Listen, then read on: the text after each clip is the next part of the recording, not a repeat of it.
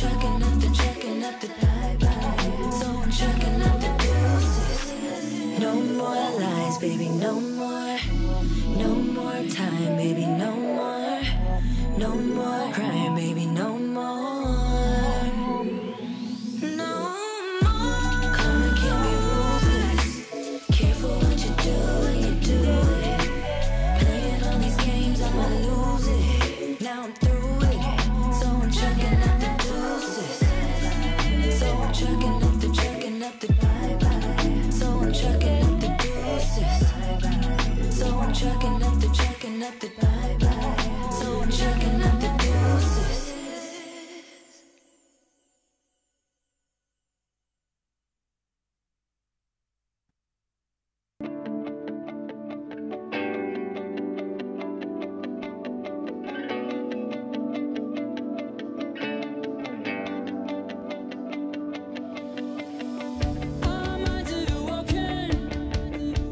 Just bodies in motion, you can't make it.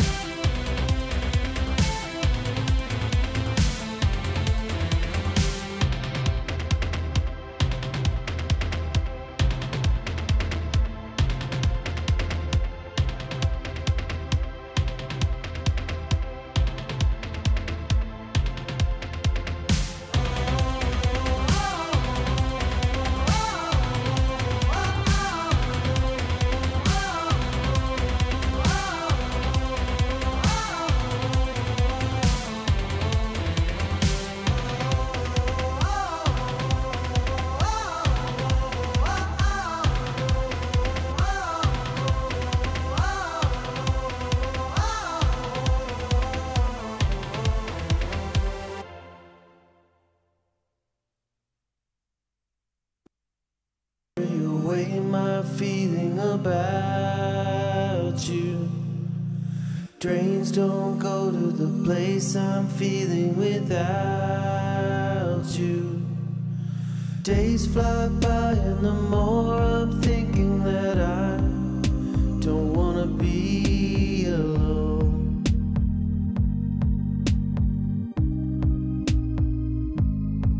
And I wait for something new.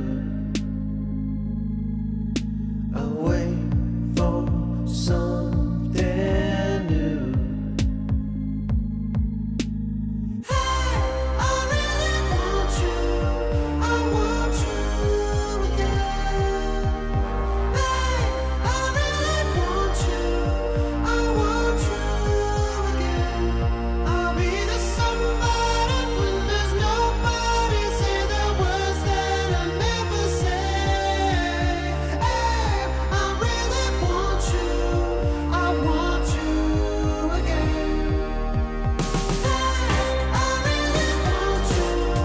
I want you again. Hey, I really want you. I want you again.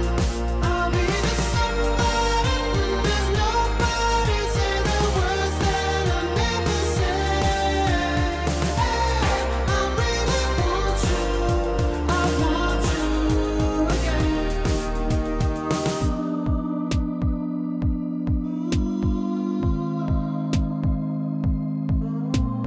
Days you're missing a star, I'll point and direct you. Days you stumble and fall, I'll be there to catch you. I'm still crazy, but now I'm crazy about the only one I love.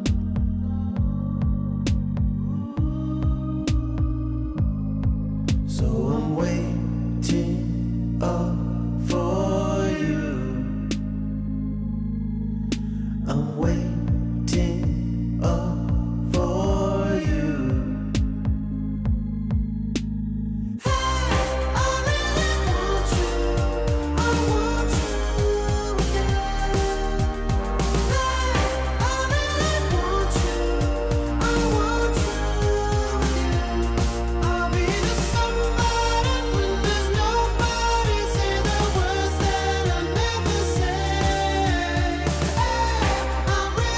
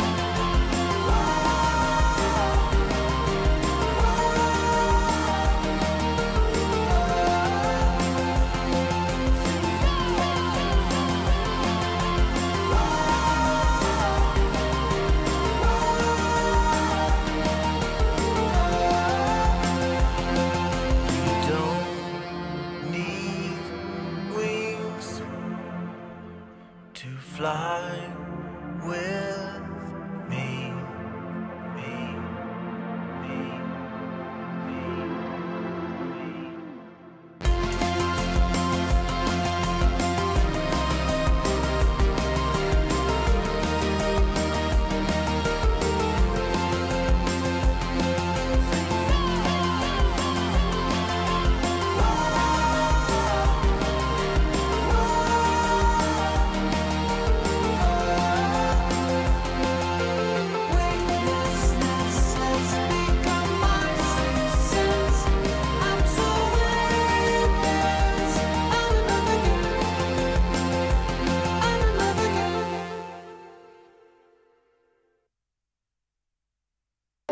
By someone that tomorrow I'll be blind. I draw the face, the sun till my eyes burn dark. Why should I define the sight of things that won't abide? Bittersweet memories abide. Just one more look at you before I let go. I feel something dark's coming tonight. Spirits are out to claim back their lives. The dark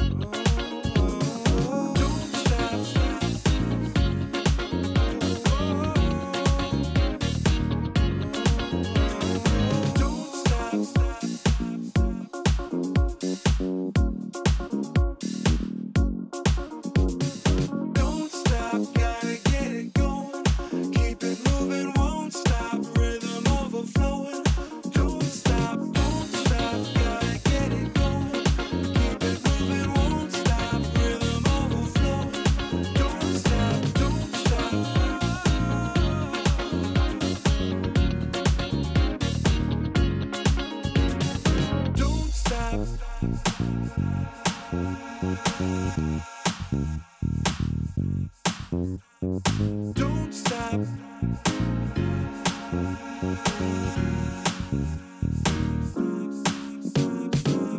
stop, gotta get it going. Keep it moving, won't stop. Rhythm overflowing. Don't stop, gotta get it going. Keep it moving, won't stop. Rhythm overflowing. Don't stop, don't stop.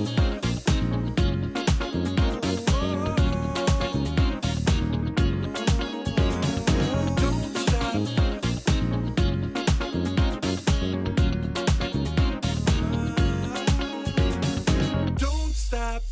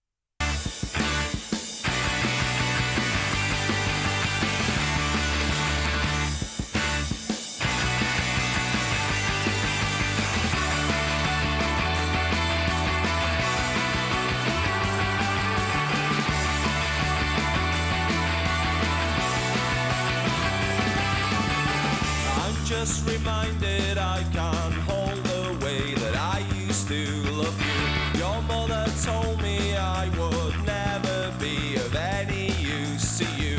I just wish that you would pick up your telephone to me. I just wish that you would pick up your telephone to me.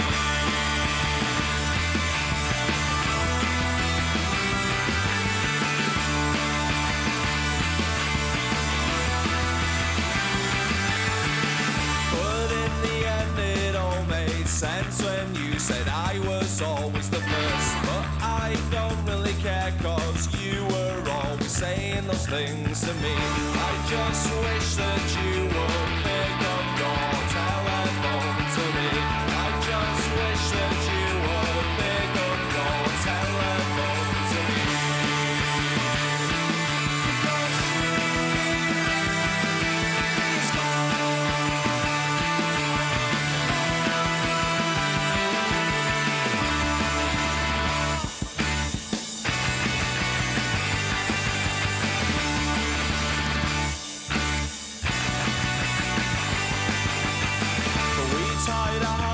It was the first thing that we always decided to do, and I will never hold back when it comes to complimenting you.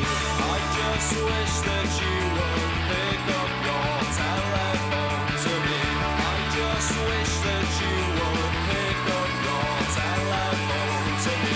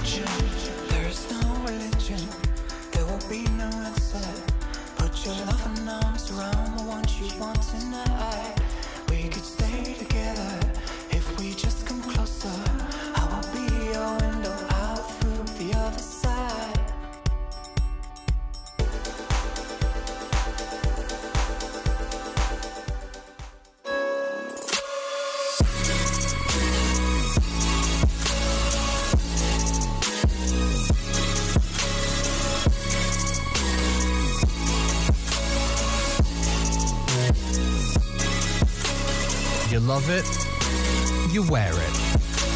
What's your style? Get your merch at shop.eslgaming.com.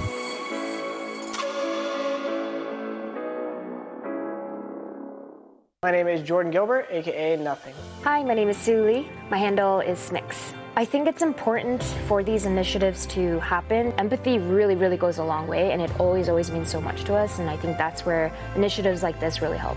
I encourage everyone in the community, anytime they see bullying, anytime they see someone getting called names, I encourage you to step up and say something. Good luck, have fun. Good luck, have fun.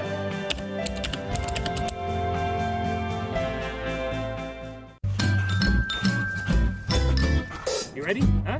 Hey, he's a good boy, huh? You ready? Huh?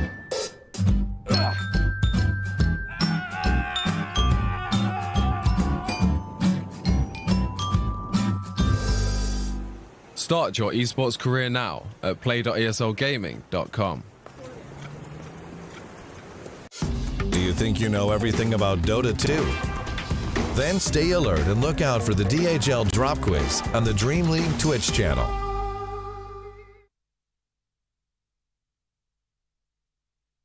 DreamLeague Season 15 Western Europe DPC is brought to you by Intel, DHL, and DreamHack. I am Rasmus, and I play for Hellbear Smashers. Hello, my name is Aiden, also known as Insania. I am the team captain of Team Liquid. My name is Skylark, and I play for Team Brame. My name is Adrian, my nickname is Fata, and I play for Tundra Esport. My name is Johan Sunstein. People know me as Snowtail, and I play for Team OG. I'm Limp. I play mid for Team Alliance. My name is Xentek. I'm from the United Kingdom. I play position 2 for Into the Bridge for my creep wave. Hello everyone, I'm Milan from Team Ghost Frogs. Hello, my nickname is Sedney and I'm with position 5 for Czech team Romania. Hello, I am Daki. I am 21 years old and I play mid for No Bounty Hunt. My name is Miroslav Bican. You probably know me by my nickname Boom. I play for Team Viking GG and I play mid. Ghost Frogs are ready for the Dream League. Guys, come watch us. Let's have fun together. The Vikings are ready for Dream League. There's probably a lot of people thinking that this is the second to last day for the Western European DPC League. You're wrong. You're absolutely wrong, because in the upper division, doesn't matter what happens, there will be guaranteed tiebreakers which will take place this weekend. But what kind of tiebreakers? Who's going to the major? Who's not going to the major? Who's up for elimination? We don't know that yet. And there's only 3 series left to decide that. And 2 of those 3 series will be played today. Before we start in the upper division, though, we're going to have a tour in the lower division. We're going to see Into the Breach play up against Viking. Nothing can change for Viking, but for Into the Breach, they definitely have something to play for. Money, pretty important, especially in Division 2. And then after that, Upper Division, our 2 series today are going to be Team Secret versus Brame and Team Nigma versus Tundra. And obviously everybody has got their favorites, but upsets have happened and could definitely happen again today. I'm looking forward to seeing the games, and I know you are as well, so let's get started. Of course, you're watching DreamLeague Season 15, powered by Intel.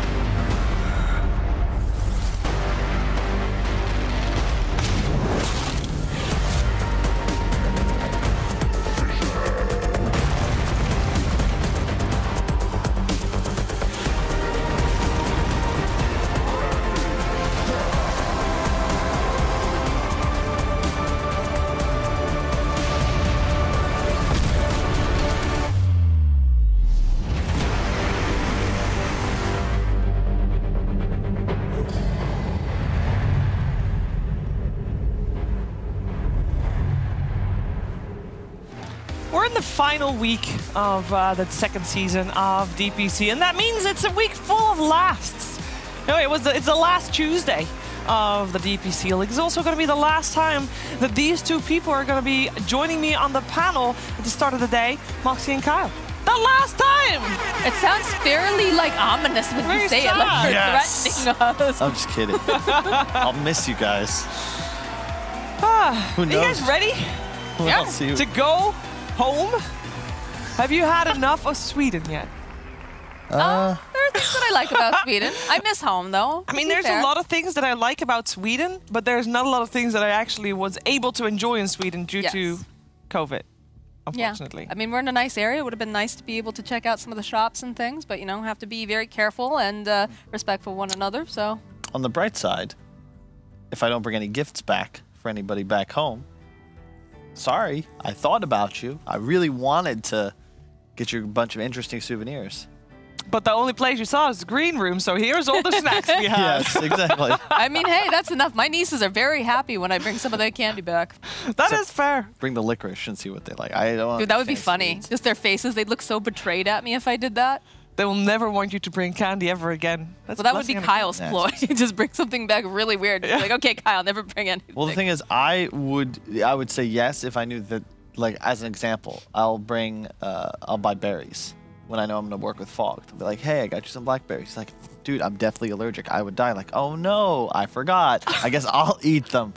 If it's terrible candy, there's no benefit to me. Yeah, because you wouldn't be able to eat them anyway. Exactly. But maybe the person that you bring it to, maybe the person likes salty licorice. Yeah, you know, I like it personally. I've been really into it while I've been here. I like how for Kyle it just sounded like the other drop the point to it is like, hey, you can't eat this Fog? Well, I also brought you something that could kill you. And I don't know, this whole thing is very... Fog's always a disaster. I mean, you're both analysts. Some people could say that you just tried to kill him to take his job. Yeah. No, that was when I tried to give him that peanut butter jelly sandwich. Didn't work. No. He just keeps bringing him stuff to murder him. All right. There's a lot of things we need to cover because there's a chance of tiebreakers. And with only 3 series left to go, it's pretty crazy that we still have 8 scenarios, Moxie. 8 tiebreaker scenarios. Yeah, and everyone is incredibly complex. We were looking at them earlier back in the green room trying to make sense of all of them. And you've got so many different situations because it all comes down to these last couple matches. Yeah, Kyle, we have we'll have on the screen in a second, courtesy of someone whose name I could not find, all the different 8 scenarios based on the results of today and tomorrow. So you can see there's 3 series, Secret Brame, Nigma Tundra, Liquid OG. What do you think is most likely? Well, I think number 1 is outcome 1 because it's the most likely based on current ELO rankings, if I'm not mistaken. That is a distinct possibility, would result in, of course, a tiebreaker between Brame and Tundra for elimination, and then Nigma and Liquid for groups versus wildcards. So quite realistic in my view. The one that has the most changes as we scroll is probably, is it 6? It's OG over Liquid, Nigma over Tundra, Brame over Secret is one of the more interesting ones because then Secret doesn't go to the major. And then Brame, Liquid, OG all play a tiebreaker with 2 out of 3 moving on. Same would go if Secret were to beat Brame. They would just replace Brame or swap. Yeah, 4-way tie for 2nd place. That would have been quite crazy. And indeed a series between Tundra and Secret for elimination. That's I guess that's the most unlikely then, Moxie. Most likely. But again, this season has been so wild the entire time. I mean, I personally put a lot of these teams a bit lower, and now look at the fact that Brame could be battling out for the 2nd place, like in one of these scenarios. Like, I'm all for it. Give me those underdogs. Give me the rising up because, you know, it's part of the perks of the DPC. Yeah, I'm rooting for that last scenario, though. Yeah. I think it'd be really funny if you had 5 teams tied for 2nd. 4 teams tied for 2nd. 4 teams tied for 2nd, but also you have another extra tiebreaker for elimination. How would that even work? What do you mean? How do we do a 4-team tiebreaker? It's a best-of-1 round robin, I think. I think so. Is it not? It says so here too. It should be, but the thing is, there's too many spots, so you have to determine a winner, 2 middles, and a loser. So, round robin, best of 1 until order was determined. Indefinite tiebreak. So if you had, let's say, 3 teams 2 and 1, 1 team 0-3, you would have to run it back with the top 3 teams again. Or maybe if 2 teams are 3 and 1. Then those 2 teams play each other. For group stage slot. Okay. And then the bottom 2 would play each other. Okay, sure. Yeah, but I wouldn't. There'll be a lot of games. Have fun. Thank you. Also, then on the other side, I mean, it's crazy to think that there is still a chance that Team Secret's going to get eliminated. right? Yeah. I mean... You mean what? Is it crazy? A little crazy. I think considering that most of us put Team Secret in our predictions as winning at the very, very top, it seems a little wild. This is a subliminal play from Puppy. He's yeah. doing this in order for EU to become stronger. Secret had to become weak, because otherwise we'd be in a scenario very similar to North America, and where the same two teams have won, so they are going to TI, and there'll be a third team in the qualifier. The only way Europe gets 3 invites was if Alliance win, and now one of these teams that goes wilder groups goes through the major. Then you have a chance for 3 EU direct invites. Yep, and therefore chance of 4 teams of EU, even though there are 5 top-tier teams, at least, I'd say, in Europe that people would like to see at TI. I'm not saying that they'll perform well, but they have large fan bases and definitely would be a miss not having them at TI. But hey, we're going to find out at least who is going to the major, first of all, and then who's going to get seeded directly into groups. And hopefully, if we don't know by the end of tomorrow, as I said, there will be some tiebreakers. We will know in the weekend, because either Saturday or Sunday there will be European tiebreakers. Do we know which day? I think it's Saturday, last I checked. I could be wrong, though. Who knows? We'll find out. It's more Dota. More Dota. We like that, for sure. There is a lot of Dota being played all across the globe. We'll keep you up to date with all the different regions. And Moxie is going to give us an update on South America. Are there any tiebreaker potentials there? Oh, my God, yes. Oh, all right. I'm looking forward to hearing about it. I'm going to wander over here to the board. First thing that we're going to mention, though, even though we started talking about tiebreakers, we're going to talk about some records being broken. SA has had a couple records now. I believe we've seen the record for the fastest Battle Fury picked up already from the SA region. I think it's like 8 minutes and 30 seconds, something like that. And this time around, we're seeing from HFN, the Brazilian god himself, he has managed to do the most building damage during this second season of the DPC for South America Upper Division. 27,600, we're rounding up a little bit here, 1,000 damage here for buildings. This guy was playing out of his mind. It was a crazy game. You can see 18 kills, 4 deaths, 15 assists, and yeah, you know, it's just nice to see that we're getting more Dota, more records being broken all over the globe. So we're gonna go forward here. We are not gonna go forward until, thank you. So the big matchup of the week is No Ping versus Beast Coast, May 21st, 2100 Central Time. This is going to be the big one here. The reason, besides the fact that, you know, we do get a little bit of that interregional rivalry, you've got the fact that No Ping is, of course, a Brazilian organization, despite the fact that they have Brazilians, they have, Bolivian, and they also have Peruvian. They've got a whole mix, which is really cool having an international team, but they're facing off Beast Coast, and the reason why this is so important, if we go to the next slide, is because look at these numbers. Look at the situation that we've got going on. Right now, No Ping, sitting at the very, very top here, 6-0. Beast Coast and Thunder Predator, these are the 2 teams that everyone was expecting to see go to the major. They're in a fight for their life right now to be able to go. So, with the Beast Coast and No Ping situation, if Beast Coast loses, they will be here tied with Thunder Predator, and they got to duke it out. But on the flip side of that, if Beast Coast wins, that means that No Ping will have lost a series, and Beast Coast and No Ping have to duke it out. So it is all over the place here. Very, very exciting stuff. Obviously, you know, we've been seeing a lot of things coming out. I know that all the regions are like, oh, our region deserves another spot, another slot. You know, we want to be able to, you know, have those 3 here for South America. That's the big thing that everyone's saying. And, you know, it makes sense when you see that Thunder Predator placed very, very well in the last major. Beast Coast has always done usually fairly well. And then now with No Ping rising to the top, knocking out, you know, Thunder Predator went to major last time. We've got a lot of competition in this region, and it's going to be very, very exciting. So we do have those tiebreaker situations. The lower div is also got a lot of tiebreaker situations as well, but this is the big one. This is the one to be watching out for. So definitely check out that match on the 21st.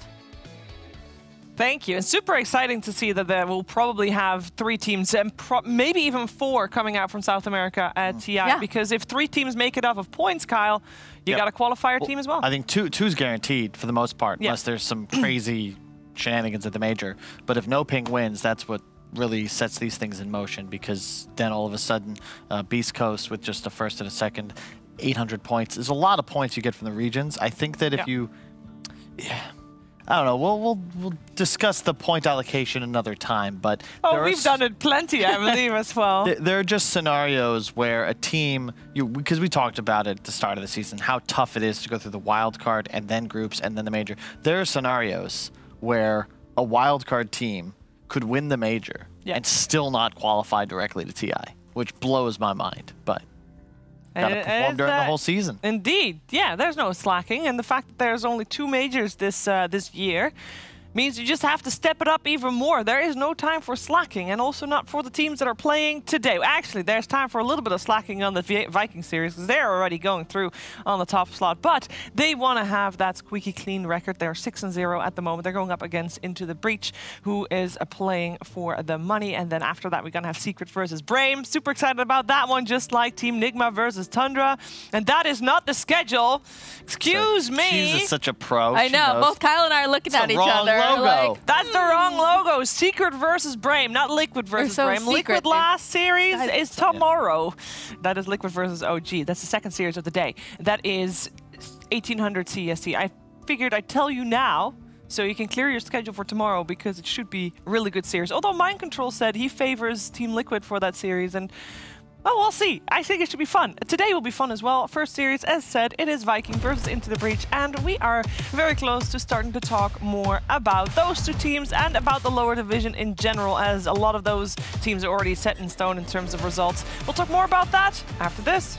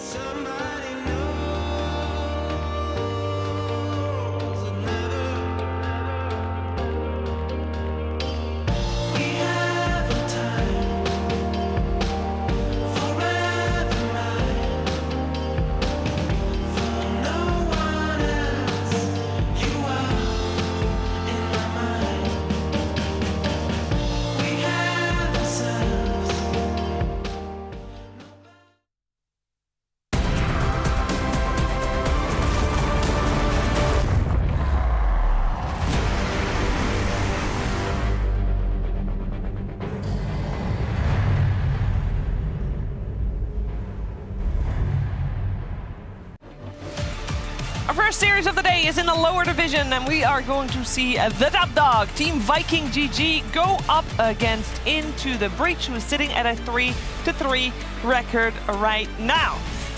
For Viking, there's not much to play for other than honor, and they want to continue being that squeaky clean team because this is a team that belongs in the upper division, and they want to prove that, and they can't drop any games because otherwise everybody would be saying, well, you know, they might be in the upper division, but they did lose to, in this case, Into the Breach. They don't want to have that caveat to their promotion, basically. On the other side, Into the Breach have been looking better and better as the season goes on. I'm here with Kyle and Moxie. We're going to talk about the series. And Moxie, I think before we start talking about the team specifically, standings for this team, I don't think there's anything in particular that is standing out for this, right? I mean, you know, obviously Viking has already secured their top spot here. It's really just coming down to the fact that Into the Breach is playing for that money, right? Because 1 through 3 at this point are solid. They're not really changing. It is, of course, that little meteor section in the middle here where, you know, there's a pretty big drop, too, between the amount of money. Like, if you lose a space here, if you go down one, what is it? So it's like 14, I want to say 14,000 for 4th, and then 5th drops down. So 3rd is 15. It's 15, right. And then I think the other one is 11, but I have 11. So yeah, 11, 9, 7. Yes, 11, 9, 7. 0. And you know, we talked yesterday with the guys over on Ghost Frogs. You know, my question was, you know, what's one of the hardest things about being a tier 2 team? And they said, it's money. It's making sure, you know, that you can focus on becoming better and you don't have to worry about going off to work and having, you know, to pick up extra shifts so that way you can afford to keep your electricity, your internet, all that on. So it's a big deal. That's the big thing I think everyone's going to be looking at here for Into the Breach. It is, unfortunately for Into the Breach, when they're serious against Ghost Frogs was the victor there, so they will guaranteed take that 3rd place, but the difference is still between 11 and 9K, and that's very scary, Kyle. Yeah, I think more than that, it's just top half versus bottom half. Sure. For Into the Breach, I think they've looked pretty solid as a team. You know, Adzantic specifically has impressed me throughout the season. I think he's played above his station. And this would be pretty big for the pride. You know, you take down the top team, give Viking their first loss, maybe take some confidence in the TI qualifiers that will come up later this year. Yeah, absolutely. Let's start by talking about Viking, because when you're talking about TI qualifiers, this team has got their hopes set on that, Moxie. This is a team that we saw in the upper division previous season, and I think, and they thought so too, that they were going to be able to do better that season than what they did. Yeah, I mean, they've definitely said to us, saying, you know, we were a bit disappointed. We wanted to be in that upper spot. We kind of slipped a little bit. They did have a roster change. You know, they picked up Keizu as well. So, you know, they've made those shifts. They've adjusted to the meta very, very well, and they look very convincing. They do look very convincing, and they definitely look like they have learned from previous season and that they are doing better as a team compared to previous season. But don't take my word for it. Let's hear from Aramis. I think compared to last season, we are better, but I wouldn't say by as much as we would like it to be. Right now we are doing our best to improve as much as we feel like we need to be at the level that we feel like we should be at right now for the upcoming TI qualifiers. Crystallis coming in onto the news to the back, come on, Shaq gets taken down! Yektor, it's gonna pop! Crystallis will die, MTD's down! Whatever matters to us right now the most is winning the TI qualifiers. So this is our biggest goal, like for the last 2 years we played together. Buyback on Crystallis. Crystallis has got to be ever so careful. He's trying to finish off Boom with the stun connect. He's in trouble, Crystallis. He needs help, but he needs to down. He must be down. The cheese is back up in HP. He's going to try and fight on, but Shad is continuing to bash him. Chases in with a control. Who's stop? Jump on to Crystallis. This season we thought we would go 7-0, so I'm just gonna say we're still gonna go 7-0 because we're 6-0 right now. It wasn't to be cocky, it was just the way I would think about it objectively. It's not cockiness, it's just confidence. He thinks about it objectively, and let's be real, guys. On paper, they should definitely be able to beat Into the Breach, Kyle. On paper, sure. Yeah. In practice? They've proven that they should be able to beat pretty much everybody here. For me, it's just a matter at which they do it. It means nothing to them, right? They've already locked up first place, but I think a hallmark of a class team is that they win series even when it doesn't really matter. Consistency. Yeah, it's just your baseline performance, even if you didn't prepare too hard, even if you don't have pocket strats, maybe you didn't research enemy team, you should still be better, especially when you compare Viking into the Breach. Like, they're a tier separated. They are, indeed. On the other side, into the Breach, they are also, of course, looking for the TI qualifiers, but they're also just looking more into the future. He's going to spot it pretty low. He might get a good time. Hustler's trying to block him. Straight in. Oh, he tossed him into it! He tosses him in and he gives it to him! He picks up the ages! What the heck, Hustler? Between last game and next game, we have 8 days or 7. And every day we play in scrims, we trying to find a new strategy. We prepare and we gonna maybe surprise him in Viking. I hope we show good game and I think we can win. We can fight them, I'm sure. See Malik running down Hustler as him and Xantic just pushing back the back lines. The Remnants out, they've grabbed the Tiny. From what I know, Div 2 and Div 1 teams gonna play for one slot from every region for TI. This is our plan, play TI, and let's see what happens. After TI, I think every team reshuffle, and maybe if we like each other, we can continue. Or if I don't like the game anymore, I don't think I play the game. Maybe if I don't like play the game, I go coach, but I think I will play, I don't know, 5 years minimum, maybe more. Let's see my results and how I enjoy it. When we're looking at Division 2 already from the start of Season 1, we always talk about potential.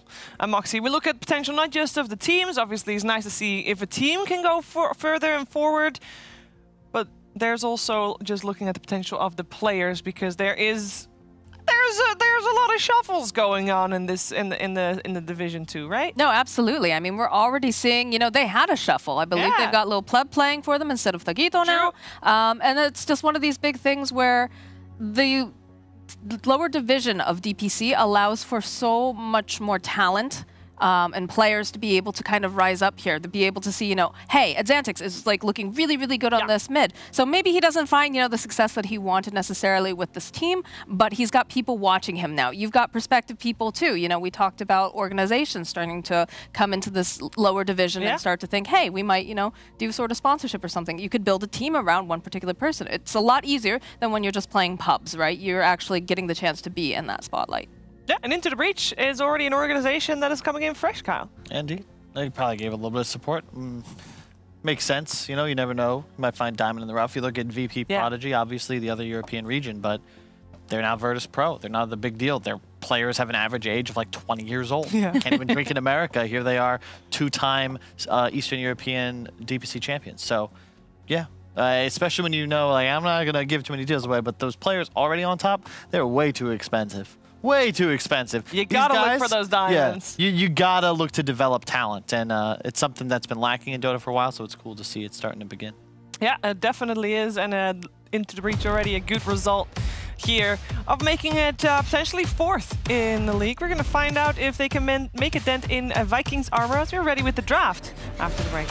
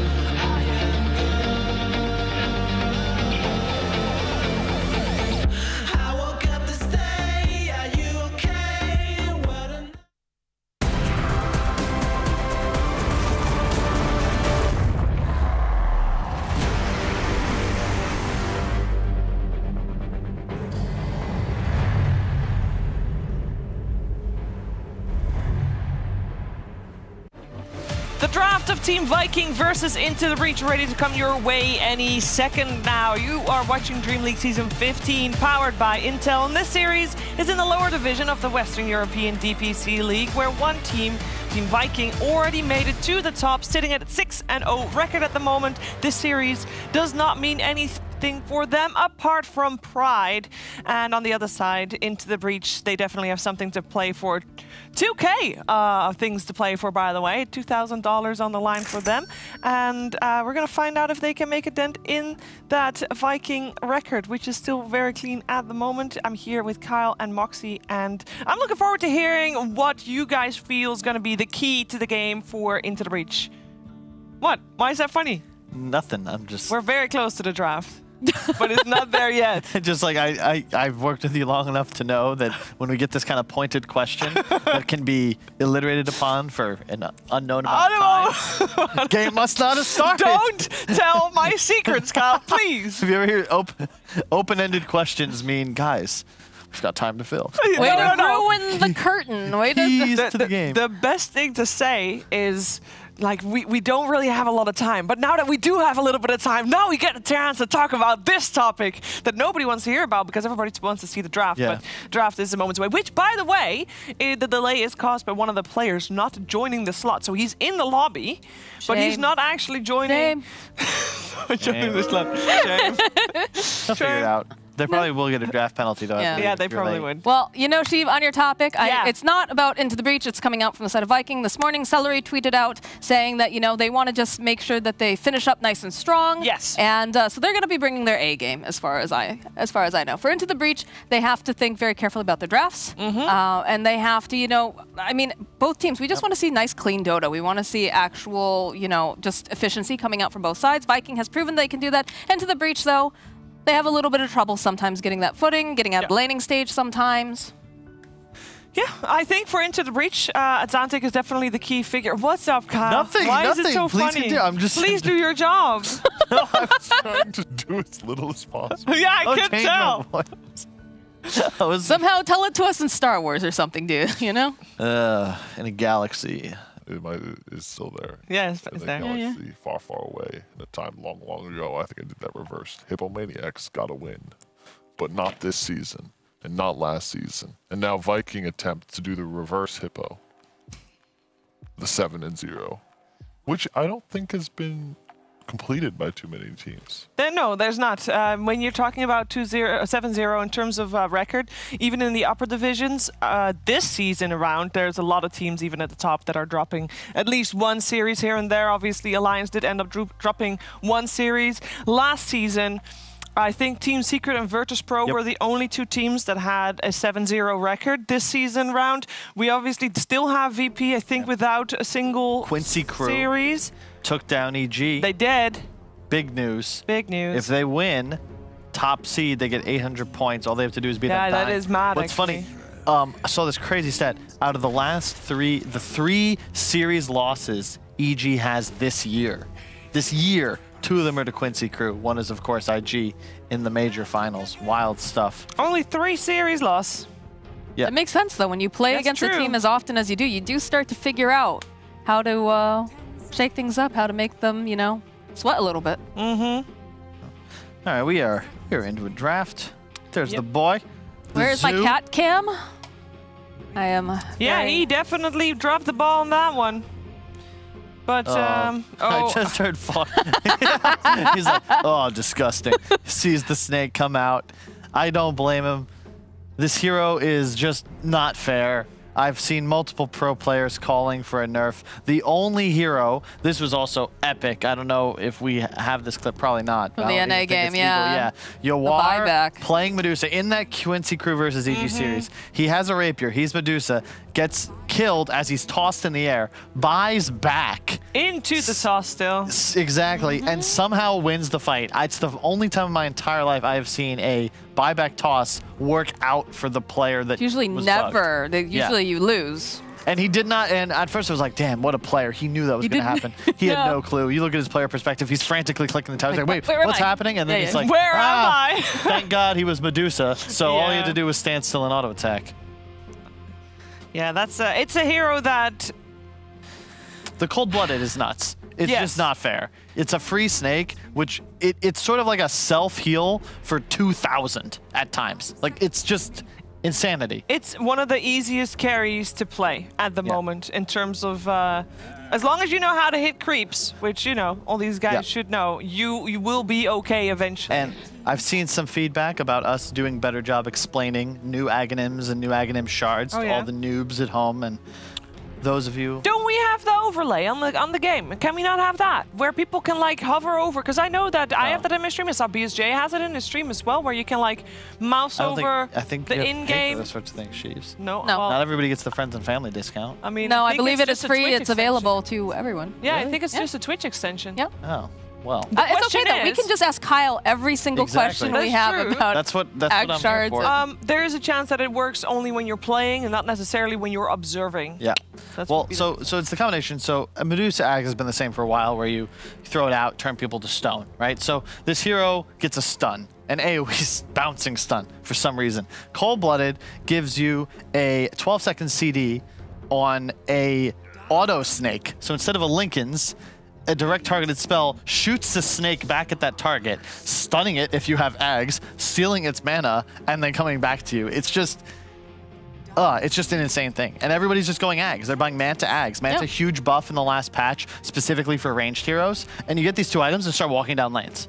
Why wouldn't you buy it? I mean, it's a winning combination. Yeah. And Deuce is one of the better heroes at utilizing Ags, because obviously mana plays so much into your survivability. And it gives you a stun.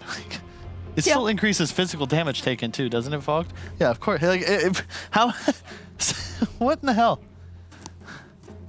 Gonna see all the OS frogs being spammed in chat for sure on that one.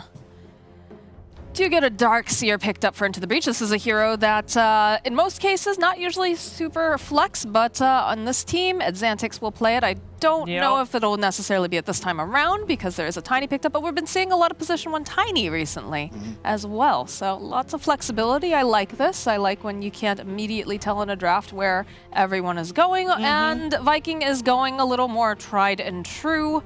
But I mean, if it's not broke, why fix it? And I like that, you know, they recognize with Viking banning out Dark Nyx Assassin themselves because they want to protect their Dusa, that the Darkseer now is a pretty... there's nothing that just makes Darkseer AA unplayable. Storm also out of the pool. So you're feeling pretty all right. If you're Viking, you got your support duo on lock. Probably just take your offlaner here. A bunch of them banned out. It's Keizu. Knowing him, Underlord looks quite nice. Any sort of pipe buyer, maybe a centaur, or perhaps you just grab one of the spirits, pick your mid up early, and save the last pick for your offlaner.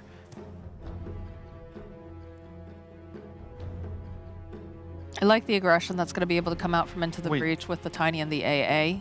Especially once AA gets that 6 online. If they do pick something that's very tanky on the side of Viking, so for example, the Centaur, who's super, super popular, you immediately have a way to sort of just eliminate him from a fight ahead of time. If you just get your hands on him, you know, it's Slar. Yeah, I mean, it's a good pick in concept. It's very nice against the support duo, and it's one of the better heroes against Medusa. The problem is you've just picked it 4th. Sheaves, you're missing the cat in the back by the chair. Oh, he's scratching. I know. That is cute. Yeah. He's blending in with the wall. I know, it's camo cat. Enigma just became a great pick. Underlord's still pretty all right, but I'm very concerned when I see Slark picked up early. This mid hero has got to be something special for them to be wanting to save it all the way for last. Yeah. Slark okay against Tide, but the laning phase top is going to be really nice for Viking. Natural pipe buyer, good initiation. How do you team fight Medusa Tide? I want a spirit in the mid. I want someone who's going to be able to move around here. Something that's got good initiation too, to patch up with that Grimstroke on the side of Viking. And it's going to be able to play very, very tempo, make space. Like a Void Spirit. A Void Spirit would be pretty all right here. All right, all right, all right. Or something with burst. You know, oh no, you don't really want like something like a TA at this point, right? Could you do something? I guess Lockdown's a little light coming out from the side of Viking currently. It's a pretty good Kunkka game. Oh yeah, and that's also a denial pick then if that Darkseer is not indeed going mid. I assume he's off lane though with the Tiny pickup, right? Because Tiny could be flexed into a 4. I mean, I don't really like playing Darkseer into Medusa. You don't really hit pressure. You just gonna get snaked, especially against if they put the Ench there or the Grimstroke. It doesn't matter. There's enough shove to keep waves out of your tower, but Darkseer mid, I'm just not a believer. Not at all. I mean, they made it work. That, you just put Medusa mid and deal with it. That is true. That's the benefit that some of these tier 1 teams have, because it's not just about having hero versatility, it's also lane and role versatility on your individual players. So as an example, let's say Liquid want to mix something up, the Beastmaster going mid could still be played by Boxy, by Koifa now. Liquid is like one of those teams though that's got a very specific advantage with the way that they flex their heroes. Well, if it's Secret, it's similar. OG, it's similar. Like, Ana will go mid. He doesn't really as often. They're probably the worst example. But Secret's case, Matumba Man or Zai will play mid if it's necessary for their lanes to work out. Right. And they go for the Spirit, as you asked. Yeah, they go with the Ember. The Void Spirit was banned out, so won't have that available. And they go for a Pangolier on the side of Into the Breach. So the question is, who is playing what where? They're going to Darkseer mid. Looks like they did win a game with it. It was against the Hippomaniacs. So don't know how much that would say, and I forgot who he was up against, but it worked out. That's very interesting. I don't know how to feel about this one. I think that the Dusa mid makes a lot of sense in this spot now. Boom could have issues against Malik +1 bottom, but you just rotate them out then? You just push out in the mid? I take it back. You're just gonna Ember's just gonna farm. He'll just farm. He won't be able to control runes as easily, but he'll get levels. Can't really kill him, I don't think. Maybe a tiny rotation cause some difficulties. Just put up some nice words there and watch the minimap carefully. So both of you are, like, if you take the team names away, you're still favoring the draft of Viking in this one. I think Deuce is just so strong right now. Yeah. And, like, they have all the tools to make the space for her. Yeah. It's got, like, 90% win rate in NA, 80% win rate in SEA. This hero is not fair. And realistically, you're going to get Manta, you're going to get Ags. Darkseer traditionally has been good against Dusa. Yeah. The trouble is you don't steal the abilities, and the auto attacks aren't what make the hero so powerful. Yeah, and then if you do get a copy of the Medusa with the wall, the Enchantress is just going to take it back. Yep. Just like the fact that you've also, you know, you're not going to be really denying anything from... I don't know. I'm not a fan. Not a fan here for the panel for Into the Breach to make an upset in their first game of this best-of-3 series. It's unfortunate, but I do hope that they're able to at least put up a great fight here in the first game of this best-of-3. We're going to find out if they can, though, and we're heading over to our commentary pair of Fogged with OD Pixel. Thank you, Sheev. Yes, hello, everybody. It is me, Fogged, with Owen on the big screen. Hello, Owen. How are you doing? Hello, not bad, Fogged. Looking forward to this one. We're going to get to see the Exantic mid-Darkseer again. You know, something that they really love to run. I mean, the panel seems a little skeptical of it working against Viking. What do you reckon? Do you think it's got its chance here? I gotta be honest, I'm a bit skeptical too. I think they've drafted themselves in a weird position with like 0 stuns. And I see an Ember Spirit last pick, and there's only like Avalanche. That is their best form of actual disable versus this hero. So I do feel like this Ember might just pop off, take over the whole game. Sure, and it does seem as well for Viking, you know, anytime they get this Dusa, it's just always been one that they've been strong with, right? Before, so that whole period last year where Viking made the rise through the Tier 1 games, this was just the way that they drafted. A good Dusa draft would be a game done well for Viking. Yes, they don't have the like the support that we've been seeing a lot of times, like these melee supports just to guarantee that lane success, but they've covered their bases. They saw the Darkseer, they take the Enchantress, so even if you're hoping to get this illusion of the Medusa that does go crazy, you know, you're just going to be able to take it over yourself with that Enchantress. But also, as Kyle mentioned, I'm glad he actually says that, is the wall is effective. Same thing with like that normal punch versus Dusa.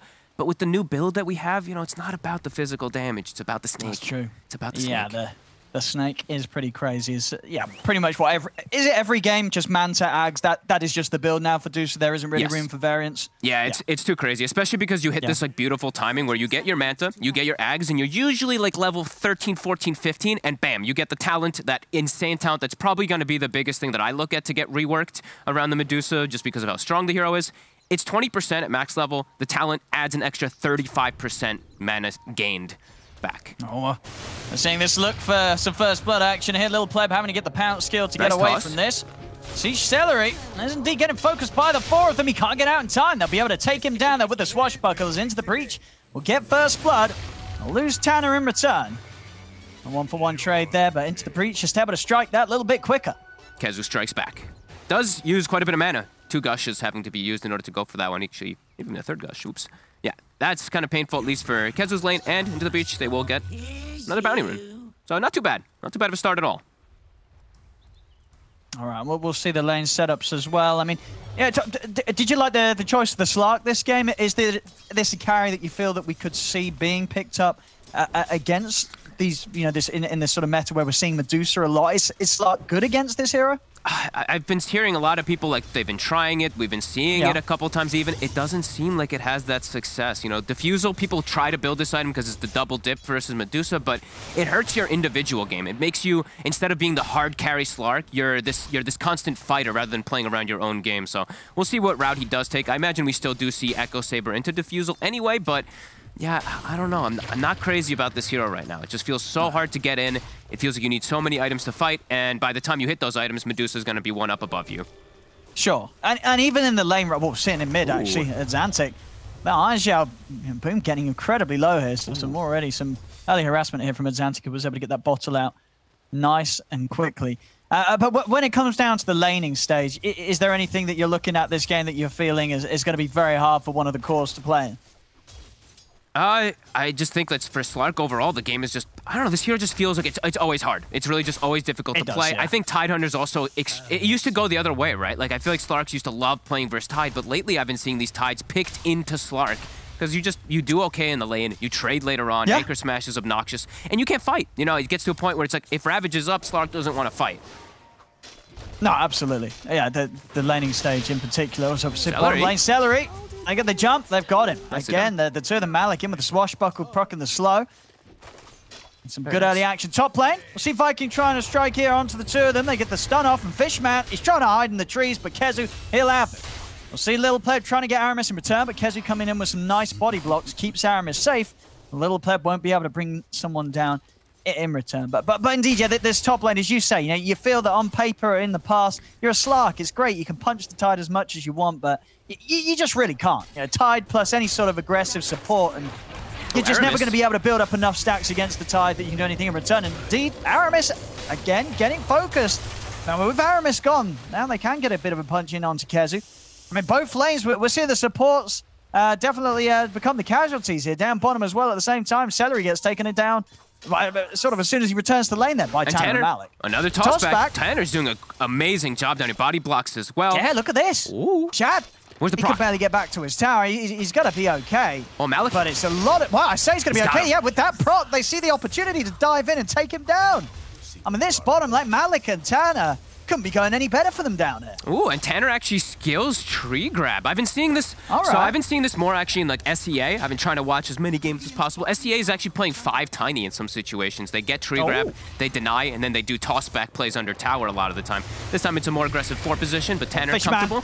Fishman, he gets brought down. Yeah, a little out position there as KheZu is able to run him down with Aramis. Of course, this duo, you can't escape from this with the gush and the stroke. Huge amounts of slow. So poor old supports like the AA will die anytime they step a little too far from the lane or far from the carry.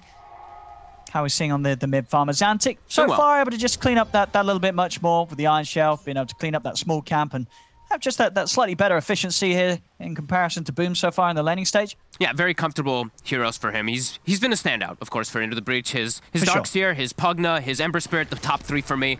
He's been excellent. They get the chains onto him. The Surge is low level. It's going to come to an end. Yeah, they're going to keep on diving. And Zantic, he's got the vacuum. Ooh.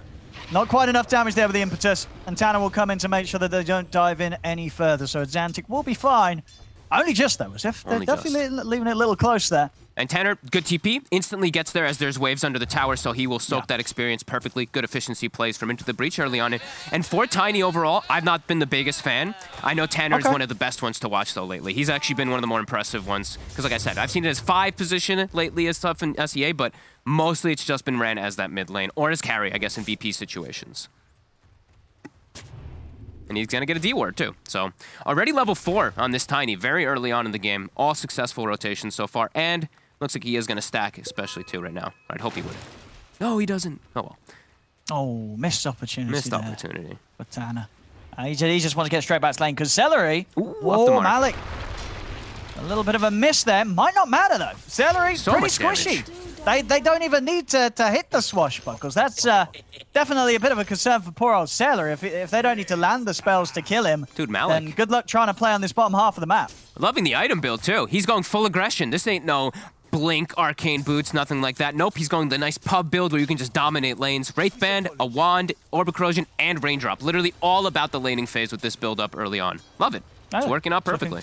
Absolutely, looking good so far. Yeah, big fan. These guys, Into the Breach does have their specialty heroes. I've noticed that. Like Malik and Adxantic are the two big ones that sometimes they can pop off. Like the Timbersaw for Malik, also this Pango. I mean, it's looking good. He's even trying to maximize. He missed that swashbuckle on the Ench only because he was trying to get the swashbuckle through to get the extra attack. So you can tell this guy knows his stuff.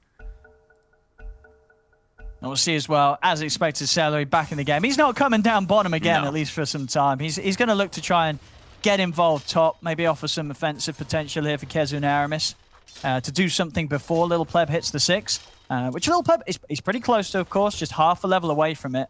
So just a little bit left of this window where maybe they can try and do something about this Slark. There's Little Pleb. They're going to be able to set up with the stun.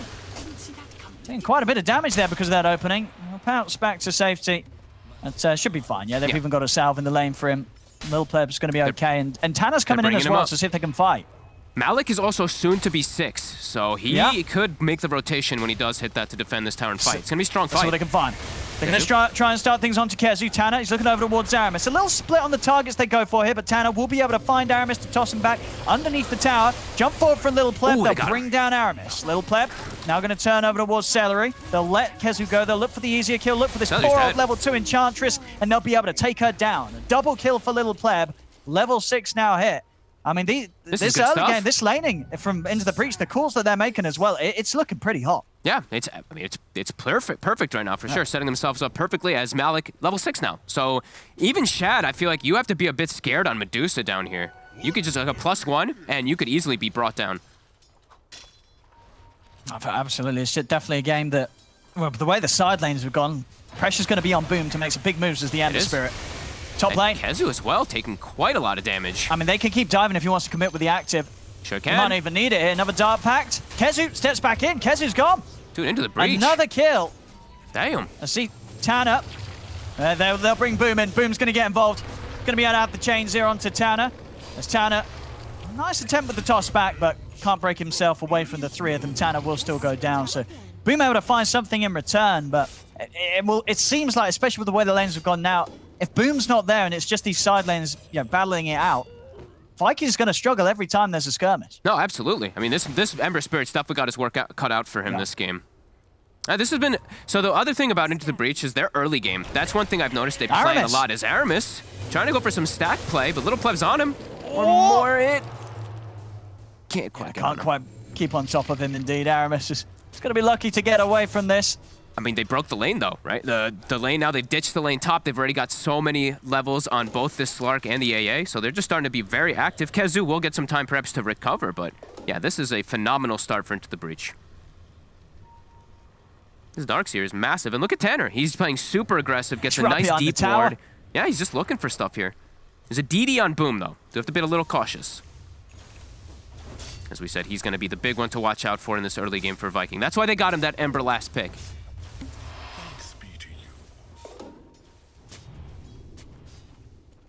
Rotation though, look at these warding, like the ward 2, the deep wards behind. It is going to be a secondary one countered immediately by Aramis. Tanner. They managed to catch him here. Celery finds him out, and Boom easily able to swing across and cut him down. Malik, I think it looks like they kind of maybe spotted him for a second there, making the rotation over. They even send the Slark down bottom, so KheZu, as we said, will get some space, and it does feel like Viking have a feeling that this Pango is around the area. Has to watch out. Boom, has that DD. Can also trip him up with that point in the Searing Chains. Radiant's bottom tower is under attack. This is good stuff. 9-5 already. Getting very good free farm on these triple melee cores.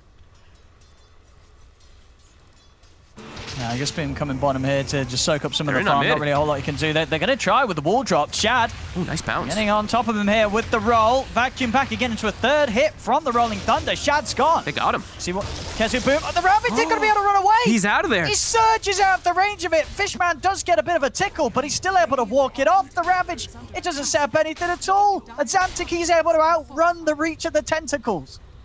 They're getting outplayed. And it is going to be, it's just going to be a full defusal rush, actually, onto the Slark, sorry. So not going even for an Echo Saber, just going for full battle, which feels appropriate so far. Malik? He can go for it. He's got another swashbuckle. If he hits this. Sure can. It's a little scary now. Kezu around, but got him. I'll say that. He's able to find the angle. Malik doesn't care. Still gets in, gets the kill. He's so tanky. Look at the build, right? It's all early game aggression from this Pango. Treads, Corrosion, even finds a beautiful Possess match. You see those little lifesteal hits with the swashbuckle. This is really good stuff. Slark getting all the space in the world. They're invading nicely, getting eyes on the stacks. Shad? Yeah, Shad and Boom have their work really cut out for them this game. Look at these bounces, Malik. Beautiful stuff. Yeah, just perfectly done getting pretty much 3 of them here, and then Azantic running away. Kezu, he can't quite reach him. It's so close, but Azantic, he's just too darn fast. Did go for the Gush first, I believe, right? He gushed and then Ravaged, perhaps regretting doing the animation for the Gush first. As bottom, AA Blast, little pleb. He's got the pounce on Boom, but Boom will be just fine. Max Flame Guard.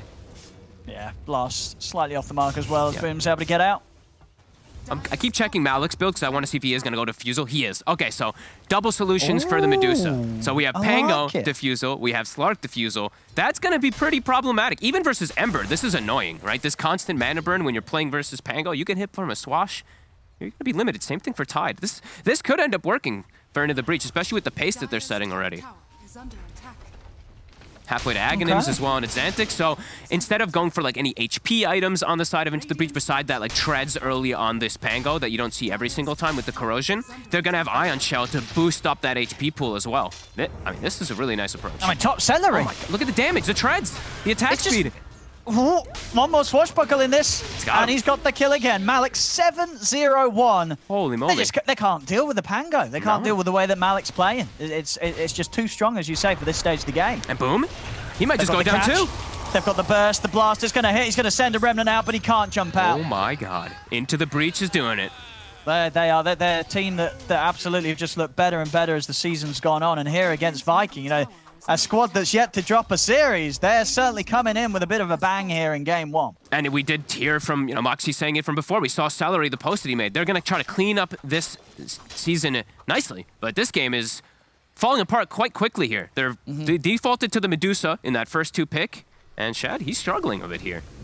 He's going for Dragonlance straight into Aghanim. So not even going for Manta this time around. Oh, wow. There you go. Yeah, just sort of showing the pressure that he feels. You know, he has to get that Ags done as soon as possible, and the build-up of the Manta would just be a little too slow. Obviously not ideal, but having to adapt to the situation that he's been put in because of how much Into the Breach are doing. They're going to have double Defusal pretty soon. Like, Slark's already got it done. 3k advantage. Malik is just farming jungle. Now, there's no pressure. Viking unable to actually put any pressure out onto the map versus Into the Breach. All these timings are going to hit and synergize perfectly versus this Viking draft, who it feels like now at this point, they're going to rely on Ravage completely in their draft. And Celery, he's got no points in Untouchable. He's just dead. Oh. This is going to be easy essence shift stacks for Lil Pleb every single time he finds that now with the Defusal. This is quite problematic. Tier 1's already taken so early. Boom now having to hide in tree lines. Feels like they're just going to have to play Triangle. Rely on Ravage, rely on Triangle farm. And Into the Breach, I feel like they can capitalize quite heavily with this. Full map control, giving Tanner farm so he can farm Blink Dagger. Fishman. And Boom. He wants to go for this, and he is going to, but he's going to start to back off. I mean, you could already see sort of the hesitation. He was like, it looks like such a free kill, but there was so many around that he can't stick around any longer to try and actually get it done. And when you have this type of advantage to his Slark, look at this, D-wards aplenty. And now I'm going to bring in the backup now, Viking. Kezu, of course, has the blink. Ravage up. There's Boom. Continues to try and set up. The Ice Blast going to come down, and Boom. He's out of mana. He's got to back off. Kezu's in with the Ravage. Able to get the jump onto Little Pleb. An unsuspecting Slark getting blown out of the game. Tanner tries for the TP out, but they have the physical damage to take him down as well. As Kezu making the big value jump there with that Ravage. Little Pleb getting caught off guard. I think he recognized what was going also wrong in the game for them. He has to rush Blink Dagger, and he gets it at a good timing to get that catch on the Tidehunter. So really nice stuff from Kezu. AA Blast also just completely whiffed. Fishman does just miss it onto that Ember, perhaps able to strike back. He wants to look for some little action on his own here. And he's just going to be able to right-click down Aramis with the DD. Can they actually punish Malik for this? I don't think they can. Malik's ready to turn, and look, he's got the perfect position. He's got him trapped on the steps. Boom. He can't get his way out of this. Another kill for Malik, now godlike on the Pangolier. Little Pleb, he knows he can start poking at Shad. There's 2 heroes dead on Viking. There's not going to be a whole lot to help Shad. Another swashbuckle, another kill. Triple kill for Malik. As Into the Breach are just cleaning up. And I think game 2, this Pango might have to go.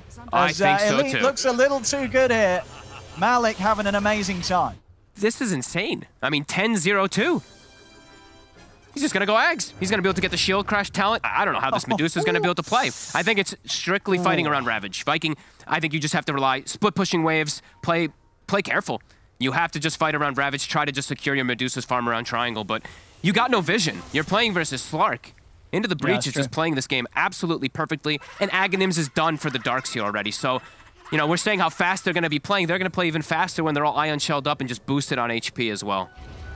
Yeah, this is insane. Blink Dagger almost done for... They've been doing this without the Blink on the Tiny, too, which is so impressive. Yeah.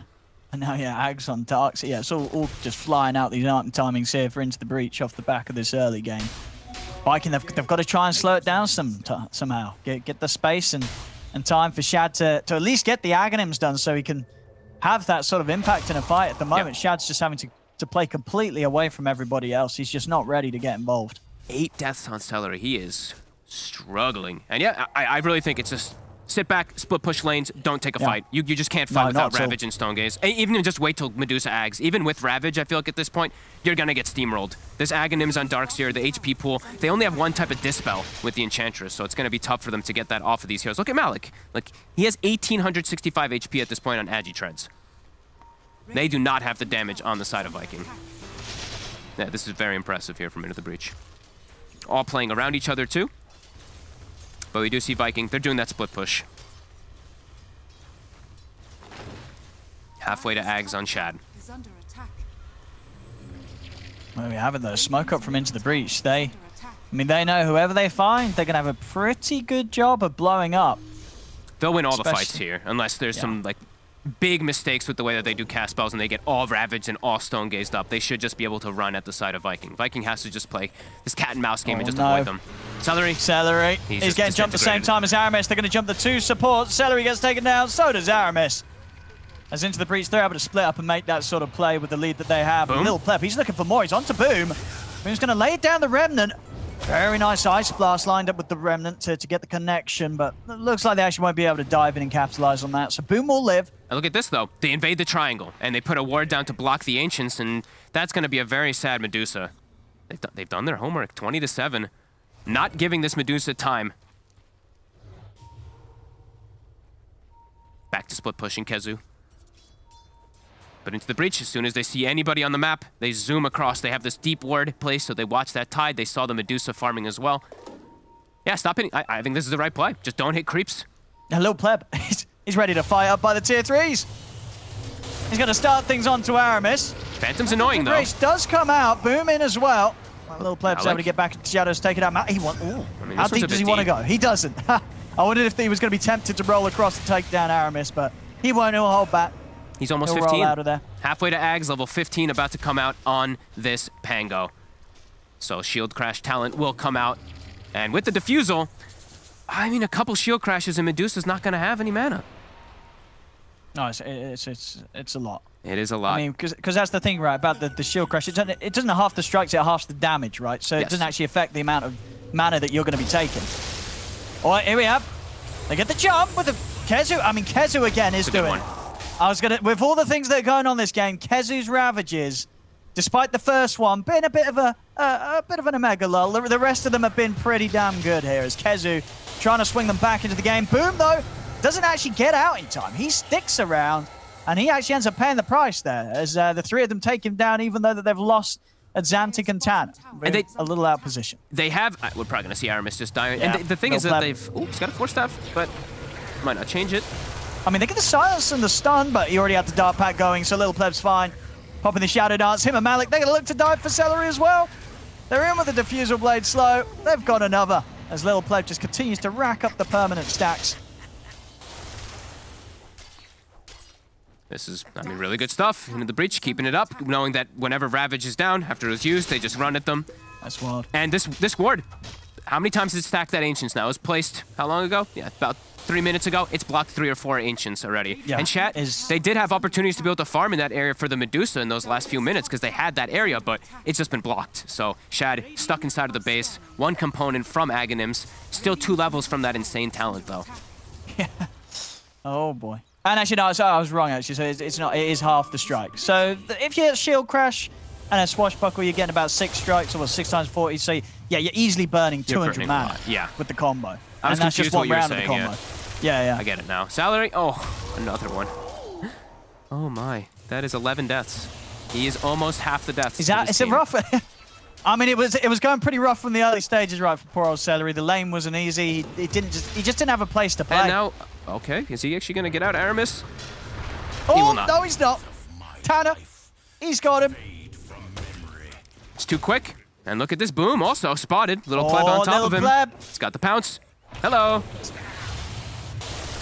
Mana starting to get burnt. Is he going to have enough to play away? He is. Fishman's on him, though. Oh, he's ready and waiting. Ice Blast is up in a second. Oh, a little early with it. Boom's able to juke it out. Nice try. It's still Boom. They're still going for him. Like, look yeah, at he Malik. might be kind of stuck here. The Swashbuckle hits and that's all his mana gone. He is Wall's dead. going to get dropped down. Chad? As they've found Boom. Chad's going to come in to try and help out. They'll get Fishman. But they're not going to get anything else. Xantic and Malik well and truly out of there. I'm surprised he used the Stone Gaze, though. I think he didn't need to actually use that one. So 80 seconds, they won't have that available for the next fight. And there we go, Malik. Aghanims done. Level 17. I mean, this is one of the highest level Pangos I think I've ever seen. 21 minutes. This is your offlane. This ain't no mid Pango. I mean, yeah, it's sort of insane. I mean, yeah. Is it expected that the sort of a Pango's going to have a pretty good time in the lane against, what was the Enchantress and the Deuce? Like, would you consider that a nice lane for the Pango? It's not bad. That's why I was mentioning, you know, we've seen most of these Medusas. You're paired up with your Clockworks, your Tusks. Tusk kind of falling out of that kind of pool, but usually it's that melee coverage because you can be a little bit of a liability inside the laning phase. Into the Breach capitalized on it. I did not expect the lane to go this strongly, but Into the Breach impressing. That means that Aghanim's already done. So all eyes on Medusa, all eyes on Ravage. Level 15 has been hit, so the Mystic Snake talent is there. Boom. We'll see. I mean, again, just mana burn as a mechanic is always just so annoying. Ooh, okay. Does get a bit afraid there. Does see them rotating over with that ward from Fishman. It gets pinged instantly, so Aramis very likely to de-ward this one quite soon. He pinged right on top of it, so... maybe not. And we already have the queue up from Xantic. He's got Blink to follow up with his team on this Darks here. And the normal punch is about to come online too. So as we mentioned, they do have a couple ways to deal with Dusa. Eyes on Celery to see if he can steal back those illusions. As now into the Roche. Force the fight for Viking, but Viking, they do have Ravage, but in this area it might be a little too difficult. Into the Breach is able to set up perfectly. They can get like 3 Ion Shells out on their cores. Yeah, it's such a dangerous place to find too. Yeah. You know, I think at this point, you know, Viking, I would imagine Kezu might be sort of making all the calls here because it feels like his play is the most important. Yes. They don't win a team fight without Kezu getting a good Ravage. So definitely they're going to be looking to Kezu to sort of say when he sees a chance to make that jump. Absolutely. And Chad has to go BKB as a third item, which is not something you want to do as these Medusas, but you absolutely have to versus these mana drains, versus the Pango and that Slark. Right back into Roche. They do a nice smoke and swoop around just in case to check out the area if Viking is going to fight, and they'll be able to successfully get it. Yeah, this is just smooth. This is the cleanest Dota I think I've seen Into the Breach play. And Viking, they are a little sloppy, especially on the supports, getting caught off on their own so many times this game. 18 of the 26 deaths are those 2 supports. Oh, Celery. Another one. Not again. Poor old Celery. 12 deaths now. No mercy for Bambi. And even maybe see if they can find Kezu as well. Kezu. Ooh. Is Little Pleb able to find this? Oh, it was just close. That was very Didn't close. quite have pounce up there. Maybe if he did, he would have gone for the blind jump into the trees. And they just keep feeding this Slark sentries. So we talked about map control. It's been just perfect. They are not letting Viking get any real wards down for more than like a minute or two. They get instantly taken out. As soon as the Ancients are coming back, they again invade Triangle so that this Medusa is just prevented from farming them at all. This has been really good aggression. And they're not even farming their side that much. That's the important thing to watch from Into the Breach. How many times have you seen them actually hit their Ancients? It's been like 0. They're just full out aggression versus this Medusa. All 3 cores, exactly the same net worth pretty much. Shows how well they are playing together. Radiant's bottom tower is under attack. Viking still trying their best to sit around the safeties of their tier 2s that are starting to drop in numbers as Little Pleb down bottom. Takes another tower, closing in on that BKB, so building up so he can really just pop it and commit without the threat of Kezu being able to come in with that Ravage counterplay. Dodge fights, Viking. Just need to keep dodging, but Into the Breach is farming so much more of the map. These levels as well, really starting to add up. 15 on Darkseer, 17 on Slark, 18 on Pango, the highest level in the game. Nice blast to scout, and to push the lane out as well, while they're also setting up. Boom. Let's see. They're in. The combo, the blaster connects, boom. He did have a remnant out, so he'll be able to get over to the safety of Kezu. Bottom lane. In the base, though. They're getting in the base. Shad's having to pop the stone gaze. As Little Pleb gets aggressive there with Malik. Ooh, he dodged the snake, though. Shadow Dance, the snake did not connect and return back the mana. Almost BKB done on Dusa. Kezu up top. They got to be careful. There's a rotation coming in already from Malik. Yeah. Oh no, Celery's going to show himself. Little Pleb's making the move straight towards Kezu. And look at Celery. He's going for the tower. He'll get it with the enchanted creep. Might just pay with his life, though. Sure will. Yeah, Tanner's found him. Oh no, Kezu's in between these trees. Oh, but he knows. He knows. And now Zantic, he's able to clear out with the vacuum. And the punch. They're in. We get Little Pleb in. Kezu. He's got force up in a second, but no way of getting away from these 3 as yet. Another kill. As they're now in position to keep this top wave pushed round and look to take that final tier 2 away from Viking. No mercy from Into the Breach. As soon as Celery shows, he just dies instantly. Radiant's top tower is under attack. This does not feel like a game where Medusa's going to be able to do this on her own.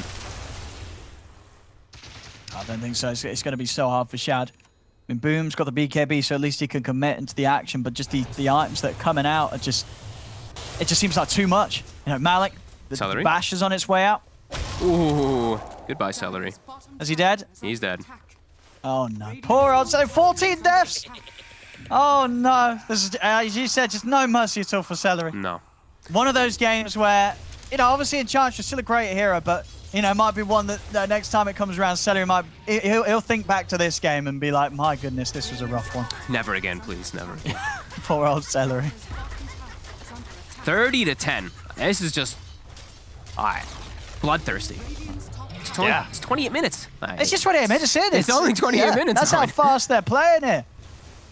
They just can't fight back. Like we said, Viking, it's only about landing like perfect Ravage. And now when you're playing into Aegis, and it's like the risk of these high ground, you have to be so careful. You mess up a Ravage, you might just lose the game.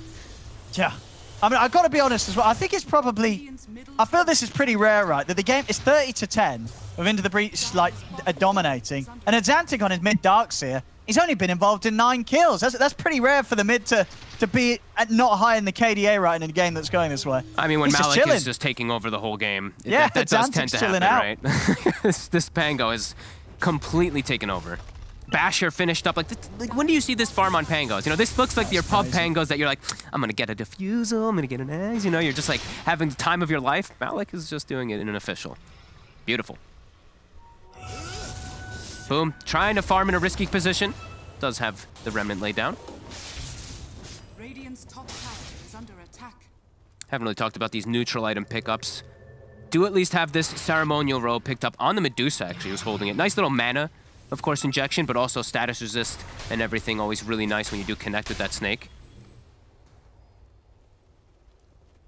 Any other big ones that we've seen? I guess just the Philly Stone on Aramis. The potential for him to get quite large on the side of Into the Breach. We see the Sliver on the Slark, probably one of the bigger ones. And they just find a Mindbreaker. Okay, well that's a pretty good pickup for the Pango if you'd like it. Oh, that's, yeah. Pango or the Slark, one of the two could definitely grab that. Well, yeah, he's got the Paladin at the moment, but yeah, the Mindbreaker always feels so nice. Yeah. Because it's just another item that you can use one. Swashbuckle with. That you can't buy. But maybe just preferring the lifesteal burst, of course, which is also very nice. Yeah, and even just the little instance of silence is super frustrating on some heroes. Like an Ember, a Tide, you can just, lose the team fight because of it. He's this forced BKB, to this, I kind of feel like maybe that's why he's bought it, just to sort of live in these situations. But they're smoking out. If you're using it, yeah, maybe if they're feeling that they can catch them by surprise, maybe not expecting them to try and fight whilst the BKB's been used. They're not even committing. They're scared. They're terrified. They are very scared. Ravage? It's a one-man Ravage. Well, okay, it does catch the A at the side. They got the Stone Gaze coming out, but they've lost both. Boom. Yeah, Boom, is he actually able to make it out? The shield is protecting him. But the drag back from Azantic, they're able to catch him on the way out. Malik dies. I mean, it cost them a lot, though. It does. 3 heroes going down in return. Indeed, they really had it out for Malik. Understandable because of how good of a game that he was having, but it's just not enough. They might kill the Pango, but losing 3 themselves, it's just not going to feel good. It's close to him not even dying, too. He gets shield crash off. I think he had like 36% reduction or something in the fight, so it's pretty close. Celery actually did his job in the fight, though. Somehow, he actually Enchant takes over the wall illusion instantly inside the fight, so he is focused at the very least, even though he's having a very rough game, so do see a little bit of that damage coming out. Tanner, he's able to get the toss outside. Chad's boy. gone. 60 seconds. No buyback as well. And now Boom, he's trying to fight. BKB is back up. He's going to have to pop it. As he'll try and come in over to Fishman, but a lot of stacks being built up here by Little Pleb. Boom, even with the BKB, he's got to back away. Kezu. Embrace is out onto him. Kezu's able to get in on top of Fishman. They'll take down the AA, but Little Pleb, he's got a lot of these stacks. Look at those numbers building up. 35 right now. Boom wants more because he bought back. I don't think they can actually fight this Slark. There's too many stacks. They can have a poke at him, but they can't get in on top of him. Little Pleb can go back in if he wants. 15 seconds and Shadow Dancer's up. Oh, he just gets Ion Shell too, so he's super tanky when he does go into these fights. No, I want to see this man dive. He needs to be diving tier 4s right now, honestly. He's got BKB, Shadow Dance, 30 stacks. There's no excuse for playing like this. Get in there, Little Pleb. And that's not a use, Slark. Come on! Start diving! Oh, man, the restraint on this man is ridiculous. None of them took the Mindbreaker. Actually a bit surprising. Guess Malik just really wants to be a little bit tankier, but... He's playing smart, Little Pleb. He is. Too smart for my liking. Ooh, but here we have it. A DD outside the Roche, by the way. And look at this. Look at this from Tanner. He's like, oh, I don't know you're there. Just kidding. This jumps in. I mean, maybe Shad didn't expect it. You know, Tanner was low HP. Didn't expect the jump in and the toss back, but Tanner, he goes for it and he gets it. I love how far you get pushed out. It's like the normal punch pushes you, the toss, the vacuum, into the breach. Yeah, they're playing, honestly, it's like I said, the best that I've seen them play this entire season. DD outside Roche pit as well. They're actually hanging on to the DD for the fight, knowing that they don't actually need to use it to bring down the Roche. Right, who's getting the shard here? Give it to the Slark? I think you just give it to the Slark. Honestly, he's having such a good game. I think he deserves it. Yeah, he's like, wait, I don't know. Or maybe Malik. Malik also deserves it. He's already got it. Oh, he already had it, of course, yeah. All right, there we go. So yeah, we don't really see this a lot, but honestly, in a game where they're kind of just crushing in terms of kills, this is going to be pretty nice. I mean, how do you ever fight back? You've got a lot of split damage, but if your whole team's underneath this shroud, you're just not going to have the AoE to get the kills. No, now you can, in that last situation where they focus a one-man Ravage on your Pango who's just owning the game, now you're potentially going to be able to save him. Nice snipe back, though. Viking will be able to take out the 2 supports. I mean, Little Pleb still wants to go. He's got the pounce up, Boom. He's got BKB. Oh, baby. But Kezu, itemizing, I actually like this. I think they need this. They've got very limited damage on their side. He's got the Aghanims finished up on the Tide. So trying to enable his Dusa and that Ember Spirit, this increased minus armor and AoE, will maybe help them out a little bit. But it dies. It's Xantic knows. Oh, that's going to feel bad. No Aghanims now for 3 minutes because of that snipe. Poor old Kezu. Boom. He's got no BKB. This man's straight up dead. And that's a buyback death, so 100 seconds. No. That could be enough to do it here for Into the Breach. That's a long old time. supports respawning. Yeah. TPing back out. Little pleb will get poked away.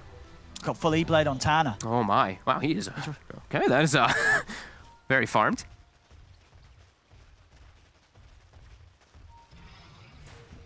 They can just keep going for this poke here on the towers.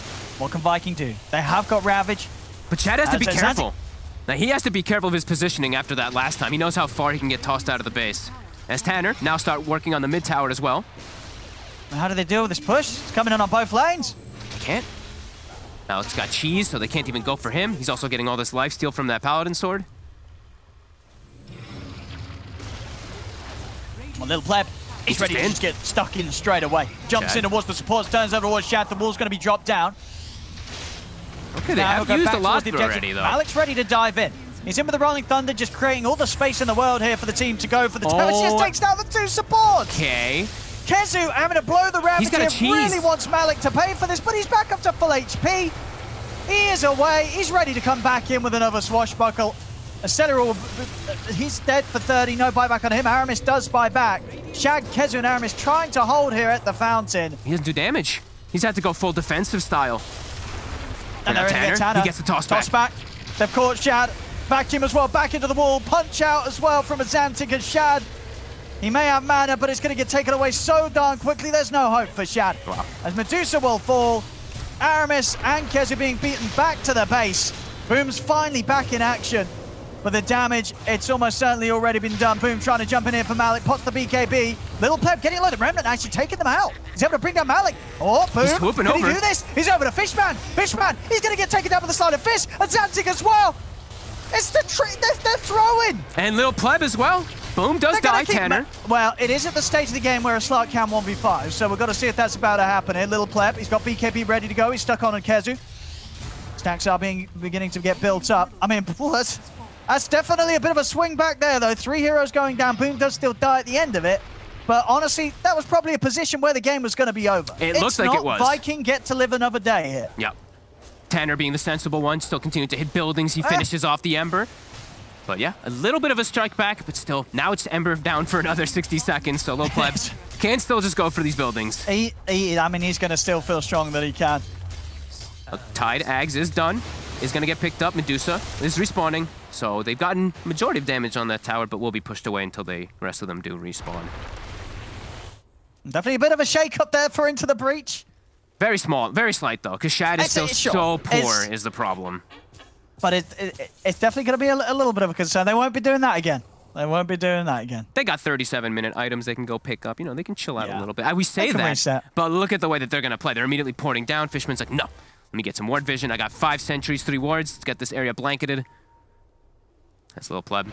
He sees prey. That ward up top that spotted the Aghanims pick up from Kezu still alive. So Little Pleb is looking for something. He's going to find a D-ward quickly. Oh, he sees Celery. Oh no, Celery. Run. He's got Glimmer and stuff, so he's a lot safer this time. It's gonna be fine indeed. We've had enough Celery deaths. But Aramis might not be so lucky. Little Pleb's got sentries. He's not. He has. He knows exactly where Aramis is stepping. Oh, good attempt here from Aramis, but with the Basher and the fact that Malik gets the first hit prop, there's no escape. To look at Malik's item that he's got queued up. Celery. Okay, he does just die to the E-Blade combo. And this Pango's going satanic, Owen. He's got a Reaver. Look at this HP. 3,500 with the Ion Shell. Oh man, this is a tanky boy. I mean, he knows. I mean, we have seen the last few times Kezu's throwing the Ravage. They're throwing everything onto Malik. I don't know if everything's going to be enough anymore. Tanner. Illusion escape. Let's bait him a little bit there. With the racks, the buildings. Malik. And Malik's ready to go. He's ready to roll in. Boom. Boom's going to try and jump for the backline. So look at what's Fishman. Good jump with the Remnant. The BKB is committing onto the AA. Will manage to take him down. Fishman to fall. That's going to be an instant buyback here from the AA. Punch. Boom plays it safe. Remnant's back here with the remainder of his BKB. But the Stone Gaze out Shad. He's able to freeze Malik.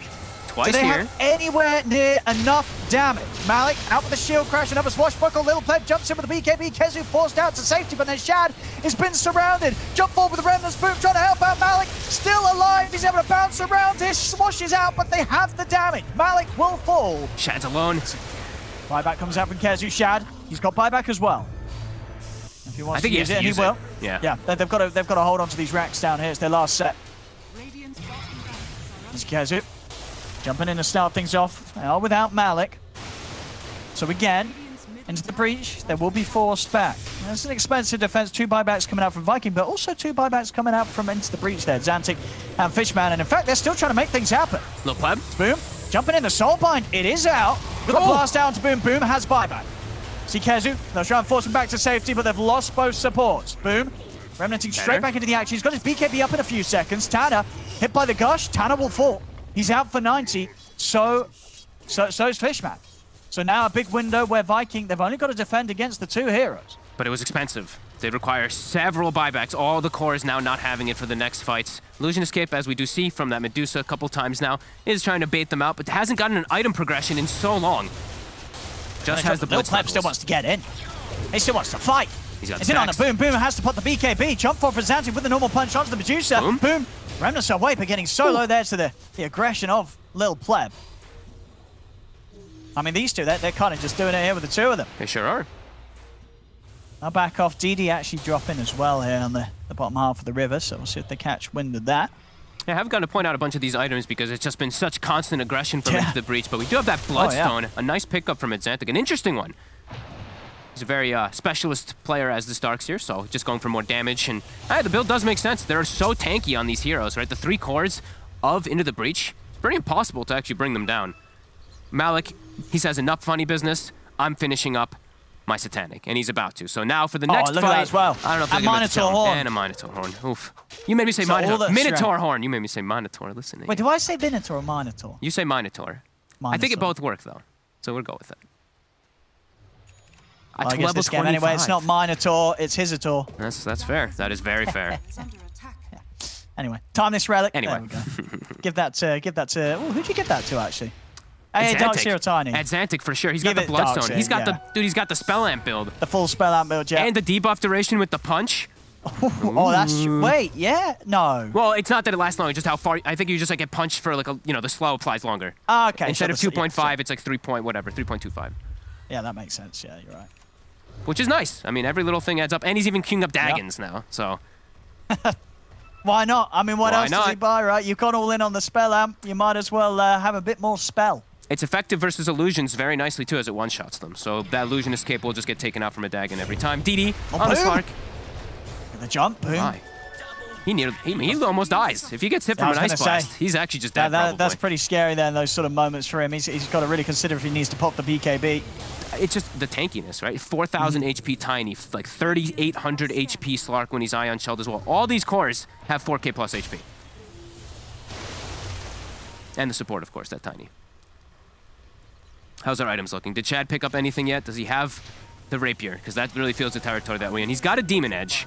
He still wants to get MKB. Yeah, he's going to be considering it, right?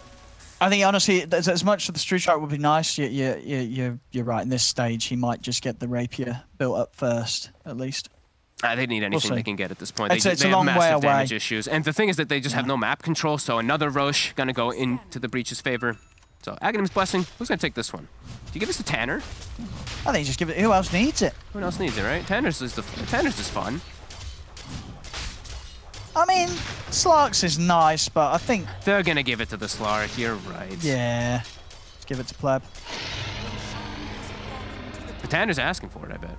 He is. I think that's they give it to the Slark. They're sensible. Yeah, little Pleb just takes it. Because he had his queued up, but we'll get it. They do have a refresher on Kez. I mean, somehow he's getting all these items built up for himself too. I mean, honestly, if anyone's going to do it, I think it really is Kezu. Yep. Kezu, if he can, it's all on him to make those big moves. If he gets a big 2-man Ravage, that probably will be enough for Shad to at least come in and do the damage to take out some big players in the fight. They see the status resist. They know he's around here. They see that ceremonial robe on Tanner. Tanner. He's going to get the jumping boom. Up on the BKB, Kezu's looking for the perfect opportunity. It has to be perfect. He's holding back for now. They're waiting out the Rolling Thunder. As Malik comes in, Boom has to back off. Malik actually going in deeper. Looking towards Boom. Boom's going to tick down pretty low. Here's the Ice Blast. Trying to get away, but the Sword catches him. Malik's able to push him over the Ice Blast threshold as Boom's now gone for 2 minutes. Oh my, Malik is so impressive this game. First Ravage. Does he have a cheese? It's going to be used. He gets it. he is. He's able to get it off as they'll just resume business, taking down the racks here. Tanner's in with the jump, able to blow up Celery. Kezu, they're trying to get him back to base so he can reset, but Aram is getting pounced upon. Kezu, he'll pop the second Ravage, but there's no follow-up at this stage. 3 dead on Viking, none of them without buyback, as it'll finally get called it. GG. Wow. As into the breach. They have a brilliant game here. They have a little bit of back and forth towards the end, but all in all, they were always just so far ahead in this game because of how fantastic of an opening they built themselves. They were just up and up for Into the Breach this match.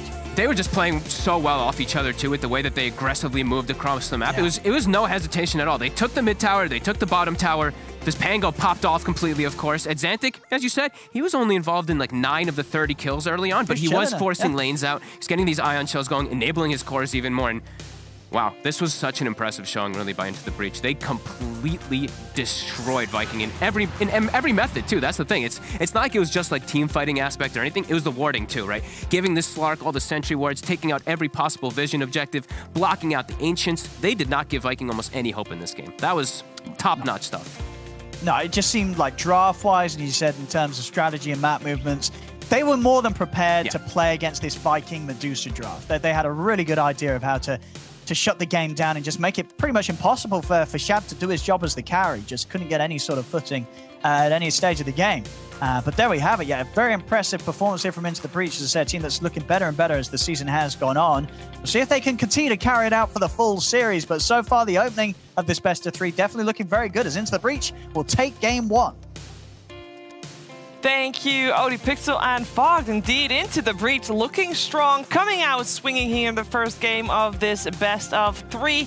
And we're going to talk about all the different cases one can make for all the MVPs for this game after the break.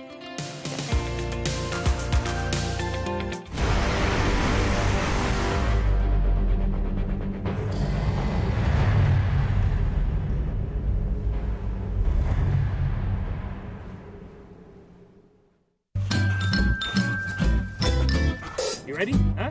Hey, he's a good boy, huh? You ready? Huh?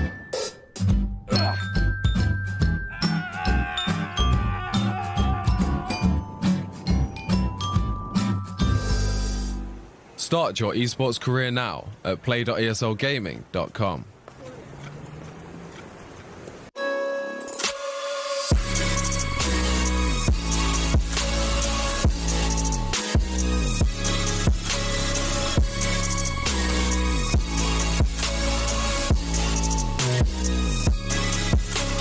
You love it, you wear it. What's your style? Get your merch at shop.eslgaming.com.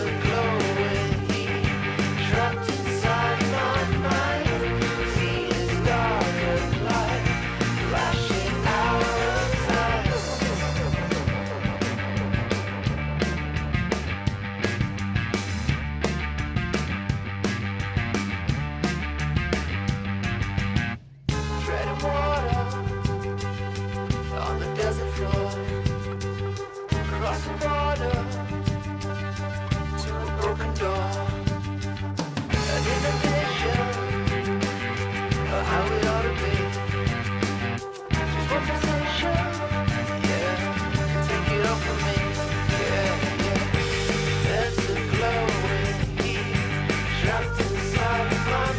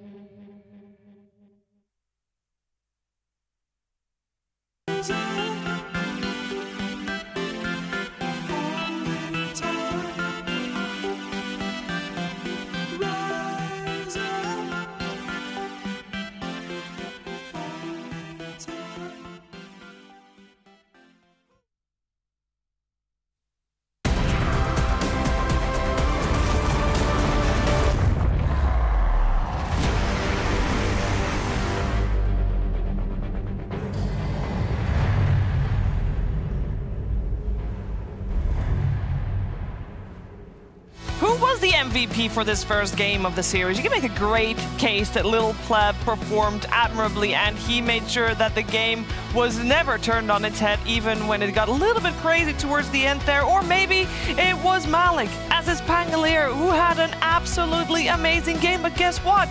Tanner also had an amazing game on his Tiny with great tossbacks. Got some top-tier body blocking as well. Adzancic, of course, playing Darkseer from the mid lane. Another person that could be that MVP, but I'm always a fan of giving the MVP to the support. We had a great Ancient Apparition from Fishman. What is it? What? There's everybody. Everybody knows who the MVP was, Chiefs. Who? It was Malik. It was Malik. I don't know. I thought Tanner did it remarkably well, like helping to set up everything, though, helping to secure early guys, advantage. I'm all for that, but this is like... Aren't you a support player, bro? He was like 16-0. He owned his lane, killed everyone all over the map. What allowed him to have a great game? I think Mostly it was his Tanner. performance? No, mostly his laning partner, Tanner.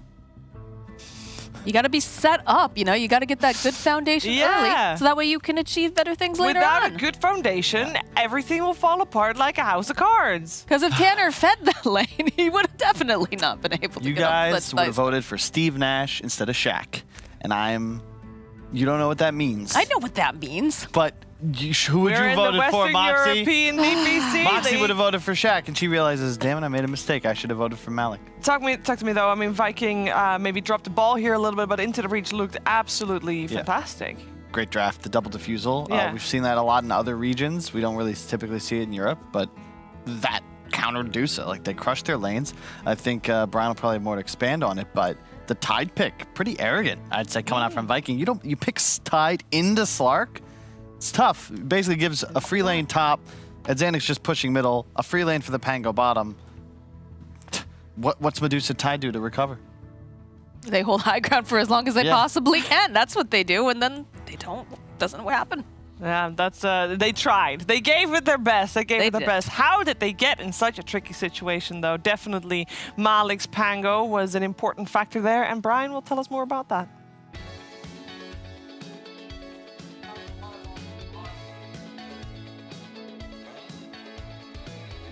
So we're going to start off with, there was a big rune fight. Malik already got a kill or two early on in the lane. He's off to a great start, 2-0. And we're going to see that the lane's been separated. Medusa's all the way down here, and they pulled the creeps back towards their tower. And Celery, he's going to take a step a bit too far forward, getting tossed in by Tanner. And this is going to be death number 1. And we're going to fast forward a bit as he's going to go down. And we're going to see that he is dead, and he doesn't end up immediately going back bottom on Enchantress. He's actually going to look to roam mid, and Tanner's going to find another tossback catch onto Shad, which is going to lead to an absolute domination of the bottom lane. Pangolier, one of the most cost-effective off-laners in the game. Once he gets that Orb of Corrosion, as well as like a few stat items, he is scary as all hell. So here we're going to see Celery. He really, I don't think he took his vegetables today, I'm not going to lie to you guys, as he's going to get gone on again. He even misses the swashbuckle, but he's level 2 compared to level 4 of Tanner at 5 minutes into the game on a support,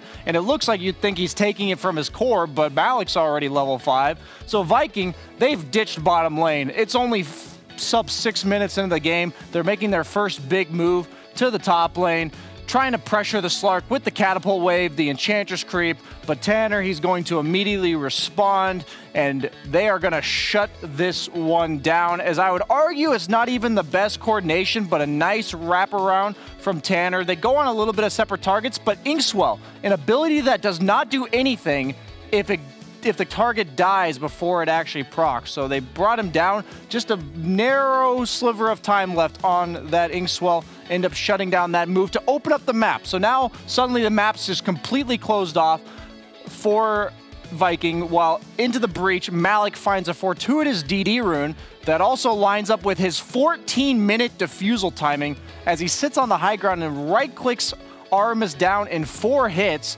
and proceeds to, this is a 2v4 coming out from Into the Breach. Meanwhile, like everyone else on Into Breach is doing whatever they want, and Malik just gets a kill not only on a support for free, but also on the opponent mid. And then you're going to see here, Medusa, she needs all the space in the world, needs to be able to get those early game items up, and she's not even safe underneath her own tier 2 at 15 minutes, and it all snowballed out of control from there. A deadly snowball indeed coming out from Into the Breach. Now the question is, can they do that twice in a row? Will they be able to be the first team to take down a Viking GG in a best-of-3 series? We're going to find out. We'll be ready for the draft for Game 2 after the break.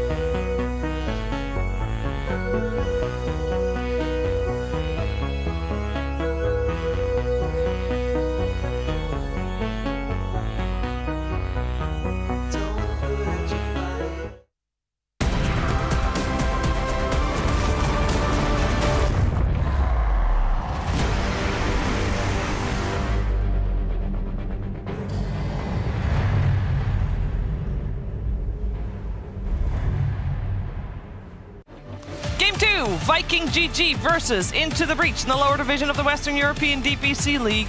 And for Into the Breach, there's about $2,000 on the line. Well, for Viking, there is nothing on the line apart from their pride. And to be fair, I mean, their pride just got a little bit crushed in Game 1 because they got crushed in Game 1. And they were not supposed to get crushed because they should be on top of the list. This is a team that is 6-0 right now. We're going to find out if they can bounce back, force out a third game over Into the Breach here. As we are in the draft, I'm here with Kyle and Moxie, and they're going to talk Dota to us. Please. Well, since you said please, Shiver. Yes. No, I like the opening so far. You know, we already saw the AA was taken out, but they're going to keep with the Tiny. Tiny's really good as a flex pick. We saw how good Tanner was with it. But Viking, you know, they're digging out some of the deep dives in their pockets, or more comfortable heroes, rather. So we get the... Probably Aramis going to be playing that Earth Spirit, and then, of course, the Puck. I think it's quite likely now that the Tiny might move to mid. It's very tough for Puck Earth Spirit to land kills on the hero. I wouldn't be surprised if Tanner is just playing it, but one of my favorite things to do as a drafter is after you win a game with hero on one roll, switch it up. That's a hoodwink. Yeah, we saw first phase ban in the previous game because Into the Breach has been liking that. They play it. Where do they play? They play it for Tanner. So they play it on 4 mostly. Yep. Okay, so... Most likely mid-tiny, I'd guess. I like that a lot. And the 4-position hoodwink is interesting. I definitely like it more than the mid one that we saw Thompson play I think earlier last week. Just, it's just too weird. It's one of those... Also playing NA too recently as well. Yeah, It's MSS. very popular. He plays it a lot. Yeah, yeah. As a It makes it look good position. too. Yeah, it looks great, but I Not think great. it's a hero based around using its abilities. I don't really think the hero with a ton of farm does too much more. Like, Well, it's more suited to a 4, like you're saying. It's one of those heroes that has a pretty good kit without having to get too much farm, but if they do happen to have some of it stumble into their hands, it can definitely enhance the hero. it's just such an annoying hero to lane against. Acorn shot. Start with the Blightstone. How do you feel about it in the off lane, though? Because Radrix has been running it in the off lane. It's interesting. I don't know. It kind of depends. That sounds like you don't like it. Well, I feel like 3 and 4 can in times end up... remember how like Secret used to play with this like weird Zai Yapzor synergy 3.5 times 2 style? I said that really complicated. They shared farm. I don't know why I said it Why like did you that. do it like that? They were caught between 3 and 4. And I think Hoodwink can be nice, just kind of sitting in the lane. And then your 4 position is the one who moves, because there's some games having a ganking Hoodwink is just a little ridiculous. It's like the guys, they're not standing near the trees. what do we do? Gotta plant more trees. All right, give me a Nature's Prophet up here with this Hoodwink, man. The synergy. Chiefs, are you eating chocolate?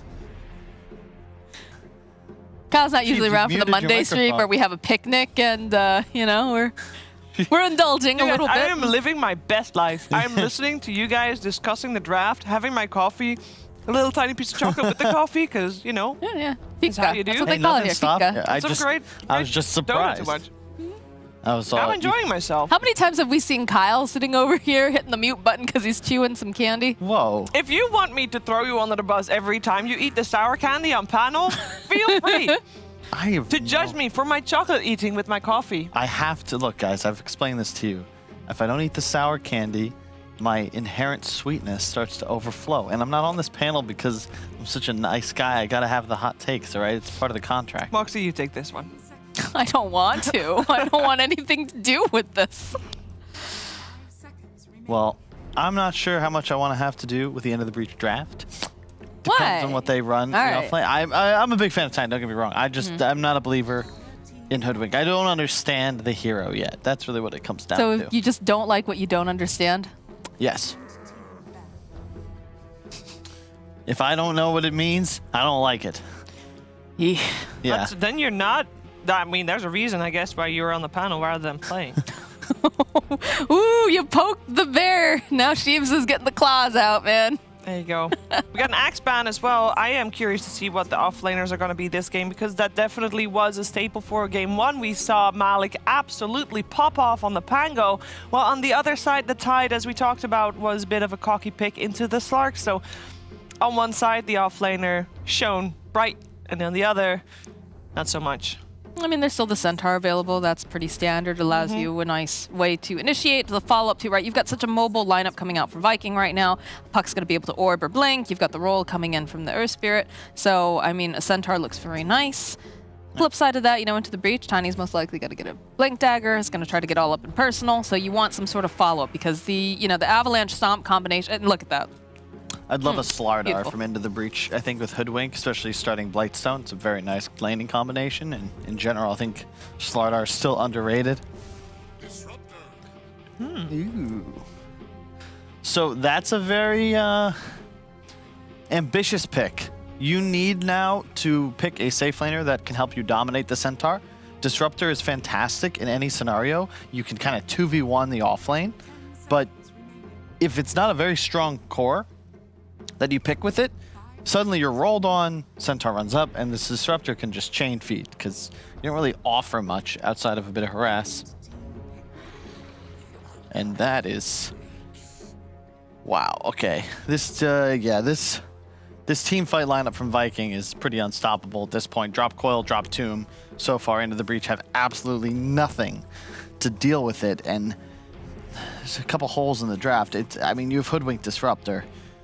Oof. Oof. Was it too early to pick up both of these supports with the way that the draft was unfolding, do you think, or? Yeah, I would have preferred just... I mean, just an open core. If you're going to go this route, I don't think you can afford to grab Disruptor. That's the only concern, because you're now exposed in your laning phase. And Viking have recognized that, and they've doubled down on theirs.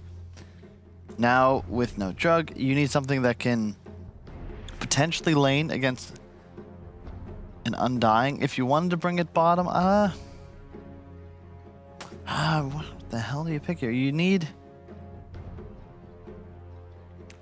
I don't think they're going to do so back. It's not a bad TA game if they want to think about that route. True. Mars.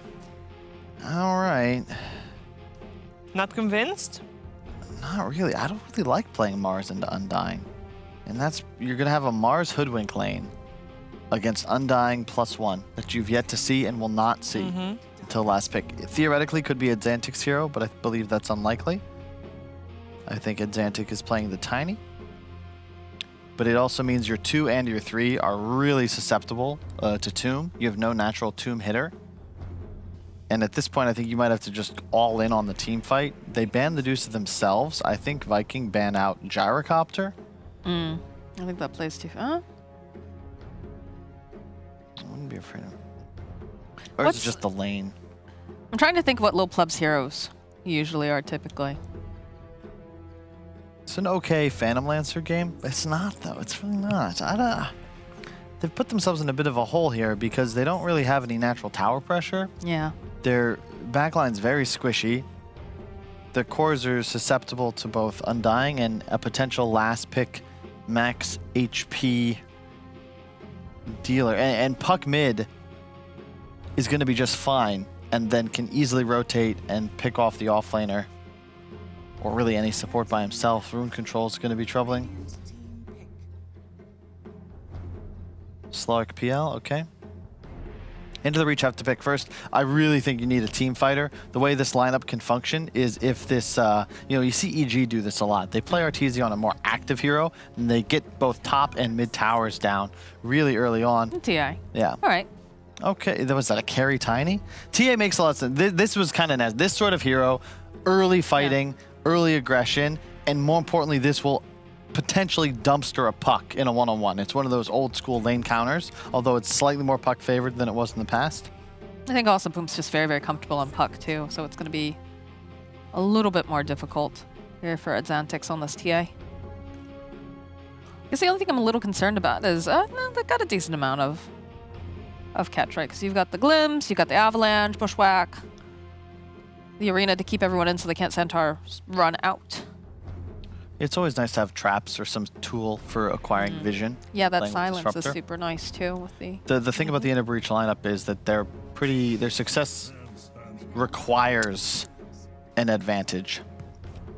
And pretty standard Puck pick. Yeah, there's gonna be a big timing for Viking. You just look at the estimated health pools of the Viking heroes and the difficulty it'll be in killing off what is now 4 strength heroes and a Puck. Yeah. Whereas on the side of Into the Breach, you're gonna have a carry Tiny, that's all right. Your 2 supports are super squishy, and it's all about the TA. So Viking, if you can just get on top of it, Xantic, prevent his damage, it's gonna be easy mode. Into the Breach, you need early towers, you need aggression, you need to win your lanes, continue that advantage, nice early Ancient stack for the TA and early Roche, and then just cut the map. Steal Sven's Ancients as early as possible, and abuse the Blink Deso timing. So who has the easier to execute lineup? I would say Viking, just because I think they can afford to make more mistakes Whenever I see TA, it's Templar Assassin. The style of the hero is built into the hero's name. You are not something that can be trusted to just carry a game by yourself. Same kind of goes with Tiny. And I look at this draft, and my concern is Disruptor wants to play the outskirts of the fight. You want to get these skirmishes, but that requires you to be the team chasing and pursuing. And my fear is that if you look at this Viking lineup, they want to fight in the area. They're not going to run away. They're going to drop Tomb. They're going to run in as their 4 strength heroes and say, deal enough damage to us, we dare you. And I have fears that Into the Breach won't be able to manage that. What do you make of it? I think they've got a nice solution in picking up the Sven. It's something that can be active, can fight early, can take stacks. Also, just the Warcry being able to add that little extra bit of armor, especially against like a TA and whatnot, I think looks very nice. And like Kyle said, this is a team that's going to want to fight, and they're not going to want to run away. They're not looking for skirmishes. Both of you go in the way of Viking for this game. Mind you, they did that for game 1 as well, and Into the Breach was able to prove them wrong. Can they do that again? We're going to find out together with our commentary team of Fogged and OD Pixel. Thank you, Sheev. Yeah, this looks like a pretty interesting. Oh, and what's your thoughts about this one, huh? I mean, I feel like we've seen many games, many series where TA's been picked relatively early and has a pretty good game. So to see a team get it as the last pick, you got to feel, at least from their perspective, they're going to be feeling pretty good about this Into the Breach, right? They've identified, we want to roll the TA here. TA's going to have a good time. So for that reason, I've got to kind of believe that they know what they're doing, especially after what we saw from them last game. Yeah, I think Viking has a better overall approach of being able to fight constantly rather than last time it felt like they were really dependent on just like one timing. It's like Ravage and Stonegaze fight around Medusa. This one, much better overall aggression rather than just having to be responsive. However, I do think Into the Breach, they've set themselves up with some strong lanes.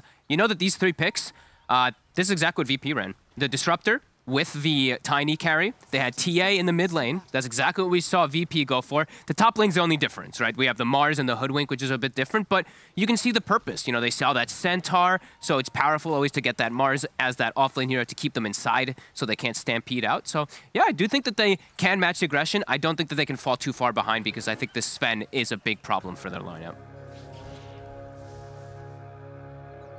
Well, we'll see, as you say, VP, they have made the carry Tiny work. Let's see if Into the Breach can do so as well. Around the runes. Aramis and gets this Aramis, yeah, able to grab that before Little Pep can do anything about it. He just tosses the tree and completely whips. That's a bit of a funny one, but all right. So lanes, we'll have Disruptor and Tiny versus Earth Spirit and Centaur. So this could be a little bit of a tough one. If you do step out of position too much on this Disruptor, you can just die. And Aramis, this is one of his special heroes for sure. His Earth Spirit is very impressive. Mid, Xantic's done excellent in this matchup several times, and we've always seen, TA versus Puck. It's a classic. TA ends up can dominate the matchup after the first few waves, and especially now with the new way that you do play mid, playing around your small camp. I've seen the way Xantic plays and utilizes it. He's very good at maximizing his farm. Yeah, no, it'll be interesting to see how well Boom can do against him, because as you said, I don't think it's going to be easy at all. No. And on this top lane, Tanner, we've seen him actually, honestly, when we have these players that do sort of change the position they're playing in, he's been doing pretty well in the 4 position, coming from a place where, he's much used to the world of playing the mids, the cores. Yeah, he's definitely a specialist, like I said. But I'm not a huge fan of the 4 Tiny and stuff like that, but he's one of those players, as I was saying. Like, he makes it somehow just work out beautifully. Top, though, this is a tough one. You're playing into Undying, so Sven, he should have a pretty secured lane. As long as Celery doesn't make too many mess-ups while he steps up, as he may have just done damage. So. They're level 2 on the Mars. Ooh, still got the God's Rebuke. There it is. It's not quite enough, but the right clicks and the rundown will be. First blood.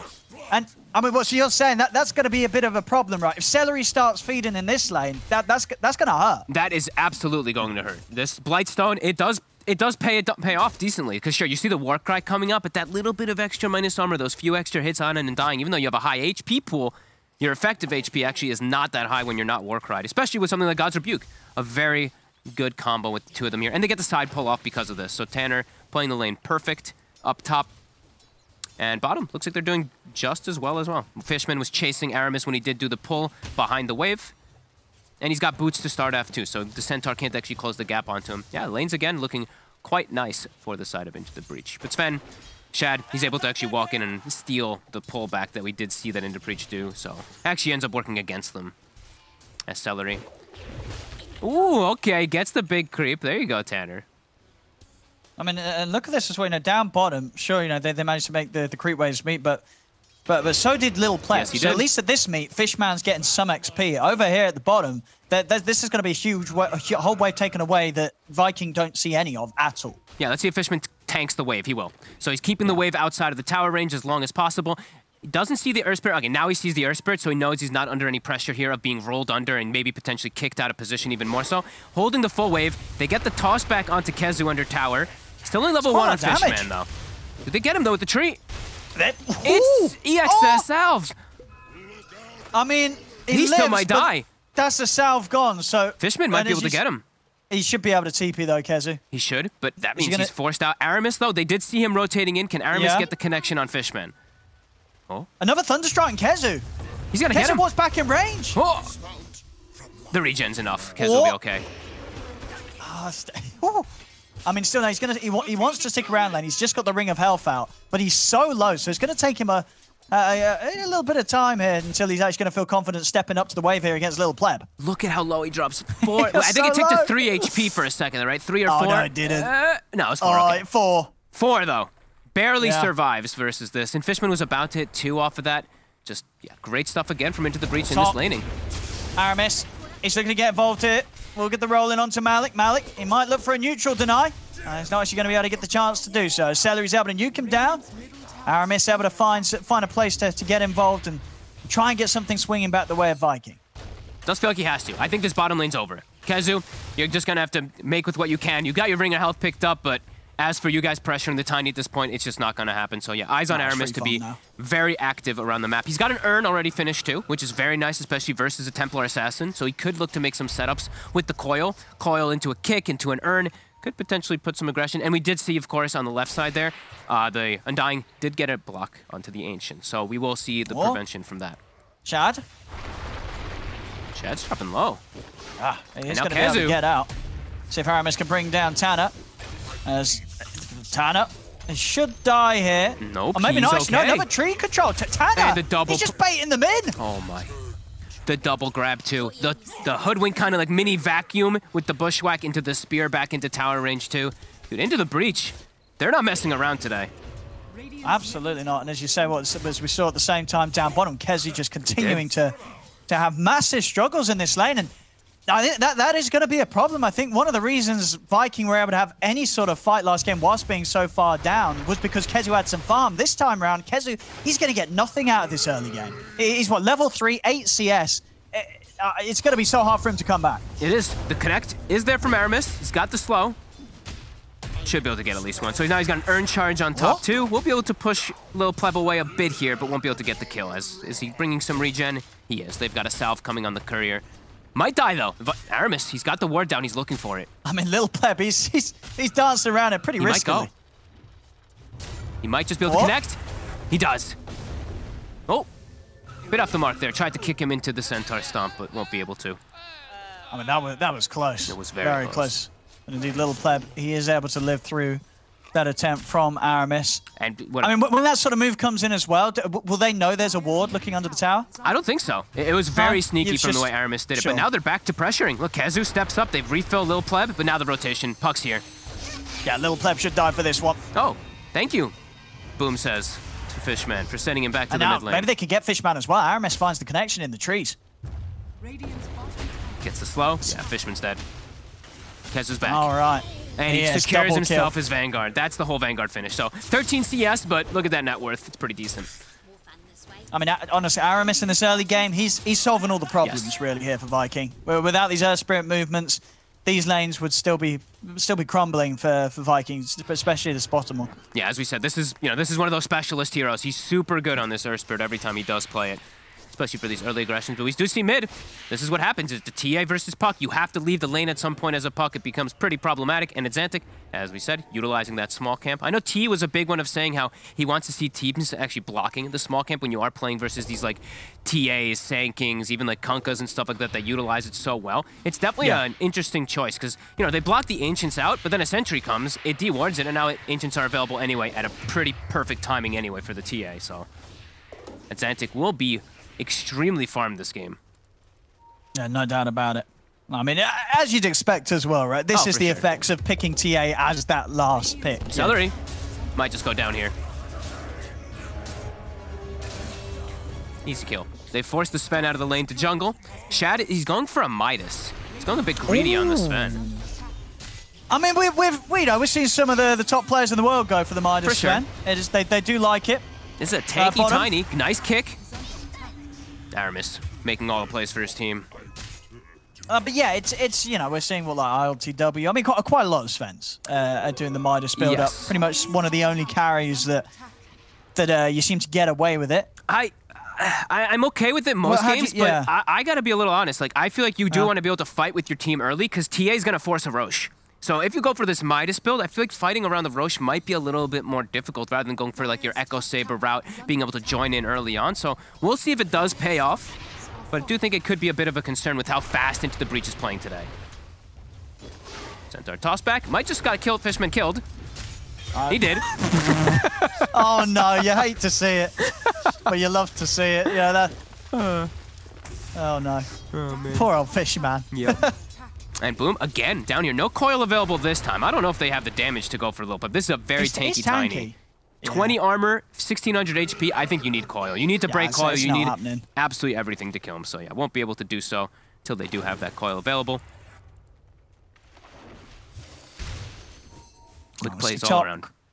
Just continue to put the pressure on this tail one. They'll take it. Tower goes down, but there we have it. He knows too. Yeah, like he absolutely knows he's dead. It's just like, oh, as soon as you see the Centaur flying, it's just not even a smile. No, he's fully focused. I mean, they dropped game one. As we saw, you know, this team, this squad, they expect a clean sweep here in the whole of the lower division. And especially after how good that game one looked for Into the Breach, there's not going to be any messing around here in game two for Viking. No, they're definitely going to be fully focused here to turn this one around. Kezu is very much so under the gun as kitty distraction for a second there. He's a little bit bothered. He's got his hood though, so was mentioning how he was going to go for the Vanguard. He did that as well when he was hitting 4 HP, of course. That was absolutely at the same time. That was how Chili was just like, I'm not dead. Yes. Easy. Calculated. Yes. But yeah, goes hood this game. So versus that tiny burst will be very appropriate. However, not having Vanguard versus some of this physical damage that's going to be coming out from TA plus the Mars will be prevented from going for that. But he does get put negative anyway, so Vanguard isn't really that effective anyway, right? Because it is calculated with that armor in mind. And so they're going to try again. Imagine the puck is going to rotate down here. Can they actually go for him, though? Let's see if they've got the burst this time. Tanner with the counterplay. He's got Avalanche up in a second, but the silence is in.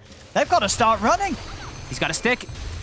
Boom. He's not topping it. He didn't pop his stick. He has 13 one charges. Low pleb. He could have got the kill. He absolutely could have. He could have survived. And have the arena down, though. Malik, he's caught the two of them. Boom. Will go down. There's a sharpshooter. Off the mark. Off the mark here. The tombstone down, so Malik probably will die for this. Does get the spear off, but a little bit of a mess this time around from Into the Breach. Definitely could have been a whole lot cleaner, that. Yeah, he didn't. I was like, oh, he's baiting them. He's really baiting them. He's really... Oh, he's dead. Okay, whoopsie. He had the raindrop too. I liked his early game choices for the items on the Tiny too. The Soul Ring, the Treads, all this early game the HP pool so you can survive the burst of the puck and that Earth Spirit. But a bit of a slip up there from the Tiny. Maybe he could have gotten himself like a bunch more kills too if he does survive all that. Like the Mars and the Hoodwink die afterwards because they chase forward for extra kills. And they're Tiny. Normally, if he popped stick, he would have been alive there. So yeah, definite slip up there. Vikings got to be happy. Yeah. Oh, absolutely. We'll see a little bit of armor built up on Kezu if he does go for these phase boots. Might feel like he needs to because he is versus this TA who pretty much has the Deso online, max meld. They're gonna need every little bit. Yeah. That's gonna hurt. And he can force the Roche. That's the thing is too. It's like Deso's online. Do you just got pit now? Has Midas. I think you can probably go in there pretty soon because you can solo it as these TAs. Bottom lane. I mean, they're fighting a lot down here. This might not have been the best place on the map in the laning stage. And Fishman. But ever since, this has definitely become an area where I think Into the Breach probably shouldn't be headed anymore. I agree. Too much team fight. And they're utilizing this coil plus kickback every single time perfectly. Exantic, let's try to pressure mid a bit here with this Deso. He hits hard. Even though it's into that war cry, he is still hitting him decently. And really wants the tower. He'll get it. And they're not going to be able to get it. The denies in from Shad. Azantic is actually going to try and fight Celery. Celery comes in. We'll be able to get the heal off in time. Over to the side. Fishman to fall. As Malik, he's got Arena. He's trying to step in. Civ guys with the sharpshoot snipe there. Catches Celery. Tanner's able to find the angle. Aramis does get the kill on the Disruptor, but will pay with his life this time. Oh, boom. Oh, and his courier. And a boom. Ooh. There's a trap. Got a trap for him. Malik's still got Arena. As he's laid it down. He's caught him. All right, into the breach. Back on track with just playing these skirmishes out a little better than Viking is. Viking, of course, as you said, this stage, especially with the God Strength down, not a whole lot Shad can do. Shad has to play this purely passively. And he's got Midas, so he can't fight. Yeah. It's so much harder for you to turn up as they've got Medallion, they've got the double meld. Look at this Roche go. It's going to die in no time. Another meld. Nice. Look at that minus armor. Minus 30 up on the Roche right now. Melds are starting to wear off, but either way, it just gets brought down way too quick for them to contest. He's into the breach again. Just picking up the pace. Lil Pleb has Blink Dagger as well, too, joining Malik up top. Kezu, the Blink, it just arrives, and they get him. He's able to get in. Puts the stop to the TP as Kezu, no stampede for 10. He'll try and get out with a hoof stomp. Oh, range creep will block it. Spear off the mark. Oh, missing everything. They don't see here. him. Oh, they do now. Oh, they do now. They got him. There we go, Malik. He'll claim the kill. Dude, they are so on point today. Like Lil Pleb, it's the little things too. He actually runs back to the right to get closer to his courier so he gets the blink so that he can actually blink into range to get into range to stop Kezu. This is really good stuff from them. And Viking, as we said, they've got a bit more of the greed approach for Shad. So he is still very farmed on this Sven. Midas, Echo Saber, he's got, of course, that Possessed Mask that we didn't talk about either. So he will be really strong because he's the higher level than this Templar Assassin, but the rest of the team definitely going to struggle. Well, it feels like, even though it seemed like off the back of the draft, you were kind of excited to see a different dynamic from Viking, them sort of having 3 cores that were ready to brawl together.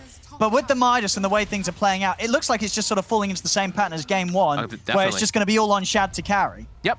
They do have these good plays always that they can make, at least with like Boom and with Aramis, with that like coil breaking and whatnot that they have done early on. But yeah, it does feel like they're going to be suffering a bit in the team fight department versus into the breaches. Some of their heroes are just quite countered. Disruptor versus Puck can be pretty tough, especially once the Disruptor starts getting the ball rolling. They're coming in for the defense here. They don't want to be losing a tier 2 tower here at 14 minutes in. Little They're all in the area. Little Pleb going to jump in aggressively. He'll tank the Dream Coil. See, they're coming in for the side. The Static Storm's down. Glimpse as well onto Kezu. Gets him back into the arena. Boom's jumping in to burst down Fishman. As Fishman will fall, they get the stun out onto Tiny. As they've taken out 2, they've found 3. Viking, this time round, no struggles of taking the team fight. As into the breach going super aggressively behind the tier 2 tower. They'll have the silence to set up on the Zantic after the Aegis respawn. They see him. They've got sentry wards down. 4 dead. As into the breach, for all the good fights they've decided to take this series, that was by far the worst. They're deciding to jump in behind that tier 2. Yeah, it's too difficult to land the Static Storm combo nicely too. Kezu just pops Stampede, they all run out of Static Storm, and then it looks disastrous as all of them have to turn and hit Tombstone, but they have to commit so much under it just to kill a Tomb that they're all trapped by Tombstone slow, Magnetize, everything spreading perfectly. Viking, strike back. Well, they do indeed. They're going to be very happy with that one, especially with the fact that Shab was able to get involved, get a bit of a cleanup going in his favor. Echo Saber well on the way to the BKB. And well, once that BKB is out, even though they do have a lot of minus armor, it's not going to be easy to fight. In the mid, Aramis will get caught here by the 3 of them. And sniped down to finish. Yeah, they have to be a little more careful how they do fight around Tombstone, right? That's going to be one of their biggest demises inside of the game, as they can't just effectively kill it off that quickly. So those type of dives, you're playing into Vikings' hands. Now, though, still looking to pressure the tier 2, still playing at that very fast pace. They don't let up. Even though they made a mistake, I'm glad to see that they do this. They're just like, nope, we know how strong we are. We know how aggressive we can still play into this draft that is very cooldown reliant to fight around both the Puck, Coil, Stampede, and pretty much a Tombstone. They need those spells on the side of Viking to fight this fast-paced draft. So into the breach, still in a good spot, but Sven, top of the board now. Oh, he ults back up here for into the breach. They'll try and get a jump with the smoke. They want to invade that ancient area, just like they did last time versus the Medusa. Or who can they find? Shad or Celery? They find Shad. They've got the glimpse back into the stun. They've caught Shad, and they'll have no trouble taking him out there. A very nice smoke movement from Into the Breach after they take the outpost. And swinging immediately toward the bottom tower. It looks like Little Pleb was the one, at the very least, pinging it, but their tier 2 is actually getting hit from Boom for now. Now they don't have the ward down there. Shad's actually pinging on the bottom right side if they do have a ward on top of him, but they will be able to move in, take the Ancients. And Solar Crest already finished too, Tanner. So all this minus armor, all this buff up, it's gonna be there for Into the Breach. Oh, Tanner, good attempt there as well. Tries to get back to maybe catch Boom as Boom TP's out, but Boom quick enough to get out of there before Tanner can react. Look at how they're swooping around the map together. Into the Breach continue to play this very aggressive movement. They've got a Philly Stone as well. We see Fishman does pick that one up. More neutral items to be picked up as well for Into the Breach, as they've got ward coverage. So a trap and a ward around the Ancient side, and then they're farming the enemy jungle here. So it's excellent planning coming up from them again, as Shad is struggling to find some places to farm, but he's close to his BKB, which will give him a lot better fighting chance here to not get chain stunned and die. And Fishman's on the hunt, seeing what he can glimpse, maybe. They've got this vision still. The Sentry ward, it does not find their Obs ward. Very important. They're going to tap a Boom. He's going to go for the jump. Straight away in with the Dream Core, catches Fishman and catches out Little Pleb. It's Little Pleb, and they'll let him go here. The rest of Into the Breach don't want to have any part in this fight, as they'll start retreating. The quick jump pays off here from Viking. Playing Tiny Core versus Undying feels like when you're playing like this Tiny Core versus Phoenix. It sometimes just gets so terrible to actually fight inside. As Aramis finds another connect. With the follow-up. Put the Stampede to chasing on to Tanner. In with the blink. They'll set up for another triple kill for Boom. Very nice. The blink reveal from the puck perfectly catches. And now Shad, that's his BKB. So Sven in a more comfortable position to just fight.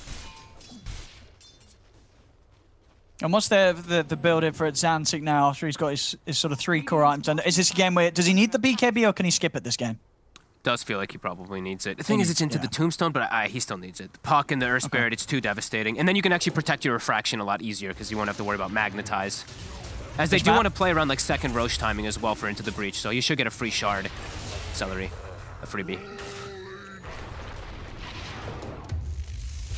I mean, and so now with that BKB on Shad, are Viking going to look aggressively for action, or can they just sort of still play the passive game then? I think you can chill. I think now you're at a point where you're much more comfortable. Yeah. It's up to Into the Breach really to force the issue here versus the Sven lineup. The Sven will be the hardest carry. I say that, but I've seen these TAs also impressing a lot as later skate. Like, these talents just get so ridiculous. The 25 talent in particular, like, everyone talks about the Melted Bash now. Plus 8 refraction, like absolutely absurd in the late game if you do get to that point. And yeah, he's queued up the BKB, as we said. They want to play around second Roche timing, so he'll get a shard for free. Or should get a shard for free, that's Aramis, he's going to look to roll in on this. Silence. They've got the coil down. The Static Storm's going to be thrown out, but that's the... Oh, this move, Tanner! He gets the 3-man stun off. Drops the tree. Boom's got to jump out, but now Shad's ready for the cleanup. Shad in with the God Stroke, straight onto Xantic, brings down the TA, turns over towards Malik. Double kill for Shad. And you get Little Pleb as well. Little Pleb found inside the pit. As Shad has no struggle staying on top of him. Little Pleb will be able to toss him out. But all in all, that ends up just giving more here for the side of Viking, as Viking get the team wipe. Shad indeed seeming to be a big problem right now. Yeah, and Aramis, what an initiation. The 3-man silence comes out perfectly to cover them so that they cannot actually spear anybody to the wall initially. The Mars just completely countered. They even tried static storming on like the right side there, but again, Stampede, they walk right through it. They're able to get their spell connections to follow up on Aramis. Great initiation. Look at this, the silence on all 3. Mars is standing there like, uh-oh. I got my ult down, but then I'm immediately controlled from the follow-up from the puck, and he gets nothing off. Even though they do get that nice bushwhack, it wasn't quite enough. As Shad comes in for the cleanup. Dream for the Sven. Showing up, not even having to use your BKB. Cleaning up. Yeah, that's true. That's pretty big stuff here for Shad. 4, 1, and 5. He's kept it safe, kept it clean. It's looking good. It's looking good for sure. him.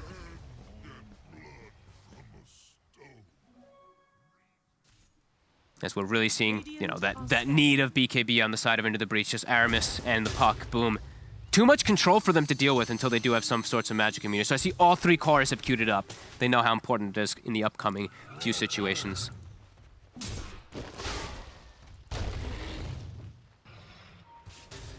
And Viking, no, it's all about Chad. Stick around him. Celery just has to follow him pretty much for the rest of the game, just solar cresting him. And Aramis just has to keep doing what he's been doing. I love that he went for Ghost Scepter too. I think he's recognizing that the magic damage is a bit limited on the side of Into the Breach, so if he just gets his initiation up, pops Ghost Scepter, very likely to just survive, because he is so tanky. 2,000 HP on the Surf Spirit. A whole load of tanky heroes. Yep. They've got to start hitting some big team fight combos. We've seen sort of the pressure, you know, on this Disruptor. It's been very hard really for Fishman to find the Static Storm, because he's normally having to throw it out at the start of the fight, because they're doing a good job of Viking of finding the Disruptor first. Yeah, they get right on top of him. The beauty of Stampede versus Disruptor. When Disruptor's able to play really aggressively, you usually tend to get these Static Storms off nicely, but if Viking gets initiations, he kind of just has to throw it out. As it's Antic. Oh my. That was rather close there. Easy, he says, claps it away. That was, couldn't have been much closer to that, Xantic. So it looks like Malik, I think he's accepting the fact that he probably won't get the space to get a BKB on this Mars. He's queued up Vlad's for now. I think that's actually quite appropriate. Depending on the situation of the fights, I don't think he can actually absorb too much of the map of farm. The TA and the Tiny absolutely need BKB, and he's not as important. He's that off lane, so I think he can give them that little bit more space to farm. Still could go for it eventually, but do like if he stops absorbing too much space so that these two can get it, because they're crucial. As Roche will be respawning in about 15 seconds, Viking preparing the area. They know they can force this fight around there. And Into the Breach without BKBs, I don't think that they can fight. Yeah, it's going to be way too hard. These BKBs just not coming soon enough. No. No, there's just no chance. I think Into the Breach they have to let it go. I think it's they will probably not a fight to be had here. Yeah. Especially with like Into Undying, the Tombstone. It's going to die so quick too. Like if he wants it, I think Celery could even pop Flesh Golem to kill it if he sees them coming near. He's just going to do it anyway, so. Yeah. Amp up Speed with it Flesh up. Golem, with Solar Crest. It'll die super fast.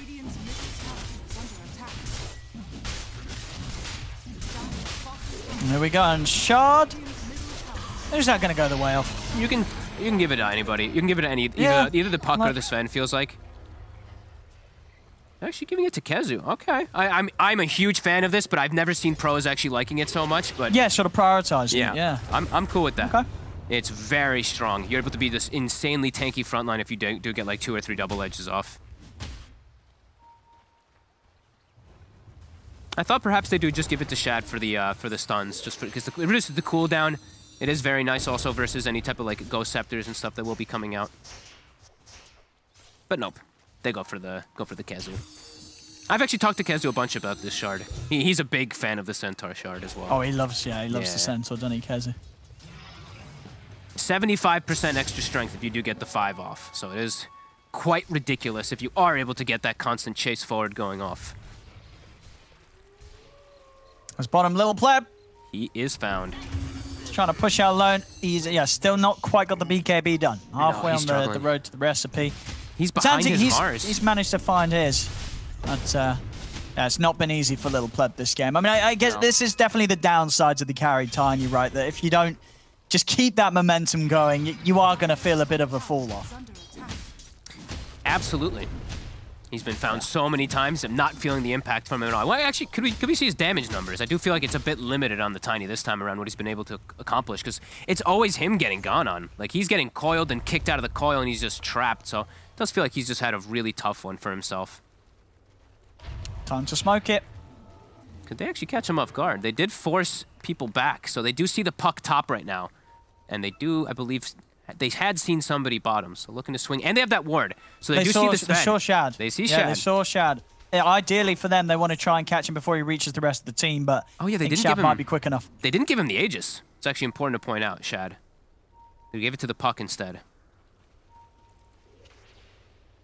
Because Sven, you know, he's very reliant on his 1 life with the God Strength, but... Yeah, exactly, yeah. And, you know, he's got ways to protect himself, of course, Boom with his, but he's not got any defensive items. Ooh, Celery. Does that make the jump? Quick Take Celery out of Star Shad. Xantic? He's in onto a Xantic, and Xantic's getting chain stunned here. They get the arena down. Azantic with the BKB will back off. Shad able to stay on target here with the Stampede, but actually going to look for Little Pleb instead. So Azantic will manage to get out. Static Storm's going to be dropped down, and Shad, the BKB has come to an end. They're on Shad. As now they're going to turn. Azantic's going to get it, but Kezu's in with the stop. He's able to get the stun out onto the two of them. Azantic's still able to jump up, but Azantic's in. Takes down the Sven. As they've got the big one. Boom. He's got to run now. They're looking towards Azantic, but Kezu hasn't got enough damage on his own to take down the TA, so Azantic's fine. Malik Trying to get a grab. I mean, Kezu's got the cheese. Look at his They're health. trying to bring down Malik. He's got the spear. Can he get away for the blink? Sharpshooter coming out from Tanner. Can he land the hit? He can't. So they still get in. They take down Malik. Look at Kezu go with the shard, though. 4,160 HP, 5 stacks up. He has got a Shivas, too. He's the carry now. Right, he's so hard to kill. 8-3 and 13. Incredibly tanky. Good start to the fight there for Into the Breach, and maybe one of those situations where we would have preferred the Sven to have that Aegis, as he was kind of the first to die. Yeah. They didn't even go for Boom. They just completely ignored the Puck. They're like, whatever, Puck's gonna get all these spells off, but who cares? The Sven is that main focus target. So yeah, definitely recognizing which targets to go for. And imagine if this Tiny was having a bit of a better game. That could have just been a complete wipe. If Into the Breach was able to get it better. This Tiny just is getting targeted, is very far behind in the game. Almost has BKB, though. Zantic holding his own, though. We did see that level 20 talent also coming into play. I believe he dispelled, like, Magnetize or something else off of him, too, so that he can stick around. And Tanner, we got the Ags. So we've got the nice Boomerang, nice big burst of damage. Also, that status resist and magic reduction is quite nice. He's able to connect it. Little Pleb. That's a Kaya Sange puck. Can't quite go for that. He's also got Pupil's Gift. Look how tanky this puck is. But I do believe that is going to be the BKB done. So a bit safer now on Lil Pleb if he doesn't get straight initiated on. He's tanky. And he's got the Titan Sliver, too, to point out. So Kezu. He's able to get in. He finds Fishman. Look at the spear off Fishman. He's going to drop the Static Storm. Shad's ready to get in with the God Strength. Looking over towards Malik. They'll get the glimpse of on the Shad, but Shad pots the BKB to stand his ground. Commits in onto Malik. Malik getting taken down by the overbearing damage here from the God Strength Sven. And over to the side, another jump from Kezu. Another catch on Satana. Kezu setting up some big things here for the team. It looks like with Zantic, they're not going to start diving tier 3s quite yet. Oh, stops the TP. Yep. But these fights are looking tough. Kezu They are looking quite hard. You got to remember as well the start that Kezu had. He's having a miserable time in that bottom lane, but all a distant memory now for Kezu, as he is having fantastic impact. Yeah, at this stage. Love the itemization, too. I think Shivas was perfect this game. He needed some type of armor, the slow, too, to catch up with his Since he took the shard, too, it just makes it that much better, so you can constantly chase forward and get even more double edges off. Gets a little bit of lucky RNG as well, of course, the Cloak of Flames. Super effective versus a hero like TA.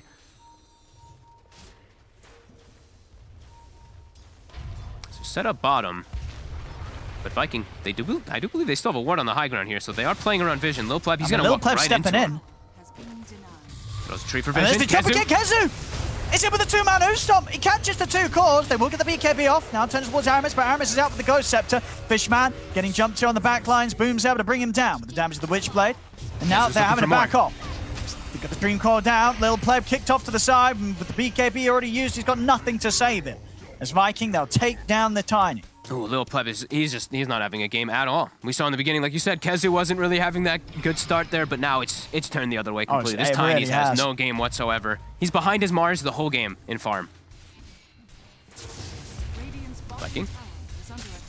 All this armor too. Look at Kezu. 62 armor when he's Warcried, as we did see that talent picked up, of course. They get the kickback on Malik. Oh, and they say, yeah, he's dead.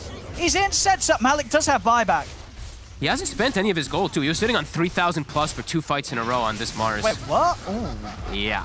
He really wants to go for a big item. He had BKB queued up, then he queued up Vlad's, now he's queued up AC. But Viking's playing too fast, not giving them the Chad. space. Glimpse. He's has to put the BKB here. Yeah. They were about to glimpse him under the tier 4s. Now, what is Zantic? What can he do? He's getting quite a bit of damage out onto Kezu, but Kezu's still just so tanky. Well, 50-something armor there with all the buffs.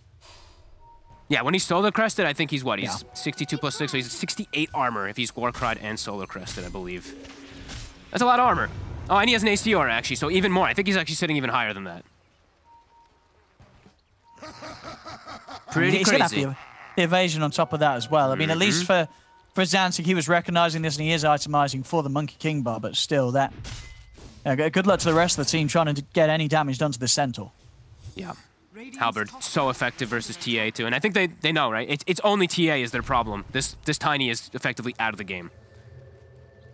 They've done such a good job of targeting him. Aramis in particular. He's definitely the one that he's absolute MVP for me this game. 10, 5, and 23. Yeah, he's 33 absolutely. of the 35 kills he's been involved in. He's the one initiating. He's the one breaking coils. Yeah, it's excellent stuff from Aramis this time around. For sure. Yeah, I think game 1, Malik made the case for the Pango to get taken away, and this game 2, Aramis is just reminding us why you really have to have the Earth Spirit in the back of your minds when you're playing against Viking. Definitely.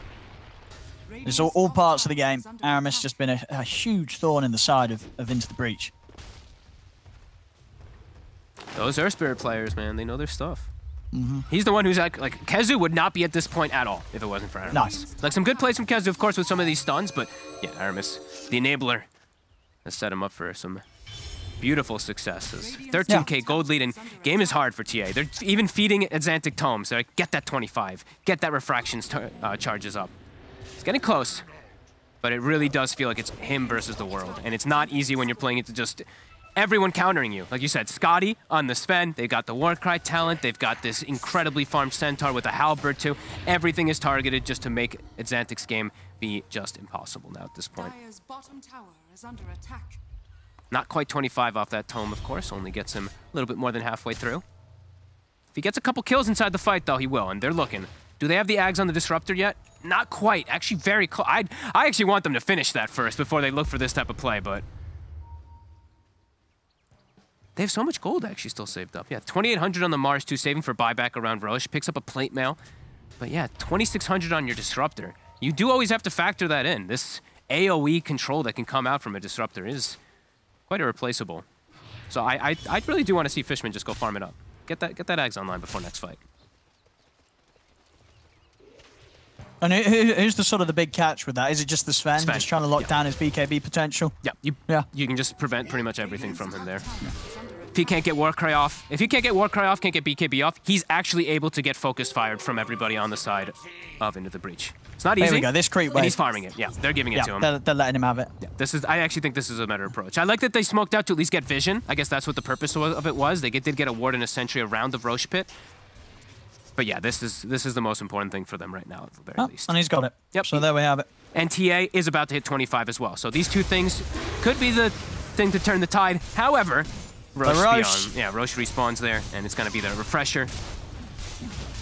Shad, likely, he could still pick it up. I could see it on him or on the puck. Yeah, I think Shad probably takes it because, we see with these fans, they love to have the 2 rounds of the BKB and the God Strength, Yeah, I think he's the more appropriate one. Yeah.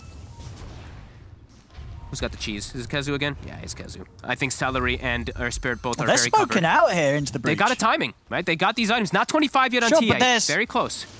Let's see what they can do. What? They're getting back. They've got the Static Storm down. Shad. He's gone. They got him. He is dead. They've got it. He's out for 100. And now going for another. They're going to look towards Celery. Celery. He's got the back of the Dream Cop, but this arena down. Celery's going to fall. Xantic, what more can he do? His refraction has worn off. He's trying to fight into Aramis. The 3 of Viking, they're doing a pretty good job of fighting back. They bring down the TA. Tanner revving up a big shot there straight into the face of Aramis. Little Pleb still somehow alive. Boom's going to try and chase in on this. The Avalanche will hold them back. Little Pleb still living. He's going down. They will get him. Kezu, not quite able to find Tanner. But a 3 for 3. It's a big hit. It is. And we saw, just holding onto that BKB, he didn't want to put the BKB to stop the glimpse. He didn't know. And yeah, didn't expect this Ags. Yeah. That Ags just stopping Shad, as you say, literally catching him in that part of the fight where he wasn't able to get off a single ability or item. Yep, a pretty perfect execution from Into the Breach. It's chaos inside the fight, though. TA, as soon as BKB goes down, you see like the magnetized, the zombies, everything do end up bringing her down. But yeah, perfect. The toss to prevent the BKB too, super clutch. As they have to fully focus fire because they are coiled. They have to pop their BKBs early, and then these Aeon Discs do work. And yeah, we see this magnetized on absolutely everybody. Tombstone going to work. It's close though. The fight does almost look like it goes in their favor. It's impressive stuff so far. Still being able to fight back when your one position, your Tiny, is just effectively out of the game so early on. It's still impressive from Into the Breach. Oh. Boom. He's able to live for now. Still got the Aegis. Doesn't have the Dagon in his inventory because of that Aegis. Can't quite finish off Tanner. Oh. Should be all right. Tanner not quite having enough for the sharpshooter. So can't go for some crazy play. Malik, you know, we were talking about how he was holding his gold. He's got a full AC finished off to counteract the AC on the opposing side. So it has paid off for him, at least in that front. His Tiny, though, as we said, look at Lil Pleb's net worth. He's still behind his Mars. He's unable to do much inside of these fights. I mean, it's so much. I'm pretty much, Xantic and Fishman. They're the ones making the big moves that are gonna have a chance of winning the game for Into the Breach or turning it around. Celery. Aeon Disc. They actually commit the static on him. Ooh, that's a big mistake. Yeah, they got to get out now. Fishman, he'll die, and I mean, yeah, that's not what they need. No, they and that's a have window to for reset Viking immediately. Yeah. Viking can just now probably just push for a lane. That is the most important spell on the side of Into the Breach right now. God Strength was popped a bit early, but he can get some effect of it out of this, and he does have that refresher shard, as we mentioned from earlier. Tanner trying to slow him down, but now also Kezu. He's got nags of his own coming out. Malik! He stepped up! They're able to get in on him straight away. Malik, he's dead! The side blades, though? Oh my goodness. He gets the arena off. They've got the leash on Xantic, but yeah, Xantic's able to sit back, get the damage done to the puck, take down the tombstone as well. So Malik may have died, but the defense will be successful here. Celery has to be a little bit careful. He's getting glimpsed back.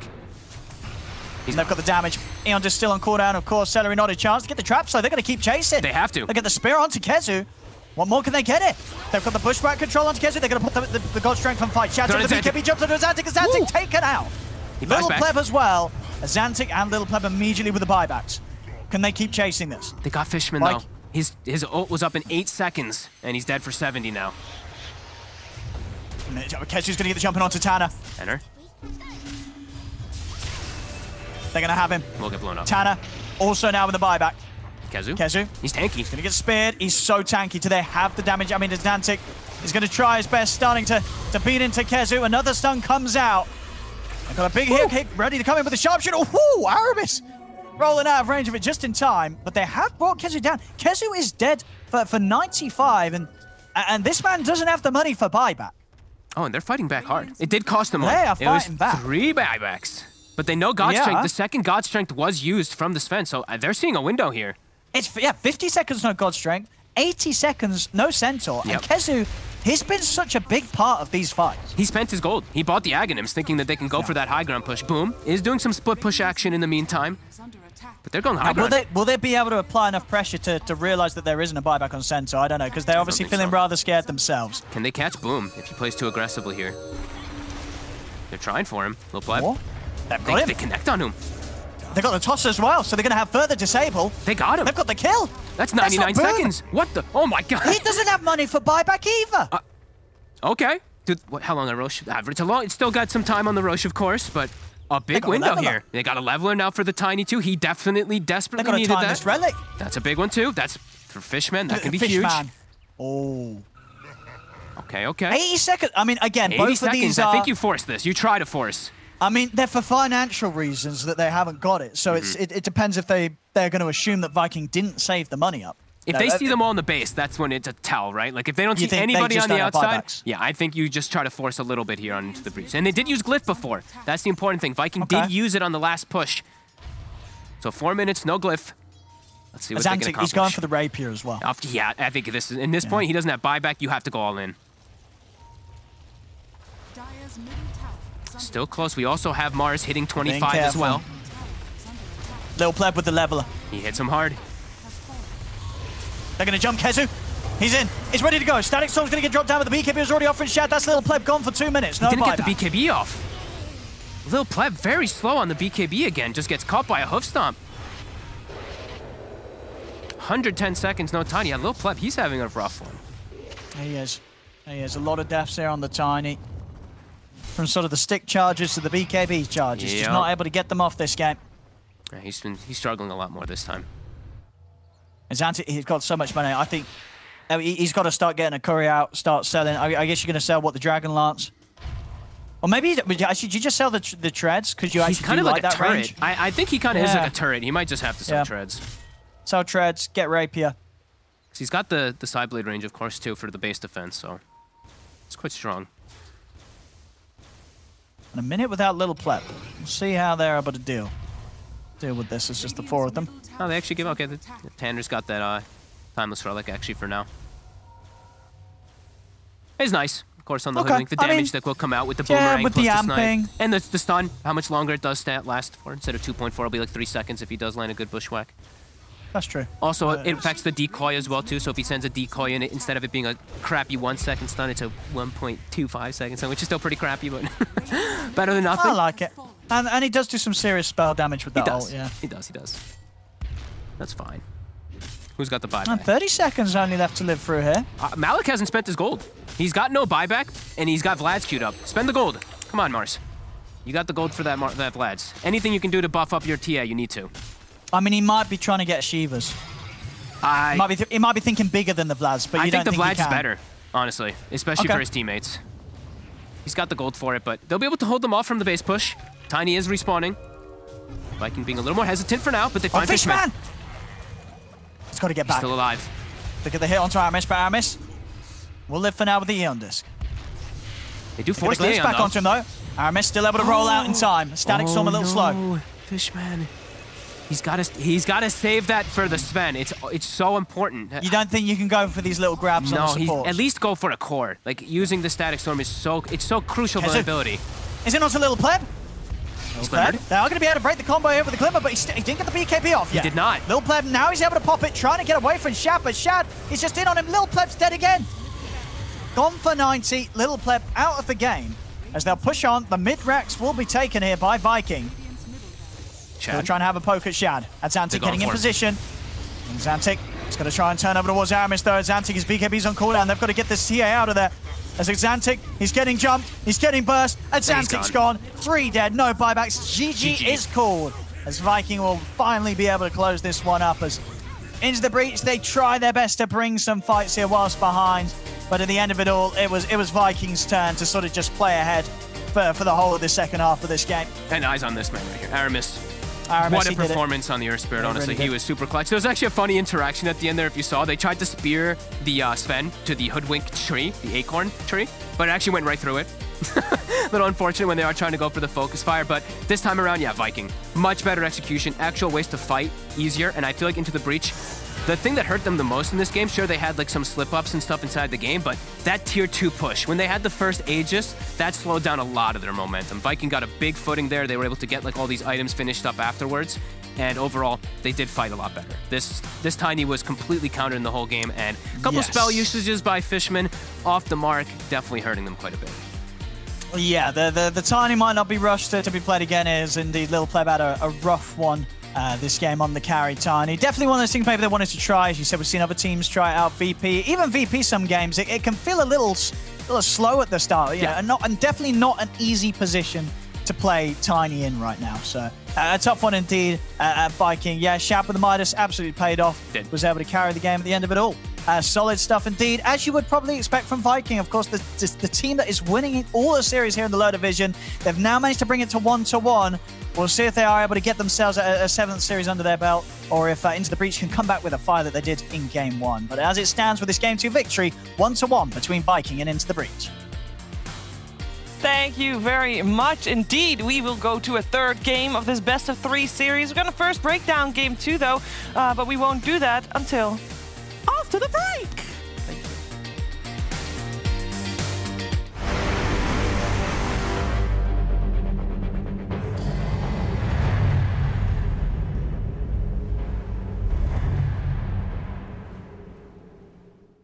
My name is Jordan Gilbert, aka Nothing. Hi, my name is Sue Lee. My handle is Smix. I think it's important for these initiatives to happen. Empathy really, really goes a long way, and it always means so much to us, and I think that's where initiatives like this really help. I encourage everyone in the community, anytime they see bullying, anytime they see someone getting called names, I encourage you to step up and say something. Good luck, have fun. Good luck, have fun.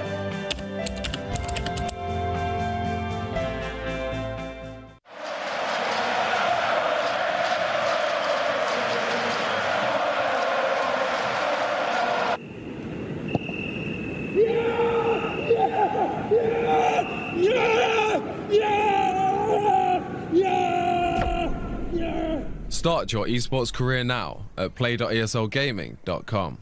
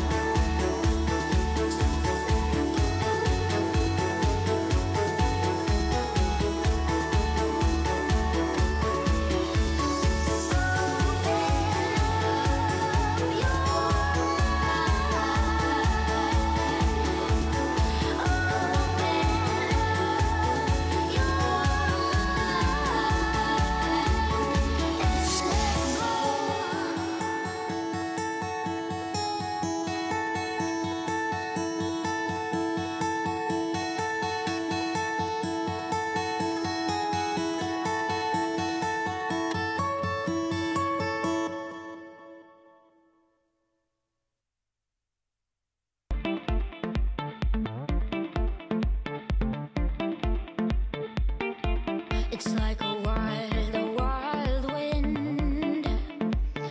It moves me. Can't hide, cannot escape. You drive me so wild and beautiful. You're strong and wonderful. High in the sky. I feel it in my bones. You.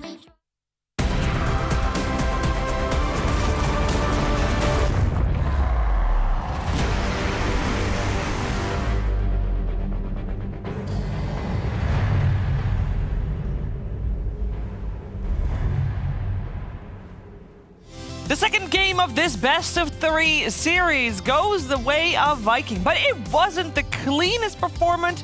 However, it was a very entertaining performance from both teams, so we're happy that we get to see a third game between these two teams. I'm here with Kyle and Moxie, and we're going to attempt to break this game down. And this game, Moxie, was decided mostly by these skirmishy fights that we see right here.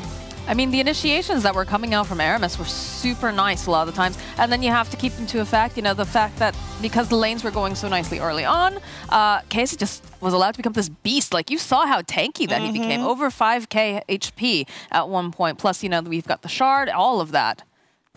Yeah. Even more armor. Exactly 69, actually. In those nice. couple of those game determining team fights. Aramis definitely with the kicks of the tiny out of the coil and a couple early rotations was great. But end of the day, when I see a Sven buying a Midas, it's like this just sort of tells the story of this game. Viking felt no pressure. Like, look, all we do is survive. Eventually, we'll be late enough. We'll win the game. Earth Spirit did play out of his mind, but really just two mistakes, I think, big ones from our Radiant lineup into the breach trying to close it out, and I'm pretty sure I don't want to steal his thunder. No, go. Okay.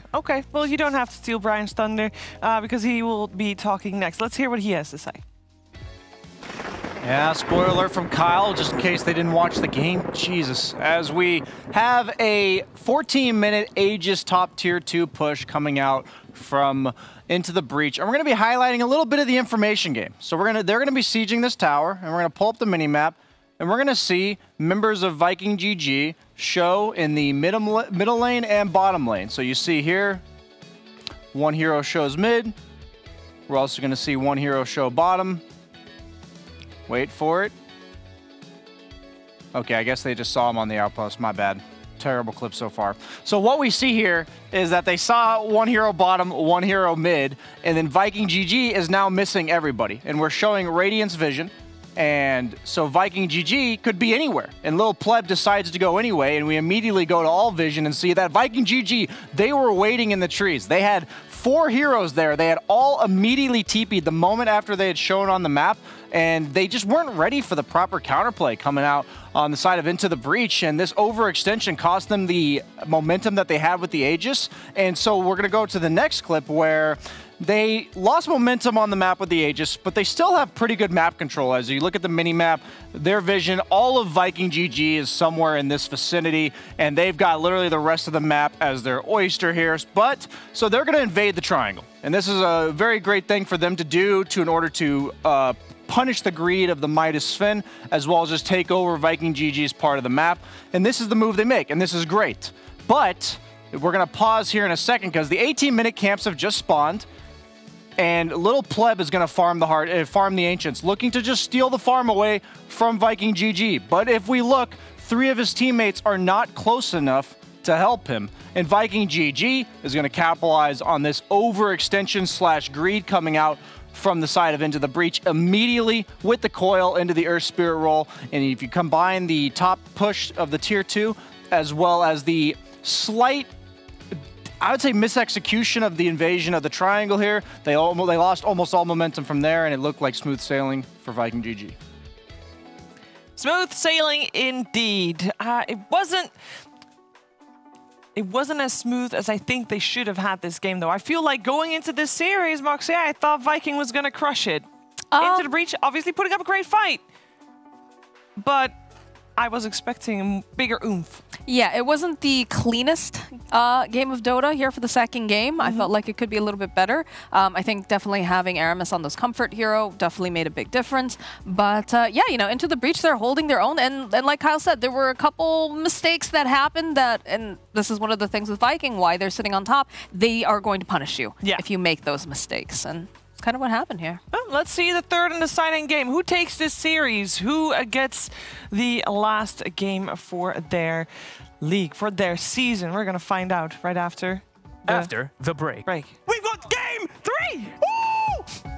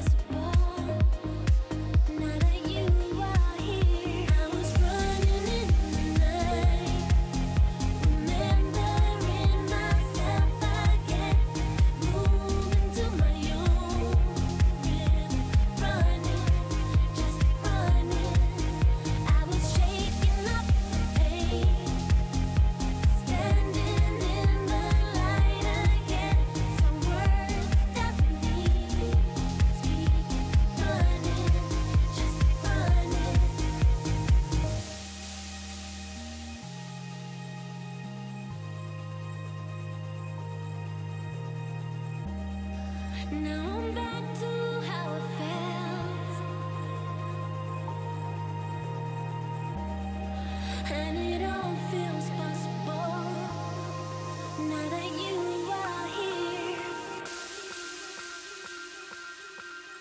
I was running in the night, remembering myself again, moving to my own rhythm, running, just running. I was shaking off the pain, standing in the light again. Some words stop me, running, just running.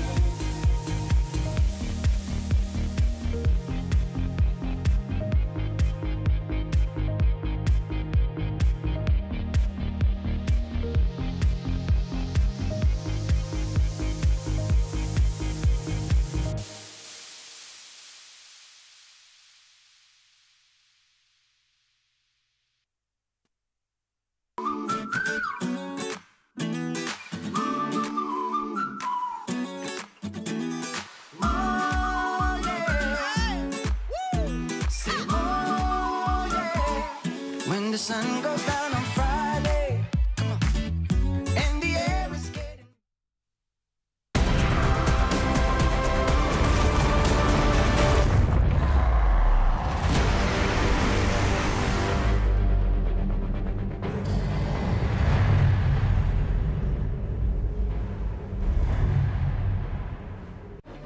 A third and deciding game coming your way here at DreamLeague Season 15, powered by Intel. We have Viking GG and Into the Breach, both sitting at one score, so we're making it 1-2-1. We're gonna find out who takes his third game. I'm here with Kyle and Moxie, and I believe we are already in the draft. Very curious to see what these two teams will come up with this time around. Of course, we had maybe a little bit of experimental draft coming out from Into the Breach with their tiny carry. This time around, though, they'll go for the tried, true, and tested Ancient Apparition first phase pickup, and it will be Viking picking up that tiny.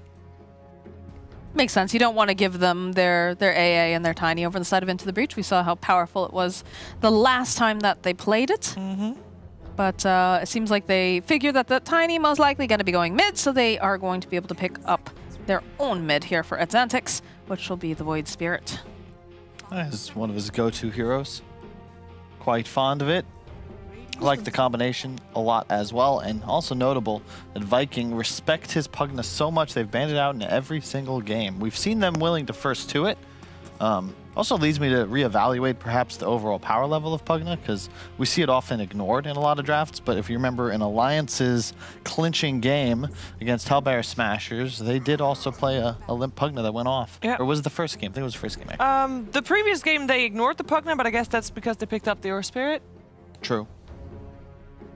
So one of the heroes that can deal with that. That's just so nice, right? It's so value. You think of the fact that you want to play fast in this patch. So you have something that's going to be able to nether blast both buildings. You've got the fact that, you know, you can use Decrepify to make it so that your opponent cannot CS. And then on top of that, you've got Life Drain, or in some cases, be the little battery that gives the life right back to your core, because your positioning should be so good that you can avoid being in the middle of everything. So very value. Again, not seeing a whole heck of a lot of it, because we've been seeing things in terms of int-based tower pushers like Lashrek have been very popular, but something to keep in mind for sure. Depends on the right draft, though. Yep. And speaking of the right draft, I feel like Clockwork has been definitely one of the standout heroes over the last 7 days. We saw maybe a little bit more than 7 days, actually, because of course we saw Saxa with top tier performance. Oh yeah. And this weekend as well, we had some great Clockwork games, and Clockwork often the hero that decided the fight. Yep, and I like the puck pickup. Escapes the Clockwork. Very good against AA, and assuming now it's the mid matchup against Void Spirit, relatively even.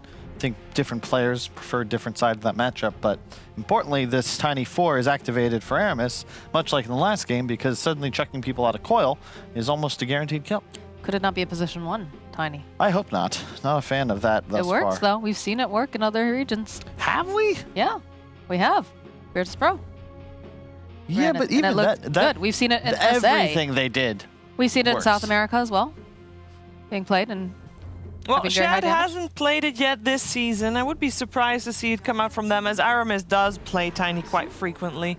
Now's the time, though. Sheev bust out the... I guess so. I would imagine, though, for Viking, if they're going to bust it out, they should have busted it out if they were 1 game up. This is a deciding game. I don't know if they where's my try pudge? something now. Yeah. Where is the pudge that Where Celery is the said? pudge? He said it. He lied. Might be featured. I think it's more of a Radiant hero because of that whole hooking archers into the trees thing.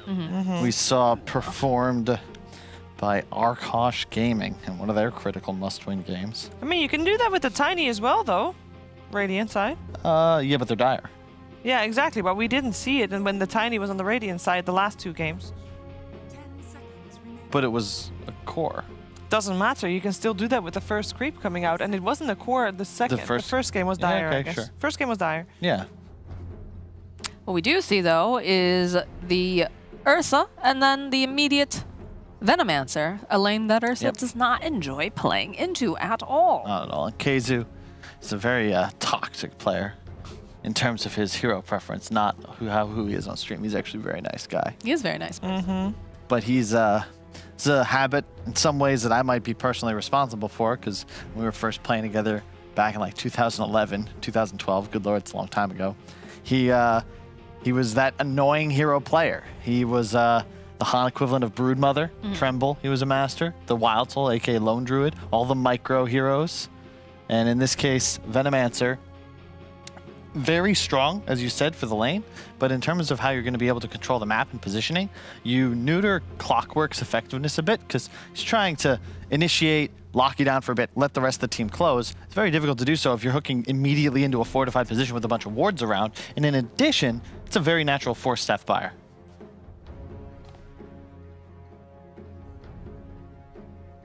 All right, so we're needing some offlaners still on the side of Into the Breach. We got the Centaur banned out for that.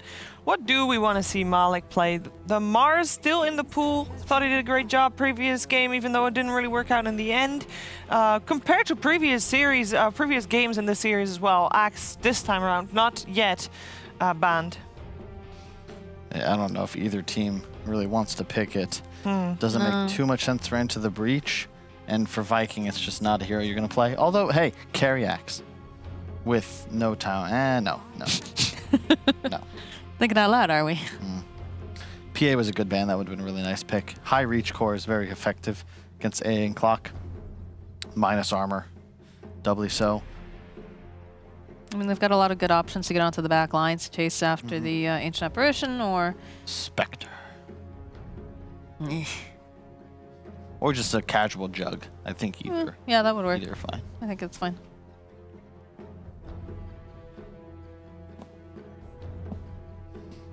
I think Ursa has one of the worst win rates of any one position so far. In the Can we upper only or a full? I mean, you can no longer search for all of the things. Well, across the whole DPC, it's definitely pretty low. But I think in this region specifically, with a minimum of, let's say, 10 games played, I think it's definitely the find it. What about the Pango? It's not banned out. It's going to be able to roll around, gives you a little bit of team fight, which is nice.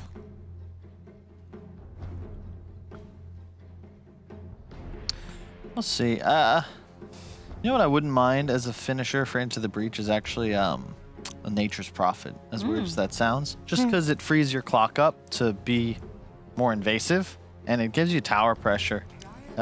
It's very annoying to play heroes like Veno if you suddenly find yourself with too much stuff running at you. Is that a Viking Bloodseeker? That's pretty cool. I dig that. You're going to rupture the Ursa, the Void Spirit, render them pretty impossible to play.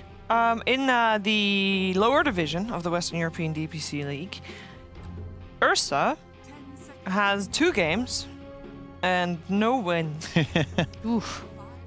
And I am now checking upper to get the answer for that, seeing if, you know, people that are a little bit better at the game might be more successful with that hero. And I can tell you straight up, no.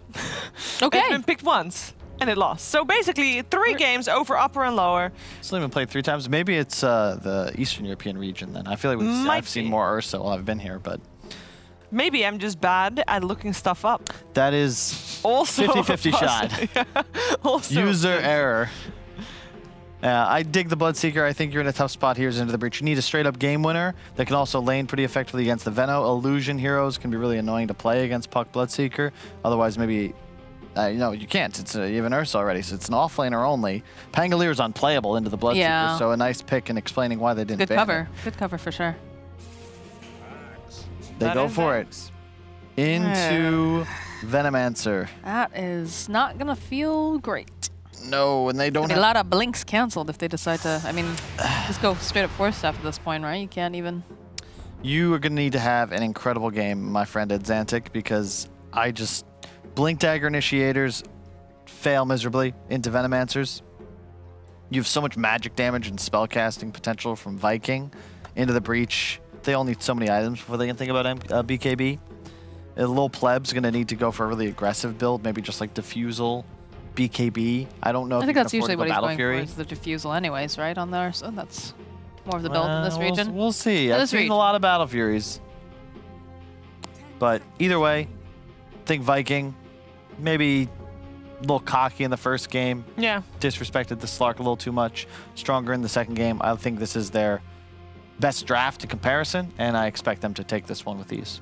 With ease, he says. Agree? I mean, Veno into an Ursa, like Ursa's not gonna like that. It's gonna be really difficult for them. And again, they have like a lot of blink initiation, but if Keze was a very good Venomancer, he's just gonna put all these wards everywhere, and it's gonna be canceling them out. It's gonna be hard for them to find the right angle. So the way for Into the Breach into this game is going to be they have to be the one to set the pace. They have to be the one setting the tempo and getting those initiations, which in theory they could do. They do have that clockwork to maybe set up. They can maybe separate the fights using the clockwork. I think that's probably one of the best situations, rather than, just being a straight up initiate. Just try to make the space, separate the fight, make it so that way, Venomancer doesn't have time to put down all those wards, catch them by surprise, but it's going to be hard. Like, they need a lot of items. All right, they need a lot of items. Uphill battle then for Into the Breach in this third game. We're going to find out if they are able to take down Viking, as would be the only team in the league that would have done that. Or maybe Viking is just going to take a 7-0 record. We're going to find out together with Fog and OD Pixel. Thank you, Sheev. And yeah, this one definitely looks like a bit of an uphill battle. We see this Venomancer picked in that 8th pick. They pick an Axe to follow it up. I think Tanner and Xantic have one of the hardest games up for them to actually carry, because the rest of the lineup, it feels like it's completely countered. I love Vikings draft this time around. The Bloodseeker versus this Void Spirit, this Veno versus both the Ursa as well as the Axe. It looks like a tough one, Owen. I mean, I think the thing that they've got going for them is it's master tier Void Spirit. Yes, Xantic, exactly. the star player, and what we've seen from them in the past, he has popped off, but you're absolutely right. You look at Kezu's Venomancer, and it's not going to be a fun game for some of the players on Into the Breach. That is, there's no doubt about that. It feels like they've been full countered, honestly. It really does feel like that. They don't really have too many good effective stuns on their two supports either. Clockwork can work. Of course, once you start getting your levels and all, you can do the cog pushbacks and whatnot versus your Puck. And I think that's the biggest problem. That's why they went for that Puck. They see the two supports. How the hell do you kill this Puck? They've got very limited disables to actually catch him too. And yeah, this one just looks like a much better draft, much easier to execute too on the side of Viking. And I like this Bloodseeker pick up a lot, honestly, in the end. It pretty much, it makes both the Ursa and the Void Spirit's life miserable, and they got Grimstroke. So if they ever do get soul-bound on the two of them as well, disaster will quickly ensue. As Tanner immediately skills Rocket, so that says one thing already. He's feeling like he can't do the most, at least at the start of the lane, because he's going to be playing likely with an Axe. He's got double Sage's Mask too, so that tells me what? Like Bassi plus Urn, trying to go for some type of more passive kind of style. So yeah, it really does feel like it's going to be a massive uphill battle for them. Actually seeing them potentially setting up there's like a tri-link. I see a Blightstone on my AA, but it's just gonna go down to bottom. And yeah, let's see what they can do. I really do feel like this is gonna be a pretty impossible lane, especially in the bottom lane. This is not a lane that Ursa enjoys whatsoever. And we're seeing Rockets. So Rockets scout, maybe Rockets to harass onto the Puck. I mean, yeah, he's just spamming Rockets mid. Hey, he's gonna have full mana, double Sage's Mask. Yeah. Immediately they start forcing the wave though. Bloodright plus a stroke. Isn't gonna clip onto Malik, but yeah, tough lane. Sure, well, you don't see Shad having any pressure here on him. He's gonna free farm. Nothing whatsoever.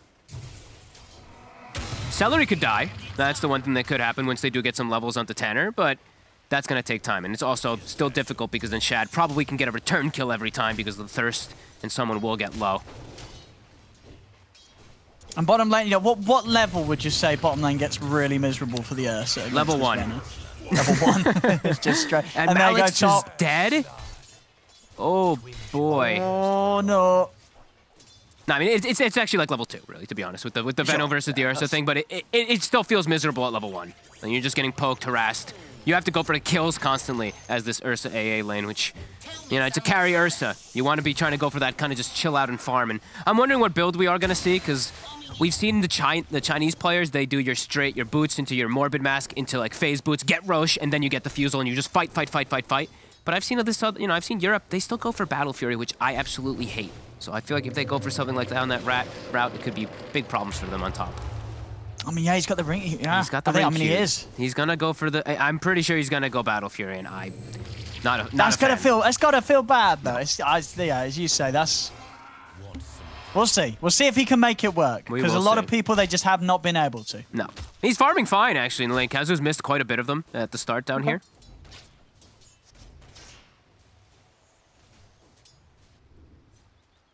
But the matchup overall throughout the game, just it's always so bad. Unless you get super far ahead, unless you snowball out of control in the Ursa and you're always getting on top of this Veno, then it's going to be problematic. So that's why I was saying at the beginning, it's eyes on Tanner and Xantic in this game, because they're the ones who have to just like erase the Veno from the game so that Ursa can play inside of these fights. But then even then, you know, there's the Soulbind that can be problematic, the Phantom is also annoying, and of course, that biggest one is Rupture. That will be really tough for both of the main cores of Into the Breach.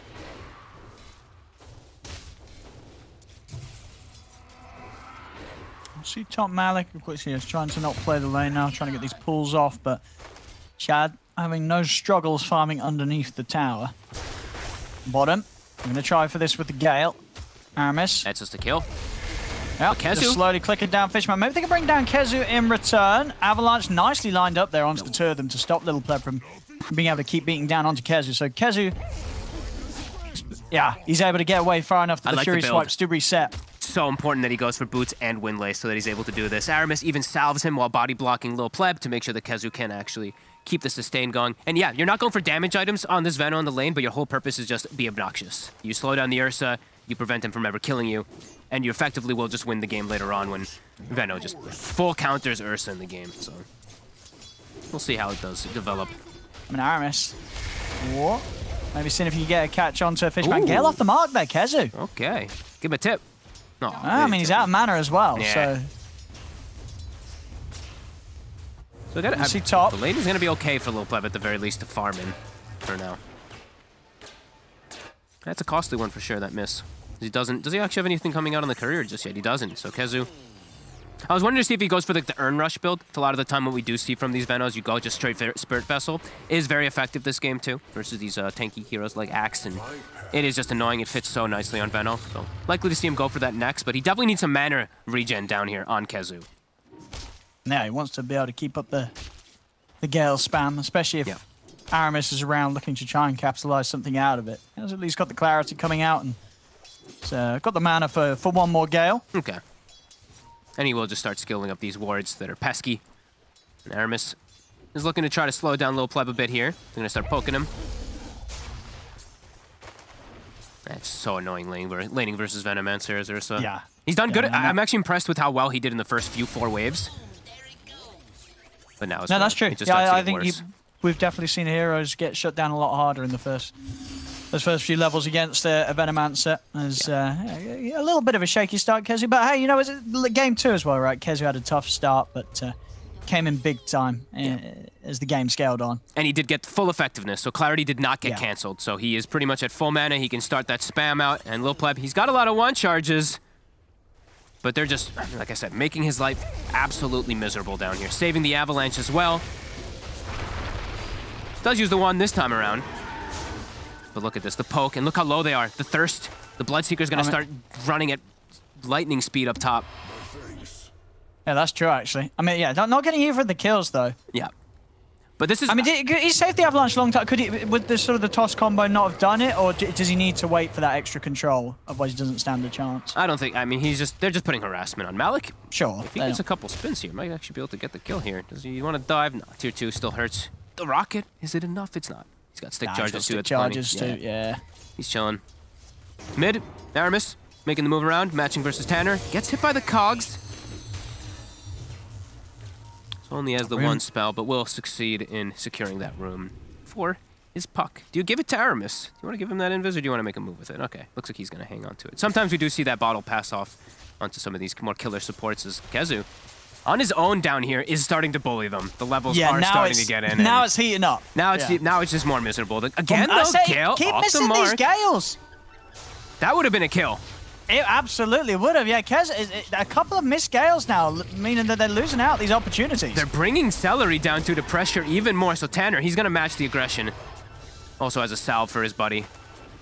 But Ursa's CS, he had 24 at the, 4-minute mark or so? He's got 28. He's gotten 4 last hits in 2.5 minutes on this Ursa. As Shad's lane absolutely free, able to free farm under tower as Axe cuts. So both these two will be very farmed. I want to see Malik maximize, and that's what we're seeing him do right now. He's pulling neutrals with those camps as well to get that increased farm on the Axe. So will be very high level, very farmed on this Axe, at the very least for his team, as he's going to need to be.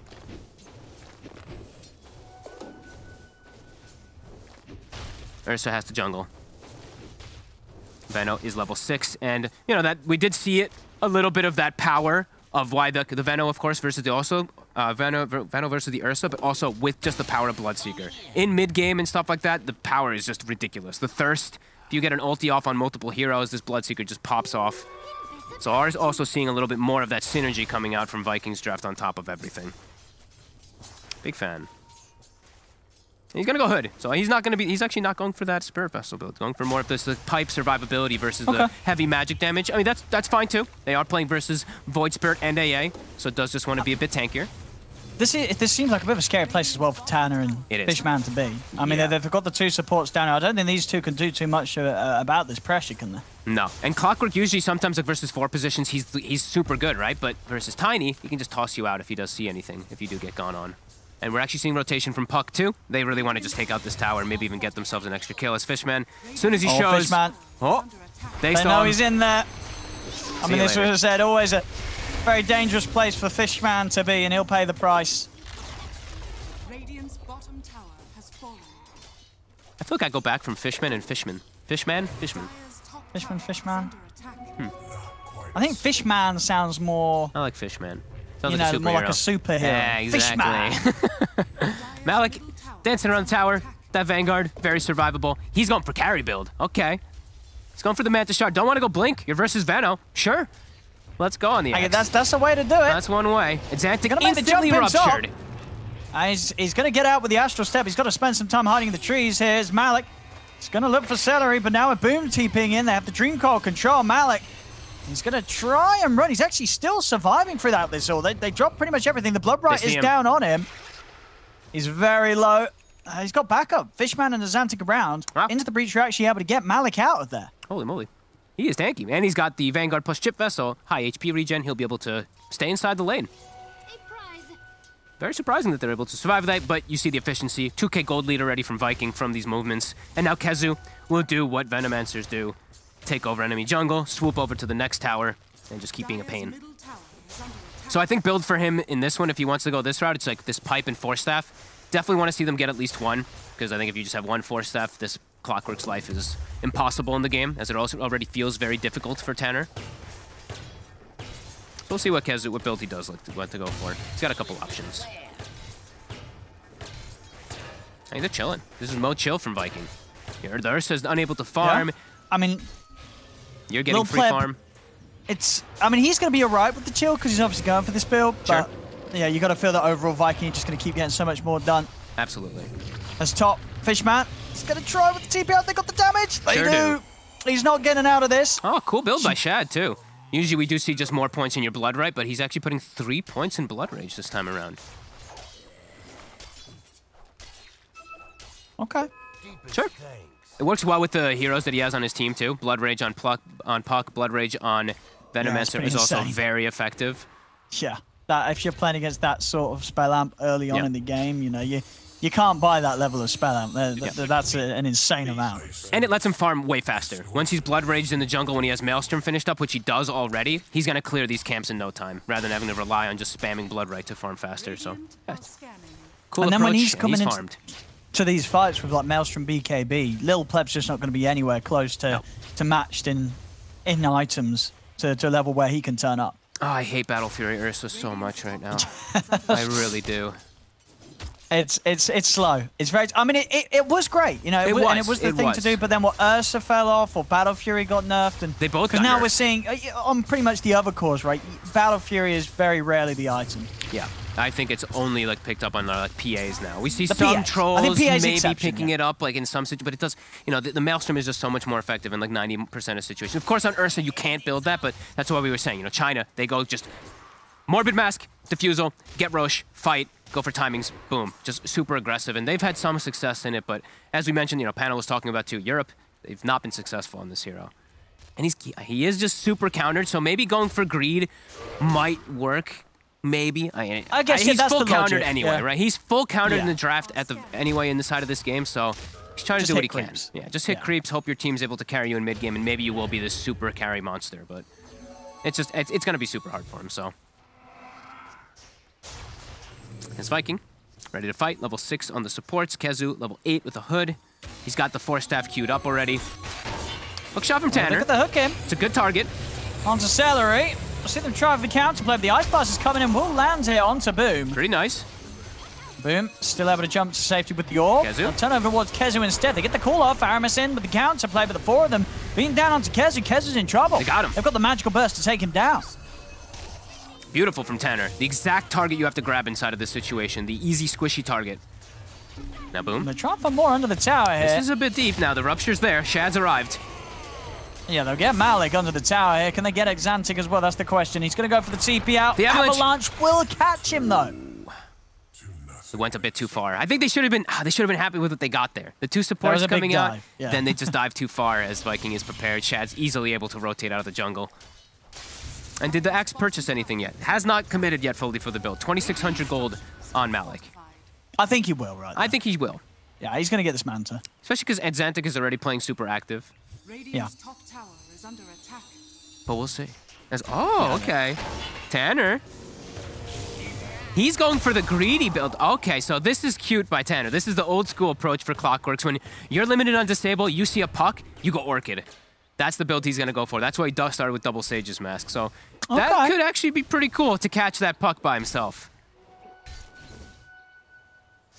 It's a very greedy kind of pub style thing, but it can work, especially because we always, you know, these pucks, they all go Witchblade. So you might have opportunity. Yeah, they don't buy anything to actually dispel. gank. Yeah. It does take you some time, of course, to get it on the Clockwork, but if you're very effective with your gold, it's a cheap item. The build-up is always nice, too. So, yeah, we'll see if it does work out. It's a clever approach. As Malik is committed for that. Yasha. Blink already on our support. Tiny on Viking. 14 minutes. Super early on. So another way, as we've seen, Aramis does like to play with the combos with the puck. Viking overall do. So Earth Spirit first time to kick out of coil. Now they got the Blink toss out of coil too. Can be quite strong. Little Pleb is getting space though. Battle Fury is almost online. He's so not too climbing bad. up the ranks. Not too bad, at least with his farm. That's what Viking can do with this Blink reveal. Yeah. Tanner, it's on him to get those big initiations. Yeah, Xantic's, he's watching this carefully. Maybe Aramis can get this jump. Radiant's middle tower is under attack. They saw where the rocket came from. They see Yeah, he's gonna Fishman show too, so himself they know here. exactly where they are. Nice to simulate. Doesn't Very, get very into the quick back. there at Xantic. Now Hook shot Aramis. in Tanner. Tanner's going to reach in onto Aramis. They're going to get the grab onto The Boom. puck, Boom. He's able to dodge the Ice Blast, though, with the phase shift, and now the Dream Core's down. Boom catches the two of them. Shad is ready to start looking for some cleanup. Rupture down onto Tanner. Tanner's going to hold his Oh, the position. Lil deny. Pleb's able to get him with the deny. Malik's in with the counterplay. Dunk down onto Boom. Right. Nice defense there. Bit of a slip up on the initiation. He saw the AA, but he goes for the Void Spirit. Bit interesting there at Xantic. He has more than enough time to always get the simulate off. Instant Xantic? mules. He's going to be fine. He's getting Aramis underneath the tower here. Lil Pleb. Lil Pleb, though, getting thrown straight into the action. will manage to get the ult off in time, protecting him from that burst of damage. So Lil Pleb actually able to walk out. Not too bad at all. Wow, into the breach. Continuing to impress today, the way that they coordinate their fights. And Viking, maybe not giving as much respect as needed here. Going for that dive in, not going for the easy squishy AA target. They go for the tough Void Spirit. You got to get the initial toss off in order to get that type of setup, but goes for it in the trees and can't quite connect. On point again, Tanner. Another hook shot.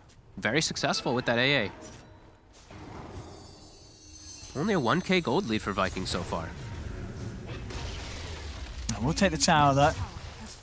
Trying to move in, but scouted out by this rocket flare, so they know exactly what's coming here. When I say that, the Lil Pleb still getting caught by the avalanche. Tries to jump down. Won't be able to clear that cliff. And he's losing his ancients too, Tanner. They're trying to hold on to them. Tanner comes in with a hook shot. Boom dodges. Dream now out onto the three of them. Oh. They've got the control onto Boom, but a big ult from Kezu. They're all going to start ticking down very low with the avalanche coming in. They've lost 3. They're probably going to lose the Zantic. Zantic tries to play in aggressively. Will actually manage to set up onto the puck. He's going for the TP out on the high ground as well, but the X-Force Stone catches him. As Zantic's been found on the cliff, they'll take down 4. Kezu still with spells to play with here as he's able to get the Gale down onto Malik. He can keep kiting this. And Malik's tanky, but slowly they should have the damage to take him out here. As they're in with the avalanche, the Ixwell comes off again as Malik will fall. Lil Pleb's got to be careful. He can't run into these 3 heroes. But there we have it. Viking getting 5 kills back to back. Kezu just holding his ground. The Venom wards have claimed the area. Tanner, can he get the connection? Doesn't have hookshot available. And they deny away a lot there. They take away the Ancients. They own the fight there too, Boom. Does dodge the Ice Blast and all that. Will inevitably go down, but a clean fight from Viking with that invasion. Sveno just continuing to be the boss as we see just beautiful spell connection.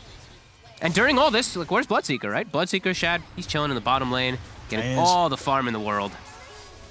BKB and going into this SNY, he's just going to be full tanky. So throughout these fights, Kezu's just going to be able to, as we saw last time, just control everyone, make it very unappealing for Into the Breach to really try and take a team fight head on. Yeah. And Shad's just going to be allowed to come in with the cleanup.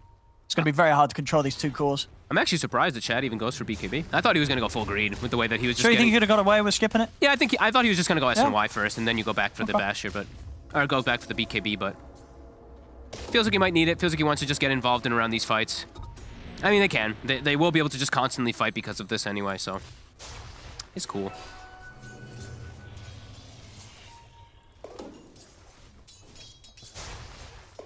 Slowing onto this 4K lead. Viking. Can they get into the Roche? I feel like that you have to. When you play Ursa, you have to get a Roche on. I mean, there's no way they get away with this. Not when nobody's showing. That's the thing, is you have to show other heroes on the map. They will find Kezu, though. They do. Can they burst? They can. Aramis? They're able to burst Kezu. He doesn't have buyback as well, so we can't get back in on this fight. See what the rest of the team can do without Kezu alive. Shad, he's looking like he's going to be able to do a pretty good job of cleaning them up 1-by-1. Adzantic's up to the high ground and got anything to stop his TP. They don't. It's close. They lose Kezu, but still, the fact that Into the Breach in return, they drop 2 heroes themselves, I mean, of course, that they can't go for this Roshan attempt, and especially now they've shown that that's been something on their mind the once, it's going to be very hard to pull that apart. Viking. Viking's going to be ready every time. And they didn't show anybody in lanes at all either. That's the one thing. It's like when you're trying to go for these sneaky Roche kind of plays, you tell your team, hey guys, everyone's showing a lane. I'm going to like smoke into the pit alone. Because Ursa, you can solo it. He doesn't have the Morbid Mask, so it makes it a lot harder.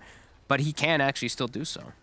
Or at least with a +1, and then you show like 3 heroes on the map, or 2 heroes. You have to make a sacrifice for it versus a better team. Otherwise, it's going to be obvious. As Shad continues to be that top. Right after the BKB. He didn't have to use it in the fight. He'll have a Yasha done. Level 15 as well. Going for all of the individual talents as well. Just all about himself as he is the carry. 7 armor, lifesteal as well on the Bloodseeker. And 20 minutes about to hit. So Malik, his power threshold is about to spike up. Aghanim Shard is about to be picked up for this axe with that Manta build. I mean, yeah, he's hitting it perfect time. He is. Having the full combo of items ready. So, I mean, him and Lil Pleb, they are going to farm. Tanner. Aramis is able to find him. How's Tanner's farm? Does he have... He's approaching the Orchid. I mean, it's slowly arriving for this Clockwork. He's going for greed, as we said.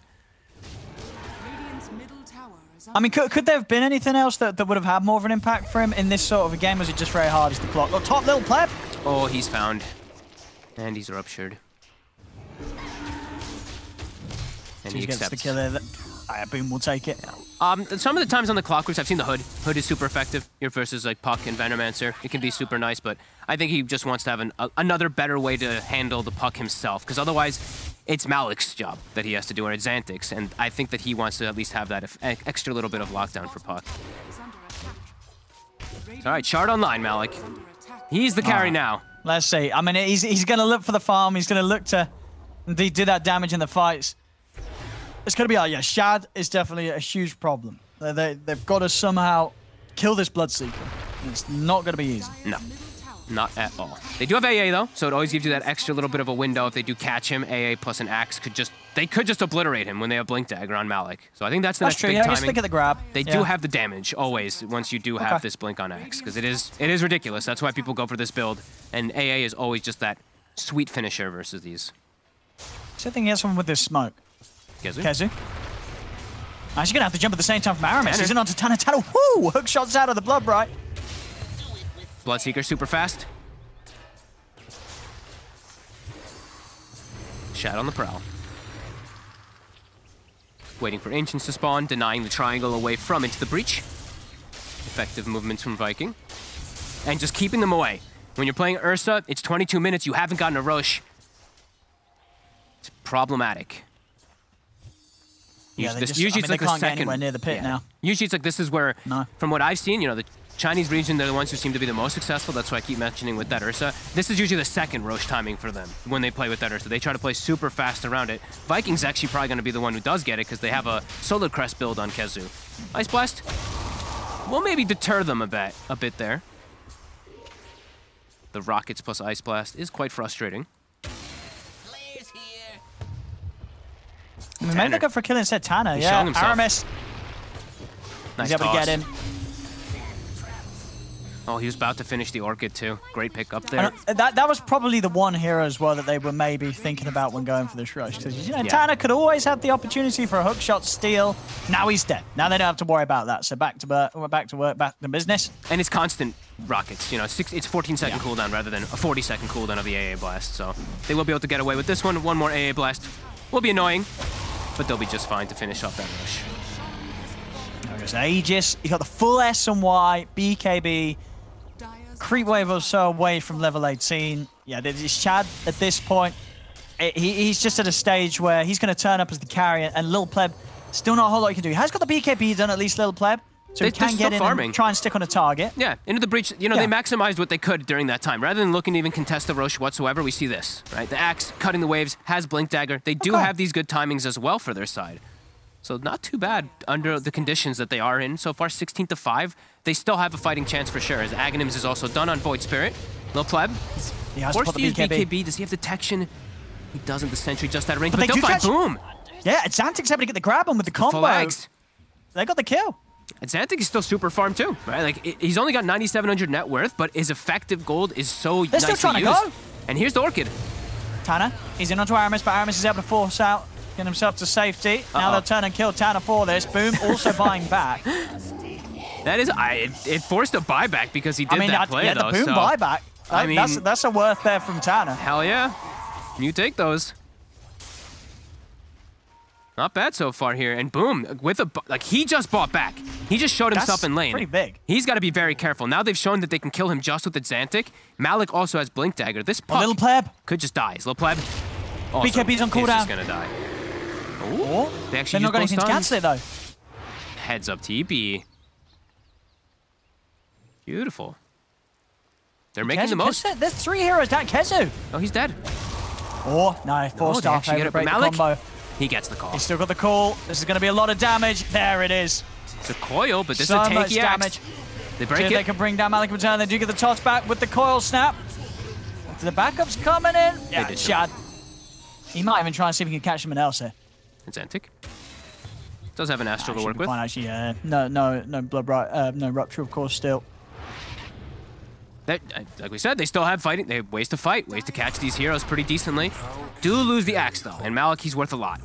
Yeah, and he is, as we see, he's their serious damage, as you say. It's a lot of damage with these illusions and the spins. Dude, look at Boom. Look, Tanner is trying to hunt for the puck. This is a tough one, though.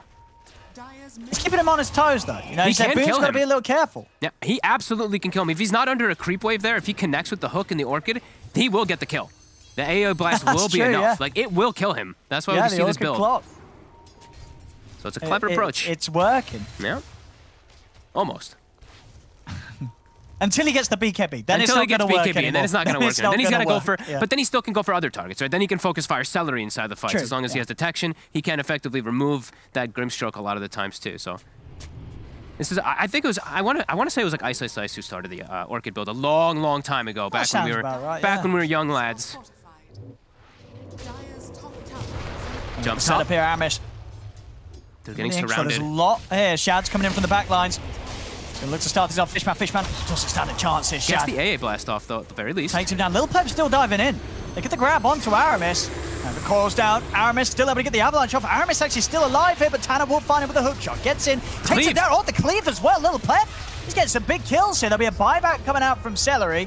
Lil Pep tries to run down Boom, looking to get out of range as Shad. He's now ready with the BKB and ready for a cleanup. Takes down one. They will lose Boom. And it's Zantic into the trees with the TP. He's actually able to make it away again. Oh, baby. Force another buyback, too. Celery. Yeah. This time it's him. 80 seconds, no puck, too, as that was the death after the buyback from earlier. They're getting Boom pretty nicely. And that was the Orchid that caused him to get that low initially, and then Zantic's able to finish him off. So some real good stuff coming out from the breach again. Even though they're 10 kills behind, 4K behind, they have Ursa versus Veno, they're still making it happen so far. They really are. This is good stuff. They're closing it a little bit. Yeah. You can't, as you say, write off the potential of Malik and Lil Pleb. I mean, it's not a lot of success, the Battle Furiosa, but in this sort of game where he's keeping up, you know, it is going to scale, and he is going to become a carrot. Yep, and Zantic too is level 20 already. I think he's the first one, right? Yeah. Him and Shad, level 20. Tanner. He's going to look to lead it on to Kezu. Kezu out to the side. They get the call. They're going to have the damage. They sure Kezu's do. gone. Chad? And now they're going to run. They're going to turn over towards Shadow Roar. 10 seconds to be. Indeed, he has to be so careful. He's able to turn with the Rupture to hold back at Zantic. Oh, Aramis trying to jump in as well. They're just trying to keep them away from Shad. They're trying to get Shad out to safety. And get the blink. Oh. That was a bit scary for a second there. Well, again, it's another hit here from into the breach. 10 They're seconds losing for two puck. cores. That long respawn time definitely hurting Viking. Yeah. The breach taking advantage of it there nicely, and they will be able to get a tier 1 out of it too. I'm so impressed with the way they're playing. Like, where's this into the breach been all season? Yeah, this is some big stuff. I mean, there was always going to be the potential, even though the draft was tough, I think, as we say, now Zantic on his Void Spirit, he's looking very smooth. And I guess it's the same to be said for like Little Pleb. I mean, one of the reasons why game 2 was as tough as it was, because Little Pleb just didn't really have a game right. On his Tiny, wasn't able to do much at all.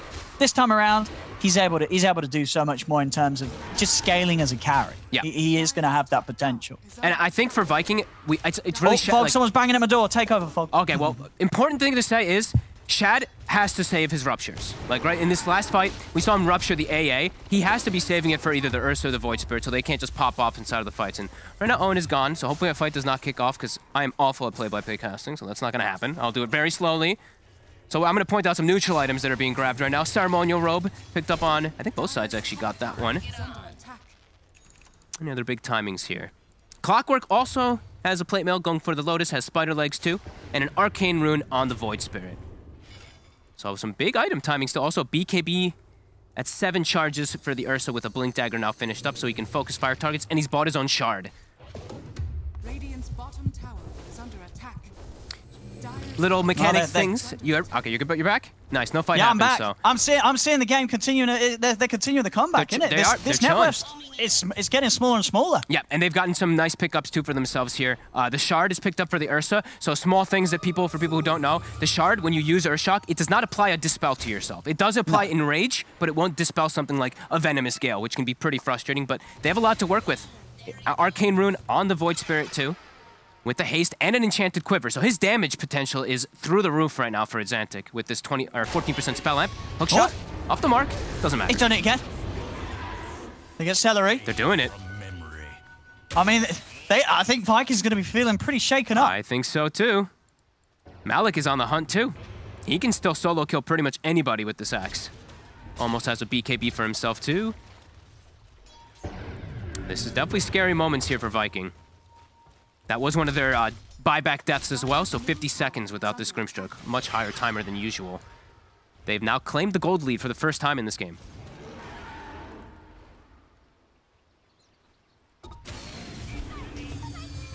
Yeah, this is so impressive right now. Boom. Oh, he's silenced up. He's in. They call boom. He's dead. He buys his BKB before dying, but another death for the puck. Well, Tanner's, he's going to take a full combo to the face. But he ruptured him. We'll actually get the silence off in time. They have to run. They've got the setup. They've got the catch. Shad be able to blow a power miss. Shad has to be more careful with these. I mean, this fight, sure, he accepts that they can't fight it anyway, but he can't just be throwing out ruptures at this point in the game. Like, he needs to use rupture on either Void Spirit or Ursa for them to have fighting hopes inside the fights now. This is big problems for Viking. They have lost full control of the game. This Ursa is super farmed now. Almost has Basher too, so man fighting versus Bloodseeker will be a possibility. Yeah, I think for me, there was just sort of the expectation that the Boom and Kezu would be able to do more on these heroes to sort of mess with Little Pleb's game, but it just didn't happen. They were never really able to get in and find him. And he's making the Battle Fury look good, which is, it's not an easy thing to do. No, it's not an easy thing to do considering what we've seen from it. And I mean, really, this puck, right? The death into the buyback has hurt this puck so much. The BKB comes out now, was definitely, you're going to look back at that and say, was it necessary? Yeah. They have so many solutions for him now, too. Like, BKB is going to be a good way for him now to watch out for, versus that Void Spirit and stuff, but there's also Basher. There's still an Axe Call. Still not an easy game now for the puck. They're going to smoke, as they can't just keep letting themselves get initiated on by Into the Breach. Axe Manta. We'll scout them out. Fishman. Oh, they're going to get the jump on Fishman. Fishman, he will get blown up here at the start of it all, see if they can turn it into anything else. Doesn't look like it. They're up to the high ground. They're away. Basher soon to be done on Little Pleb. I mean, honestly, we're seeing already just the amount of catch, you know, that they're getting that setup. Xantic's in, the silences between him and Tanner. That if they get the angle, that there's not a whole lot that can be done to save them. They've got to be super hot with the 4-star plays. You know, Aramis and Kezu, they've got to break people. I guess Seller as well. These three forces, they've got to be ready to slide one another out to safety, because whoever gets gone on is just getting destroyed. Fortunate thing for Shad is that he has Elven Tunic. So this is the one thing that's putting him a bit over the edge versus that Ursa. He has evasion, where the Ursa does not have True Strike or an Elven Tunic of his own to give himself any evasion either. So the man fights from Shad will be very potent, but it really is eyes on him for who he's rupturing. Like, I really don't want to see him rupturing AA or Clockwork ever again in this game. Get it on a core. A couple of these times now, it has costed them some pretty big consecutive damages. I mean, I think it has to be the Ursa. I don't even know. Is it really that good on a Xantic? Does it mess with him too much? It keeps him in place, but at Xantic, he understands the matchup. That's why I went for Shard as well, where you're able to just like bounce around and go all over the place. So I think it is just going to have to be on the Ursa. But they're preparing themselves. Do they have any... Other thing is, too, is anybody built up a Yules? I'm actually surprised. Like, I know everyone hates Yules on puck now. Nobody gets it, but you're playing versus Ursa. So I feel like even for Boom, like, there was options for him to just go for Yule Scepter this game. But definitely a little bit weird to see them not go for any of those type of just straight up counters of the Ursa. They do have the Halberd at least on the Veno, but yeah. Little Pleb. Are they gonna be able to sneak this right next to Viking? I mean, there's no way, surely. They know it feels. Yeah. Oh. Viking. Oh, Kezu, he scouts it. And now the Dream Core's down onto the two of them. But right out as well, they're looking to try and bring down Tanner. Linking them together, they get the deny. Okay, again. Tanner's gone. Denied here by Little Player, but now jumping from a Xantic, he's ready to go, gets the catch on Boom. Boom's dead. Kezu will get the ult up, and now Kezu's got to run. Boom will buy back for this fight. We'll see if he's able to turn this one. Then the bash onto a Xantic. Silence as well. They do take down the Void Spirit.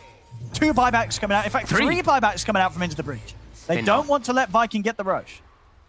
Boom was a bit slow on his BKB, huh? He got greedy, and then he gets called by the axe, so he doesn't get it off.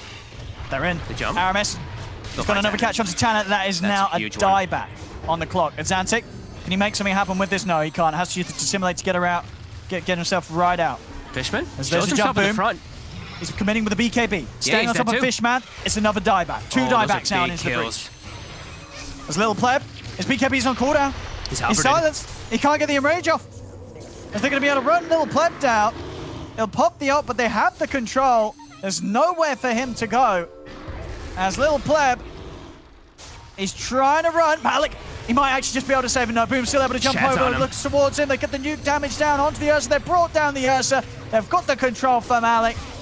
They put pretty much everything into trying to take that fight there into the breach. 3 buybacks, but Viking, they end up cleaning it up at the end of the day. Shad at level 24. He's going to have the money for the full butterfly, and they'll also have the benefits of the Roshan as well. So as close as the game's been, this is going to be quite a significant jump back into power here for Viking. They needed to finally get the initiation, and they do. The Puck actually able to start the fight for them with that coil. Toss them maybe some buybacks, but they get on the big targets. Into the breach also walked in with the supports. I'm surprised Fishman like walks up and starts hitting Venom wards. Is this AA? You're asking to just get collapsed on. As Shad will bring everything back together for his team. He's like, guys, enough. You know, I'm 9-0 and 10. Like, doing all I can here as the He's not messing around, yeah. A lot of deaths here elsewhere, but the Shad keeping it very clean. As, yeah, that'll be it. The butterfly done, so as you mentioned already, this evasion, just a huge issue, and it's going to stay that way for quite some time. Yeah. Still quite a bit of money that's needed for the MKB on Little Pleb Xersa.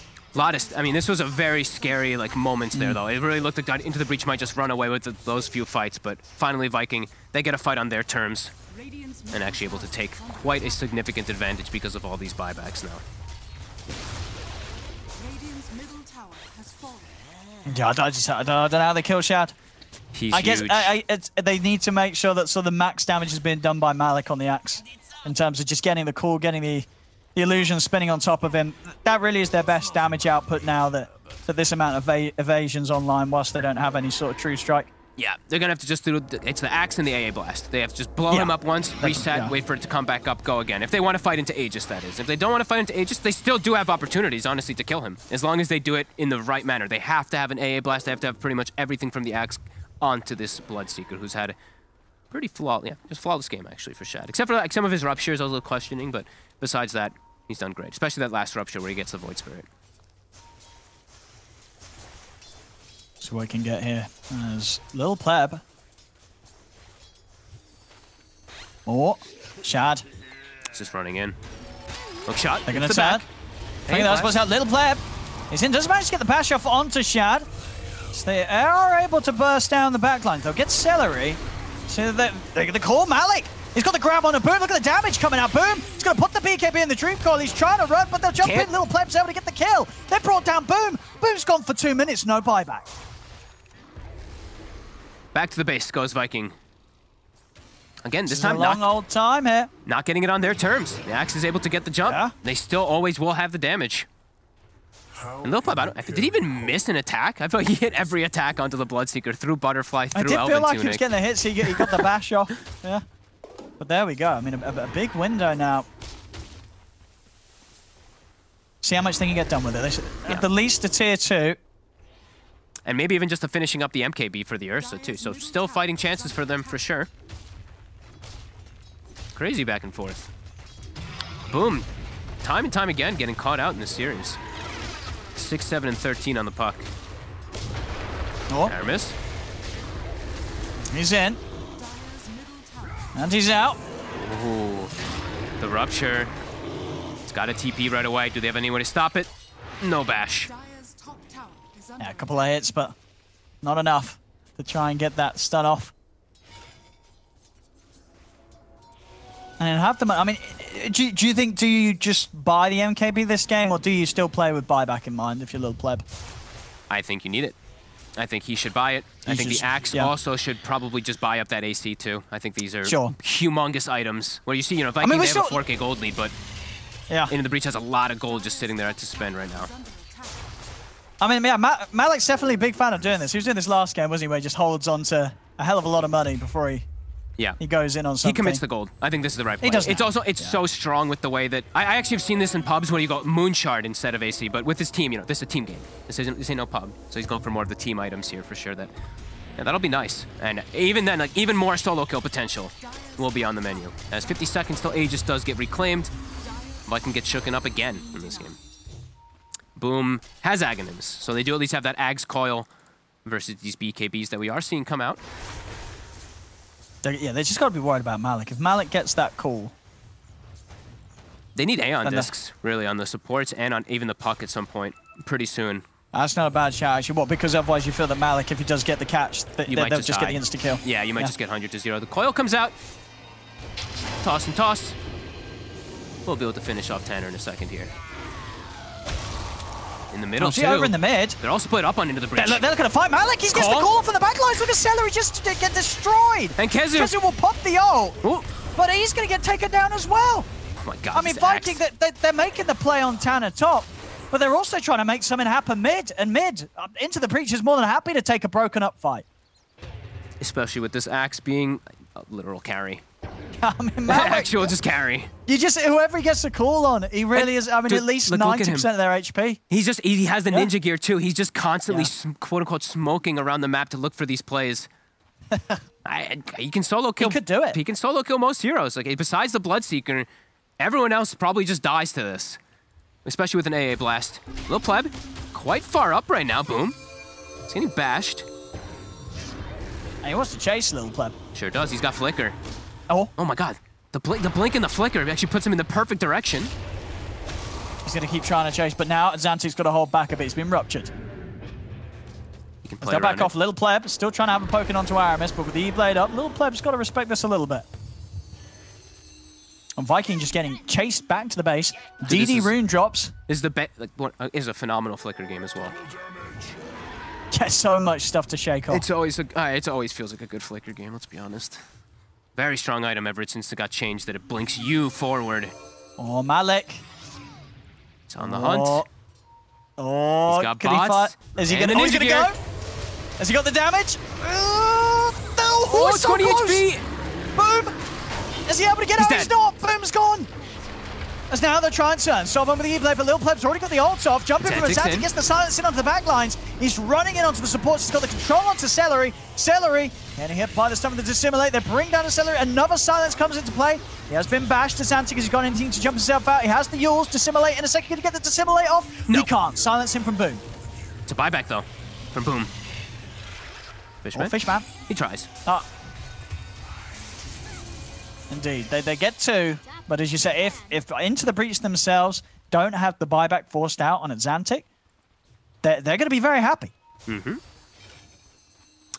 They're so aggressive. I didn't realize that he hit 25. He's 26 on the Void Spirit. He jumps and gets the Dissimulate stun also on the backlines too.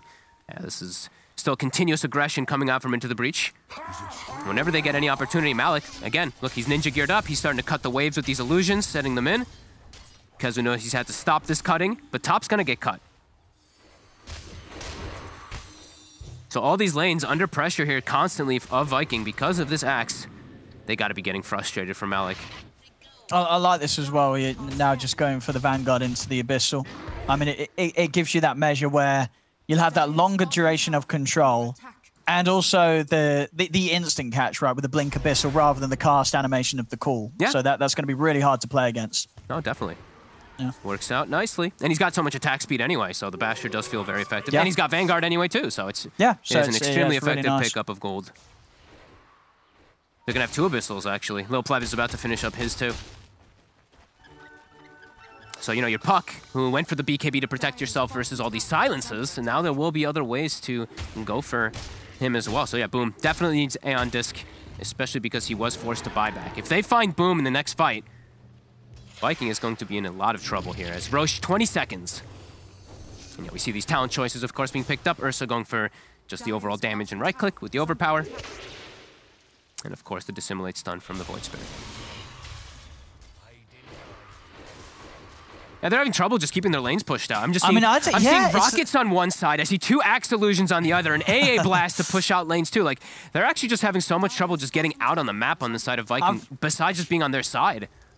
I mean, it feels like if Into the Breach just wanted to keep the game going, they could probably do that forever. And like for them to lose, they're going to have to get caught out sort of outside on the map, you know. And if they're not losing fights outside their base, I don't know how Viking ends it against what Into the Breach is doing. This is... They're going to have to make some massive sort of move to catch Into the Breach by surprise, because if this passiveness, it's just going to continue with Into the Breach just holding and cleaning up so much more of the map than Viking can. But it's so scary, right? With the puck with no buyback, like Boom has to sit in the base, because if he dies, they lose the game, pretty much. So he has to be super careful how he does play. As Fishman walks up into melee range, pretty much. Very aggressive position there for the AA. Oh, Malik's trying to get the grab, but the force is out into the side. It's an A on disc. Tanner, he's got the back line. I mean, Azantic, he's trying to jump in as well, close the gap so he can help out. He's in with the damage onto Aramis. The Remnant grab as well. They're taking down Aramis. Tanner will get fully focused by Shad during the BKB. Shad, you want to try and chase for anything else? Boom. No Dream Coil. You know, already been dropped in this fight. He hasn't got anything else to hold back the two of them. That was the gem also. Fishman was carrying the gem when he stepped up to go for that D-ward. That was so risky. I mean, Fishman likes the front line. He likes the front line. Yeah. He's always in at the front. You know, in some of these situations, you know, you want to probably give somebody else the ward to place it down if you want to go for that type of vision around Roshan, but he just gives up his life right away. And now they do have a way to protect Boom. Aeon disc on top of BKB. They've gotten a gem also taken away that Celery is carrying. Celery hasn't bought the shard this game, by the way. I think it's the first game on Grimstroke that I see it not purchased. Especially into all these silences and all these like, disables, I'm very surprised that he has not gotten it. Hey, I guess we'll say that he might just pick it up now, right? He's got the money. Probably. I don't know what else he's going to be wanting for his slots. He's got to be buying it next. Might have forgot. We have heard players forget about the shards. You know, we heard Spartan, yeah, of course, you don't Willow. forget about the Grim shard. Hey, Spartan forgot about the Willow shard, man. That one's like one of the top tier ones too. It happens. There's so much pressure in these games. It's into the breach. Start working on that Roche. Lots of gold on Little Pleb saved up. 6,000 on him. 4,500 on Malik. So they've got buyback ready. Call. Off the mark. Malik. He's got Manta. I mean, Lil Pleb's gone for a huge wrapper. He's in. He's just run right back round from the side. They're in on the Celery. They're taking him out. Celery's going to buy back. Kezu has the disc proc. They get the call off. They've got the control. Opening up onto Shad. Shad now popping the BKB. The Shad, who's he going to find to beat on? He's going to look towards Azantic. Azantic, he's away with the Dissimulate. And now Shad's in trouble. The BKB's come to an end. They'll try to over the Abyssal, but the Lotus is going to be able to reflect back the active, and that's the Bloodseeker gone. Shad buys back.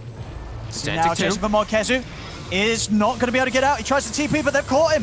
Kezu gets taken down. Aramis in with the top combo onto Fishman. A second toss will do it. Fishman goes down. Malik, the Manta gets another call off, but they have the burst to kill him. Malik, he's gone. Aramis in onto Little Pleb with the toss up. But just now with the ult. He's still running with the flicker as well. Little Pleb trying to stand his ground and turn back over towards the puck. They're coming in with the buybacks. Malik, see if he's able to get the chance to get a blink call off here. It's Boom. He's going to get caught by the Dissimulate, so that's Boom gone. 2 minutes. Gotta run. He's out of the game. That's There's Malik. a hook shot. Oh, he's going to miss. He's got the dust, though. See if they can get this tiny. Aramis. They've caught him, Malik. It's another call. It's another kill. They get the rocket. They scout out Kezu. Lil Pleb once more. Goes for the flicker. He's got the blink up in 2. What? Oh. Jumps over.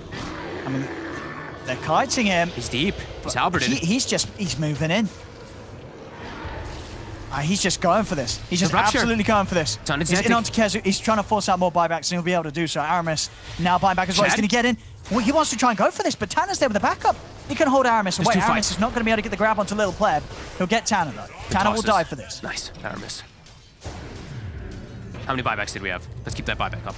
That's almost everybody has used their buyback. Everybody's buying back. Lil Pleb. Buybacks all over the place. Still does have his, and they are going to be able to push them away from Roche. No buyback on the puck. So they will be able to get this one here. Aegis Cheese and that shard.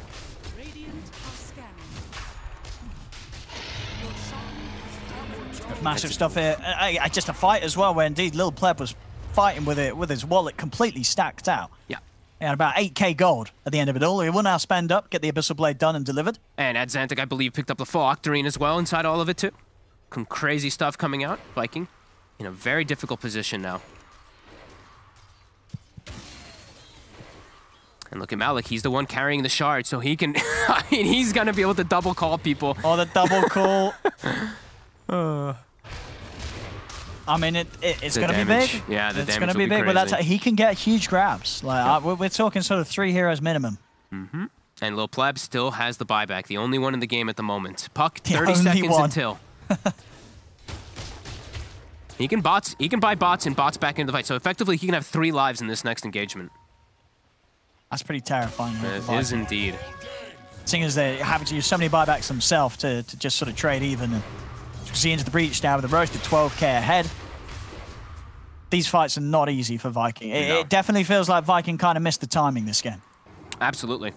The farm, it's been in favor of into the breach with this. It feels like a tricore because of the way these axes work now because of the build. It feels like you actually just continue to scale as the game goes on, while Veno does start to lose its purposeness, lose its effectiveness for sure. And boom, as we said, he's had a rough one. He just keeps getting caught in this game. 8, 9, and 18 on this puck.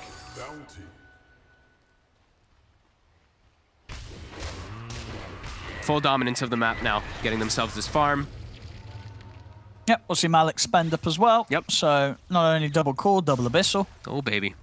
That's a lot of control. Yeah, if he puts the BKB, he gets double abyssal, double call. It should be a kill. I guess they have got ways to mess with it. Aeon Disc, 4 staffs. Yeah, I guess that kind of messes with that. Even Shad has an Aeon Disc. Like, because he could actually just, like, if he BKBs, he can get called, abyssal, refreshed, called, abyssal, and then his BKB's gone and he's just dead. So it's good that he has that to at least kind of protect him a little bit for the status resist. It does not dispel the call. That's very important to say. But Lil Pleb, he's got an idea also versus that Aeon Disc. He's getting that nullifier. He has so much gold. Bit limited on item slots, but he can get rid of boots in this game because he does have flicker.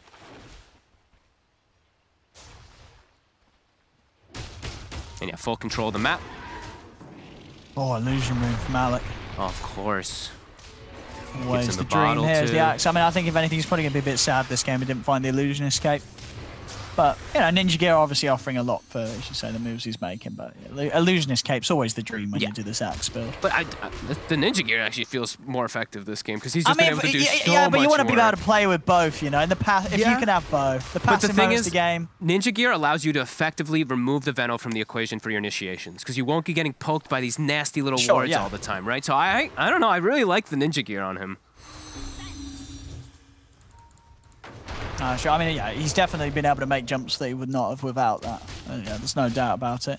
And Nullifier's done. So these Aeon Discs will be removed from the equation if the Ursa is on top of them. And they're farming 90% of the map, while Viking is only farming 10%. They're stuck inside their base. 7 minutes until we do have those 60-minute items. And as you mentioned before, you know, into the breach, they just feel like they are scaling much more as time goes by. Anybody? How long on our buybacks? 30 seconds till AA. 2 minutes. Yeah, 2 to 3 minutes on everybody else, pretty much. I mean, we might see a bit of passiveness until that's there for both teams. I mean, especially for Viking, considering the situation that they're in now. And I mean, that's going to push us close to the 60 minutes. And then you got to any broken 60-minute items in this game, do you think? Giant Ring. That's if you get, Yep, Ursa, Giant Ring, even Ex Machina. He has so many on-use items as well. These are just the most ridiculous ones for sure. You don't need boots, you get an effective extra item slot. Mirror Shield's good, but this game doesn't feel like it's the most targeted spells. Just all these AoE grabs from, especially like the Void Spirit and all that. But yeah, I do think Ex Machina and as well as even Fallen Sky has its uses for sure this game, since you are playing versus like the Veno and all that. But yeah, I would Fallen say Sky sounds pretty good. Yeah. I would say the other two are amazing. Don't even point to the Book of Shadows. That already sucks. Book of Shadows. I thought that should be a tier 1 item, you know. I've never seen someone use it effectively. Every time it mutes your teammates if you use it on them. So it's. I think you give it to the enemy. Yeah, you use it on enemies. As we'll see Viking make their move out. They do have the puck buyback, perhaps feeling a little bit safer, but their base is getting hit. So into the breach, they know this is happening. They're positioning themselves up on the high ground. And these Axe, like you said, how do you get outside? Like Axe is cutting your waves. No, he's just rockets, every lane's going to be pushed. Everything is pushed in. He's got bots too. So anybody who does I don't know how caught, Viking do this. It's like this constant pressure. You can't make any moves. You just got to sit in the base and hope for the best, I think. You know what they have, Maybe though? hope for some sort of tosses under tier 4s. Exactly what I was about to say. They've got the Pug Ags with the Tiny, so they've got potential to throw people back quite far. He did take status resist on the Tiny this game, which a little bit disappointed. It is so good, of course, on these Tinys, but usually that's the carry Tiny. Toss requires no target, is the you know, toss back to the fountain plays that you can have fun with.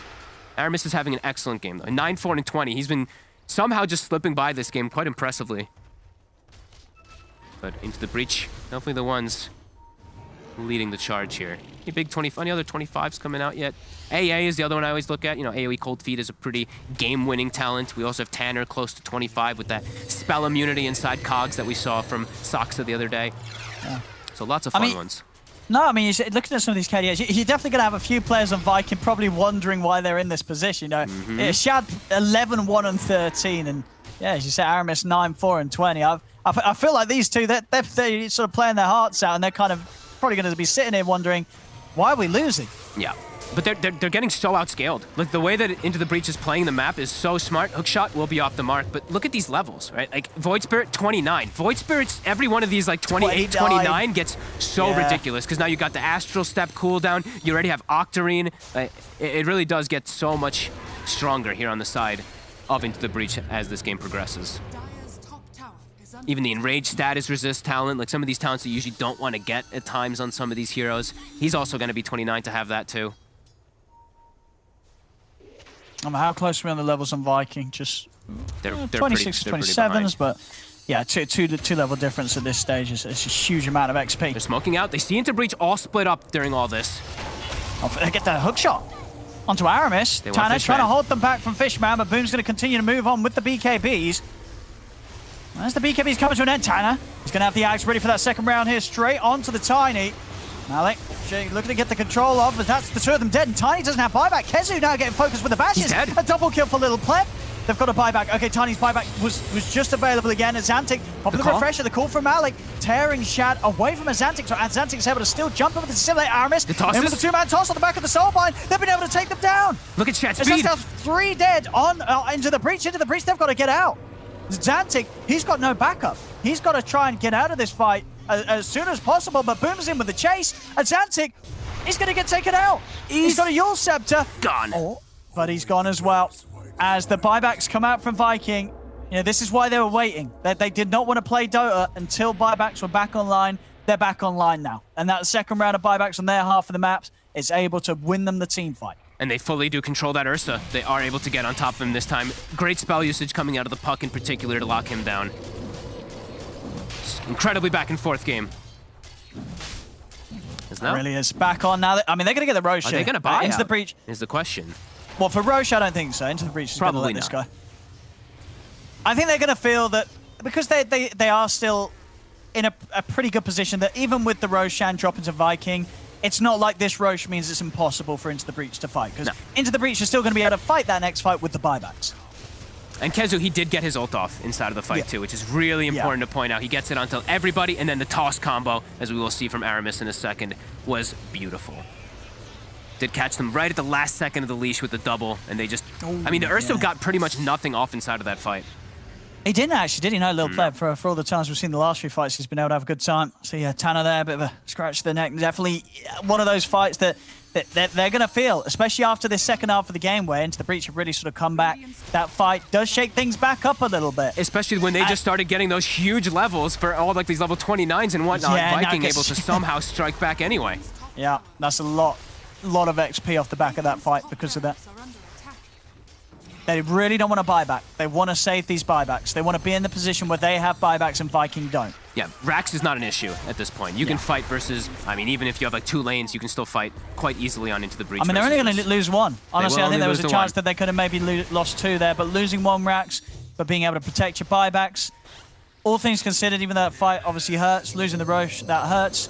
Into the Breach, they're not going to be too hard done by that. No.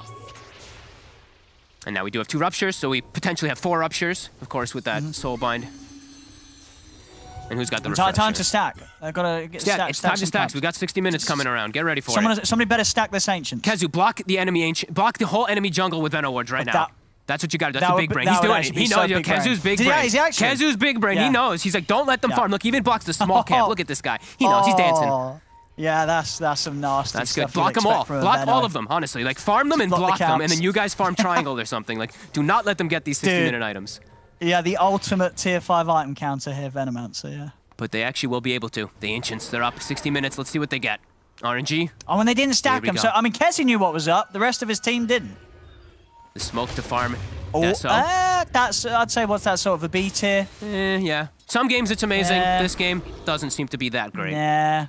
I mean, he might. Flickers feels, yeah, he doesn't want it. What's Xantic holding? He's been holding Stormcrafter, so it is a lot of damage for him. So get rid of that. Okay. He's got a Deso on top nice. too, so he's got the double. The double? Double Desos. Well, the triple. Right, the Stygian looks like 2 Desos sort of just that's fair. sellotaped together. Well, actually, I guess 4 Desos sellotaped together. Sure. Oh, they got the Giant's Ring.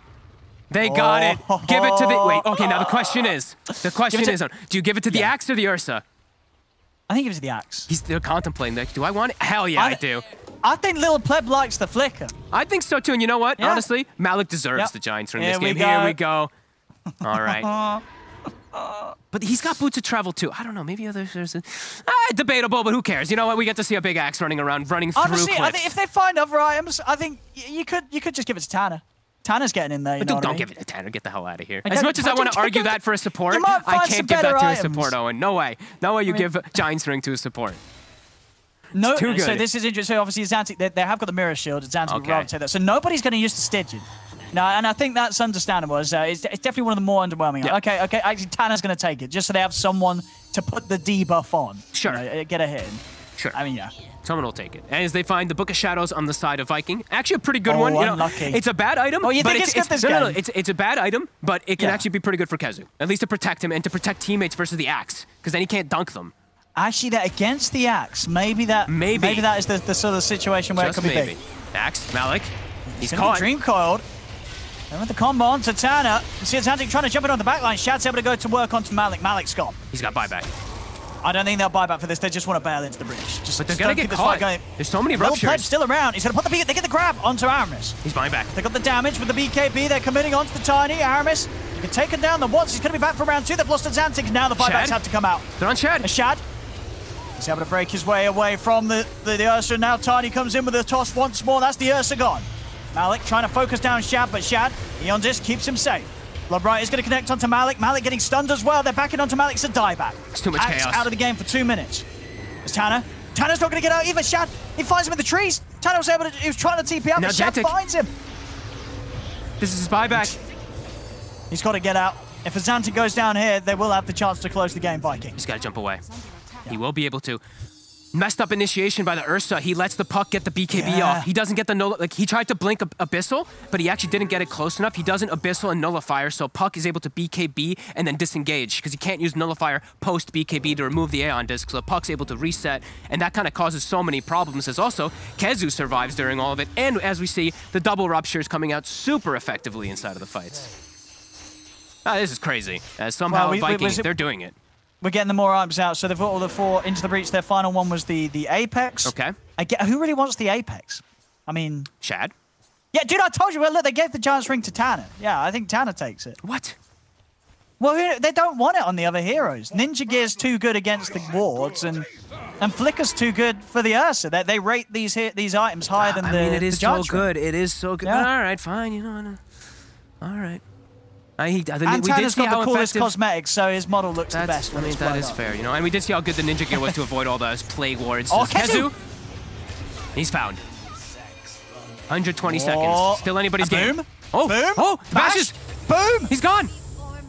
He has got buyback. Okay. But now, they've got the catch on Cellar as well. They've got him in the cogs. Eon Disc is able to get him out to the side. Actually, Tanner, he's not going to try and chase on for this. They'll back off. But now, 100 seconds, no Kezu. The Giants Ring right there coming into play on. I'm telling you, Walks out of his cogs. Nice on him. So what are they? They're not using Apex or Mirror Shield. Oh no, on who? They're switching it around because now Xantic's taken back the Stygian. Maybe feeling like he needs more damage. He's coming up Rapier as well too, so it's getting to points of where he wants to one-shot heroes. Oh, I love the Rapier on Void Spirit. I feel we don't see enough Rapiers on Void Spirit. He's hit 30. Well, he hit 30 like a little bit ago too, so he's got the Astral Step talent too. Item. It's beautiful this game is just on Void Spirit. Absolute chaos. It still feels Viking have found a bit of footing, especially inside of these super chaotic fights where the Veno wards are going down, the Poison Nova starts ticking and doing its damage. But it's really anybody's game here at this point, as the Rapier is online. What is it with Viking and having 80-minute games as well, too? I swear they always have these 80-minute plus or 75-minute plus games. I mean, look at this. Dude, Apex the Tiny. swings this game as well. Apex Tiny. That's a lot of HP, and now his Ethereal Blade's also quite effective. 5.5k HP. Dude, like the E-Blade, look at the damage it'll do. He's got 250 something strength. But how much strength he got? Yeah.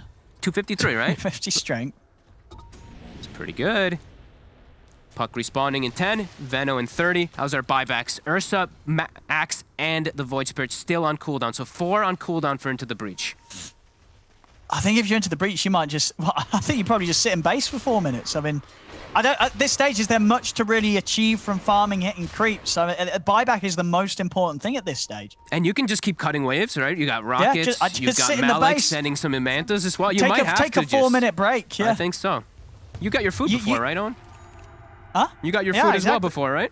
We could chill out now, have something to eat. You know, get yourself something to drink. 4 minutes of sort of silence. I think that's what you want now. If you're into the breach. Can someone get me water, please, back there? Yeah, thank you. Yeah. This game is getting to crazy lanes.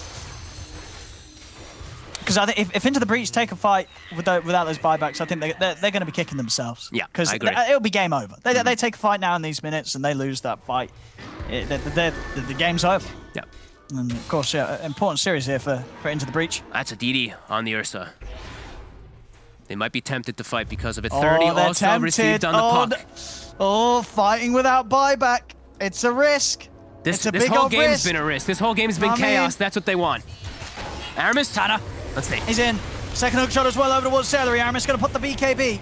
Tanner's See what in. target Little Pep's able to find. He's trying to get in onto Aramis. Aramis is able to get the blink out. He's away off to the side. And now Clockwork's getting caught out by the combo. BKB comes to an end Shad's for so Little fast. Pleb. They're straight around towards Xantic. They've got the Abyssal Blade down. That's the Xantic down. That's a Rapier. 2 minutes without buyback. And now they can move on for more here, Viking, as they chase into the river. Fishman's going to be pushed away. Waning Rift pushes back Little Pleb, as that's going to be 4 dead, 3 without buyback. I don't know why they did it, Fog. They got excited. I mean, I guess, but you can't take these fights without buyback. You just know that's going to be a game loser. And honestly, the Veno ult plus the Bloodseeker is ridiculous in later stages. Look at the damage from Kezu. 9,200. Bloodseeker is moving at 1,000 plus movement speed inside the fight. They can't get on him, and that's looking like it's it. Viking finally find the footing after a insane game. Be theirs. Yeah. A great game. As I said, a little disappointed in the end. I would have been down to wait 4 more minutes for a big, double buyback sort of extravaganza from both teams. They got the DD. They got impatient. They really did. wanted to try they for got it, impatient. But they get punished. Chad. As they know there's no buybacks with the timings. They can look to close this Viking onto the tier 4s. Deso picked up to kill it faster. Go, Kezu. Malik, he's going to try. Let's see what he can do. He's in with a call. They get the Ice Blast off as well. They're trying to peel them off these tier 4s. Can the two of them do it? Kezu's just going to lay down the ult, stop Malik from being able to get any further jump. And he's going to run in with the BKB, but the Dream Coil's down onto Malik.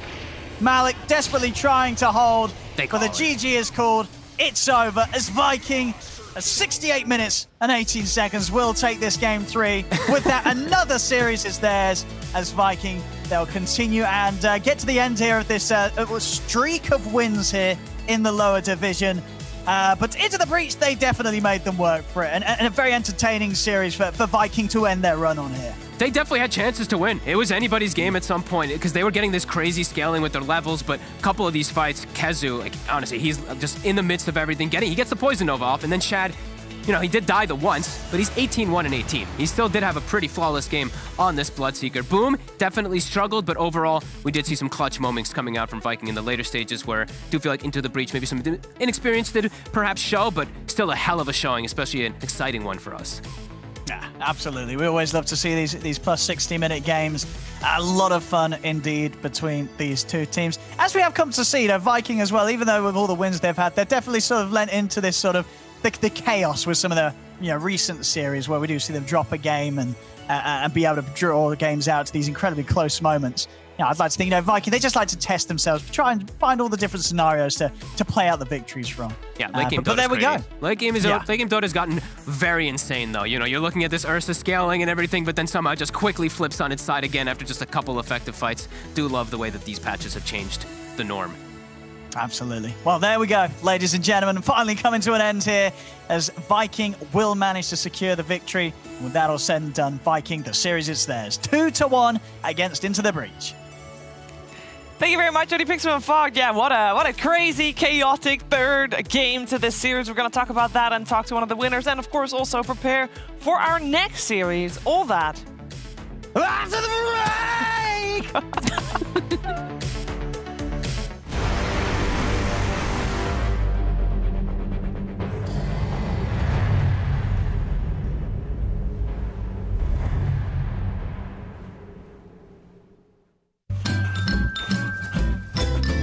You ready? Huh? Hey, he's a good boy, huh? You ready? Huh?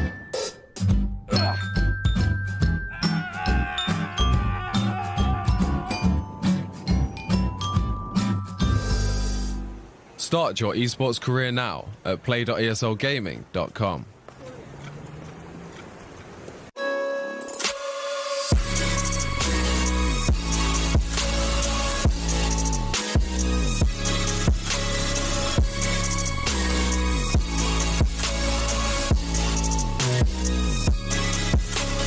You love it, you wear it. What's your style? Get your merch at shop.eslgaming.com.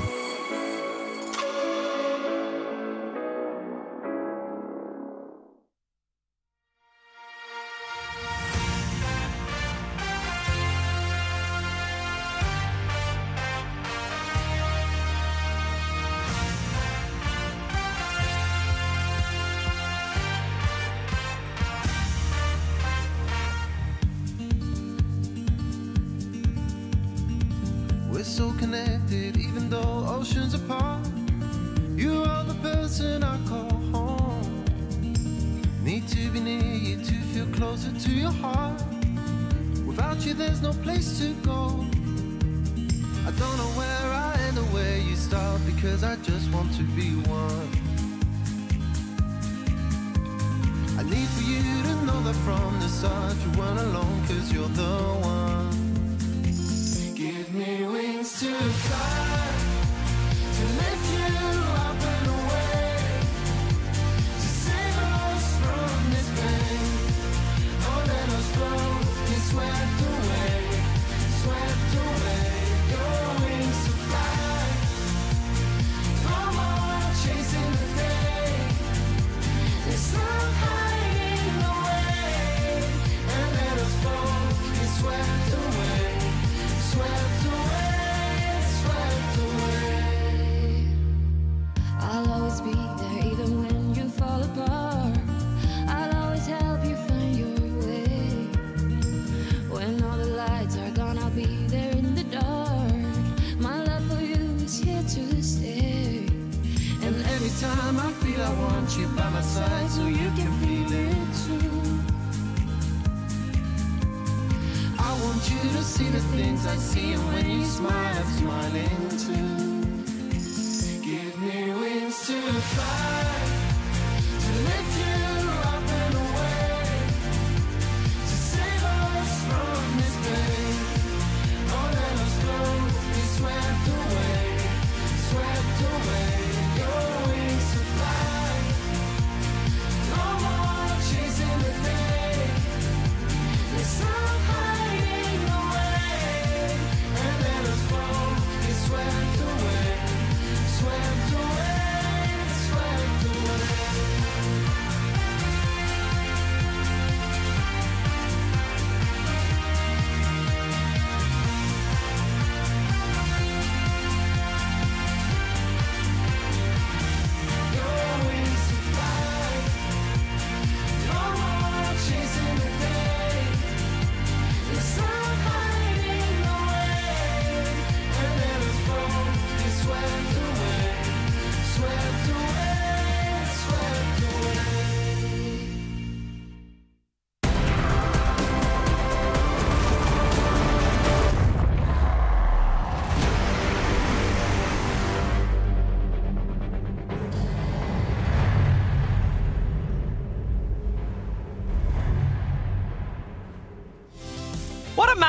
powerhouse of a game here, this third game between Viking and Into the Breach. In the end, it is Viking that take the game and therefore take this series, but they had to fight for it. Into the Breach definitely did not roll over and die, even though at the start of the game, it looked very dominant from Viking. But Kyle, this game, I could have been either way. It could have gone either way. It felt like Into the Breach were in a, like they had the game locked up, but ultimately later on in the game, lack of a real carry, I think, hurts them, and Keizu on the Venomancer. Did you see him press that R button? Because I did.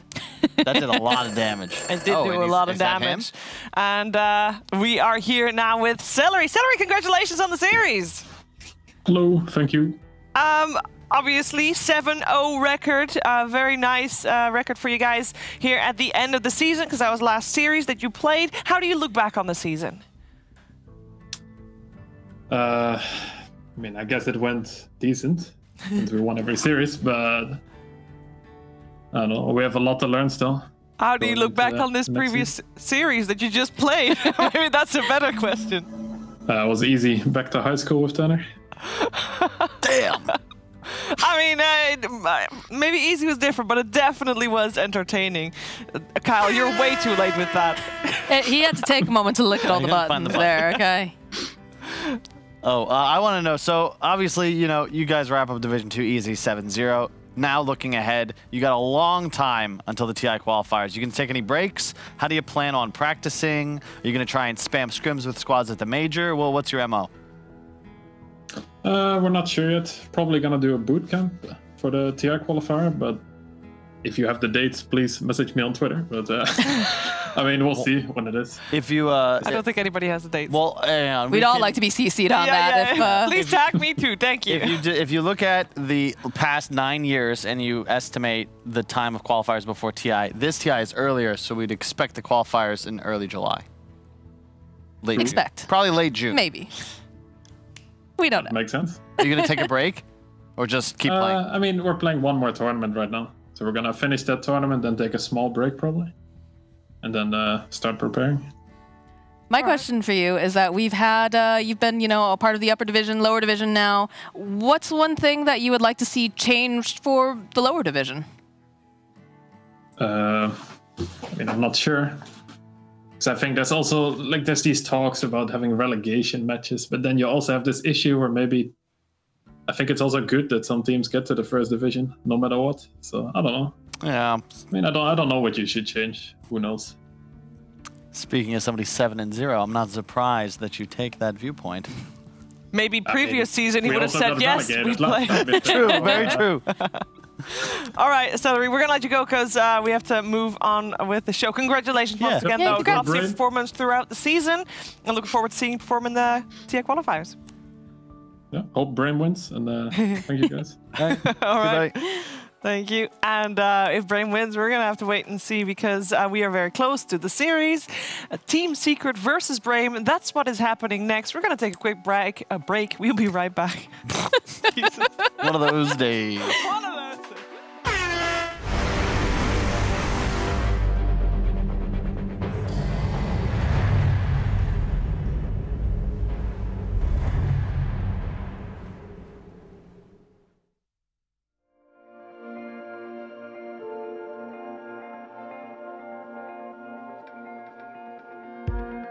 When this is over, I will come to you, come back to you.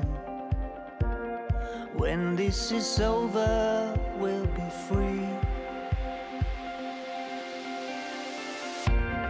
When this is over, we will touch just like we did before. When this is over, you will see.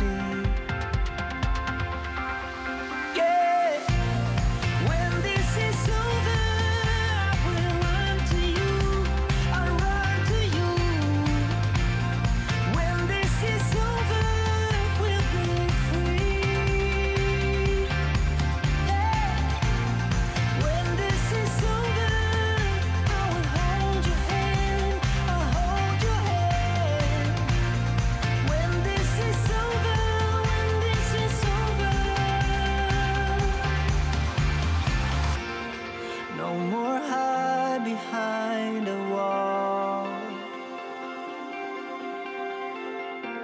can hear the voice of freedom call.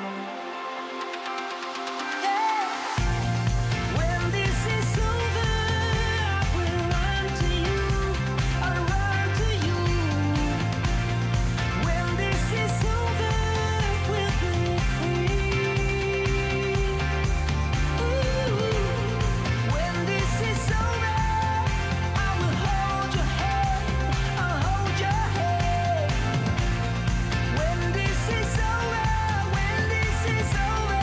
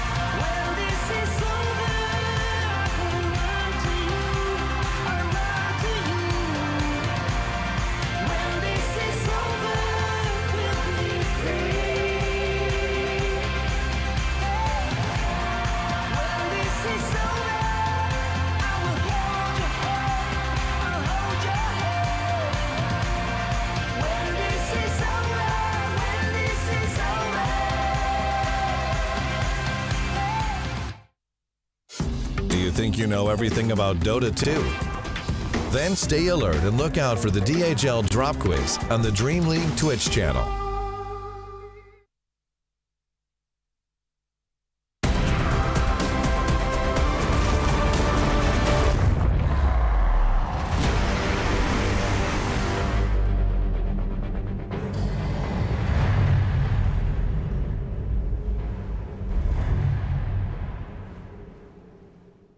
There are still 8 possibilities here in the upper division for the Western European DPC League. All 8 possibilities include tiebreakers. And for the teams playing right now, Team Secret and Brame, these tiebreakers could mean different things.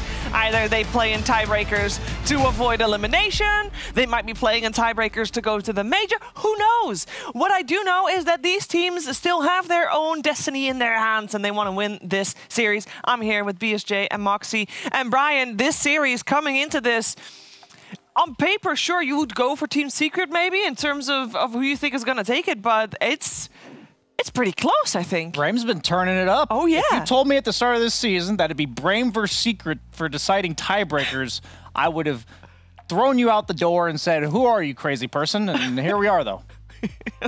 Here we are, though, indeed. And Moxie, you've been on the Brame train. I am on that Brame train. Let's go. I want to see Stolmanen. I want to see him play in that position for, you know, just making plays. We saw recently he was playing Lina. He did a really nice job on that. You can see him on the Earth Spirit. This guy makes the moves, and Wish has been looking real good, too. They have indeed, and Wish has been looking good indeed. Let's take a quick look at the standings.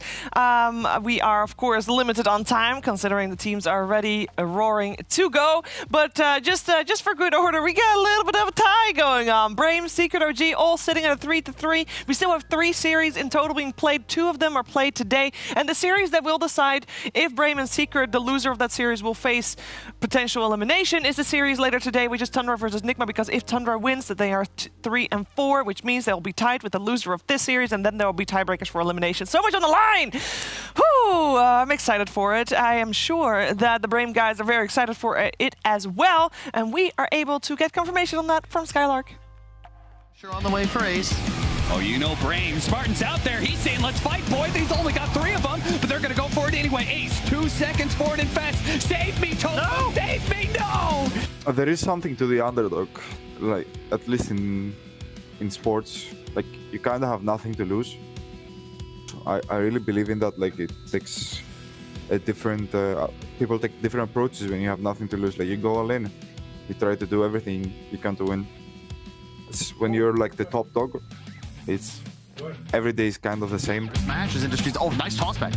Does have the BKB, so he's going to be okay, and it is going to cost Gilgar perhaps live a Laguna plate, but they do manage to get a really nice wall out. Couple illusions, but a nice jump forward from Spartan. You see that one. When we connect everybody as 5 with the emotions, everybody like hypes everyone up. Like we play 10 times better. if everybody's down, game is not gonna go according to plan. You know, emotions are everything for us, and I don't believe it's a good thing. But I believe, you know, there is highs and there is lows. That's how emotions work. We're people at the end of the day, so it's definitely something to the underdog. There's highs and there's lows, and the high for Brain was definitely them being the only team in the upper division to take down Alliance. That is right. Let's see if they can also take down Team Secret, although Team Secret last week was definitely on a roll. You see everything turning yellow. Why is that, you wonder? And I can tell you exactly why. It's time for the DHL drop, and we're just going to explain to you what it entails. So take it away. You think you know everything about Dota 2? Then stay alert and look out for the DHL drop quiz on the DreamLeague Twitch channel. Because as soon as the question is asked during the stream, the clock starts ticking.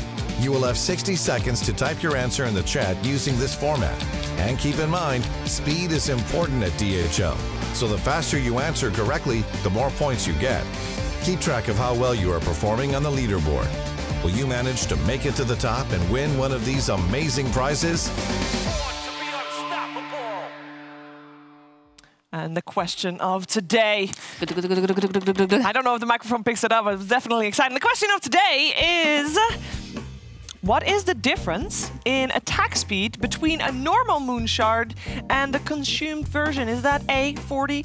Is that B, 60? Is that C, 80? Is that D, 100? Make sure that in the Twitch chat you type !DHL drop with the space and then the letter of your corresponding answer. Of course, the DHL InMotion blog is where you can find the scoreboard. The competition will run until the end of the DPC League.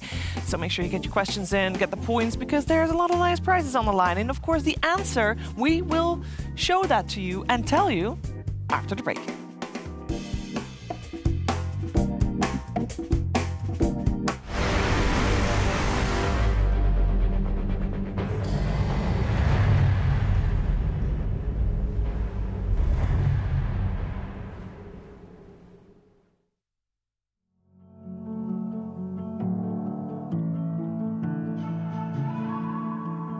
Where did you go when I called your name?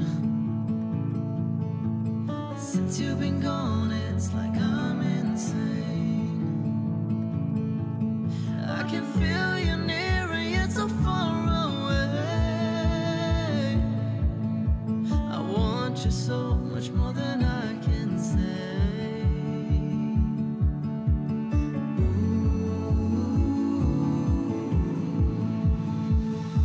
It's gotta be the story of my life. I'm standing at the doors to paradise. I'm waiting for somebody heavenly to let me in. It's gotta be the story of my life. I'm knocking at the door all day, all night. I'll give away my heart, I'll give it all just to let me in. Search for my chosen one. I'm on a search till the end of time.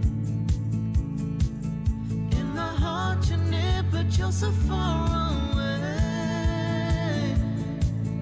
I want you so much more than I can say.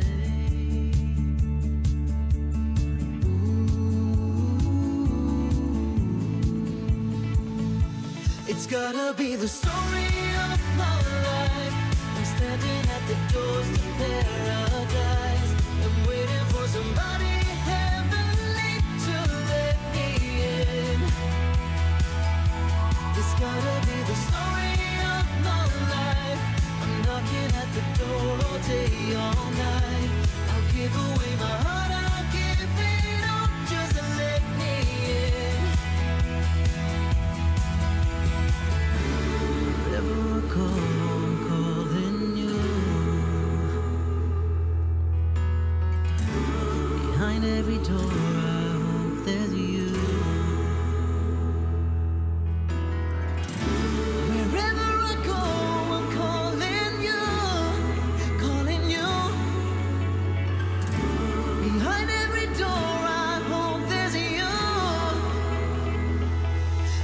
gonna be the story of my life. I'm standing at the doors to paradise. I'm waiting for somebody heavenly to let me in. It's gonna be the story of my life. I'm knocking at the door all day, all night. I'll give away.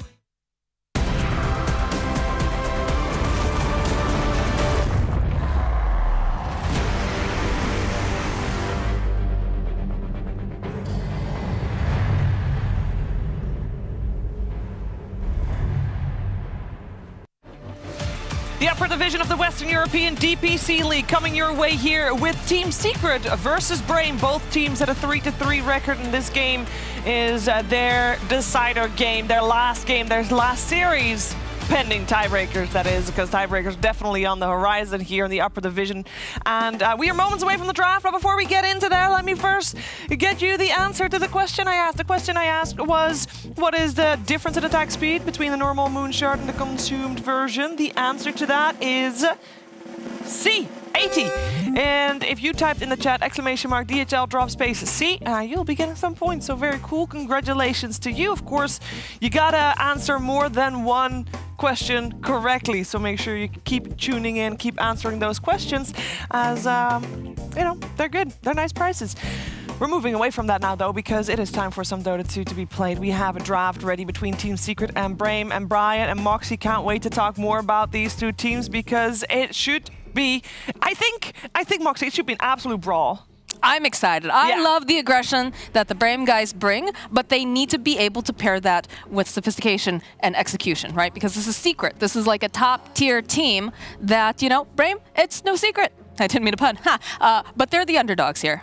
Yes. They're definitely the ones that are going to have to bring it. Whereas Secret, you know, again, they're not quite as high in the standings as a lot of us had thought that they would be by any means, but they are still a very, very good team with very talented individuals. So I want to see some TA from Brame. Wish special, we've been seeing it go up in stock. Hasn't necessarily won every game we've seen it, but I think Wish is one of the best TAs out there. I remember being on the panel last week with you and Owen, and when the draft was favorable for Alliance, but Wish had his TA, Owen was like, no, Wish is going to win it all. He doesn't need no team backing it up. He's going to be solo gaming on the Templar Assassin. And he did. Yeah, he crushed it. I was still a skeptic of Brame as of last week, but they're the real deal. Their ceiling is quite high. Question is, will they reach their ceiling today, or will they at least play on their ceiling? I should ask that, because they're an emotional team. They talk about that very openly, as well as one of their good sides or their bad sides, depending on what day it is, right? Because if they're happy, if they're feeling it, they are crushing it and they have that super high ceiling. But if the mood's not there, then the game's not there either. It's funny, right? Because you've got the cool, calm, collected side of Team Secret over here, and then you've got kind of the fiery passion coming out from the side of Brame. So definitely will be interesting to see which mentality can kind of win out here. I don't mean to be a hater, but there's a reason why like all the best teams in the world are very even-keeled, as well as just emotionless during most of their games. And what I think I think their approach is cool and it's fun to watch because their games are all over the place, but in the long run, that doesn't really help you that much if your games are quote-unquote all over the place. However, we do get some cool series, and I always love watching them, so I'm just saying, objectively speaking, it's hard to believe a team like this would have continuous success, but now is their time to break it through and make it to the major. Yep, because that is still very much an option here in the upper division. There's nothing set in stone. There's even a scenario where there are 4 teams tied for 2nd place, which is, I mean, that's crazy to think about. It's wild and I love it. Yep. It's great. You know what else I like? I like this Pugna pickup. We were talking about this earlier. We know that Adzantix played it over on Into the Breach, but it feels like it's got a very value place, right? It's going to be able to push buildings early. It's going to be able to decrepify, cause, you know, the other mid laner to have a little bit of trouble being able to go and CS, and then that life drain also be in that battery too, because if you've got a bunch of beefy boys up front, you can just sit back as Pugna, keep them alive, and, you know. I think the unsung hero, a part of this hero is the Nether Ward. That thing's incredibly annoying. A lot of carries are opting to not go for the BKB early on. They're going for these Sanj and Yashas and Scotties, and it just eliminates that concept of playing a long, drawn-out fight because it does drain your mana over time, and it also hits you pretty hard if you use high mana cost spells, and Secret already has a lot of those, even though Mag is a strength hero. Same with Snapfire. A lot of mana cost if you add up the 4 spells together.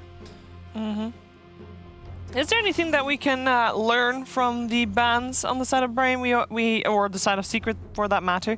We have a lot of carries bans for both Focus and Matthew at the moment. There's some PA. There's respect here. Yeah, the combinations with the Mag, that's what Brain's focusing on at the moment. Yeah, in Secret, you know, we know the fact that Skylark likes to play that Elder Titan, sometimes in the off lane. The Lina recently, if you've been watching any of Braim's other games, that's something that Stumman has been doing well with. And Medusa's just busted, guys.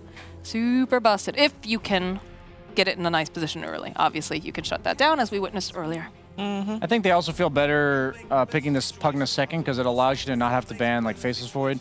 As an example, these carries that the Decrepify kind of owns and also pair very well with the Mag. So I would say Faceless Void, Troll Warlord, even though you can buy Ags, it's just another item that you have to adjust to. And with Mag, you kind of just want to go luxury stat items. You just want to go everything that buffs up that empower damage even more.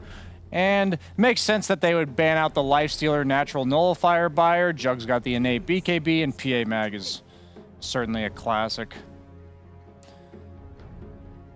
So what's kind of the reject Mag combo? You know, the hand me down. The B team. The B team. There you go. Yes. Well, last time when they played Zai on the Magnus, they had a Wraith King for Matu. Oh. If you want to have that again. They have also played it with Juggernaut, obviously now banned, but that's the only time when we saw Zai play Mag. Those combinations, that is.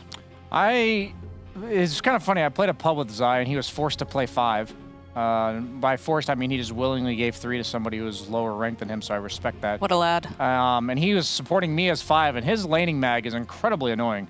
Like, I laned with it. Oh, he was still playing Mag, but yeah, he played Mag, 5. but he played 5, yeah. So Okay. yeah, I'm sure his thought is like, I might as well practice the hero while I'm here. Yeah. And he just does a lot of really annoying shockwaves into skewers into tower, a lot of little creative plays that just make you know when you watch it that he is a specialist on these I want to say mess with you heroes, you know, interfere with the way you would normally play Dota. They kind of just break the norm. You know, the status quo. I mean, there's a reason why, you know, we play Secret so highly, is the fact that they're very innovative, right? This is a team that is not afraid to bring out something a little quirky in that 4 position. Try out the 4 position Luna, you know? And I feel like the best teams are the ones that innovate and create these opportunities. Still not sold. I'm sorry, ads. I'm not sold on that Darkseer in the mid lane, but, you know, this is... It did win, though. It did win, yeah, you know? The Wyvern, a little bit weird. You have the Decrep already to deal with whoever gets cursed. As long as Pugna's not in the curse himself, he can just Decrep the cursed target and nobody attacks him. And also, one of the heaviest magic damage dealing duos you can open with, the Centaur Pugna, so the Cold Embrace isn't exactly a save. So I'll just be honest, I don't exactly know why they picked it. The only reason I can see is the Arctic Burn percentage-based damage. Don't you pick up a Spartan Oracle here just as like an extra security? It might be policy, because he's good with this hero as well. I would be concerned about revealing a support here, actually. Too early? Because if you go Oracle, for instance, you have 2 backline likely supports, and then suddenly they pick Storm Spirit for Nisha, and you might be in some trouble there. So you just got to be careful. I think Oracle looks good against what we see, but it's all about what's coming. Maybe a Clockwork? We're looking for position 4. Earth Spirit actually is still available. Yeah, I wouldn't even mind know. that. They've run this Pugna support, haven't they? It's usually Wish. It's a Wish specialty. They never run it support. I think they have played it twice. And of the support duo, they have played Stoman and has played Pugna at least once. Okay. They lost that game. It was against Alliance. Okay. They prefer to have Wish. I just knew it was a possible flex is all I'm saying. I know. Okay. So that kind of screams to me Storm Spirit here. I think he's licking his chops. Oh, never mind. They're saving his pick for the last. They want to know what this Pugna is. Nisha's so unbothered by this. He's just yawning over there, flashing the smile. Actually, all the gamers look pretty sleepy. If you noticed earlier, they were all rubbing their eyes. Been a long season. Has indeed. I just go for the classic here, the IO gyro. Maybe they had studied them so much to the point that they figured they would go an IO combo here, and that's why they picked the Wyvern, almost like preemptive way to deal with it and dare you to pick it, but they still go for it. Gyro, one of the few carries that doesn't particularly mind playing into Wyvern just because you are mixed damage, and you can often go Maelstrom, so the Cold Embrace, once again, not exactly a save. And you don't completely murder the IO if you get cursed. It usually requires one or so other. The Pugna, too. Yep. Keep in mind, that's going to be very important with the positioning because an IO needs to be tied to his gyrocopter the entire time, but a Pugna can sit back and throw out that life drain or life, whatever you want to call it when he's giving it. Is there an official name for that? The life, it has to rhyme with drain. Let me think about Life gain? Life gain, there you go. Perfect. But there's That's already perfect. life. I mean, I guess life gainer is, because life stealer used to steal life, but now he's life rain. gainer. Life rain? You rain it upon them. You rain them with life. Life giver. Not I know it doesn't rhyme, but it is. Yeah. I'm looking at the keyboard over here. Life. We got the Razor Band as well. The Brave team has actually played the IO Gyro Centaur before. They did do that with the TA from Wish there as well, but they won it. It was against it was a game they won against Team Liquid earlier in the season. I mean, I still wouldn't mind the TA here because that's, you know, we've had it seems like on Invoker's thinking that Invoker Team Secret is thinking that too because they banned Invoker. Right, right. And like that's one thing that I will say the position 4 in Brave does very well is positioning. Because you know Spartan's going to be tied to the hip here, which is a little scary considering how aggressive Spartan gets often. But you know, when you have that extra backup, when you have these kind of, not necessarily saves, but you know, just having those heals tossed into the mix could be potentially good. I imagine that Pugna wants to be a utility backliner, so I would really like them to rotate it to 4, personally, but they might just opt to have a hero that goes in first. They don't really have that yet for the first 15 minutes. Centaur, yes, once it gets a blink, will be your primary initiator, but until then, who does stuff? Like, yes, you have heroes that are capable of running at you, low cooldown, high tempo, doesn't need very much to come online, but there you go. That's the hero that's going to get the ball rolling, start the fights. Obvious setup for relocate as well, which is really important when it comes to ease of execution. The problem is they gave him TA. Do you rotate this? No, you don't. That's Nisha TA. I think they should have flexed this Puck potentially, because Pugna traditionally does pretty decently against the TA in the mid lane, while Puck suffers. So maybe it would have just griefed their draft to rotate the Puck to a 4.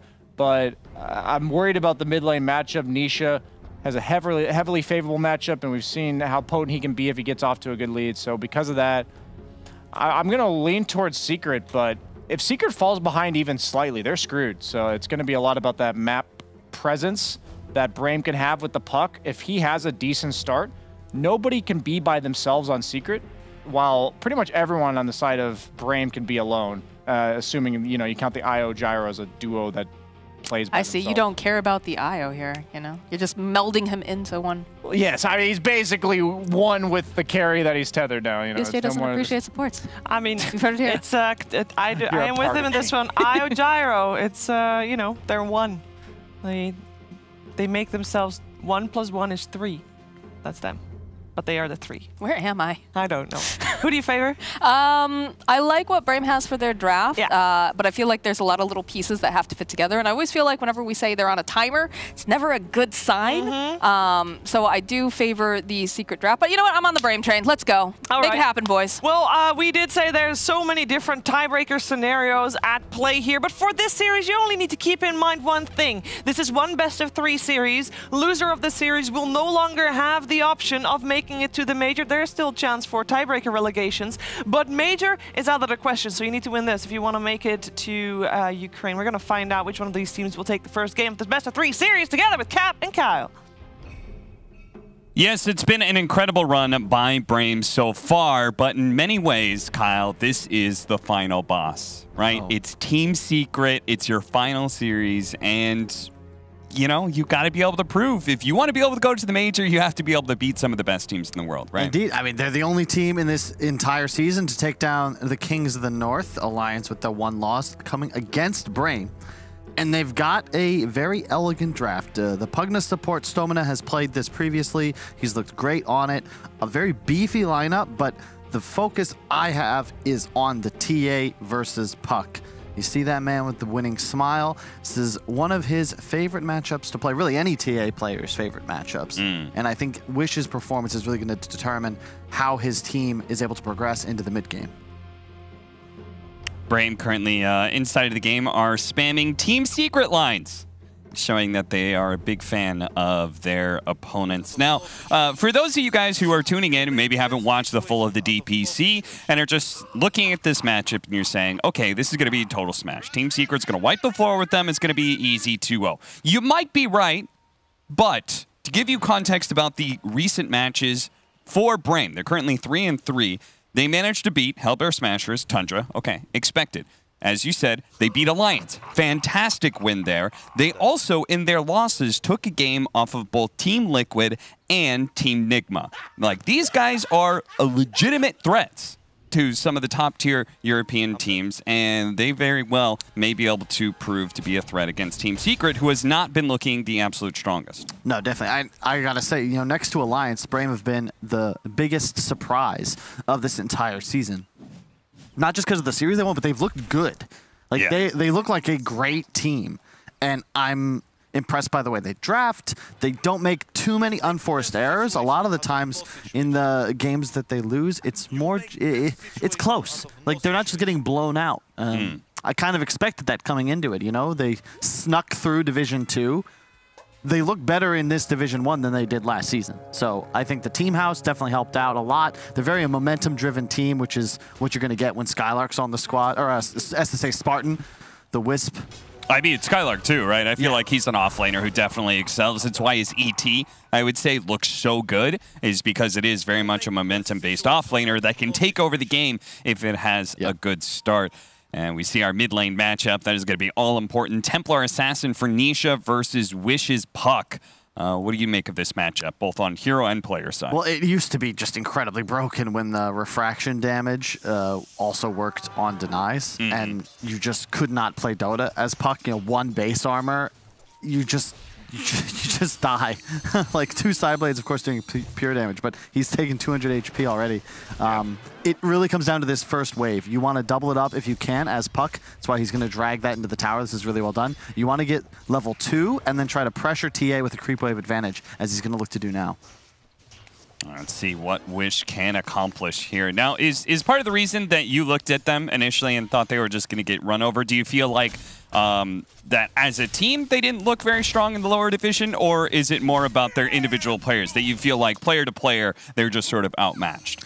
A bit of both, really. I think that their drafting was a bit rudimentary. They were just first picking Wisp Gyro in a bunch of games, and, you know, I love Spartan, but his style of play and leadership is kind of a dying art nowadays. The pop-off is not really what you look at and see from the top-tier competitors. It's all about that calm, like, stone-faced composure, if you look across the scene, right? Gaze into China, you look at Kuro, you look at Fly.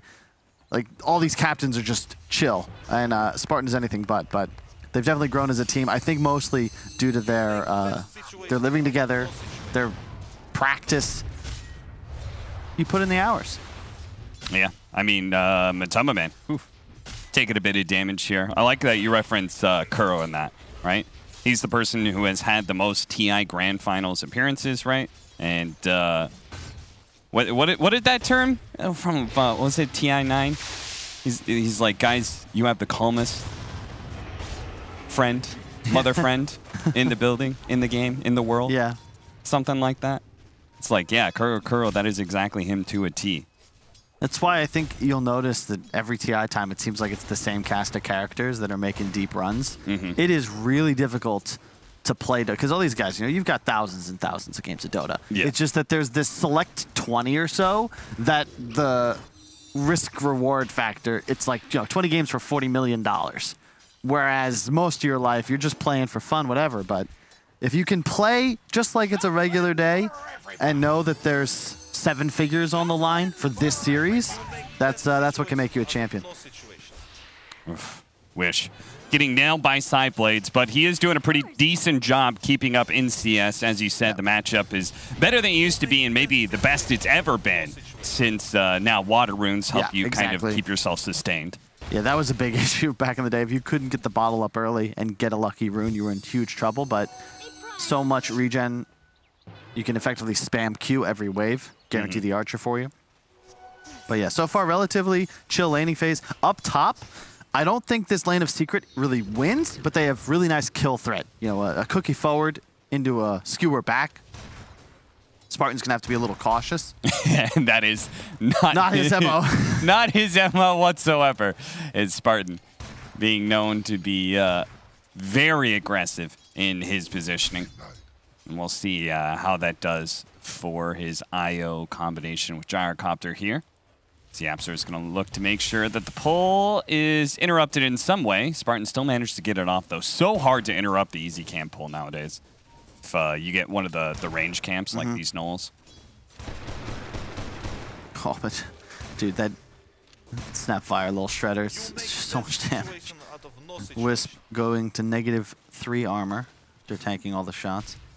I mean, like, Nisha is winning mid, but all the side lanes are doing very well. Skylark 19-2 against Matamba Man's 18-2, so they're definitely securing the Centaur a good lane. Gyrocopter's farming well. I think you're okay with that, though, if you're Secret. You know, realistically, Brame don't get Ancients, like, ever, until the Gyro is huge, right? Whereas Secret, you can start taking them as a TA the moment you have maxed out Refraction, plus they have the Empower Wraith King combination and a Wyvern to provide that ultimate BKB piercing team fight. So the single core of Brame is going to be tough. You know, we've talked a lot in the green room. A lot Fogged and BSJ both theorized Gyrocopter is not viable unless you have a bunch of heals. You've got that, but he's a lot of your damage output as well. So what? You look at these stacks, man. This is What was that golem? Wait, what? For some reason, he just went back to his home. He didn't want to get pulled. Not today. Oh, was that a nighttime bug, maybe? It might have been. He went back to sleep? Or like walked over to go to sleep? I don't know. You remember when the daytime-nighttime shift was not linked to the minute? And how much of a pain that was? Yeah. It'd be like 40 minutes in, and it's like an extra 30 seconds you'd have to wait. It was something like it would add on, right? No, it wasn't even a nighttime thing. It just That's weird. He de-aggroed for some very odd reason. A small indie company. But yeah, for some reason, it just got worse and worse and worse, right? Yeah. It was like 20 minutes, it was like off by 5 seconds, but by the time you got like 15 minutes in, it'd be like 30, 40 seconds off of nighttime for some reason. And Night Stalker was not viable, as we've got, I believe, a slight pause. We should be underway shortly. But yeah, I really like the Secret scaling. I think Brame are going to have to hit a tempo and then just on-map 24/7, because realistically with a Wisp, with a Pugna, with a Pug, like these heroes should never need to go back to base. And you are going to have to deny Secret their triangle. Otherwise, they're just going to farm everything with their TA Wraith King, and eventually you're going to get hit with an AoE spell combo and you're going to lose the game. So that is going to be one of the first, like, okay, the laning phase, go all fine, well and good, but one of the first moves of Brain is going to be whether or not they contest the TA stacks. As Secret does manage to find the first blood off a rotation from Yapzor. They catch Skylark Centaur farming and get the first blood. I like that. This is the benefit of Zai always going for this Q build. So what? Wait. The Skeletons aggroed off of the hero death. What's going on? And that was the closest thing they saw because they have a ward up there on the cliff. So they could see the neutrals. So naturally, the Skeletons said that was the closest thing. Oh, he jukes the blast? I think Yapzor's probably still dead. But he gets the gold. 28 gold for the ward. Efficiency, baby. Oh, skewer back. Wow. Almost getting the kill first. Zai, is he actually going to live? Oh, no way. That's insane. You make best situation out of I'm gonna copy his voice all game. So yeah, that's the thing. When Zai goes this Q build, see, he was level 5 when Yapzor rotated, so he's fine by himself. I didn't expect him to be that fine, but got to be happy, and I think it's a dead Pugna. Yeah, he's still dead. Wow, 2-shot. A TA trap lasting so long, and Nisha's done this a couple times now, taking the opposing easy camp away from the puck. Yep. Also a big fan of the early Blightstone. I see a lot of TAs not grabbing it immediately. It's more valuable than the Wraith Band, especially against all these low armor heroes. So Glad to see him grab that early on. And already point meld. Might be a blink rush. Typically when we see early points meld, it's for blink purposes.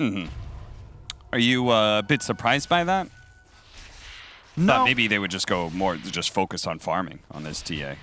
It is in a way a farming tool though. Like, yeah, the Deso helps you clear stacks and maybe sneak a Roche, but Blink as a positional tool also gives you the ability to just farm faster, and more importantly, against heroes like Puck and Pugna, if you catch them with either Decrep or Orb on cooldown, they are dead in 2 hits. So, big fan. And it allows them to then play around this hero that can actually be active. If you go for a Deso and then fall behind, suddenly it's like, well, me and Wraith King just kind of want to farm, but now we can't do anything. Your only real catch is this RP or Wyvern ultimate. Now, Gyro, when it comes to ancient farming, won't be nearly as fast as the Templar Assassin, but he is quite good at farming these double camps. You could stack both of them up, so that is at least a small advantage he can get for himself. 3-1, not a whole lot happening in this laning phase. It seems like both teams are relatively content with farming, though it feels like Secret is getting better and better at the situation as time goes on. Mid lane matchup is being won harder and harder by this Templar Assassin, and he's clearing through the triangle at the same time. And it seems like Zai, they're allowed to be able to leave him alone now that he's got enough HP. Oh no, looks like we've got the Flashpoint server pack downloaded. Oh, I hope this doesn't cause issues. The rules say play on, Kyle. That's true. We'll contact an admin after the game. Admin ready. For those who don't know, we're referencing some drama in another game, CSGO. Some of them. I feel like esports, it's worth following other communities. Not because you care about the competitive results, but just for the drama and then the memes that are created from that drama. Yes, absolutely. The G comes out, so we will be underway. Oh, the RP skewer back into 2. The TP in from Matamba Man. See if they actually have enough damage to be able to bring down Spartan here. They're going to go for it. Need a couple hits. I'm sure they've got it. Focus is still in a bit of trouble here. He's going to go for a TP out before the next stun is available. Nice. You like how Matu was the one who unpaused? Immediately he's TPing in. Yeah. Got him. You may have paused the game, but Puppy comes up with a better strategy. Already a 2K Goldie for Secret. A lot of that is just Nisha, who is absolutely enormous. Found him. Hit the stomp, too. Nicely played by Skylark there. Now, Puppy's going to delay his death for a bit, get off at least one spell. But very important to be able to hunt the Winter Wyvern behind his tower. Don't let him just stay there and be throwing out nukes constantly. Yeah, this is a really nice move from Secret, applying the pressure. Moving Matu towards top. Gyro actually getting in front of that skewer. Might just be able to net in the kill as the next round of Rocket Barrage is there into the trees. Zai hiding away, but he won't be able to hide for long. Focus sticks on top of him and gets a little bit of revenge. But at the same time, Secret, they're pressuring top and mid at the same time. Nisha claims the mid tower. That's Zai's happy with that. You know, he gets a free teleport. That's some gold in the bank. In addition, RP's on cooldown. He got the Empower off before death, so you apply that pressure, it means there's no hope of defending mid, the more valuable tower against the TA. Have we seen this Gyro build before? The skipping ultimate? He's level 7 with no ult. Yeah. I mean, I've seen so many gyrocopters use it even just for to farming. be able to farm. Yeah. I think it's a more efficient mana usage. Is he going more? Is he going stats? Or more levels no in his stats. abilities? He says extra point in Q and then extra point flak, depending on your... Yeah, but it's 125 for the ulti in terms of mana cost for 350 damage if you hit all the missiles, whereas the extra... Yeah, so a point nil, what is it? Q is 10, 220. I mean, on a mana per damage basis, it's better to have the ult, but you could argue that you're using Q anyway, only, so it's more mana efficient to have better Q? I don't know. We'll run the math. I'm sure, yeah. I'm sure it would be more mana efficient just to use Rocket Barrage if you could go without the ultimate, but... Yeah, we'll see. I mean, like Brian was saying, the Maelstrom will be the itemization. And this is a bit of a problem when you have a lineup that naturally wants to pressure the enemy team, but immediately after the laning phase is done, you're the one who's being pressured for all your towers because of Wraith King, because of the move that they made mid lane. Like, this is already setting off to a very bad start for Brame. And the big thing is that you can't do Ancients. And this new Ancients one, it's just so beneficial nowadays because the mid player, he's almost always running back to grab his rune every few minutes, so it's very time efficient to be stacking Ancients as well. I'm going to say something controversial here, Kyle. What's that? I think they need to bring the Prowler back. Or something like it. My reasoning being is that I feel like doing Ancient stacks is too easy. I would agree if it weren't that the heroes that I think best abuse it, notably Medusa and TA, don't care about the Prowler. True. Yes, I will agree with that. But I'm just saying Ancients need to be able to have some sort of offensive threat. Like stacking them up to a billion range and then having, you know, some of these heroes just battle for your heroes, clear through them, or, you know, these troll TAs, Medusas, clearing them from a distance and stuff. Don't like it. Huh. Okay, so 9 in 108 games. So, 1 out of 12 gyros decides to skip ulti at level 7. Will it pay off? We shall find out. But yeah, I can see your point. Because right now it just feels like this whole gold advantage on the TA, yeah, he's got a lot more CS, 30 or so, but it's really just the Ancient camp. And my concern is that it's basically just farm that cannot be taken by your allies. And in terms of gold on the map, especially if you have some sort of AoE, it is the most efficient damage per gold. Like your damage farming Ancients is going to render you more gold than I believe anything other than level 30 plus catapult creep waves. Okay. Yeah. I will say that I feel minute bad. 30 plus, minute 30 plus. So. 30 plus. Okay. I was about to say level 30. Oh, yeah, what? no, it's because of the extra creep. It's something I wanted to do for a while, is like actually sit down and do the math on, you know, when do creep waves start to become like more OP because the extra creep that gets added every once in a while. And then there's, I think, when's the double archer start? Is it 40? I can't remember. It gets updated every once in a while, but main point is then creep it becomes waves. super efficient to farm creep waves. Yeah. Yeah, that's why I think a lot of the mid heroes nowadays with the bots early, it's just almost, it's better than a Midas because later in the game you're just able to get those extra waves. You're always on map. Right. Although the thing about it is you don't get the benefit of the extra TPs that you get when you die. Didn't think about that. Yeah. But what if every time you died, because you have bots, you reinvested it? You know, it's like a dividend. What if you just got 50 gold back? I think that's fair. That's kind of fair, right? Then again, we don't really need to buff bots too much. I always feel really bad whenever I'm playing a game and I look at my lineup because you know I play 4 position off lane, so most of the time I'm in the position to be able to stack. And if I look at my team and I don't see a hero that farms Ancients, I feel terrible. Yeah. So what am I doing here? Like what like, I have to make moves, offensive moves, to kill heroes because the normal option of stacking the hard camp and the Ancient camp at the same time is not efficient because I should only stack the hard camp right now because no one can farm an Ancient stack. Yeah, look at that. The gold advantage is about 1,000. It is legit from neutrals. So mostly just because you're farming Ancients and Gyros. And so we have the unpause. Hopefully Brame's ping stabilizes. Okay, so Kyle, if farming Ancients is so efficient and it's why Secret is up in net worth right now, why aren't we seeing more Templar Assassin, who's one of the most prominent Ancient Give it some farmers? time. We will. Okay. It's been nerfed enough that people, I think, forgot about it a bit. It was somewhat solved, but it's coming back in a big way. And I actually like what Nisha had queued up. The Deso first into Dragonlance. Actually going to skip the Blink. Okay. And you can make arguments, like I was explaining why Blink could be nice. In this case, they're just going to play a more slower paced game.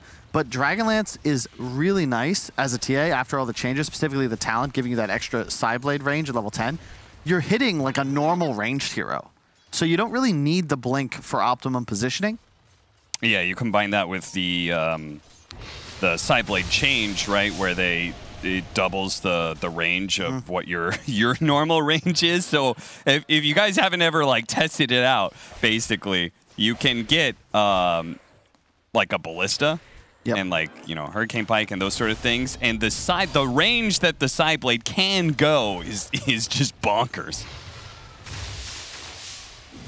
Let's see. I mean, Brame. Oh, hang on. We have a reload coming top. They're just in. They get the D ward. Yeah, they are really so in here pretty deep. Spartan going for the D wards. Winter's Curse to prevent him from reload. Whoa, he still got it off because of the Winter's Curse change that makes it, if you're solo, if you're isolated, it only lasts, what is it, like 2.5 seconds or something? Yep, 2.5 seconds. So that's not on the tooltip. It's on the change log. So if you hover over it in one of those change logs. Oh, you're right. You're right. Yep, it is. Okay, it's in the change log. Huh. But that's just so difficult, you know, newer players. That's why you got to hold alt, everybody. The real information is concealed in the fine print. Yes, it is. And even then, it may not be in that print at all. Indeed. In which case, Google is your best friend. 2 towers. It's just one. Secret might be posturing for a fight here. They have the RP. They know there's no reload. They do not have Stampede either to be able to get him out of here. So when he is skewered back, he is particularly in trouble. Now he's going to be saved for a moment by Decrepify. Stominen. Does he have any life to give? He's got a little bit to help out Skylark. They're still going to go for the RP. They are heavily investing into this one. Skylark is still not dead until finally the nuke does come through from Puppy. Stominen stuck in the trees here. Matumbaman's going to cut his way through. Life Drain heals him up a little bit, takes away that first life. Stominen, a little bit left. He's going to get one more nuke off with the Decrepify. He's actually kind of dancing around. He's going to be okay. Spartan heals him up a decent amount. Matumbaman's the one in trouble here. They have the Maelstrom on the Gyrocopter. He's going to catch up to Matumbaman. He's going to need some God-tier toggling here. The Gyro didn't really chase him, but the relocate in front of him, that is ultimately what's going to kill Matumbaman. They do not have a stun. Yeah, well, do you notice there was someone missing from the action? It was Nisha, who was just farming the entire time. Took his Ancients, pushed mid-wave, took enemy Ancients, and so this is the playstyle, right? This is why he's skipping Blink. He's just farming. Nisha playing the hard carry here. Matu with the Armlet build, more of a space maker, and realistically, with Empower and with an early Armlet, you're just incredibly gold efficient. But yeah, like that was unexpected. I would not have figured Secret to go that hard, even blowing the RP at the end there for the Centaur. They could have just walked away and just said, okay, we brought 5, we only are 4. That's a win for us. We're wasting your time. But they wanted to continue chasing. God. Brame doing an excellent job. Oh, another Stampede being used very defensively there. Yeah, we've seen both in China and Ice, they always go phase boots on Centaur in this sort of situation just for the bonus armor. You can see their -12 armor coming in. Yeah. Like, he gets chunked without any armor assistance, and he's going to go straight for a blink too. So very risky build by Skylark in the event that, you know, the little Shredder plus the Deso plus the Meld hits. Like, he'll die in 3 hits. They got to move fast. They know what's happening. They got a successful scan, but they're just not going to get there in time. Way too fast. They're just going to have to back out. It is so hard to be disciplined about being around the Roshan pit against these TA lineups. And this is why they could just do it so fast. This is why it's going to come back, because it's just such a simple game for Secret so far. Yeah, it's 5-5, but they've gained so much just because TA exists. She's taken like 10 stacks of Ancients. Now it's a free Roche. So you're just gaining all these objectives without really ever even risking anything. So, and they do have some TA answers, but that kind of ends the moment BKB is picked up, right? So they Brame is gonna have to do a lot in this timing between Nisha's Blink Dagger and his BKB. Yeah, I'm actually surprised he's going for, like, I guess it just feels that he's far enough ahead. He wants to have optimal positioning, actually get onto the back line, because you can make an argument just to rush BKB and, to your point, be invulnerable, is so long as he pops it pre-stun. The Hurricane Pike also kind of helping with the whole Blink Dagger idea, right? Because there are many heroes here, the Io and the Pugna especially, who want to be able to play pretty far back, almost directly behind a hero. And you get the right positioning for some side blades, and that increased range is going to catch those heroes. Top lane. Oh, they got that off. Nice skewer back again. They're going to make sure the RP is used, perfectly timed with the Stampede, the Winter's Curse, just to make sure that little bit extra time. Now, he does have a blink, but because of the change that happened to Splinter Blast, it means you can no longer just blink out of that. It's true. Oh, dear. Spartan getting caught by the coil. Oh, the final blob coming in. Nisha actually is the one to bring him down, but he still has an Aegis, so they can't even heavily commit for this one. They might just be able to burn it out. No, they have nothing left, actually. The orb has already been used. Nisha's just going to walk away with 3 more minutes left on his Aegis. Surprised he broke the coil there. I felt like he could have just potentially turned around and man-fought the gyrocopter. That was a fight that Focus was not going to win. He'll have his Ags complete in just 900 gold, but really feels like Secret so far have the number, like 2 kills, their gold advantage has gone up by near 4K, mostly just because they're out efficiencying the map.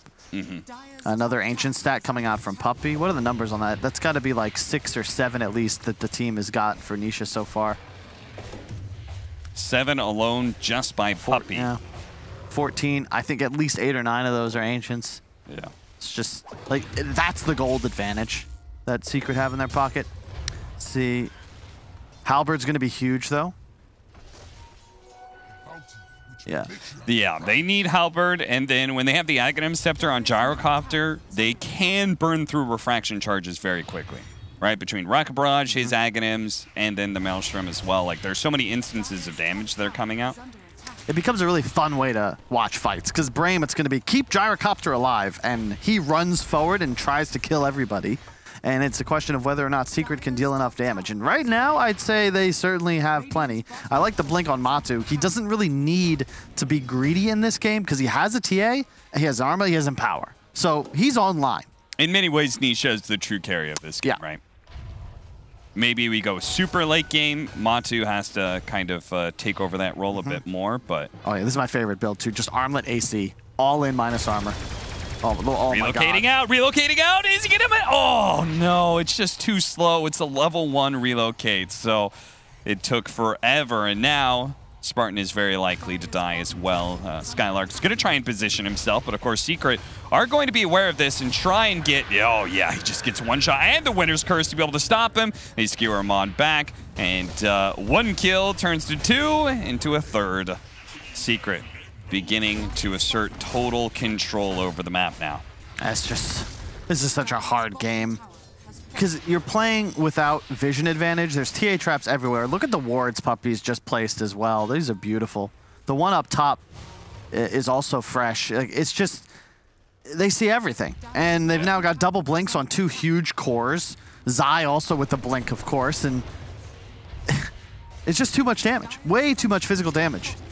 It bothers me that Templar Assassin is able to farm with traps. Zai in deep here. Stominen able to protect himself thanks to the Decrepify, and they're going to try and chase after, but man, it's just so hard to find Nisha on the other side of things. They are trying to catch up to Puppy, but Matumbaman's going for the execution onto Spartan. The Stampede is going to get him out of there. They're still focusing on this Templar Assassin. 5 more seconds. Oh no, they burned through the Aegis, and Nisha's still able to get the kill onto Focus. This is a lost fight for Brain. This is the Secret we kind of expected to see coming into the season. Really not the greatest performance from them, sitting at 3-3, but Brame don't know if they've really done too much wrong. They're just getting beat by, like, Secret's winning the way we expected to see them win this season. You know, they 7-0'd in Season 1, and they've just kind of come out the gate swinging here. Nothing really crazy, very methodical, almost mechanic victory. Yeah. Nice skewer back. Flashiest moves probably coming from Zai as he continues to get all of these skewers back. Yeah. We're behind schedule. That Division 2 game went late. We had some pauses, so Secret just doing what they can to get us back on schedule. Yeah. Very kind. Very kind indeed. If you could go back and change anything about Brame's lineup, like is there anything that really stands out to you that is a potential weak point that you felt Secret exploited? Because they felt like they just didn't even have... I mean, they had that good fight in the top lane, and it still felt like Brain just didn't have much of a hope. Nisha was just farming so fast. Maybe the puck. RP onto 2 with Matumba Man jumping on in, but it is still an IO gyrocopter, and they certainly have a decent amount of sustain until Nisha comes in. Nisha, fortunately, that meld strike is going to be dodged out by the Decrepify. Brame reluctant to go back in, though. Even with the vision advantage, they're not going to take it. I mean, this is one of the ways I've seen puck beaten in Asia, China and SEA, where you just grab this TA. He can't really gank bottom. Wraith King, one of the better matchups against puck as well. Oh, you want to coil me? Well, I'm respawning. Like, you're going to blow all of your spells on a hero that has a built-in Aegis.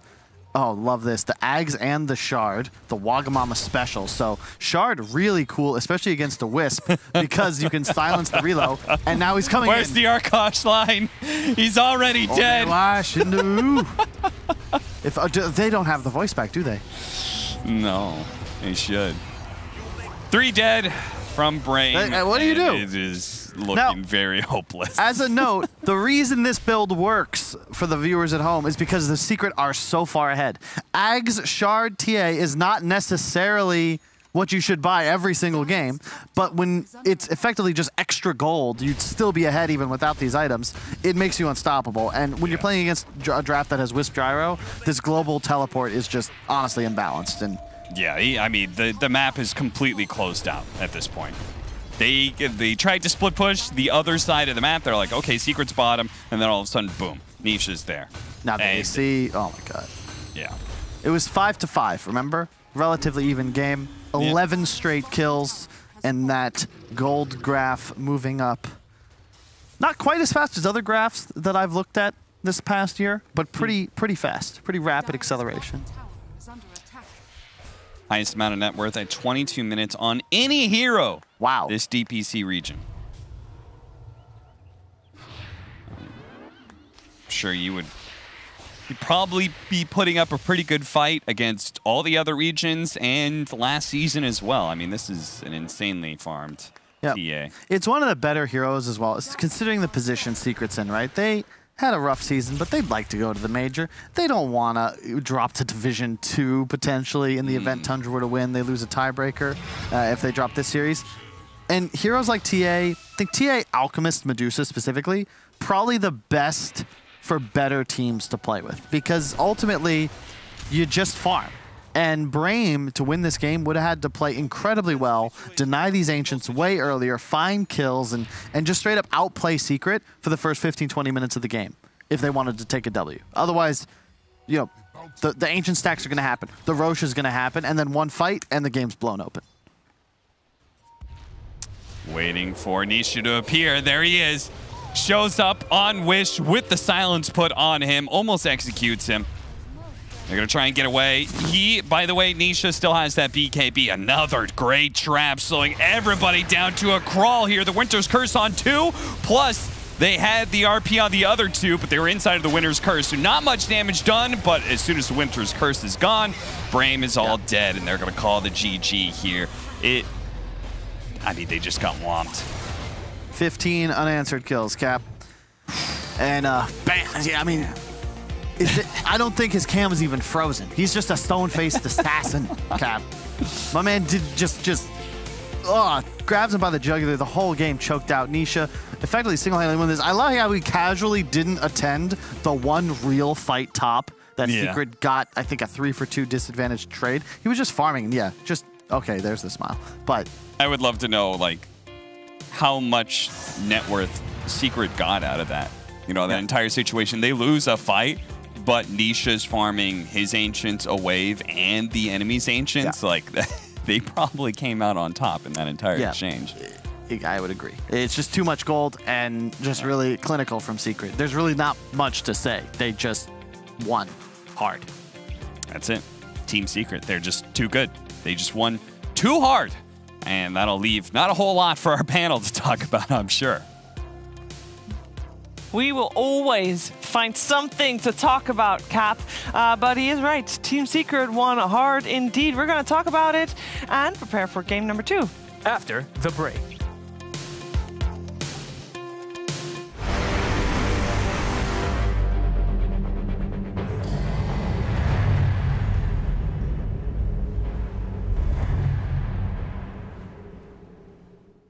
My name is Jordan Gilbert, aka Nothing. Hi, my name is Sue Lee. My handle is Smix. I think it's important for these initiatives to happen. Empathy really, really goes a long way, and it always means so much to us, and I think that's where initiatives like this really help.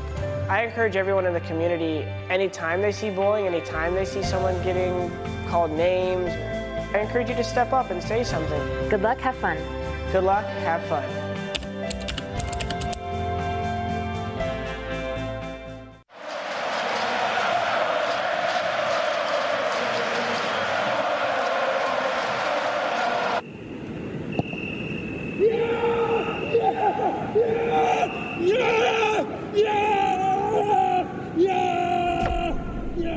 Start your esports career now at play.eslgaming.com.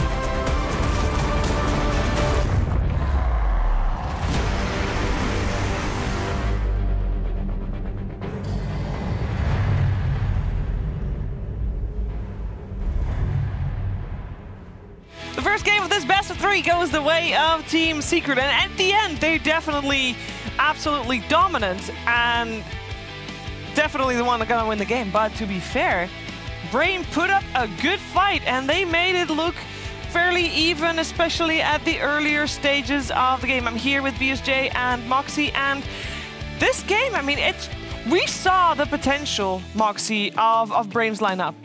Right? We did for sure, yeah. You know, they had some interesting ways of being able to play, but I think at the end of the day, a lot of it comes down to the fact that this TA became such a big threat. Like, you saw how kitted out Nisha was, and it's just such a strong hero right now because of the fact that you can jungle. You've got these, you know, abilities with the side blades to pitch out, and then the Ags.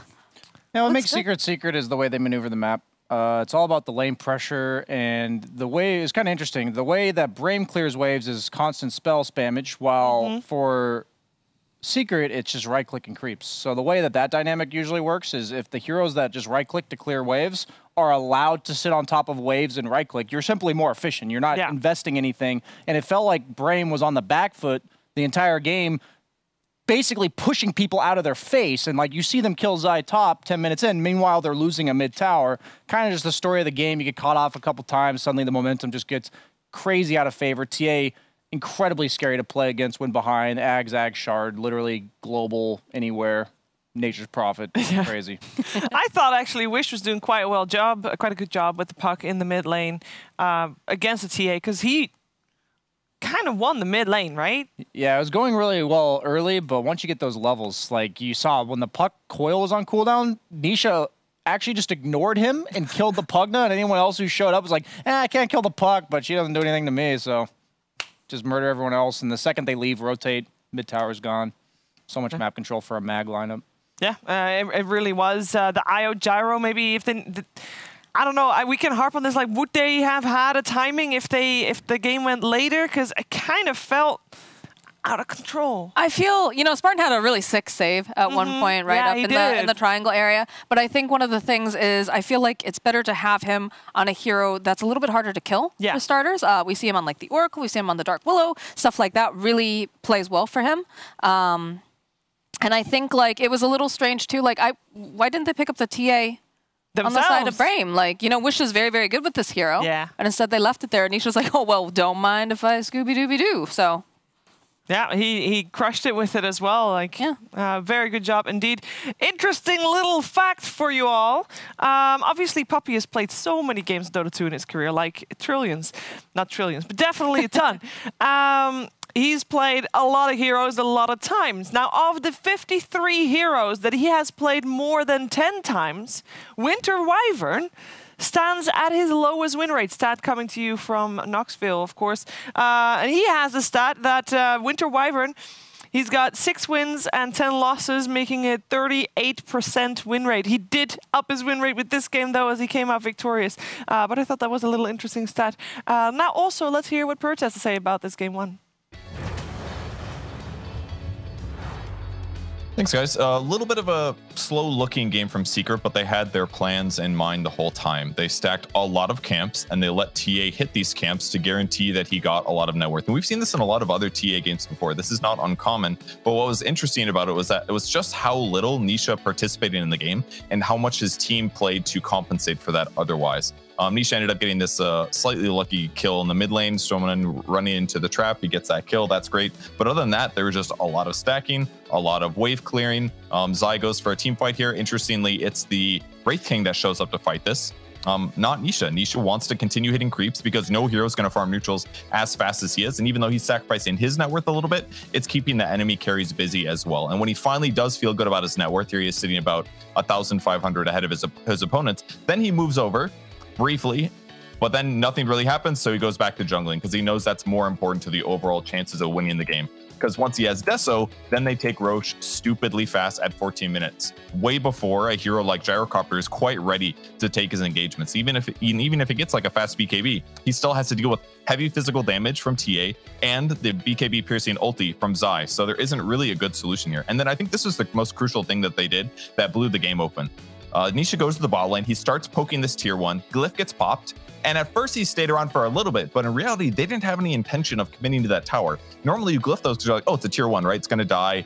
Might as well refresh my glyph cooldown. But by backing up and not killing it, it just allows them to go across the map afterwards. They did take a fight here where he almost dies, so maybe this wasn't entirely intentional, but he survives, he TP's back, and then they just go to the top half of the map to very, very easily take the tier 2 tower because there was no glyph. That glyph would have bought at least like 30 seconds to reset the creep wave, get more map control, but Secret take that tower, and then they just cross the map and just take the tri-camp, and from there, there's nowhere else that Brame can play. So really nice usage there, breaking the glyph, taking the tier 2, and getting TA ridiculously farmed.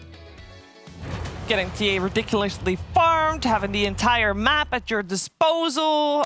It was a great game one from Team Secret. The question is, can they do it again? Again, this series, winner of the series still has a chance to go to Major. Loser does not, and might even be up for relegation, depending on how our series later today goes. So a lot on the line here for Brame and Team Secret. Let's find out what's going to happen in game number 2 after this.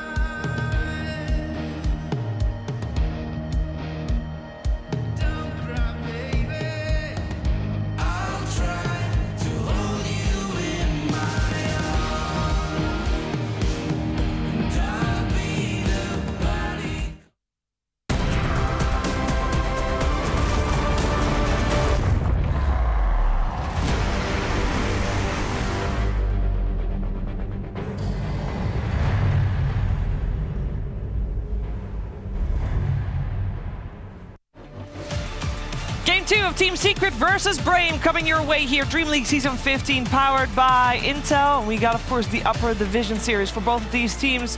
Could be the final series of the season. And I say could be because tiebreakers, shenanigans, very much possibility for the teams. But definitely there will be tiebreakers. The question is just for what and with whom. And for these two teams, winner of the series still has a chance to go to Major. Loser of the series has a chance to get eliminated from the Upper Division. We're going to find out what's happening in Game 2. Game 1 was taken by Team Secret very convincingly, actually, as well. I'm here with BSJ, and Fogged has joined us as well. Hello. Hello. Game 1. I'm curious to hear from you, Fogged, because we haven't heard from you during this series. I know you were impressed with a lot of the plays that Brame made. Why weren't they able to turn it into more? I just feel like they put themselves in a hard position when you're playing Io Pugna. you're pretty much completely reliant on your cores to do everything. In some lineups, it can work, but I feel like it does put a lot of pressure, especially when you're put in a matchup like a Puck versus TA. Because your Puck's already in a disadvantage, and then you're like, all right, Puck, you got to do all this space making. Yeah. So I feel like they put themselves just in a hard playmaking position, especially when Secret ends up doing so well in the lanes. And I mean, Zai got a solo kill on a lane that probably shouldn't have happened. But when we saw YapzOr rotate out of top and Zai got the kill on Gyro, like you said, it's pretty unwinnable from there when you're against a team like Secret, because they will snowball that so hard, because that allows Zai to make all of his... He gets the next RP kill onto the IO, and then because they then have to gank him with 3 heroes, that's when Secret takes the mid tower. Yep. They're just the type of team where you slip up once like that, and the thing is, you said, since they have IO Pugna, the cores have to be creating all the momentum on the map, and when Gyro can't make any of it, suddenly Secret's got 3 points of pressure, and it's just tough. Like, what do you do? Yeah. All the lanes are shoved in, 14-minute Roche, 10-minute tier 1 mid. I mean, it's just over from there. So what do we want to see for game 2? Because we are slightly delayed on the draft. Don't worry, we'll be there in a second. That's why we're stalling. That's why we're stalling.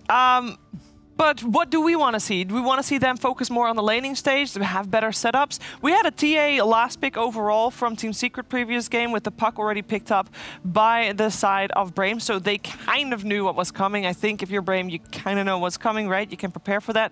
But it wasn't just that. They came in with the IO Gyro draft. You want to see something different? Yeah, I mean, I could look for something different, but also just more more abilities to be able to flex, more like just confidence to do so. Okay. They did have the Pugna, right? And then they picked the Puck anyway, so they were set on making this Pugna support from the start of the draft, is what I felt like. So I think just having a little bit more flexibility. It's just like if you're going to pick Puck and Pugna, and then they're going to pick TA last, you can't possibly consider... Okay, I'll be nice, but at the same time, it's a fundamental mistake if you 9th pick Puck and TA is still in the pool. Yeah, like, probably. that's just fundamental. You can't do that. But at the same time, we talk about Wish all the time. He is the TA player. Like, he knows he's going to go up against TA. This is a guy that knows exactly that the TA is still in the pool. And he said, I know they're going to pick TA. I'd rather Now, want I'm to not play going to Puck." quote this. I'm not going to tell you who said this, because I'm not here to throw people under the bus, but I have had mid laners on my team who they know they're going to get countered. And I remember a specific game back in my day where we had we were going to pick Ember Spirit, and we were debating between our bans, and we were thinking about Huskar, and it was against Optic at the time with PPD, and I'm like, how will you do against Huskar? And the guy said, it's bad, but it'll be fine. And I said, okay.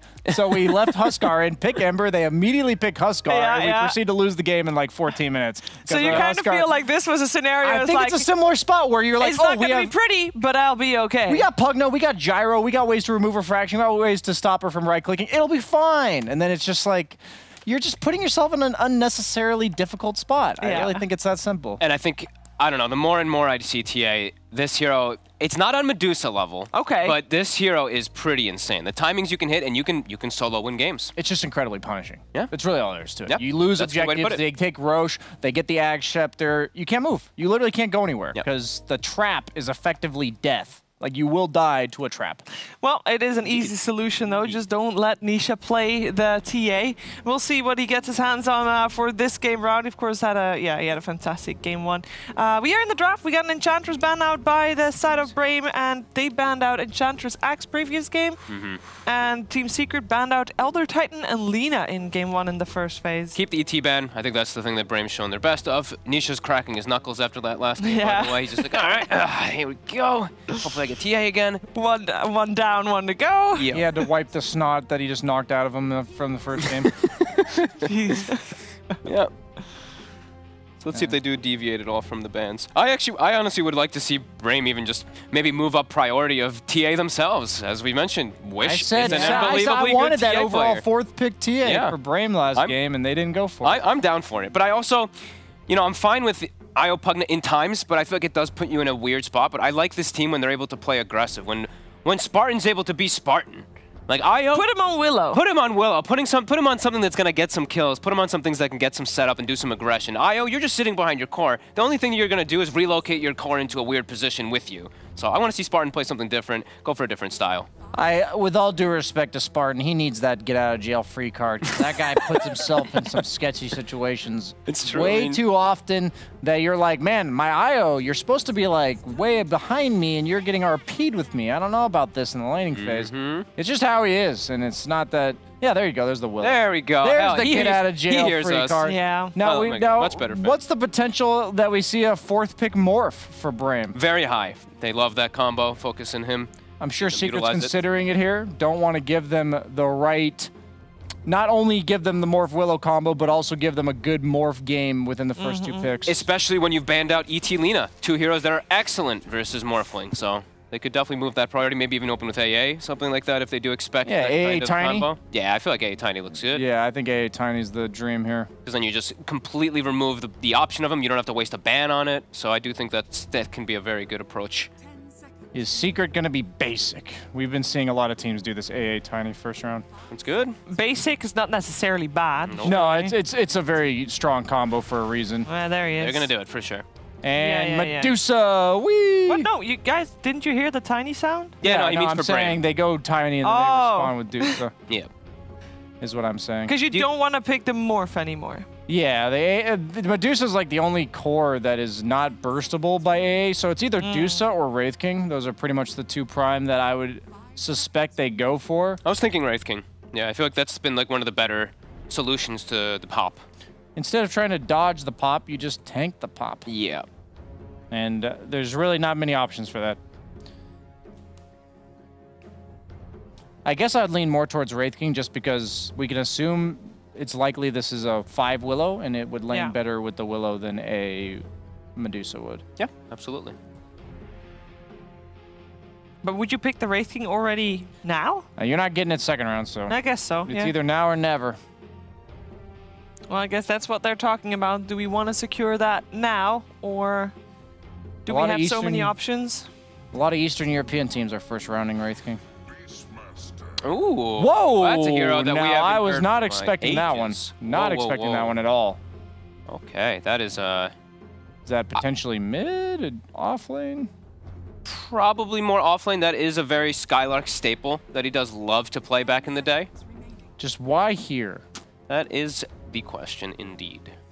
Maybe he feels like he can bully the AA somehow, like whatever lane partner will be with the Bullying AA. But AA. yeah. Yeah. Well, Boar is annoying. Boar can actually be pretty annoying as an AA.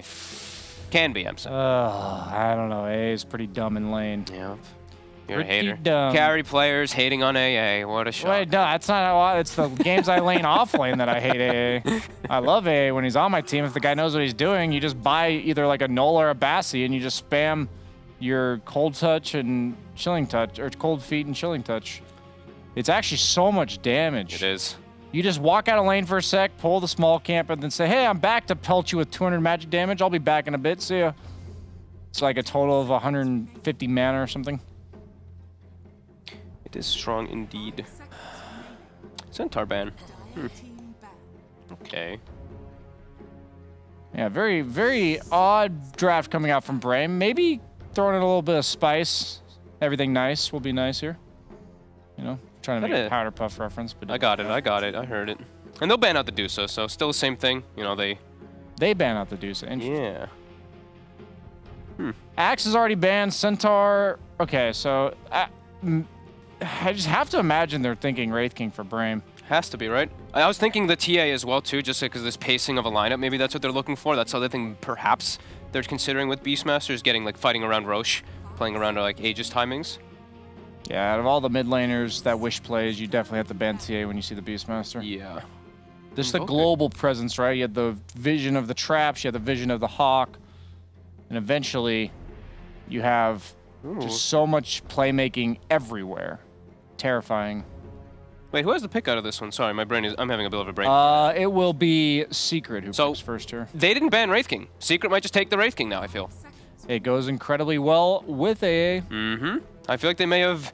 I know, they see them ban that Sven, because I feel like that's why they want the Wraith King, but I feel like Secret can just steal it. Straight up deny pick, yeah. And it works really well with their lineup. Good versus the Willow. Well, Willow can go both ways. It can work decently too. I like it against Willow. You like it against Willow? I like Wraith King against Willow. I don't mind Willow against Wraith King either, because you got plays around dodging stuns. You're able to like fear after the reincarnate. You can set up the brambles on top of it too. It's mainly because your way of Willow is to like have the guy be so like Willow's spells are usually pretty low cast range, the ones that do damage. So you're like you're on top of this Wraith King who's not actually getting like he's not hitting you, but he's just burning you with Radiance. That's true. But it looks like they choose the Morphling as the deny pick potentially. Oh, and then they can even go. They can even turn into the Willow themselves anyway. So that's not quite as reliable, obviously. That's fair. But that is fair. I doubt he'll go Ags. You don't want to go Ags when you're turning into an opponent. That you is don't fair. need to, but then at the same time, you don't turn into Willow if you don't have an Ags. It is pretty busted, but it's also just a secret staple, right? Nisha, one of the top Morphlings in the world. Works really well with AA, just period. Even if you're not turning into anything, you can go for the shotgun build. Shotgun plus Ice Vortex. Very fun. Is it really? It's very fun. Not for me when I'm playing, because Not I'm the usually the support support that's getting one-shotted. yeah. But Yeah. And okay, so they're Ooh. going a very aggressive route. I hear Skywrath pick Yeah. frame. Do we want to see that on the position 4 then, Yes. I guess? Has to be Stoneman playing that. Okay. I've seen I mean, he has Skylark done it play before, 5 and they position. played it. Or not Skylark, sorry. So, well, they played it before with Stoneman and Sky with Wish Beastmaster, but that was pre-patch. Yes. So, curious to see how they'll do it this time around. The instant silence can be very effective versus Morphling until he's got a way to itemize versus it, but you have to be very quick and very fast, because otherwise your lineup can just fall apart super hard. And it looks like they're just going for comfort heroes. That's why they got the Beastmaster. They want to get the Wish Tinker. Wow, the Beastmaster Tinker. This is 2018. Look at this, yeah. An earlier crap here. This is it's the most risky lineup ever. I feel like when I see Skywrath, you're playing already a risky game. Now they double down. They're like, all right, we're getting the Tinker on top to a hero that gets caught once and you lose the game in a lot of situations. Their chances to go to the major are out of the window if they lose this game. So they are going They're all in. out. They're all Please in. ban Spectre. Brame. But the thing is that they can just put the Morph as a carry, and then they just pick one of the spirits mid for versus. Oh, they think it's tiny mid, morph, mid, or carry. Yeah. Or tiny carry. I don't know. So far, it's only been Nisha playing Morph. We know Matsu can as well. But yeah, there is still definitely a lot of flex potential on the side of Team If Secret. they leave Spectre. If they leave, what if the thing is too? Like, why is you're in a Spectre so difficult spot bad? though, because they can even just storm. You have like pretty limited actual reliable disable. You've got silences and stuff, but I feel like you're in a real tough spot right now. Wow, they left Storm and Spectre. You're not. Why is Spectre so bad? They have two squishy supports that They don't kill do themselves anything. and then a Yeah. Tinker. That's true. They don't do anything to Spectre, and Spectre finds the Tinker so that your tiny and AAs can just thrive. I'm pretty sure. Isn't that extremely greedy from Secret though? If they do go Spectre, I don't think so, because you're against Beastmaster Tinker. Like you just have to beat this timing. I don't know. We'll see.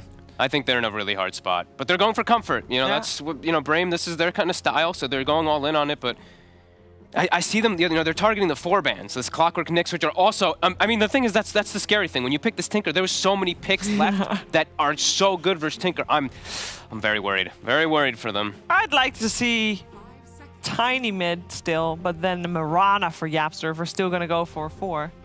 That'll be fun. But yeah, we'll we'll see. I think you a lot actually of need- options God. still. I think you need something that finds the Tinker with this last pick. I They don't agree. really have that yet, so it can't. Vision aspect. It has. I can understand why they banned the Clock Nicks. It would set up the Tinker kills quite sure. nicely. And like Fog said, if you find him once, the map will. It'll be similar to last game with what we saw with the gyro. If you die once or twice in the early to mid game, Is the map will AA just be gone. also not good for vision though? Because they already have the AA. You can get vision with Ice Blast. You can get vision with Vortex. Maybe. I don't know if it's fast enough against Tinker. Hmm. I think Tinker, you have to have almost instant ability to capitalize on whoever finds the person. They're so all in. They're so all in from Brame. The 30% spell amp, baby. 30% spell amp with the Ancient Seal, 45% reduction as well. It's also kind of Blasting. nice that you have the Bloodseeker Rupture that goes through BKB. Sure. Because Yeah, right now their that's lineup's true. pretty bad against that. But waveform, pretty effective if he's able to get it off this game. Mm-hmm. Big smiles coming out. He's got the from pick of the Nisha litter. They got already. the pick of the litter. I feel Yeah. it's like Matu. You want carry morph? Nisha, do you want morph? Do you want to go some storm, some specter? They got options.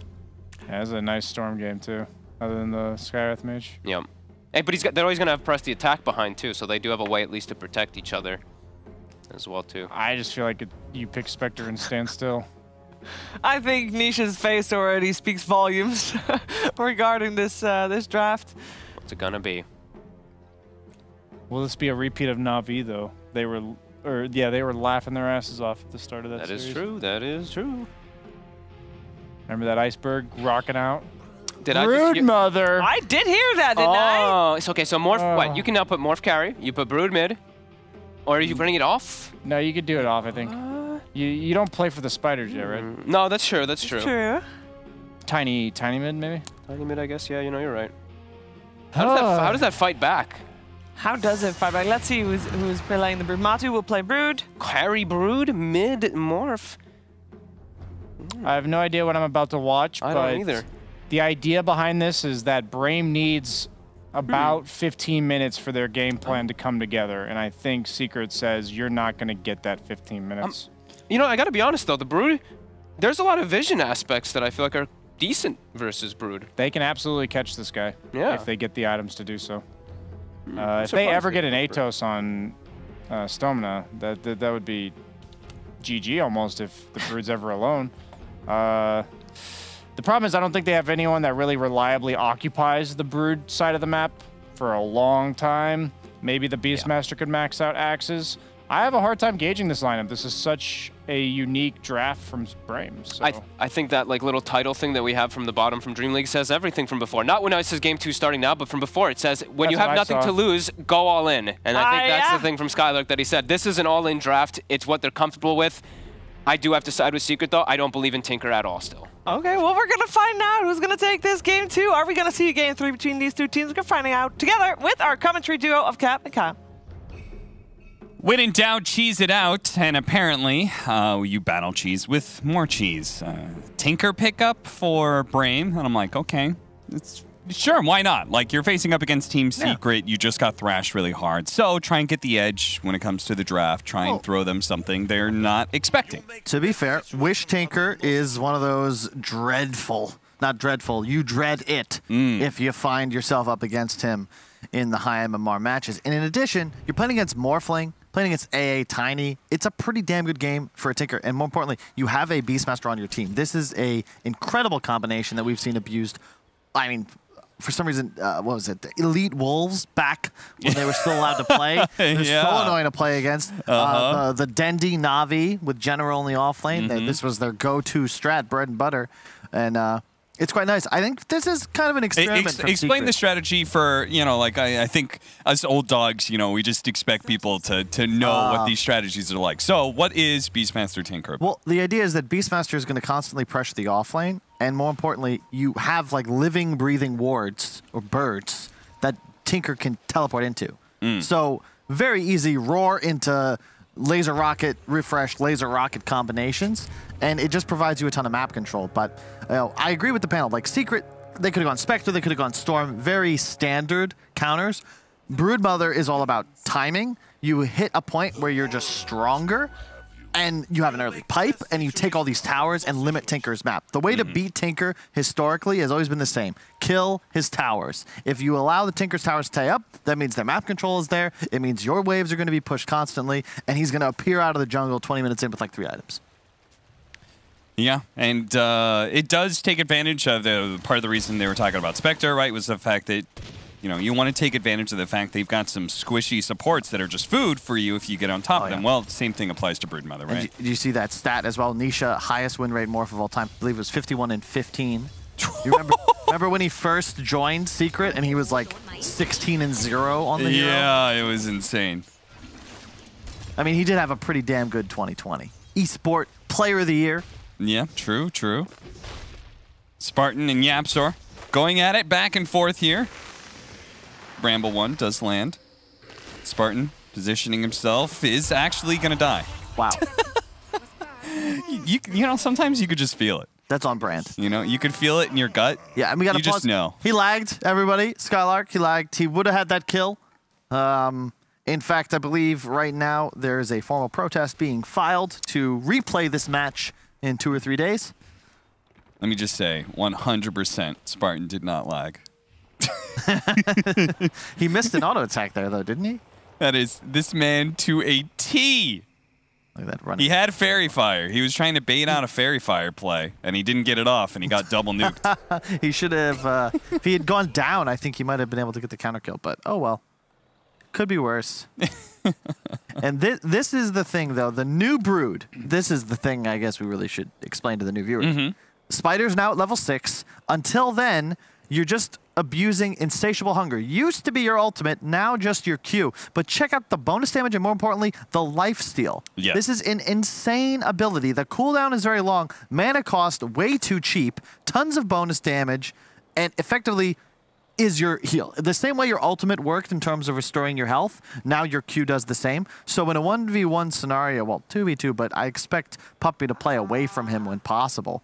You're just going to click the Beastmaster and heal yourself. Like to full. Yes. No, it absolutely is. The low mana cost added on top of the fact that you don't use mana for anything. Yeah. Right? Because you build Soul Ring, but it's only for you when you get your level 6. Puppey caught out in an awkward position here, and it's going to make a short TP away just to save himself a bit of grief. Here it is. It also helps you secure last hits with, it means Broodmother does not scale very well anymore because the damage is not very good on your Q because it's not an ultimate ability, but it is excellent at being able to secure creeps in lane. Yeah, it's so easy to sustain, especially when you can just click the enemy offlaner in the face.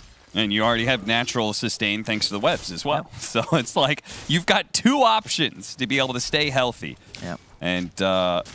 And that is a bit of a problem because one of the best ways to beat Broodmother is to make her feel uncomfortable before she gets 6. If we just click over to Zai real quick, yeah. Just check out his items, Cap. You betcha he's buying a Soul Ring. Is he gonna do it, Kyle? He's gonna do it. He's gonna Cap. max out his W. Look at the early point. For the attack speed and the heal. Okay, no. Soul Ring sustain.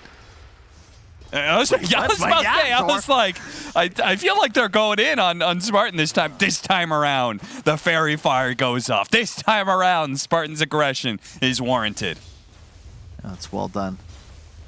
Yeah, that's what the first death was for. It's actually setting up the over-aggression from Yamsor. True, true. Now he just needs to make that happen another time because he did give away first blood gold. So he kind of needs to make a 2-for-1 exchange, but... Gives the XP advantage, so you get more experience on the kill back. Can't buy that in the shop. Speaking of the shop, Wish off to a really nice start in mid lane. He's going for the QW build, which is really annoying for Morphling to deal with because you're trying to play low HP at all times, but the burst from Tinker is pretty insane. Early level of the slowdown. This is really God, nice. That killed him? Yeah. He just got clicked? Yep. You gave him the Silken Bola, which slows him down even more, and then you add on top of that the Ice Vortex, and he's just slowed down to a crawl thanks to an Orb of Venom on top of everything else, and so you just get free, constant hits in.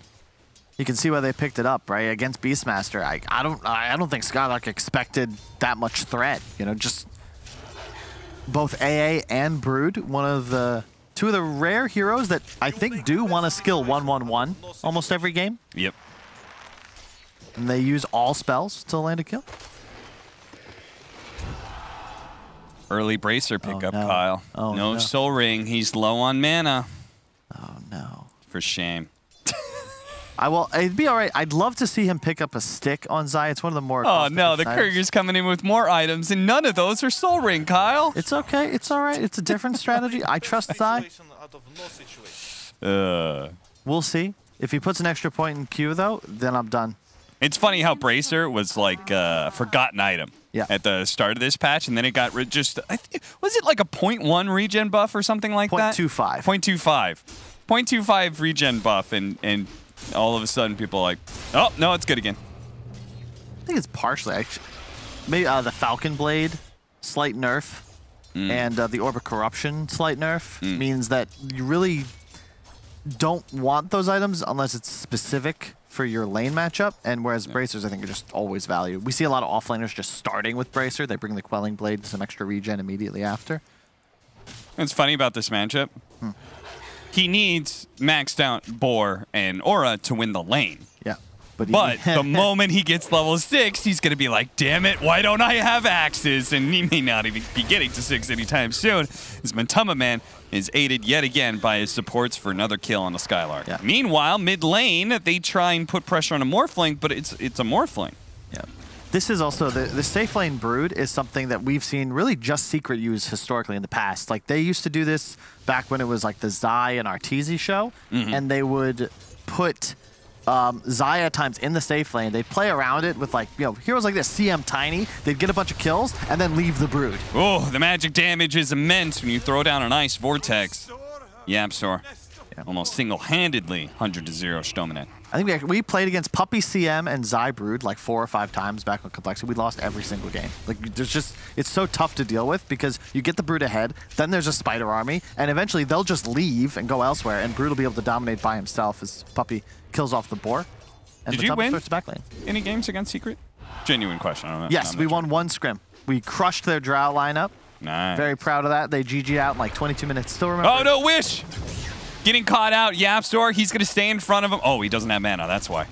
I thought maybe he was delaying the toss for just an added bit of time, but no. He just straight up did not have the mana to get the kill. Just to go back to that scrim we won against Secret. Spirit Breaker clinks. We're just charging Arteezy. He died 7 times, and then they GG'd out. We hadn't even taken a tier 2. I think they were just done with that game. But these clowns of Spirit Breaker does. Yeah. They're probably like, this practice isn't worth anything. No. Moon Meander kept making cow noises, too.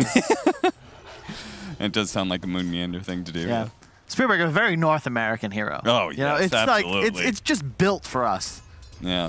Just hit Q, relax, grab a quick drink. All right, come back, land the bash. Matu now level 6. The Spider Army commences. And poor Skylark, he's going for the HOD rush, but he had to buy boots, he had to buy wand just for the survival. And now he's so far away from that item that really is needed for his hero to become activated. Also, just as later on, a teleport tool for his Tinker mid, who is off to a nice start, only 1,000 gold away from bots, so doing all right on Wish, but I'm surprised he's not actually beating Nisha in this lane. Yeah, it seems he's having a bit of a rough go around here. Oh. Leftover Techie's mind there. 4-1 Secret. Small advantage right now, but you could feel it mostly in this off lane where Skylark is having the rough time.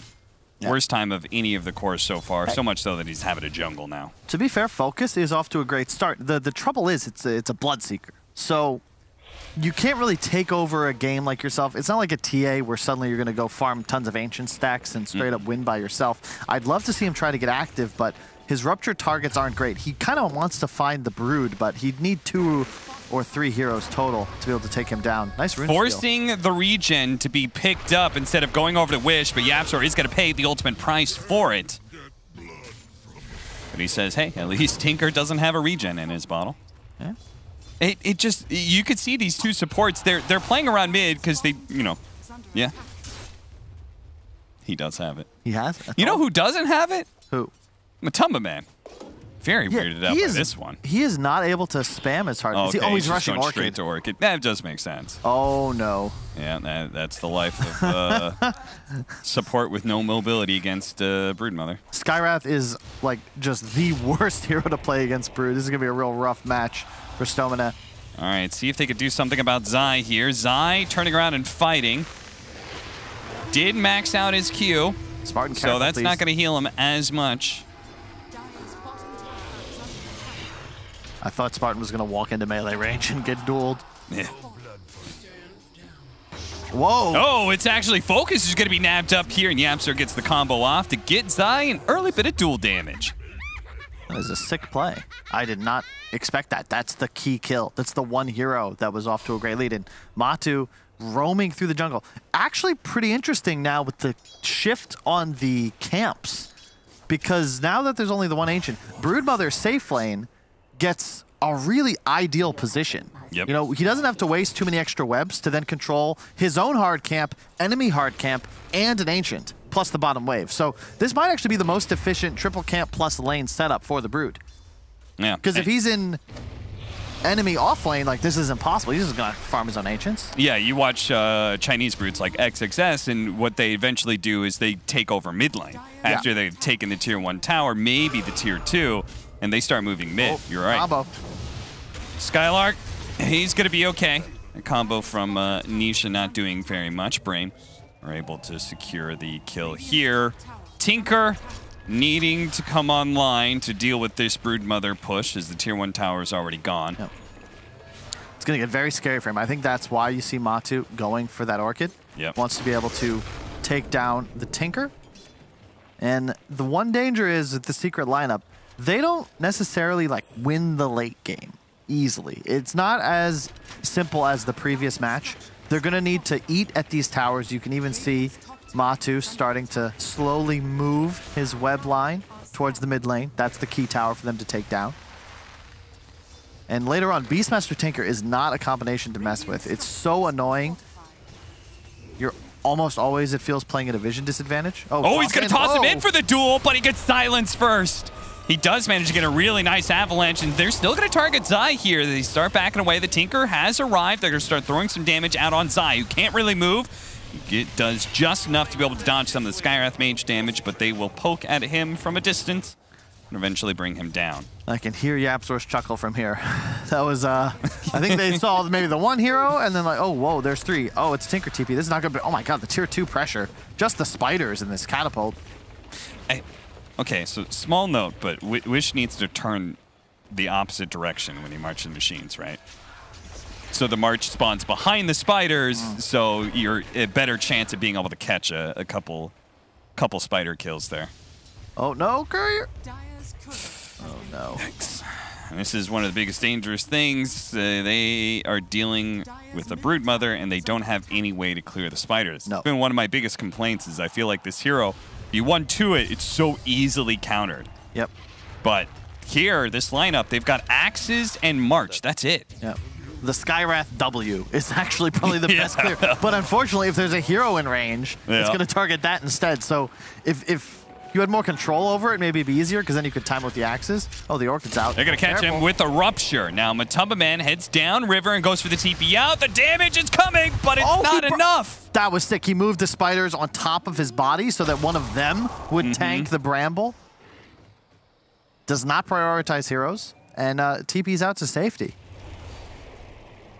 Very nicely done. Moves the spiders over for protection. And the Bramble soaked up by the little guys. 7-6, and hey, look at that. It's a little bit of deja vu. It's Nisha, just AFK farming the triangle, while the rest of Secret deals with Braim's aggression. Yep. And this is the attrition game, right? Because up top, you're going to apply pressure. Whereas if a response is forced, well, you have your more farming your own triple or pressuring mid. Brood is farming bottom, taking enemy triple, and then also threatening mid as well. So Secret should be eking out an advantage, even against a Tinker who's eating as many creeps as possible with the global teleport spam. But this is the man to watch. But Tumba Man, he really wants this mid tower. If you take mid tower, the whole map opens up for Secret, and the game gets much easier. And I believe that'll be their next play as a squad. The Orchid is online. And it'll be a Solar Crest rush. Interesting. Skipping the HOD. I think that's the right move from Skylark, because it's really more of a damage asset here. His Bloodseeker's ahead. Turns around, immediately gets the ultimate off onto Puppey, which is going to be cleansed out. Throws out the Ice Blast. Is not actually going to be able to land. Dark Willow really wants this kill onto Puppey. Healing Salve is going to put him over the edge here. He throws out the GG tree before dying to a duel. His focus is unable to really stay aggressive once again. Oh, as this happens, though, guys, remember, it's 5-on-4. Who's missing? It's Matumba Man, and he's doing disgusting Broodmother things. Oh, yeah, and that's the key item upcoming, the pipe, because then all of a sudden, you talked about their lack of spider clearing. With a pipe active, I don't actually know how they kill the spiders. Yep. They don't have any real physical damage clear. The Maelstrom, the March, you just tank right through it. And this is the dream location for Brood to be playing now. Hey, blast preemptively. Love it. Just looking out for any heroes potentially defending. Dark Willow shows up, gets Orchided before Spartan could hit the Shadow Realm. And this is huge because now the bottom lane, again, you're playing against a Tinker. So now with tier 2 bot down, all of a sudden you can sort of feel how much more difficult it's going to be for Brame to push these lanes. If bottom is at that location or above, he can't really teleport into the wave safely because if Brood is there with Orchid, he'll just die. You know, Blink is not online for another 1,000 gold. And this is really the storyline of this game. Can Brame find kills and recover the map? They want enemy mid tower, they want enemy top tower, maybe even look to take a Roche before the spider pressure is enough to start just dealing with their entire map. Like, this is just such an annoying game to play. Yeah. See the circle being drawn. They want to get some wards up. Broodmother's a great hero to work with Morphling Legion Commander. Like, you don't have a lot of wave clear on Secret's lineup at all, right? But because Broodmother takes up so much of the map, he's basically taking over 2/3. It allows Yapzor and Zai to just be hunting for kills. Unfortunately, missed out on that one on Spartan. The Ice Blast doesn't land either. They're really thinking about going forward with the Rupture on him. Unfortunately, Tinker needs to go back for some mana here, but it looks like with the Skywrath Mage, they managed to get that kill. Once again, at a distance. Yeah. As they're now going to try... Oh, get away! Get away! Oh, no, Spartan! God. Webs come out. The ward gets defended by Team Secret. Even Wish being found now. Oh, dear. Oh, Nisha! That was more than he bargained for. Gets silenced as he comes down from the waveform and shot to hell. That was... Holy crap. I thought there was a Dagon. They're going to go again. Oh, this is the turnaround now for Brame as they start picking apart heroes. The Bloodseeker's going to town. Puppey turns around, does what damage he can, but all of a sudden, Brame had picked up 4 kills. That was nuts. So the whole spider army died there, and then Nisha goes forward, but he legit got 100 to 0'd. Like, he died in a flash. Yeah. Let's see this again. You can see the spiders. March the Machine goes through, waveforms forward. Stominen turns around, silence, and all the damage is amplified. I can't believe he went for that. Agility a little bit, too. I don't know. Yeah, if he was going strength, if he survives there, that fight goes a little differently. Orchid was going to come back off cooldown. Did he trust in the Lincolns? Was that? I don't know. That's the sort of mistake that can really set you back, especially with this kind of lineup, because once Brame actually gets some map control, the advantage Brood provides sort of flips, because then you're dealing with birds, creep waves start to push, and you're dead to a Rupture, you're dead to a Roar, you might even just be dead to a Skywrath slow if enough teammates are nearby. And it's the vision advantage Secret are relying upon to really win this game. And Brame taking back control of their own triangle, now looking to perhaps invade top. Remember, wherever you see brown on your minimap, that also represents a Tinker. And that's exactly why. TPing into the boar can also do so to the boar. I was curious. There have been so many spell resistance changes, but for those who are wondering as well, the what is it? What's the E of Skywrath Mage? I forgot. Ancient Steel. Ancient Steel is still magic damage. Increased magic damage, not spell damage. Thank goodness. Yeah. It would be a little busted. So if it it's was not going to be spell amping up laser, but everything else. Pipe is almost done for the Broodmother, and as you said, it becomes harder and harder to deal with these spiders. It's been like a staple for the Chinese Broodmothers. They always get Pipe. Yep. I will say, though, that miscue from Secret sets them back, because if they take that fight with Pipe, that spider army survives. Yeah. Nisha likely lives. They probably get the Tinker, and they might just blow this game open, go get a couple kills, take mid, then Roche becomes an easy next objective. You're now in a position to Secret. You got to be a little cautious. You can even see how confident Brame are able to play. They killed Puppey by his tier 2 top because of the global threat. Yeah. So, and Broodmother does drop off pretty heavily, leaving you with just a Morphling, and that Morphling in some ways is countered by this Tinker, right? I would say so. I mean, he feels pressure to get the Lincolns because of it. Ags soon as well for Tinker. That's when things get a little crazy. The laser starts to bounce. 700 range from primary. That's been tweaked here and there. But the main change is now it applies that shrink ray. So it reduces your size and current health by 15%. In addition, it now gives the bonus cast range. I don't think it did on the original Ags. It has for a little bit, but the shrink ray I don't remember when that was at. That was like 7.17. I don't remember. 7.1? No, that was relatively recent. What would you classify as recent? Anywhere in the 7.2s. Roar? Zai? In trouble? Catching up to him. They're going to be able to nail him with the Bedlam. Another Zai kill. YapzOr is going to be able to respond, though. Oh, here comes the Broodmother, though. That's already a dead Spartan. And the Beastmaster may be run down by the Spiders as well, but Matubba has to stay still with the Rupture on him. He's going to try and go for a TP out. Thinks better of him. He's just caught. Double kill for Focus. And now Nisha, he's already gone in and needs to find a way to get out. YapzOr trying to cover him right now. The BKB of Focus is wearing out, so he is going to retreat. Skylark managed to survive through that, by the way.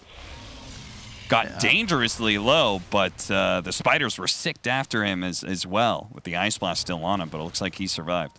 So the big problem for Secret this game is if you look at the lineups here, Brame have 3 cores, all scaling quite nicely, whereas Zai has sort of become this extra support, and the benefit is YapzOr and Puppey definitely have more items to their name, but it's going to be a concern because he's got Hood, and even once he picks up that Blink, he'll be a Blink duel. That's it. That's his entire game. Whereas Skylark, he's giving the Aura, he's got the BKB Piercing Stun, providing teleportation for his Tinker, along with the Solar Crest spam. Shit, he'll have a BKB.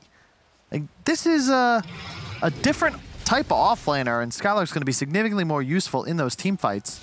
The danger here is that Nisha's gone for this more passive build, so Zai's going to be playing as a defensive Purge, but he's not necessarily strong enough on Nisha to go toe-to-toe with these cores. I don't even know if he can hit Bloodseeker in the face if Beastmaster's nearby. No, this Bloodseeker is definitely one of the highlights for Brame. He's just continued to stay very high net worth. I mean, it was insane how far ahead he was of everybody else off the laning phase. And now, thanks to that one really successful fight that they had, he picks up a few kills there, stays ahead in net worth of Nisha, and is looking good to be able to just kind of keep fighting. Yeah. Aghanim Scepter now done. The Shrink Ray online, and he's been in the game since 728. Rick Moranis coming out of retirement. As that's a reference I can appreciate, Kyle. I got you covered. It's like Courier hidden away. Relatively even game, and I like how Brame are playing this. Control the enemy triangle, get some wards up, because more importantly, this denies Roche, at least for now. Meanwhile, Team Secret pushing through mid. They're going to, in a way, mirror Brame, taking over their side of the jungle that controls Roshan. And this is dangerous now for Wish. This is the danger of Tinker is sometimes you can make game-losing teleports. Yes. And ultimately, this mid wave is set up to be just that. Oh, Spartan. He's going to be cut here, but he's going to be okay. He'll shrug off some of the damage. YapzOr is... Okay, they're not going to throw the Terrorize, but YapzOr is also not going to complete that teleport. Now they're going to throw it out. With the Rupture still on him, he runs into the Brambles. Now he is going to be saved by the Shard from Zai. Defending him against that last rocket that was coming in. Now he's still a little bit low, so Focus is moving a bit faster. Everybody else from Secret, though. They want Tinker. Keeping a respectful distance from Brame, waiting for the opportunity, as you said, to catch the most important hero in the game, right? The Tinker. Yep. That is the name of the game for Secret. If they can kill Tinker and specifically, like the supports, really. Skywrath immediately dies if the Spider Army gets on top. He's gone for a very greedable Tranquils and an Aether Lens. He just straight up feeds, as does Spartan on his Willow, if they catch an Orchid. In Sky's case, it's really just a Bola. Wish. Shard, the next item he's going to pick up. It's another new one. You don't really see this. I've heard people in NA theory craft that it's very strong. Defense Matrix, a 350 damage shield, along with a 50% status resistance barrier. So is that good? I don't know. Maybe the status resist for the Bloodseeker? Yeah. I mean, it certainly could be if you manage to, like, say, defend against a duel or something. Yeah. I would say the 350 shield protects him from getting spider bonked, you know, stopping his blink. Finishing up Yapzor from a distance. Dominant hitting in the tree. He's going to be able to pop out, executes him. Now they manage to kill Zai as well. Nisha caught inside the brambles here for now. Focus, man fighting him. They get the terrorized off. He's morphing into strength, but they're bit by bit piercing him down. Wish comes back in to finish him off. What a sick fight. That was perfect. You saw the silence onto the LC to prevent the cleanse, and then immediately the roar, because if you roar the LC, there's no way he can save his ally. Incredible fight. No Broodmother. Matamba Man's like, okay, well, I'll think about going for Rex. You're not going on to Tinker any longer. He gets the tier 2, but I don't know if that's enough. That's the second really nice fight from Brame. Like, we weren't ready, let alone Team Secret. They lose 3 for nothing. Now into the pit. Gotta be careful with this one, though. Well, they know that Broodmother's up here. Ice Blast is coming in. This is looking a little awkward. The Orchid goes off onto Spartan. He's going to be brought down, turned into spiders, and are immediately killed by the Bloodseeker. Now, Brame have to respect Team Secret, especially now with the Morphling coming back in. Yaps are looking for his initiation. Finds it on Snowman. Doesn't manage to get the silence off in time, so he's tossed back. Stops the duel from going off, but this is an option for lasers now. From a distance, Zai stuck here. Rockets constantly flowing in, but Nisha comes in from the side, executes Skylark. They manage to get the duel off, but it's going to be won by the Bloodseeker. He gets the duel damage. Now looks for the kill on Puppy. He heals up to half health. Yapzor chasing after him, but he's too damn fast. The Boulder not able to roll out fast enough. Focus looks to be able to turn his attention back towards the pit. They have the Hawk. They kill it before Tinker can jump in. They do have the creep wave there at top, though. Wish is still within striking distance, and he can be given the vision if the Bloodseeker can get close to the pit. They throw out some brambles. Bloodseeker caught on the side. They manage to get the blow up there. Immediate buyback from him and Skylark. They're going to be joining this fight. The terrorized attempted to go off. Faked out, though. Spartan pumps it and stops it. Legion Commander protecting the Broodmother from getting caught by any disables. This Roshan is so low. They've invested buybacks on both sides into claiming this Brame, more so than Secret. This is so sick. It's all about area control. Matamba Man immediately gets bashed as he tries to go for the Roshan. Cleared off once again by the Legion Commander. It is a poke away from death, and Skylark makes a jump in and snatches away the Aegis. That was so cool to watch. So you see Secret, they're trying to play away from the march, get pickoffs and poke at the corners, just prodding for advantage. As Zai waits in the wings, he's going to BKB people for saves. But it's all this game of cat and mouse. Brame is keep the march centered and try to have Bloodseeker and Beastmaster take the assault to protect their supports. Secret, they want nothing to do with BKB heroes, but just spam, kite, toss back, look for a duel, quick clash. Brame just want a hard commit in a one-screen area. Ag's now up. Another one for the Brood that is quite nice just because of the increased count. So now he's less limited in terms of where he can actually play on the map. Okay. So I've been spamming some Broodmother. Yes. Recently, Kyle. And we'll see if Brame give me a chance here. I discovered that I had a very hard time keeping up with replacing my webs. Yeah. I always felt like I was low on the count.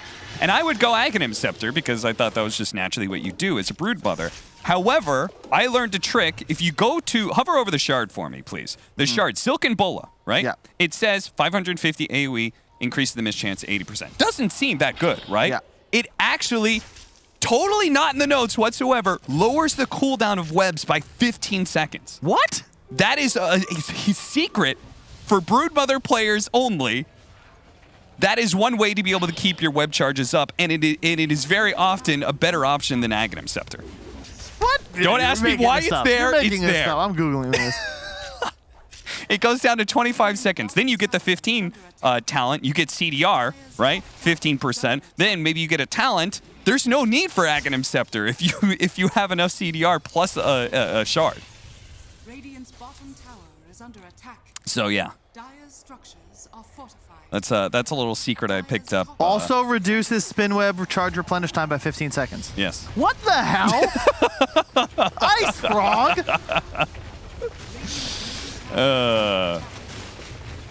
Yep. I was spamming Broodmother because I wanted to learn the new Brood, and somebody came into my Twitch chat and said, "Hey, I'm a Broodmother There you spammer." go. I knew the real experts were in Twitch chat all along. It's true. The Twitch chat knows. That explains a lot, because I know BSJ gets all of his tips from Reddit, so he has no idea what he's talking about. Yeah. Listening to Redditors. Listen to Twitch chatters. Yes. They have refined taste. That is a 5-head bit of information, Cad. You get a gold star for that one. Will you get the gold star? Brave, they go in. They're going to go for Zai first. Nobody's really close to Skylark here, but I guess Skywrath Mage is within spitting distance and will manage to get the concussive shot, while Skylark pops his BKB, defending himself against Nisha. He still also has the Aegis. Don't forget about that one. Terrorize going to be used. Doesn't actually go through the Bramble. So he's going to be okay. Just a simple pickoff on Zai. Nothing more. This is such a... I mean, this game requires dexterity, Cap. A lot of times Dota is all about brawling. Like, okay, at some point, everybody grabs their big sticks and whacks each other in the middle of a river or something. This is all about just straight up position. Finesse, that's the right word. Because you have now a blink on the Morphling. He's just trying to pop a support, get the hell out. Preferably the Skywrath Mage. You can see there the roar, the silence onto Zai. He has no real way to defend himself. He's just trying to play around his allies. In fact, still running around with just a hood and phase boots with the shard, which is definitely a great item in this game. But the BKB on Nisha is going to come out. Bloodseeker's duration is getting a little low. Oh yeah, it's already down to the minimum 6 seconds. He does, however, have a completed Scotty, so that'll significantly reduce the amount of health Morphling can restore to himself. It feels like one of the hardest parts of this game for Brame is so much of their lineup is kind of like poking at Team Secret thanks to the Tinker, and Focus doesn't really feel good about just going in and trying to challenge people. But now, like, that Scotty is going to be a significant upgrade for that, right? Really nice against Brood, too, just so you can keep him stationary. Hero moves too damn quick in the middle of the webs. 531 MS with no boots, just you got a guess on this one? Trivia. How many Spiderlings have been killed so far? Who would you guess? It's like that Jelly Bean game for the free tickets to the prom. I feel like Matumba Man has been pretty controlled in not throwing away spiders. I'm going to go with 73. Wait, spiders? Spiderlings? Spiderlings. Or spider not spiderites, spiderlings. I'll go with 45. He's pretty good. It's probably more than that. He's playing against Tinker. Yeah, it's 69. Wow. Oof. I should have said 70. You know. Nice. If you know, you know. 630 gold. That's a pretty impressive, though. It's a long game. You're playing against a lot of wave clear. I love that he throws down the brambles. This army of spiders doesn't give a damn about brambles. Oh, nice. Okay. Focus does get hit by a combo. You can see he shrug it off pretty easily. Nisha, though, that's another threat, though, that he does have to recognize. He has to back down for that man fight. Zai barely living until the laser finished him off. Skylark does manage to get away from Nisha, and now that Nisha's BKB has worn out, they have to reset this fight. He was able to man up because of the magic immunity, but if he gets lasered in these fights... Poor Zai, dude. He's 1-8-5. He's not even playing bad. They're just all in for him every time because he's the only save for his team. He will likely be bottom net worth on his squad by the end of this game in true self-sacrificial fashion. So, I mean, laser is dispellable, so I have to assume the shrink ray part is also a stacking debuff. Right? It is dispellable. It's like napalm. Yeah, I mean, that makes it all the more important. Like, just the miss percentage is bad enough for Nisha. He just wants to sit there and right-click people, but... The main thing, if you're going to look to see who's going to... It's just all about the ward control. Where are fights taking place? You can see that most of this game, it's been Secret have one area covered by high ground wards, and Brame have another. You want to fight within them. Broodmother kind of playing like a Tinker, especially once he grabs this Hex. He's going to just try to pick off, specifically Tinker, maybe a support for free with an Orchid. Meanwhile, Brame, the same deal. They want the Morph, they want the Brood, they want the LC, but they need vision to do so that Wish is free to actually get his lasers off in fights. You need that sort of foggy area so that he can play around it, be free to rearm, refresh his abilities. Roshan up in 50 seconds, perhaps. Could be a little longer. Morphling with the blink. He's going Scotty as well. Nice ward in the mid lane there. Not focusing on vision in the triangle. The re-smoke. They've already occupied that area. They're looking for the pickoff. Rotation is coming. Blink on Zai. Secret are on their way. They kill the courier, but the jump forward by Nisha immediately goes for Spartan. Does manage to get him. Skylark and Focus will run out without getting grabbed by anybody. But oh dear, Snowbin, the Spiders found him. And now they're after Skylark, who's going to BKB TP out. They try to go for the duel. I think if he maybe ran forwards a bit and tried to blink directly to high ground, might have had him. I think so close, but that's the problem with Brain there. So they didn't actually get possession of that territory. So the moment they have to run, the supports are fodder. You need to be initiating. When they've been killing Team Secret, it's when they're getting the initiation and pop, pop, there's 2 heroes dead, they can pursue for more. Otherwise, their supports have no game. They are, like, Skywrath, I believe, just died to Spiderlings. Like, in a second and a half. 2 rounds of attacks, he was gone. BKB, Scotty soon on Nisha. Does he have the Hex on the Brood? No, not yet, but he's going to go pick it up on Matumba Man right now. And suddenly Wish's game got a lot harder. Yeah, it's already this middle part of the map that he can't really play around too much because of the threat of the Spiders. Actually not buying it. He's saving for buyback? No, you don't have enough, Matu. Just go grab it. Other thing is, with his mana item build, he's spamming Spiders off cooldown. So this is a deceptively large... You ever see those viral videos where there's like looks like a tiny ball of Spiders, and then they drop and they go everywhere? That is playing as Brame in this game. And you've just got to hope that you can deal with the Spider Ball before they separate and go crawl onto your bed. No.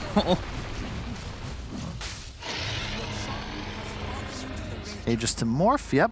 No, there are 2 things I don't like, Kyle. What's that? Spiders and heights. Yeah, true. Not a big fan of heights. Describing that ball of spiders. You can see it now in your head, right? Yeah. Yeah. Scotty now complete for Nisha, and they've got 4.5 minutes with an Aegis on their side. Level 25 also picked up and also has the shard. So he's going to be jumping around a lot and firing off blasts of the shotgun. Like waveform charges and this blink dagger, like this man is all over the place. Tinker is going to be having to keep his distance. It's the right item build though, because this game is all about burst damage. It's finding the right target and keeping yourself properly positioned. So whenever positioning is the name of the game, if you even check out how many blinks do we actually have in this game, let's see. 2 on Secret, 3 on Secret, and 3 on Brame.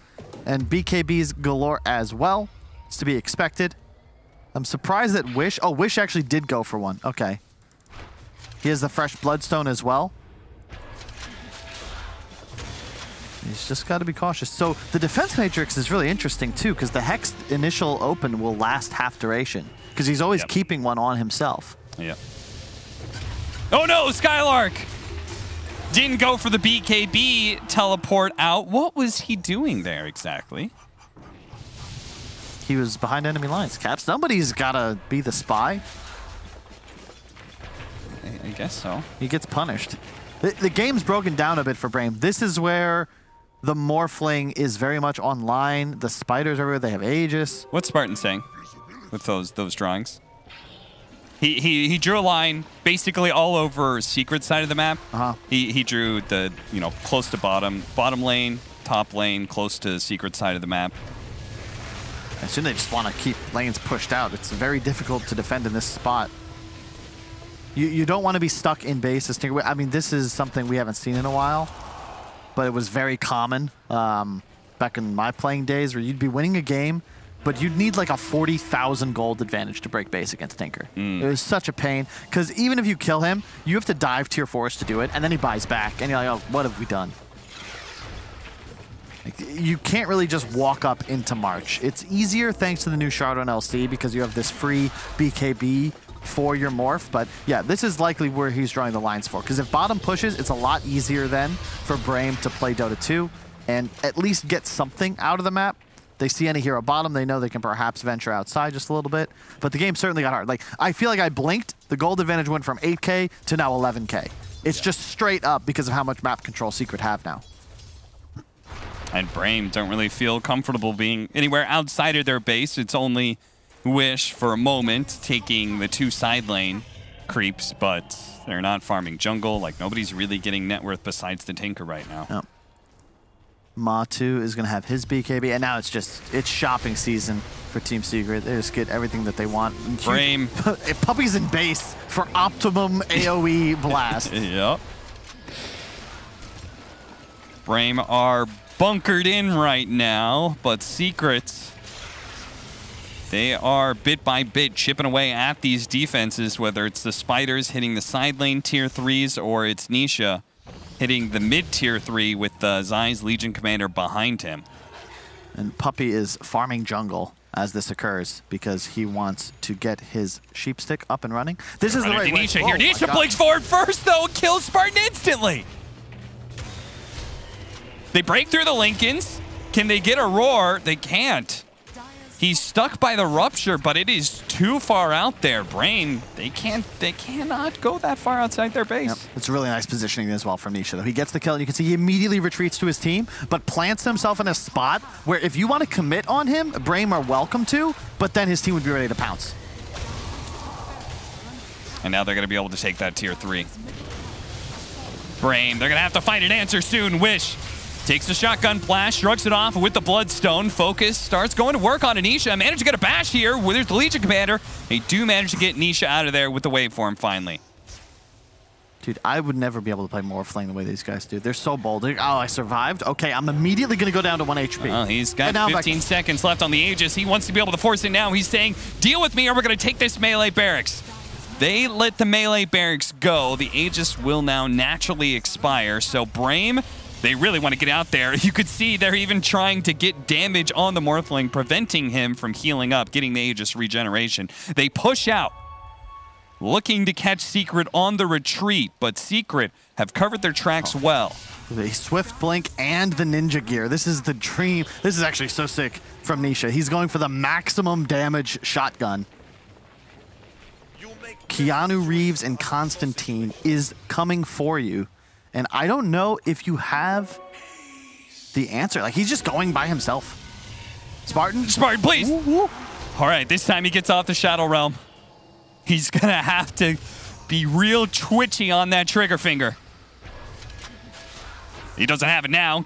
Scythe out from Puppy. So he's completed his big ticket item. Still picking up tier 4s. It goes to show how little Brame has managed to farm in the last 5 minutes. Nisha, solo smoked up, sees Skylark, does what he can, forces out a BKB. The Ice Blast is still coming in. If anything, Skylark blinks away just before he takes any damage. Talk about finesse. Okay. Secret are just playing so crafty. You know, Nisha just getting smoked there by his allies, but previously was the Ninja Gear. Tried to open. Yeah. It's just going to be the same move. Nisha scouting, looking for an opportunity. If he can kill a support, maybe the rest of the team commits. But Zai just sort of waiting in the wings, ready to give him the free BKB if necessary. As Matumba Man just continuously clears waves. Look, like the number of spiders he has. That is, it's lagging my screen when I look at it. So I've got to assume it's a lot. Yeah, and he already took top lane. Oh, whoa! And he'll do it again. Wish almost getting caught here. But they do manage to get the Primal Roar out on his side. The magic damage comes in. And they take down the offlaner of Team Secret, and they've slowed down some of Secret on the retreat too. Focus building up a bit of movement speed, but oh no, he oversteps himself, and Nisha cuts his head straight out. He sticks it out too far, and it goes down, and now Brame, now they're the ones on the retreat backing away. The Spiders start going to work on the buildings here, but Wish has returned full mana. Yep. Okay. Skylark had enough of the spiders. So, this is such a cute game. Skylark went for the wind of the shard. Oh, whoa, whoa, whoa. Jumping in, Nisha really trying to go for that Tinker kill. He's silenced up right now. He's actually going to die. Stobanen got the Ancient Seal on him, and now Skylark, he found Matumba Man as well. Brame, they have been bleeding away here, but if they can get some big kills, they can turn this game around still. It's the Matumba Man. He's certainly dead. They're going to chase for a little bit more. Heat-seeking missiles on out, but Yapster is already blinked away. Brame, they are 100% going to lose this game if this continues, so this is their chance to get outside of their base. And they have to do just that. Immediately Wish is starting to shove out lanes. You can see how difficult it is for Brame, but if they can actually just get their hands on the collar of Team Secret, they will find kills. Nisha overextends, immediately just feeds. I'm surprised he even tried to take over the Tinker as well. Like, there's no real purpose for that. Maybe just trying to do some dispel dancing, but either way, gets popped. Kyle, it is a very, very short Roshan. It's already up. If Brame somehow picks up on this, there is no buyback from Team Secret. You get the Aegis and Cheese, and in this case, a Refresher Shard. Oh. You might actually be able to stay out on the map, even as Morphling and this Broodmother revive. They don't know yet is the problem, and Bloodseeker is not alive just yet. Also, be careful for diving birds, the Beastmaster Shard. That guy, he's got it. I don't know if it's going to be good. Oh, yeah. I was wondering if he was going to get that. I mean, with the Tinker combo, right? It's a 2-second stun, but the thing is, you got to remember the bird dies. Sure. So he's got to let the Tinker complete his teleport. Exactly. It's got to be a very elegant Wish. He's right next to Yapster, and they spot him now, and they manage to get the silence. So, no danger of dying to the Tiny. Instead, it's going to be Yapster, who's been caught and killed. 70 seconds and a fresh chance for Brame to be able to take a Roshan with an advantage. Yep. The laser damage increase thanks to level 25 talent now. On the Tinker. Relic. Such an insane item for a Tinker. What's the laser damage actually do? So, oh my god, 515.8 laser. Remember, that's AoE spreading to all enemy heroes, plus the 15% current health damage stacking. Oh, go over the triangle, go over the triangle, Spartan! He goes in. No, not again. Just... Dude, poor Zai, man. He's just falling behind in the race. He's... No one can ever call Spartan a coward. No. The man found the most dangerous part on the map, and he went out there without a second thought. Credit. Wish hasn't died. That's insane. No, absolutely. He's been doing an amazing job not getting caught by a Blink Morphling, Legion Commander, and a Broodmother. Like, this is not an easy free Tinker game for him by any stretch of the imagination. But he is making it work.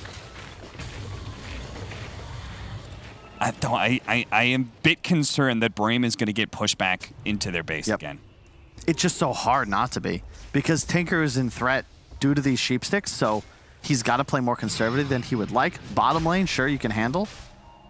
But we'll see. They're hunting. They got great vision. They're going to be able to find Puppey. That's a good pickup to start things off. Buyback. Be cautious. You used Roar.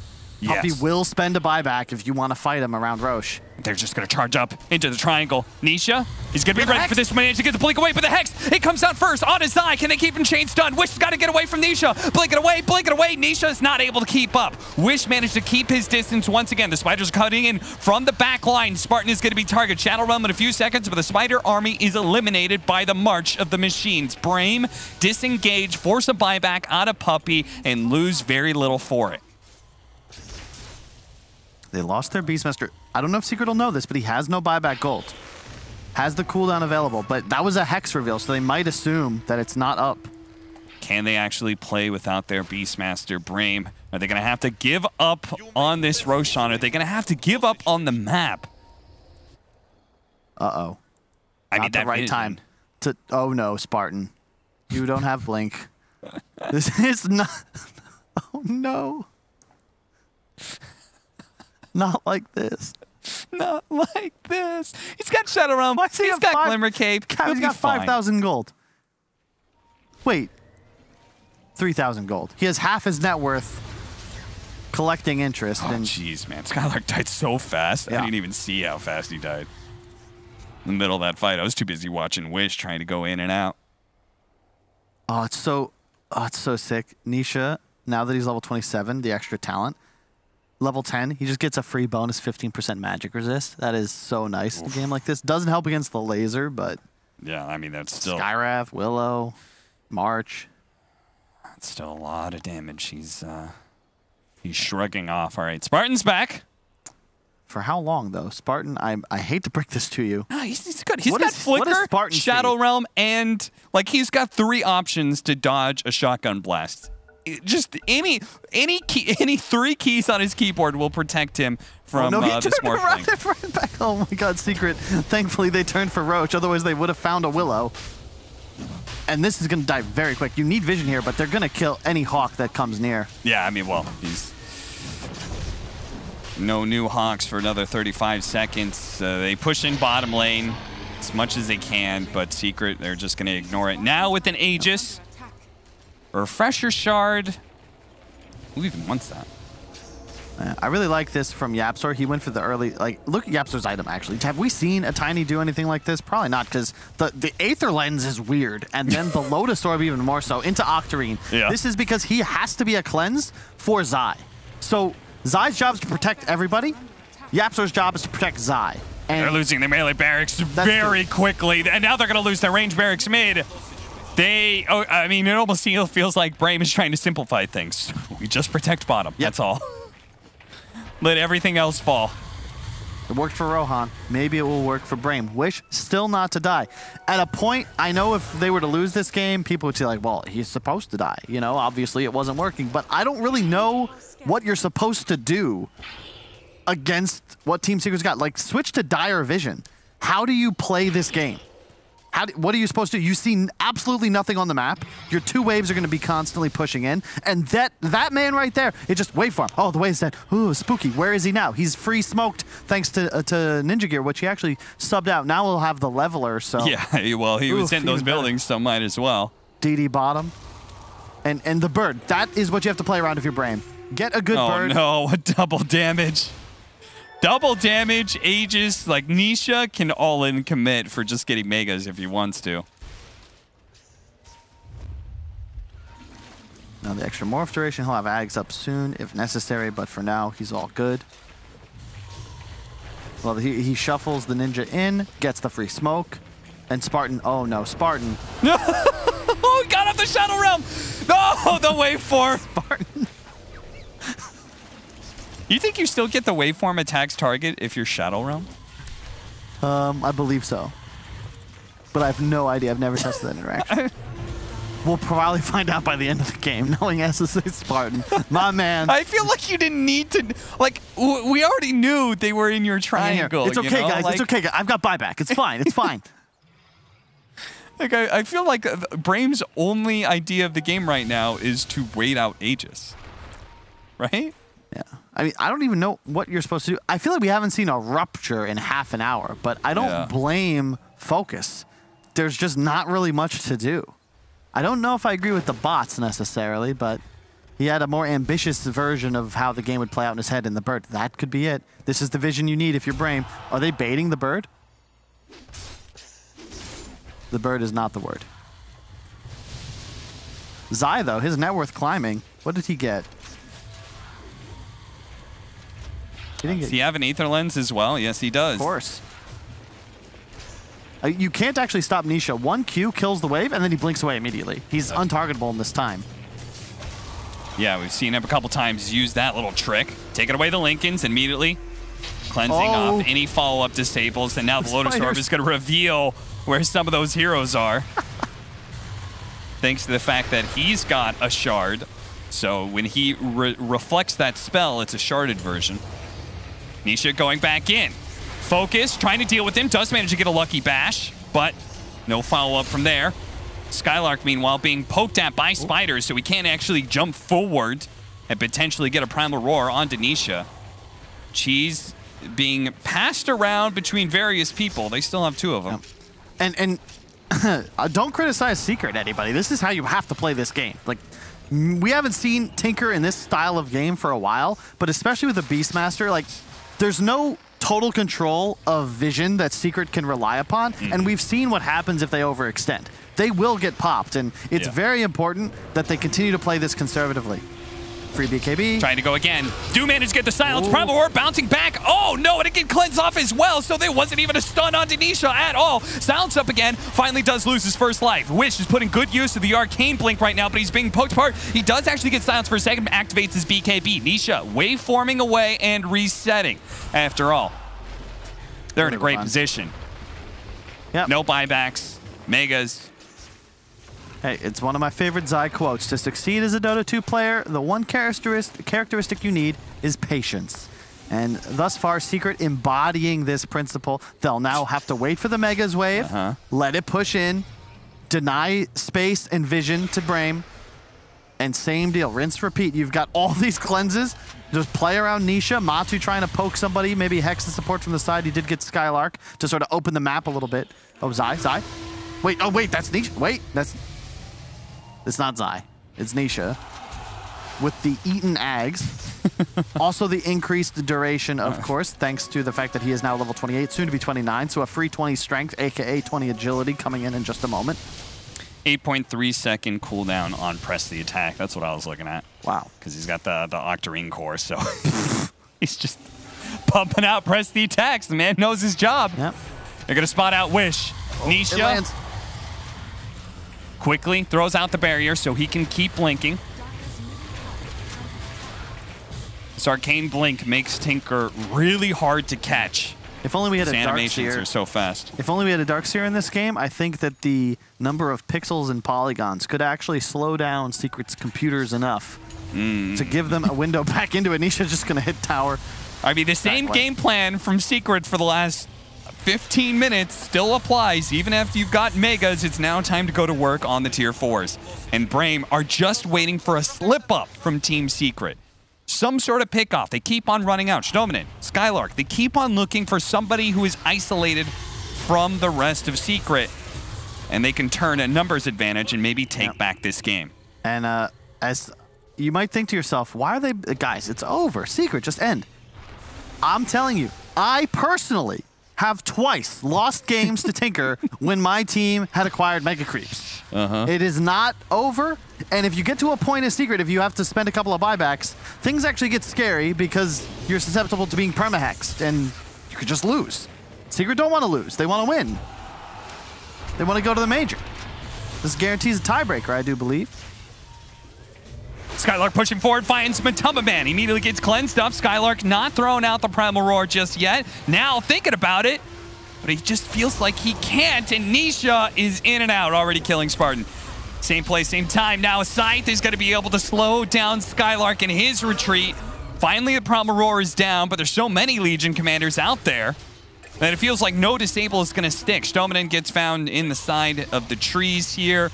And one of the tier 4s has fallen now. Focus. Oh, God, he's so close, given the barrier, but it's still not enough to be able to defend against it. Now Wish has been caught by his Scythe. His first out of the game, he's going to buy back and try and desperately hold on to the tier 4s. They're right next to the fountain, though, and that is where Tinker is most dangerous. The AoE. They get it. The lasers are flowing out. Wish trying to dodge around, but the throat is being hit, and Skylark and Wish, they just can't stop it. Secret will finally put it end to game 2. They 2-0 Brame. But Brame does not go down without a fight.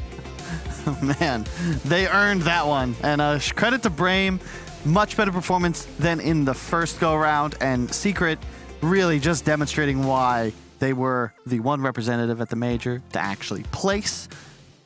Not so good results this season, but that's the kind of game. Fourth isn't terrible. That's a grind. That is a professional's victory right there. And they played it like gentlemen. They crushed slowly but surely. It took them 55 minutes to kill Wish. Yeah. But once they did, the throne was soon to fall. No, it's methodical. Yeah. Right? Absolutely methodical. And they just worked their way towards the destruction of the Brame roster. And that means that Brame is going to be knocked down to a position where they may be having to fight for tiebreakers just to stay in the upper division. Meanwhile, Secret have a chance to be able to still go to the major.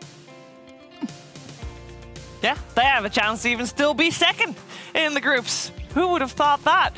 It's a bit of a madhouse, of course, with the tiebreakers that will definitely happen. We just need to find out what type of tiebreakers. But we're going to talk about this series first. We're going to break down this series, talk about that game too, and talk to one of the winners after this.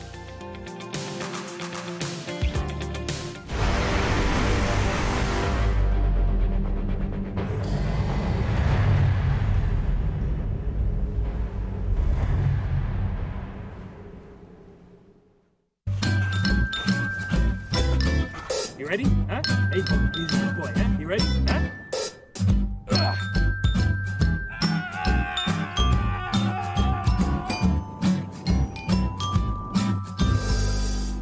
Start your esports career now at play.eslgaming.com.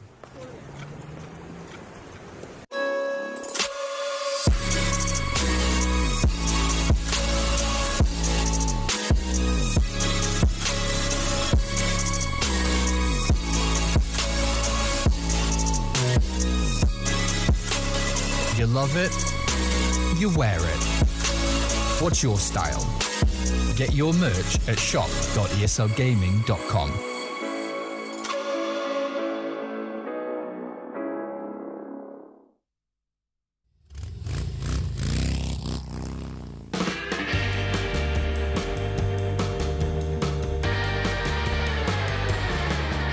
Sometimes life puts you in a spot where others try to go, but you don't care for.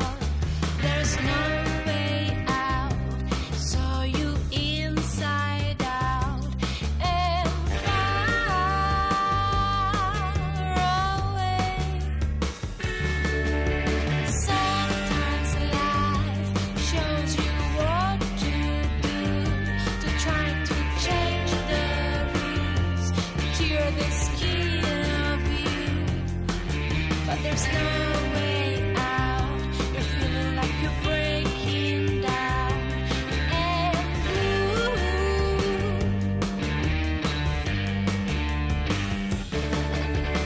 Wisdom is the key to change your life, to broaden your mind and open your eyes. You'll see, no matter what they say, you're smart and you know it.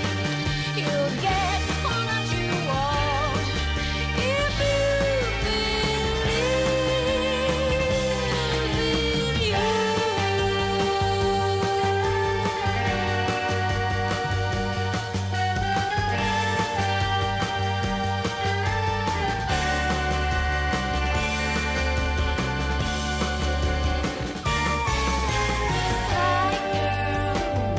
The truth is inside you. Don't let those stupid guys tell you what to do. There's some way out. Don't get them what they want. Just be yourself.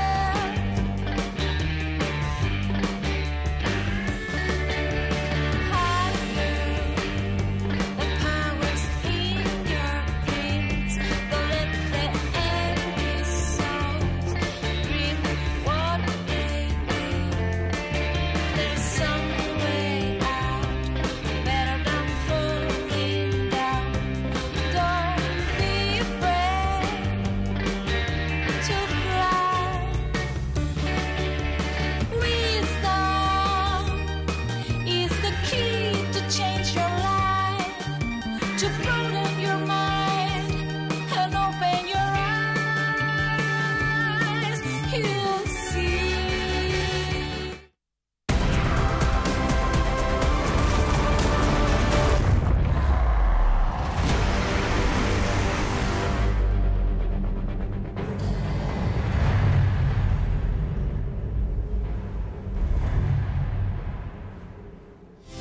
Who knew that we were going to see a game of Broodmother versus Tinker today? I definitely was not expecting that. It was something else. Let's go for that.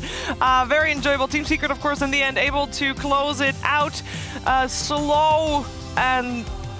well, it's slow demise for Brain, but they put up a decent fight. It looked close here and there. I'm here with the BSJ and Fogged, who will be maybe a little bit more harsh on things.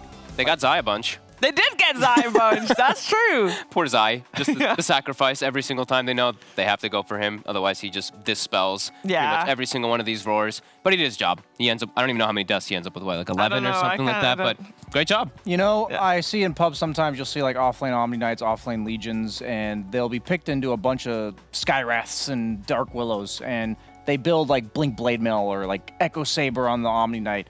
If you pick Legion into those heroes, you sign up for the job that Zai did that game. You sign up to be 1 in 15 with Blink Aetherlin's, you know, hood and or I guess he went Octarine core. You are a press the attack, and you know it's an important part of the game. And I admire his sacrifice that he always seems to have to make on this team. He knew what his role was, definitely. Matu also knew what his role was on the Broodmother, and Purge is going to talk more about that. I think so. Yeah, the secret lineup was like very crucial in how they fit their heroes together. Matoma Man did a really good job winning his lane, and then he set up a really nice position on the map where he basically pressures bot and mid, and he puts a bunch of webs in between. So he can basically control this whole area of the map by himself, just pushing in both lanes and looking for kills, and thus forcing enemy heroes to play in this lane. And by doing that, it means that the top half of the map can basically be left for the rest of his team to do whatever they choose to do. So he can go from pushing bottom to pushing the mid lane. In this case here, he is pressuring the tier 2. Then he moves over to the mid lane because he sees a gank opportunity on Skywrath Mage, which forces rotations.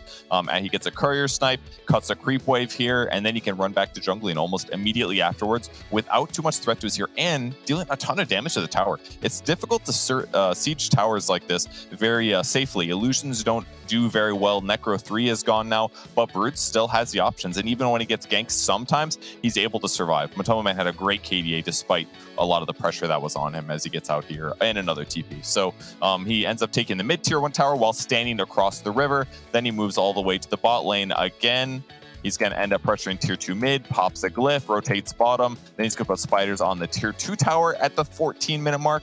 Then he gets a solo kill. He just did so much in pressuring the map. And while this did a lot for the early game, we've seen lots of brutes do that. What's crucial is what happens afterwards. It was Nisha's Morphling who was able to basically jump in and start getting pickoffs and forcing BKBs. There were so many examples of this. His Blink Dagger was such a cool build, but he gets pickoffs here. It also gives him the opportunity to blink high ground, get tower damage in, all against a Tinker without having to get a Tinker. It's normally so hard to do this, but now Zai coming behind him with the BKB was really crucial. So it's cool to see all these pieces fit together for Secret. The game was a little slow, but they pulled it together with excellent execution.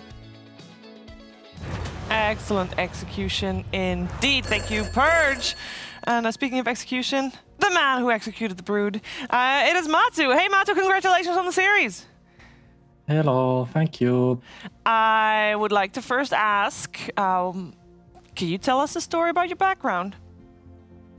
Oh, I just haven't tidied up the background yet, so hence the fishes. And there's nothing specific, you just saw this picture and was like, I'm gonna go with that. Yeah, it looked like the picture I want to have. Okay, well, great. Thank you for the answer there. And this was your last series of the season. How do you look back at the season? I mean, I suppose it's last of the DPC leagues. It was pretty alright. Sometimes a little rough and sometimes easy. A little bit on the rougher side now, but I think we managed to do okay after a catastrophic start. You feel like you're ready for some tiebreakers?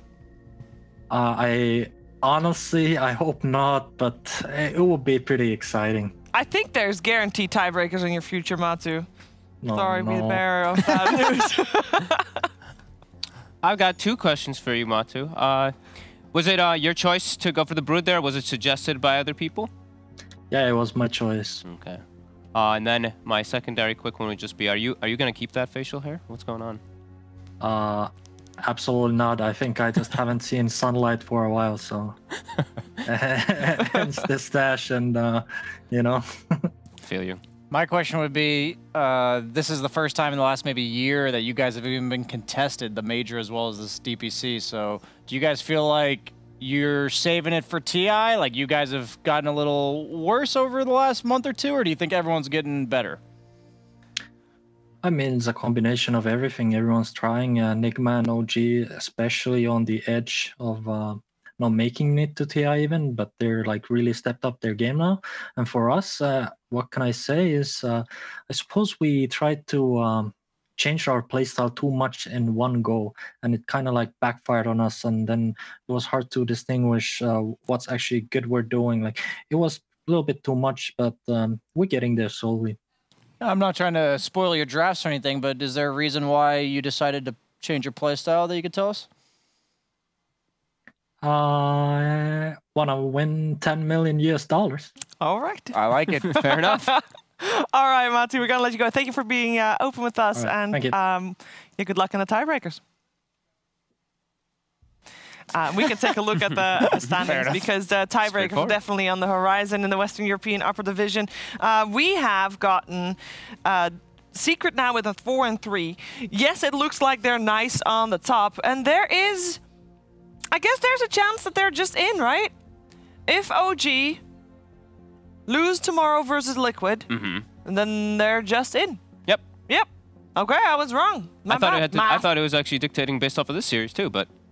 Well, no. Then if OG loses to, if OG loses to Liquid, yeah, okay. Yeah, if so OG, then there'd be 5-2. You don't have to play tiebreakers for third, fourth, right? For Brame, either they're just gonna sit in 6th position or they have to play tiebreakers versus Tundra. We're gonna find out because that all depends on if Tundra is able to win the next series. Their next series is right now. It is Tundra versus Team Nigma. Stay with us. We'll be right back.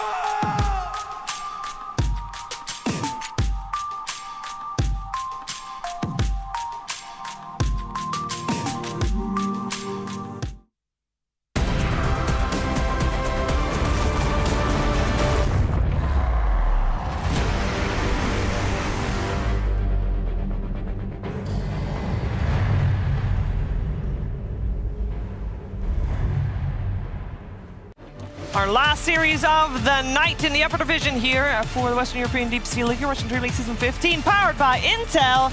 And the game right around the corner is between Tundra and Team Nigma, and there is a lot on the line for both teams. I know that even with 2 series still being played, there's a lot of different tiebreaker scenarios still going on, but we're going to keep it simple. Very simple. Team Nigma, if they win here, they're guaranteed major. Tundra, if they win here, they don't instantly get relegated down. They at least get to play tiebreaker. So we're going to find out if they can do that. And that does mean that if they lose, they are getting relegated just straight up without an extra chance for a comeback. So lose is out. And I'm here with BSJ and Cap. We're going to talk about this game. You want to start with the standings, Cap, just real quick? Just yes. Yeah, you absolutely. That is what I want, Shiver. Okay. It's definitely not because that's what production has queued up.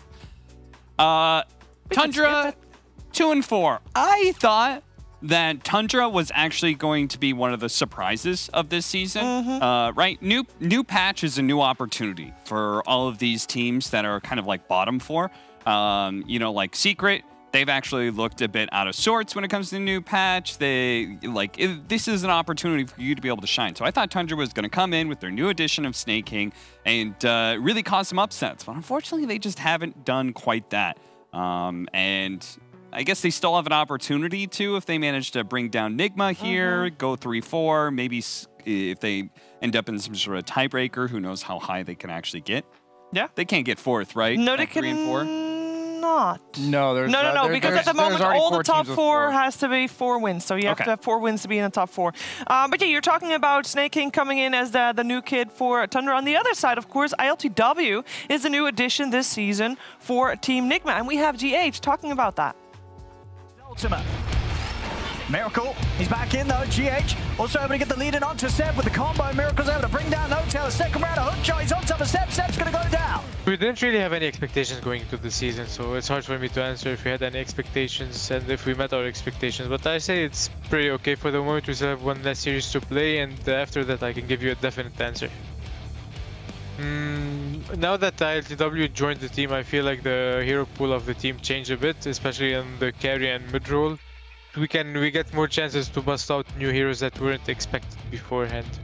Our playstyle doesn't really change. We just aim to play the same Dota we played before, just do it better and better and better until we perfect it. So it's the same playstyle, just done better. Round, they've got the control here over towards this Tiny. Miracle getting fully focused by Saxa. The pushback comes in. He can't Miracle, he's still alive somehow, standing his ground whilst Rupture gets... I have yet to meet him in real life to see what he's really about and how he feels, and get to know his personality more and more. But for the moment, I'm happy with him, happy with his performance. He's a nice kid, he's a good guy, he's funny. Sometimes he cracks some jokes, make us laugh. So it's fun to have him around. It's fun to have ILTW around. I mean, definitely fun if it helps you win some more games, because Team Nigma did look on fire. And they are coming into this series today here as the favorite here. I'm going to say it. They're coming in here as the favorite. So I'm curious, Brian, what do you think Tundra needs to focus on to get a win here today? Old ILTW moving to the carry role or coming in the carry role. You got Miracle back to mid, and he's looking fresh and he's looking good. And that means on the other side, we have to have some 6 showing from 9 today. Yeah, I think we do have to have some 6 showing from 9 today. We definitely have at least a showing from 9 today, as we sat down with him earlier. I've got into gaming when I was really young. I have 2 older brothers and started playing Dota, and I was just watching them when I was younger. And at some point, I don't know when exactly, I just started as well. I just tried when I had the chance to play on their PC. And then it's been part of my life ever since. There's a Ravage over on the back lines immediate. There's a second Ravage coming out now from 33. They'll take down FNG. Limp has got that BKB going. Back in the days, people often thought of me as weird because I spent so much time playing games, especially Dota. I'm just very passionate about it, so I don't really care. Save him a little bit longer. FNG probably going to die for this. They follow up with the Witcher's. There was not a point when I realized I'm gonna make it. There was just this point when I decided I am gonna make it. It's a long and hard journey, I still think that I have what it takes to become the best. I just have things that I need to work on. But I think once I figure things out, I'm gonna be on top. Just gonna keep hitting the buildings, the top right now. GG gets My team and me will do better in future, and we will succeed. I think we have what it takes to be a top-tier team. And the road of growth definitely has been there for Tundra already from the season start. And I don't even mean the season 2 start, I mean season 1 start. We're going to find out how much they've grown here in their final series, though, as we have the draft in front of us. Brian, Cap, I would like to hear your thoughts on what we are expecting for this series. Haircut for Peter? Maybe a little bit of a brush at least. Yes. A grooming of sorts. We do know that Skeeter, he messes around with his hair a lot in the draft, so I don't know if that is a sign, like, if he touches his hair more, He's is he already more worried? stressing out. Yeah, is that what you're yeah. saying? Oh no, oh no. Oh, no. One of the things that I feel like Tundra, one of their most successful drafts is when they have big team fighters. So these Tidehunters, Enigmas. I was actually very disappointed that they did not opt for either Phoenix or Enigma in their series against Alliance, because I felt like that was a combination of your strength and a potential weakness of Alliance is percentage-based damage. Yes. So I'm still looking for that on Tundra's side, and then a link between the two of them is a predilection for harder carries, right? Terrorblades, Medusas, like those kind of heroes both sides actually do like picking up. Now that's fascinating. Going with the duo support opening, unless there's some miracle Willow, I'm not knowledgeable about here. Oh yeah, no, sorry. I perked up because I thought he was playing it in his post, but I think it's Thompson. Yeah, instead. I think it's Thompson. That sounds Yeah. more like Thompson's alley. Usually don't reveal your two supports because at the competitive level, the supports do tell you a lot about the pace of the early game, as well as it tells you enough information about both lanes that you can often draft pretty strong lane duos against at least the support, which makes it really difficult to compensate for with the respective core picks. But Willow Warlock, that is a metric crap ton of team fight. Yeah, if you look at the tie between the two, Dispel is really good against both of those, right? Because First Crowned and then Fatal Bonds is really important to Dispel. So this Tidehunter pickup fits into what we were talking about before. Big team fight that also does well against these supports. One of the, I will say one of the upsides of first twoing your supports in this current meta is that 4 positions and roaming supports in general don't seem to be that impactful. Right? It just doesn't feel like you can put that much pressure on many of the mid laners right now, in part because of this bottle water rune spam. And then on top of that, like half the time past 4 minutes, they're spending time hitting easy camp creeps, or maybe they're stacking their own triangle and farming that. Like, it just feels like it's kind of hard to know what they're doing and to gank them. That is true. I will say the supports are pretty much lane babysitters for the first maybe 4 minutes. Usually they'll check that water rune because at that point most offlaners are pretty self-sufficient, at least for a creep wave or two. Warlock, I love this hero this patch. I think he's fallen out of favor though a lot more than I would have expected. Maybe in favor of the AAs of the world that are now getting even first round banned. That hero was pretty much not a thing 3 or 4 weeks ago. Just such a stable lane support, gives you team fight, a lot of really cool Fatal Bonds combos that you can really plug in from any role. You can do like the Gyrocopter in the carry role, which they ban out. You can do even like Venomancers in the off lane if you're feeling cute. It's just any spread damage works out really well with it.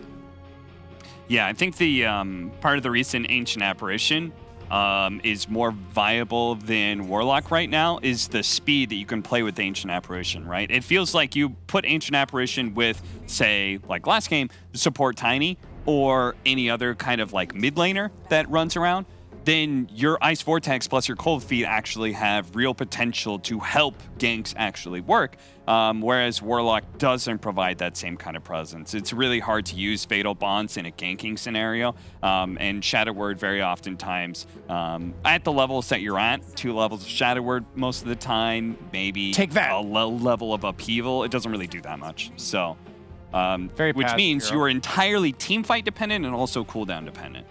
And it has proven to be a decently fast meta. Yeah, big team fights are still really important, but you also want to be able to constantly have some sort of offense available.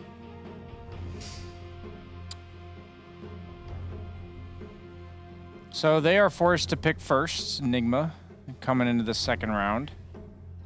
You wait to reveal your cores, and I'm kind of gonna hopefully find out why.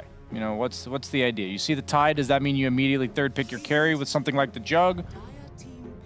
That's just stable? That's a Juggernaut. That seems...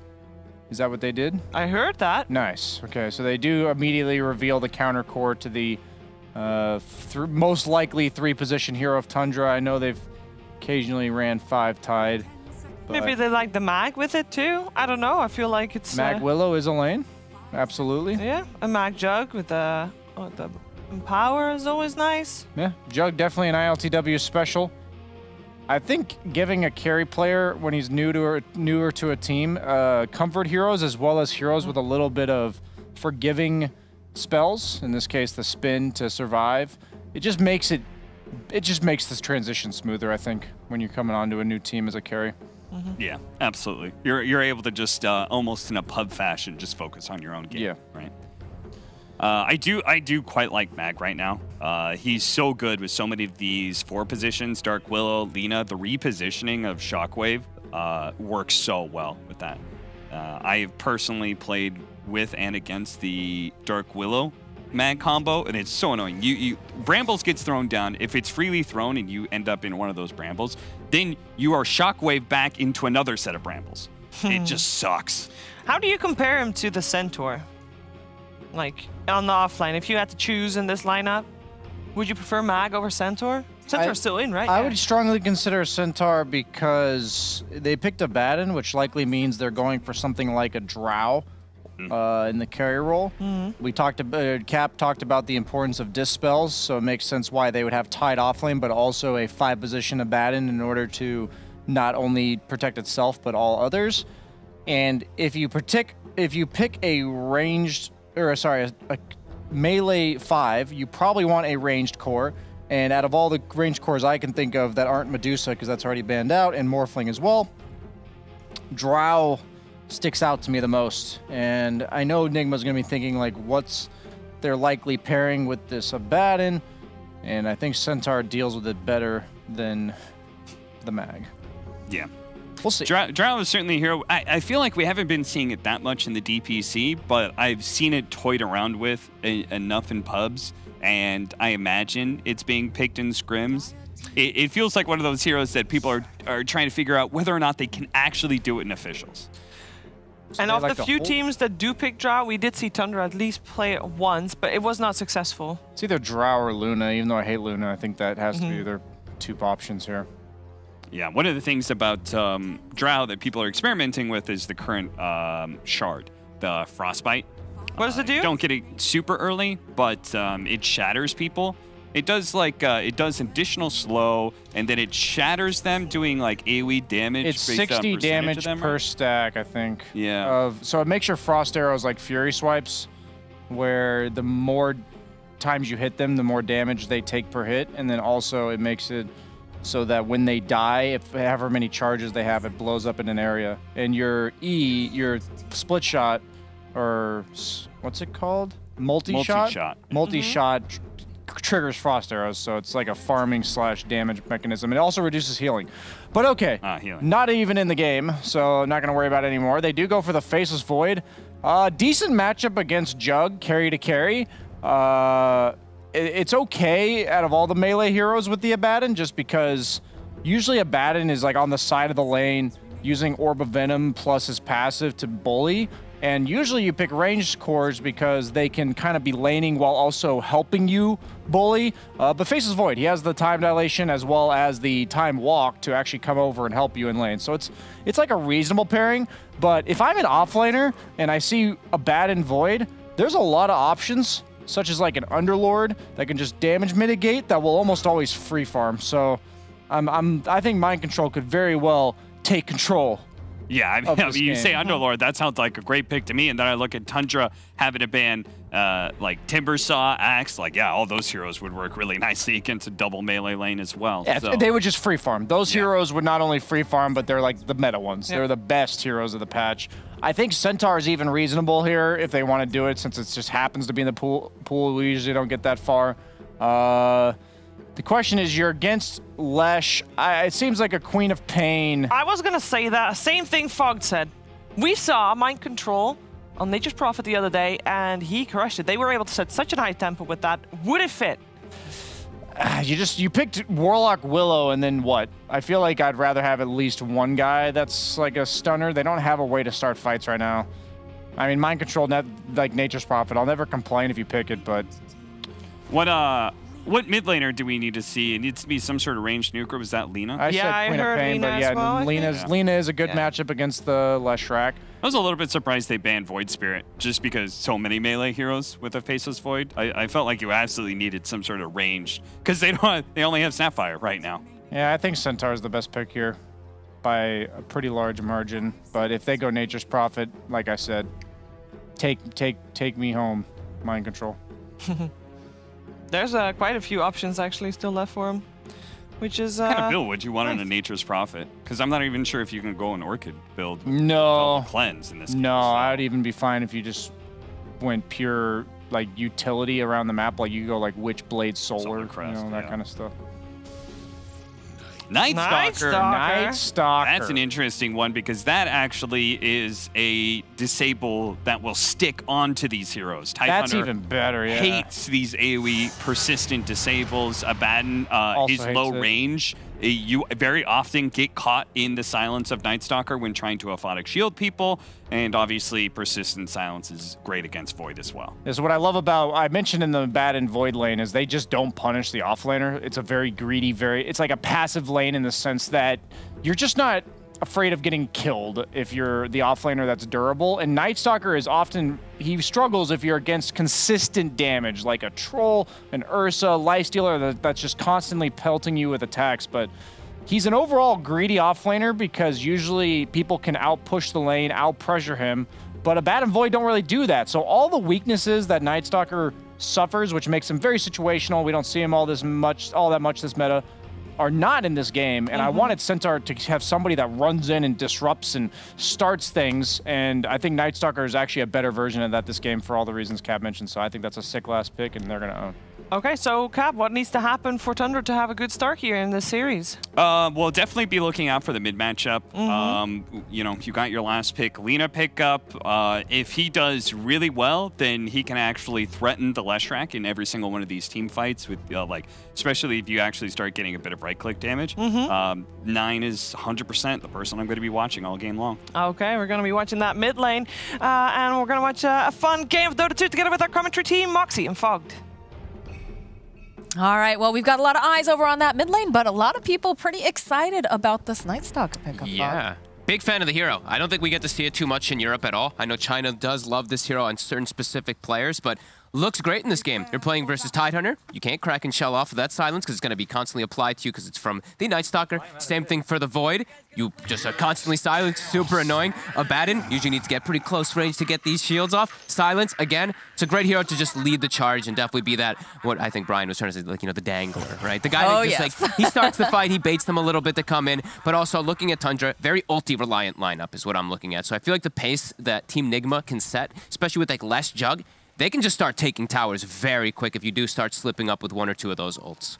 It does feel like they have a very nice balanced draft coming out from the side here of Nigma. The fact that, you know, you've got someone who's going to be able to put pressure down on those buildings. You've got the ganking duo of GH and Mind Control together. I always like when you can see 2 people just very clearly. Oh, geez. They almost booped noses there. My goodness. They kind of did.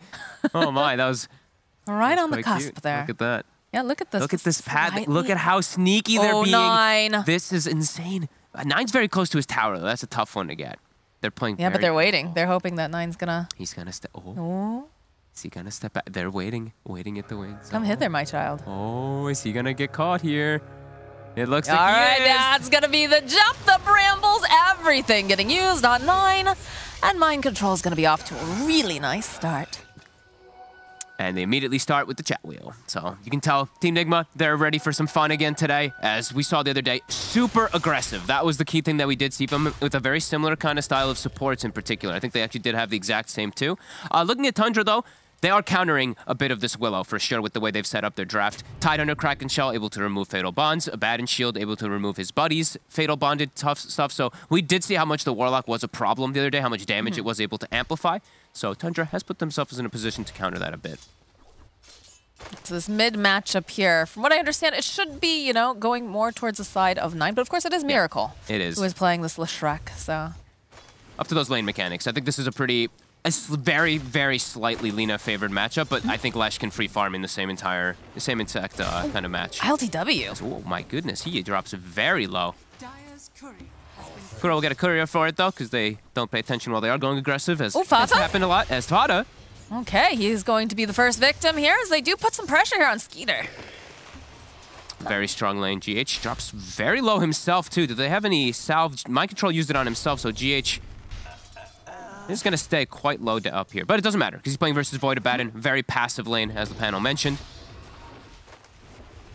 This Fatal Bond's pretty annoying down here in the bottom lane, something that we were saying to watch out for. Yeah, early on, this lane is quite strong versus the Tidehunter. That's where you do see snaking. We've seen this more, at least especially recently, because the Snapfire is used to just default. You get the little Shredder, but you're versus Jug, you have Tide. You want to be able to get him away from that spin in case of anything. And you can even get some aggressive playstyle too with the Cookie too. So I do like that people are switching up the build a little bit here. I've seen China actually skipping Little Shredder a lot of the times too. They actually just get your Cookie and your Scatter Blast sometimes. But in Europe, I'm pretty sure we're going to see the same just Cookie and Little Shredder. It's got some very good value to it, but it is always nice whenever you can see some dynamic moves dropping around low. here. 33 is dropping very, very low. In fact, he pops a Fairy Fire, and it's just not enough. Those Fatal Bonds. Too good. Yeah. It's got the Bastia ready, the Dream for Kuroki. Exactly what you want to have happen for your Warlock this early on, especially with the Jug. They did have to burn a bit of regen there, but great aggressive plays again coming out. As snaking, he's gonna be happy. This is a very happy Snapfire. 3 full creeps, he's level 3 now. Tidehunter is only level 2, so Snapfire is gonna be a bit over leveled in this lane, which could also work out pretty decently because level 1 Little Shredder, not that strong. No. Level 2, very strong, especially when you have a Gush behind. Lots of negative armor coming out in this bottom lane, but do have to play very, very carefully here. Another spin over here. But look at the damage. ILTW needs to be careful. Cookie hop forward. They'll get the stun. Can they finish him off? Do they have the damage? Indeed, they do. Snaking gonna get himself a kill. Getting that early level 3 was quite important for him to turn it onto the Jug. Don't think that they gave the respect to that Little Shredder. Did the neutrals just kill his courier? They did. Okay. Courier's dying all over the place. Been seeing a lot of that recently. Yeah. Something's up with the couriers, man. They're just tired of this life. Bottom, this is a struggle lane for both sides. Jug 7 last hits, Tide 6. We said Snapfire kind of taking over the core. Is that a... I think that is. That's a medallion coming out already on snaking. Oh my god. 3 minutes in, there's going to be a medallion on this Jug, plus all these Little Shredders and Gush. And this minus armor is going to be very effective. That's very, very scary when so you consider early. how much they've already got going on with just their abilities, and now you add a medallion into it. Yeah. And immediately they're spinning again. LTW. Just trying to push 33 out of the lane, making sure he can get no farm. Kuro has to be careful. They're applying some of that Little Shredder damage like we talked about. No mana for Cookie, though. 10 short. I think they had a Mango on the Tide. Maybe they could have gone for it, but they chose not to. They're just, muscling away here. GH trying to get a little bit of this experience. 9 making his way over. Should be able to go and... He killed it. Didn't show the attack animation, the projectile in midair, but he did kill the water rune. That looked a little bit weird. That is really weird. I didn't realize that it would show. I usually feel like I do see it. I've never seen it not I've never seen it not show. Oh, cool. All right, well, top lane, though, a little bit of pressure being placed here on Mind Control. He's making him just run away from the creep wave. Skeeter ends up missing, I think, 2 creeps there for that. Still farming just fine up here, but he should as the Void. The thing is that you're giving a free lane to a hero like Nightstalker who can be a bit more greedy. So we are going to have that nighttime being coming out soon, and then they're going to really put the pressure onto Skeeter up here. Middle lane trying to trade off. 9. Oh, Miracle's got too much damage. Oh, and he was winning the matchup pretty well, too, on this Lina. But does just get ran down, Miracle. Yeah, raindrops. He's used a lot of charges here. And the build, interesting. Doesn't go for 2 points in Lightning. Sometimes you see that to be able to match out the aggression of Alina, but he just goes for the kill, and it ends up working. Might even find himself a second one here, Fata. Chasing down Fata. Brambles, no. He's got him. He's got shield. He's got plenty of damage. Fata just going to, you know, be a little bit of space created, I guess. Yeah, he's trying to get some information. Maybe watching for some like stacks or something like that. As bottom, we're seeing, this is just the battle lane. I mean, both teams just duking it out. But the Tide Earner is hitting a threshold of being pretty much unkillable, especially with that medallion behind. Snaking's gonna heal up, but phenomenal start down here for the Snapfire. Look at the Jugs farm, 13 last hits. He's so far behind. I feel like this is the story of Snaking since joining Tundra. Not necessarily always because, you know, he's getting these kills in lane or whatnot, but he's just been allowed to play like much greedier than a lot of fours. Yeah, and he finds the farm. Yeah, especially, I mean, a lot of the times we did see him doing like some jungle stuff with his Enigmas. The Enigma is like we tried so the good. Venomancer, but yeah, he's doing really well. Especially when those type of things happen, you just get given that medallion. He's moving mid. It's a lot of people making their way to this mid lane now. Brambles connecting, but they've got the support. So the haste rune does get picked up over here by Miracle. That's a big rune when you've gone for this skill build as well. 3 points in Edict. Has level 6 already finished up. He could run down pretty much anybody here. Bottom lane, another spin over on 33. He's absolutely fine. I'm waiting to see what we see happen here on this mid lane, though. It definitely feels like they want to apply the pressure, although they have rotated the other supports back up top. Snaking kind of has to just sit behind for a second here. I think 9 has to be very careful with this positioning because of that haste. As top, Silence, time's out. Curse Crown. Okay, yeah, they do have the Photic Shield. It's a little protect Skeeter, but that pressure we talked about, it's already started. They're kicking up. The catapult is there too, so it's going to start hitting on the tower. Kuroki's going to rotate. They're just going to leave the Jug bottom since he shouldn't die. He should just be able to farm down here now at this point. And just really trying to use this catapult at its maximum. It will die here, but it did get 500-ish damage. Not great, not terrible. Snaking. GH should be able to just run away here. Does have the boots. Maybe Middle gave away lane, at the though. ward. Miracle trying to dance around in circles. Looks like he's going to be able to get the... Oh, no, the Photic Shield coming out. So Miracle is forced to just run out of this area on the bottom lane. More spins coming out from ILTW. He's just trying to bully 33 a little bit more here.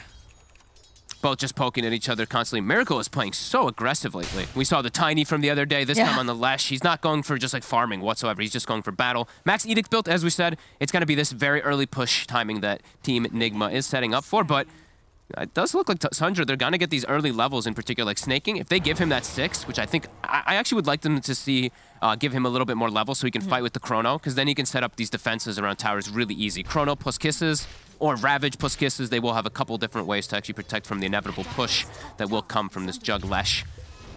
Gotta watch out for the swoop, though. That's always the power of that Night Stalker coming in from the backlines once he does has Dark Ascension on line 2.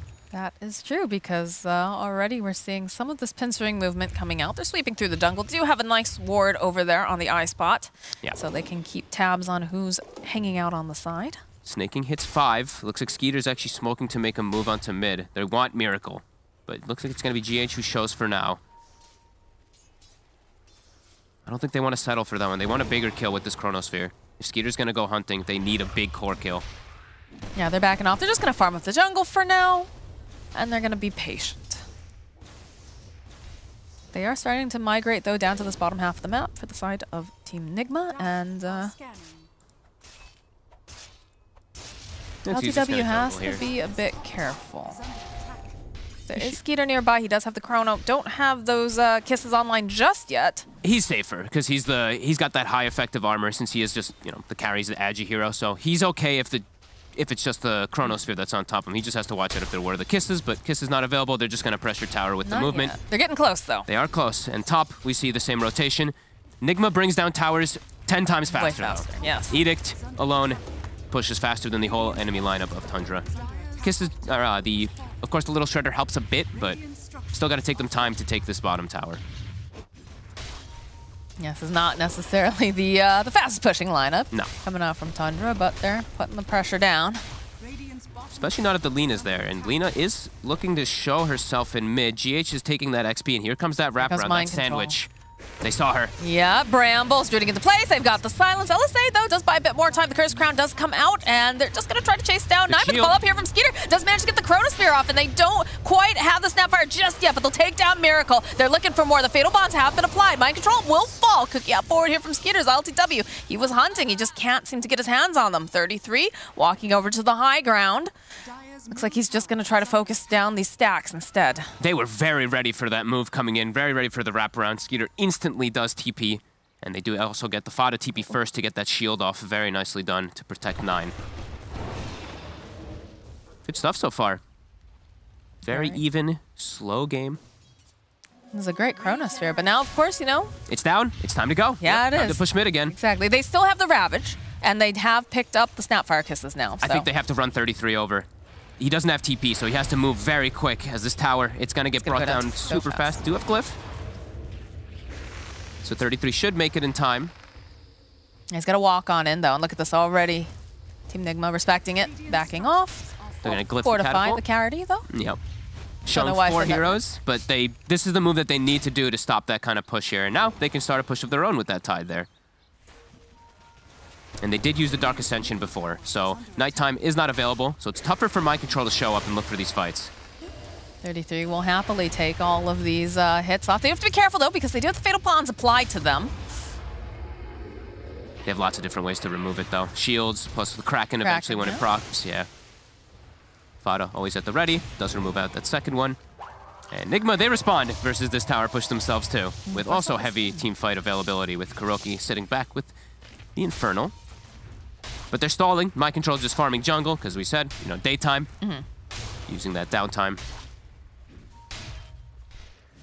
I will say that Tundra is being very good about not blowing all of their ultimates at once. Yes. Obviously, they have a great wombo combo, but, you know, it's usually just, you know, Chronosphere, plus we did see the Laguna Blade, but everyone else holding onto those other spells so that way they can use it as a deterrent, because you know that Nigma, especially Miracle, is going to be just running at your buildings.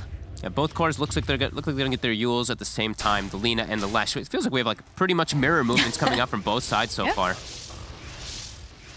They do indeed.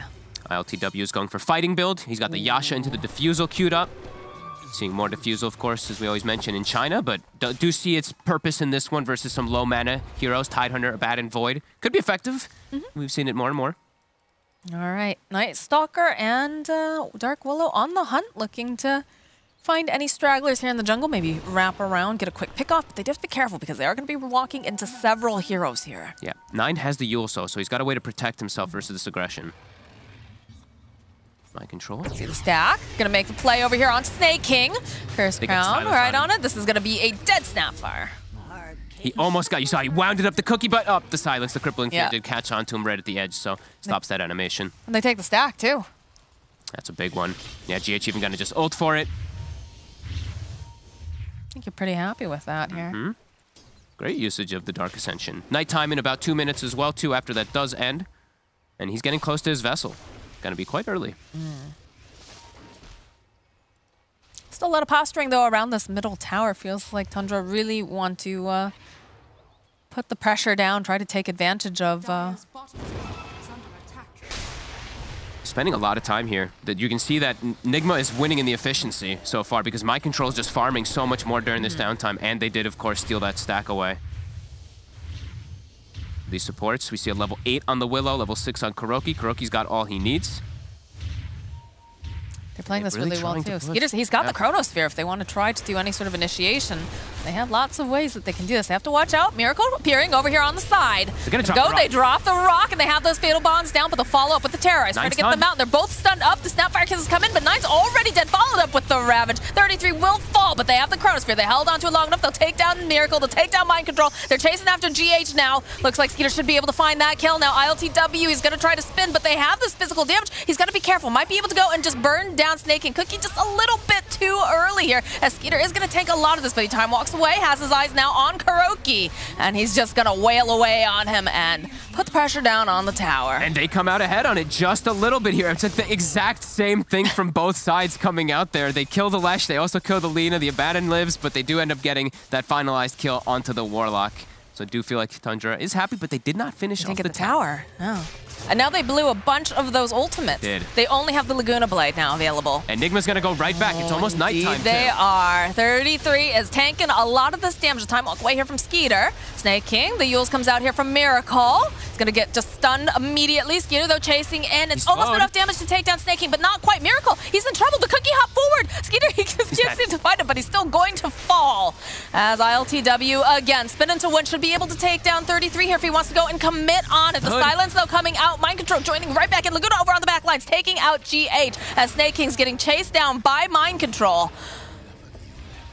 Team's just They're going right back in. Yeah, they're continuing. This is starting to look like some of my pubs here. Immediately spin over onto 9. They'll be able to keep him healthy, though. They'll turn right back around. They get off one of these bashes. It's just the jump forward again here from Skeeter, trying to put out more damage over onto Kuro. Mind Control again using the Ascension. We do have nighttime though, so he is a lot stronger throughout these next few moments. And will they be able to get the tower this time is the question. It's the battle of the mid. It is. Miracle does get brought down again. What does he do? Because he does use the aggressive Yule, so he gets time dilated up. Fata. Can they keep holding this tower? Nice positioning. He's just trying to get one of these stuns off. Another glyph for the Cardi. It's literally mid-wars. It is. How long has this been here? It's been like 6 minutes of both teams just TPing 5 heroes, running 5. Look at this again. All 5 heroes to mid lane from one side, all 5 heroes from the other side. We've been here so long that they're starting to get their abilities back off a cooldown here. Skeeter is rooted into place, gets a bash off over onto Mind Control. Does have to be careful. He's got the Cursed Crown and the Brambles, but he is just going to time walk it off. As they start to make a play over on Miracle. Not quite. ILTW again, the spin, another bash. Can't even tell who's coming out more ahead on this because it's literally the exact same thing from both sides. Like, okay, Omni's coming back up, but so is Chronosphere, so is Ravage. So is Ravage, so is Chaotic Offering, so is absolutely everything. Back to the mid lane battle. We will have Void take a little bit of time off, go collect some bounties, but then back to the mid lane to Dear fight. Diary, it is day 4 of sieging the middle towers, and, you know, morale is still high with the troops. Miracle's like, enough for this. I'm going top. Getting a wave or two for myself for now. I think that's the play here at this point. But they are smoked up over on the side of Tundra. They're looking for the engagement. The silence, though, coming out immediately over onto this Baden. It's forced away, but they already used the Willow Bedlam. Gonna spin the wave to clear it out. They're gonna glyph the wave so that he can't. They'll go for the Ravage. It does clip him. Clipping right at the very end, but the Terrorize coming out is beautiful here. Fall from GH. They'll go, they'll drop the Chronosphere, and they've got these kisses. Can they do enough damage? It's looking pretty gosh darn good over here on Mind Control. The bash comes out. Yes, Mind Control will fall. They already took out ILTW. Tundra's ults being a little bit more successful here. Yeah, definitely tipping Skeeter. I think he caught absolutely everybody. That Ravage also was sick. Timed perfectly for when the Blade Fury ends. That was very nice by 33. As they will get that mid tower, so Battle of the Mid Tower will finally end. It looked like he almost did it just a second too early, but this man is perfect. Because he just perfect. Skeeter also, that little sidestep was actually so clutch. He actually backpedaled, dodged the Terrorize so that he jumps in and gets the successful Chrono off. And nice healing ward micro, but not gonna keep Mind Control alive. It was a good try for sure, but very nicely played here. And they're gonna get the tower deny in the mid lane. So Tundra, they've won the mid ward for sure. I love it. What a game. 12 to 12, 18 minutes. Wouldn't ask for a better dead even game as Fata found again. Got his own way to protect himself as soon as he drops low. Yeah, immediately. Borrowed time comes out. He is not going to be able to survive this time. Oh, whose item was that? Whose neutral item was that? Was that the shield that popped it? Don't tell me that. I think it was. It was... Okay. He got it. Okay. Right. I was like, oh, God. Boggs is very upset about this, I was like, oh, God, guys. did the neutral get stolen? Look at him. He runs for it. I was so scared for a second. The courier. Oh, nicely done. Nicely done. Almost lost himself a neutral. As Nigma, they are still looking to fight a little bit more frequently here. Since they do know that Chrono, Ravage, Snapfire Kisses are down. It's still nighttime for That's quite the mouthful of all the abilities now. All the R buttons are... Except for, you know, the Laguna Blade. Yes. Still have that up and running. But the smoke is over here on Nigma. They're looking to just come through the area, see what they can find. They threw up some nice vision deep in there. It's interesting because it's an interesting dynamic because they're reliant on cooldowns, but not as reliant because they have Night Stalker, who he can just rely on just flying into the backlines and just breaking up the fight so much. But also they do have to rely sometimes when it's not nighttime and he has Dark Ascension cooldown. So it's a lot of cooldown back and forth here between this game that makes it really fun. And Fada constantly just runs into them here, which is actually really good for him. He's scouting, forcing spells on himself, getting his team into good positions to get those ults. This is a very even back and forth game so far for these first 20. Look how immediately they turn around. The cookie hop forward here. Do you have the curse crown over on Fata? They'll get stunned. They'll just back off. Skeeter is definitely the big winner out of all this, though. 4-0-6 so far, yet to die. ILTW does have the 2 deaths. He's been slowed down.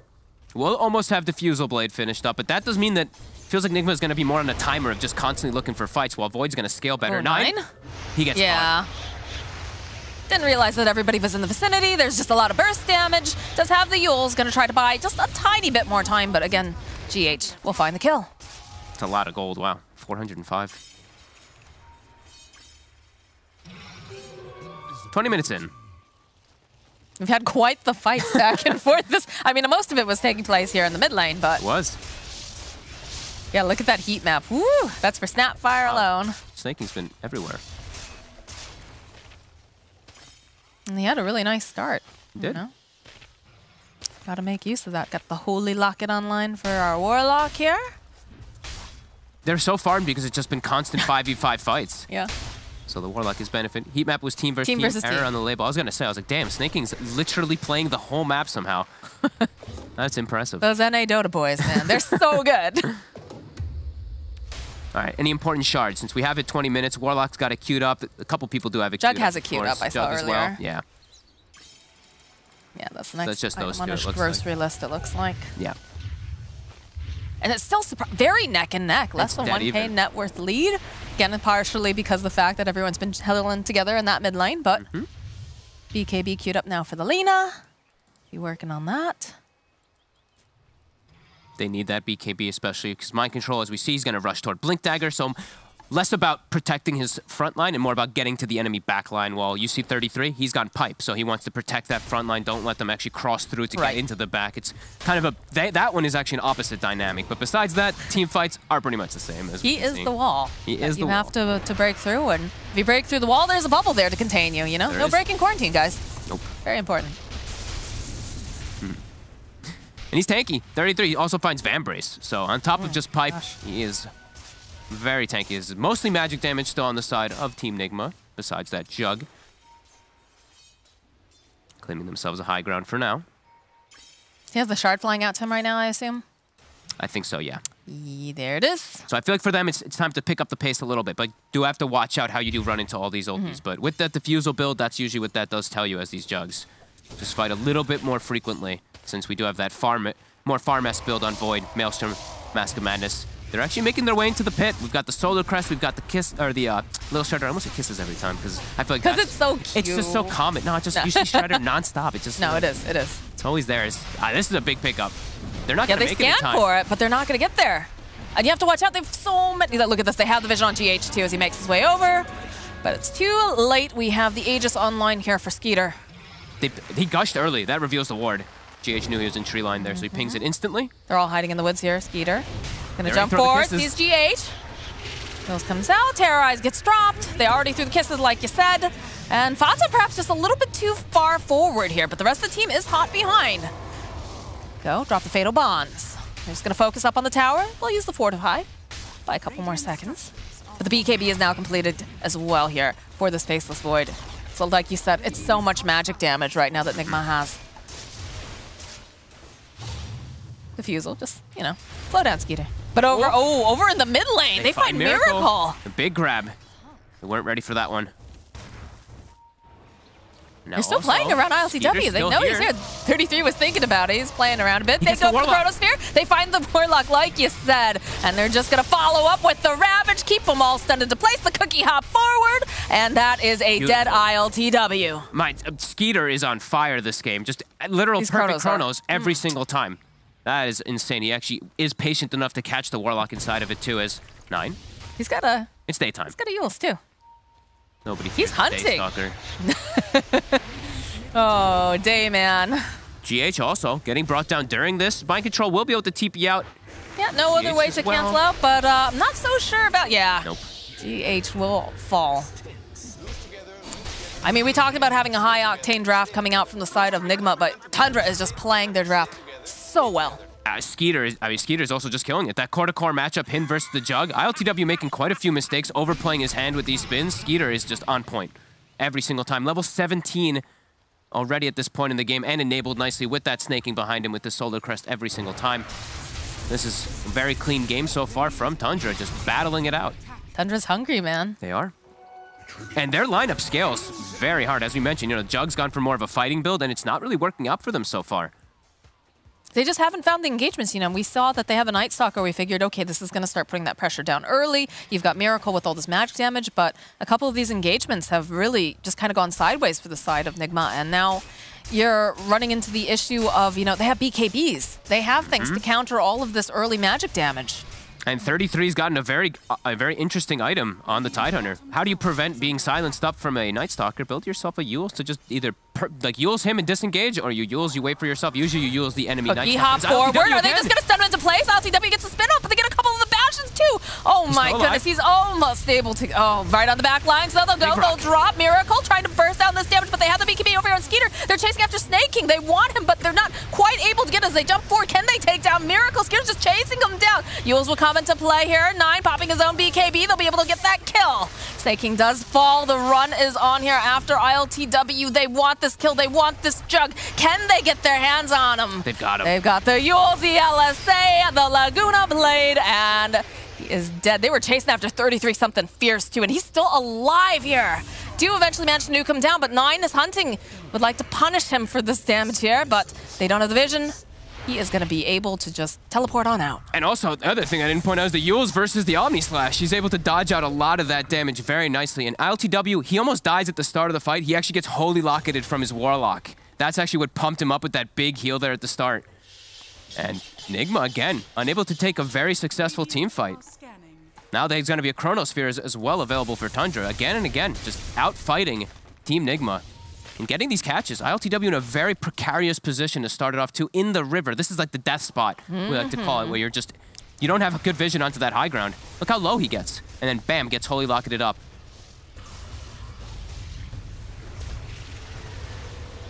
And Skeeter, just BKB already at this point. He's able to just stick onto Miracle quite easily at this point in the game. Yeah, he knows that that's the major damage dealer, like we said. It's really good fights from Tundra, just reading the movements perfectly, always setting up, always being aggressive. And as we said, they've got their ults available here. They see ILTW, can't go get on top of him, but they'll push him away. He doesn't have any breathing room at all anymore, No. Fogged. Skeeter just runs in and steals his Ancients instantly, and he's just hitting these crazy item timings. Almost has Scotty finished up also on Skeeter. Oh god, the Elven Tunic here for Skeeter. Oh, baby. Just drops all the items over there too, you know? Cloak of Flames. Anyone? Any takers? Yeah. 633, get over Here here. you go. Here you go. Give me It's a nice give me your cloak. fan brace. Thank you. Just littering, leaving their slippers of agility on the floor. Very effective use of gold so far for Tundra. 808 on Skeeter, as we said, the standout so far for this game. 9 also BKB, so they just got 2 different ways to protect themselves when they do get jumped from this Night Stalker in the back. And game is feeling really hard for Team Nigma now at this point. Yeah, they made dynamic item choices. Again, not Yep. something you typically see on a Tidehunter. You don't see that Yules, but he's doing it. We've got a Chrysalis over here on Lena. I like it. Dishing out the damage. Yeah, I like it a lot. Enchanted Quiver found over on the side of the Radiant here. I thought that was going over on the side of Tundra, and I was like, oh, perfect. That would be nice. No. They do find themselves a sliver on the side of Tundra, though. Another really good pickup this game. That base damage, that status resist, everything here for the Void, just going to amp him up on top of this. I don't know if they're going to kill Skeeter, honestly, this game. He is going to have 3,000 HP plus way more effective HP when he's solared and he has a sliver, so he is going to be quite impossible to be being brought down, especially with a Void. All right, Abaddon at his side, too. He's got to just, if they want to kill Skeeter, he's got to, A, be alone, B, not have his Chronosphere, and then C, they got to dump everything on him, and that is not the position that you want to be in. No, they got to get the fear into the stun, into just a full follow-up. But yeah, there's so much backup from Tundra, and it's a very all-in item choice, as we said. I feel like this is do or die here for Team Nigma. The SNY and the Diffusal's done for the Jug. It's about to hit level 18. It really does feel like if this next fight doesn't go well for them, Tundra's going to start just fully taking over the entire map. And they do get themselves a Quiver over on the side of Tundra. Lena's gonna hurt. I mean, she's already hurt. Let's be really honest here. But yeah, look at this. They can't defend these towers. They'll put out the fortification, but... She's about to be 20, so Fiery Soul stacks also will be even stronger. And Jug has to be careful now how he spins. If he just spins in a bad position, Nine might just be able to right-click him down himself. We're getting to that point. Dire's top tower is under attack. This is excellent play so far for them. Everyone, I mean, they're never splitting up. They're never getting caught out of position from this Night Stalker movements at all. Well, I mean, that's kind of the counter at this point in the game, is just don't be alone. Look at Miracle. Spider legs into this little spot here in the trees and starts whittling down the tower with Edict. So trying to do it with what they can so far, since I think they are feeling that pressure. Well, they'll find themselves a courier at the very least. It is just Vatas, but this one. The big one though over here, you know. LTW. How long is he going to be able to just do that? That was the question. Anytime Skater's there, he won't be able to. He's just not afraid at all. He's just charging over here at GH. Just have to be a little bit careful. LTW now is here, so he should be able to get himself a nice pick-off kill. Okay. The one time Fada, I feel like the few times that he has made a mistake this game, but he's been excellent so far. Yeah. Like his deaths have been so perfect, the way he's just been revealing the positioning of Team Nigma. Breaking a lot of smoke speeder. Again? Oh my god, the same spot! Oh my the goodness. same exact same spot. He is making quite some mistakes this time around. He's getting punished. Also, we see snaking with the shard picked up, that extra little bit of stun when you are in melee range, scatter blast. And Miracle is doing everything that he can over here. He realizes, okay, he's dead. We can't, we can't fight. We can't do it. We just got to split push. And the Daedalus is now completed for this Lina. Yeah, this feels very tough. This Jug is very out of the game so far here. And he went the earlier game items, and he's not been able to have the successful fights. Tundra gonna start working on high ground, but so is Miracle. Edict does push quite fast. They're gonna have to back up and respond. TBing home. 33. Silence. Nice play here. BKB coming out from mind control. It's just gonna be able to teleport him out, with but the he does Yules. manage to find Miracle over here on the side. Again, the Yules will drop the Terrorize. 9 hunting. No, they started winding up. They didn't fully commit to it yet, but they need to get there fast because Miracle, he's just chipping down. Look at this damage! Shredded. Oh my word. Fata chasing after GH now. Get over here. Gotta navigate the maze here. Ooh, nope, not quite. Whatever, got a shield. Pop a mango. Pop one of my 5 clarities. This is just, really good movements across the map. Tundra also recognizing that they got to be a little careful of these Edict split pushes, immediately swing back over, start to push back themselves. 33 dragging the wave as well from bottom. I mean, the easy solution is you just kill Miracle. Yeah. And that's where he's dead right now. So they'll be pushing out these waves, taking down the vision, which also hurts so bad because ILTW, he just wants to farm. GH. Try to catch up. GH here, uses the Shadow Realm, has the blink, throws down the brambles. 9's on his way, though. Nice play there from GH. Dodging the first little shredder hit there with the Shadow Realm so he can get the blink off. Then he Yules the snaking midair. Ooh, 9. We'll retake that outpost, and 9 might be able to find GH anyway. Nope. He blinks. Does get away.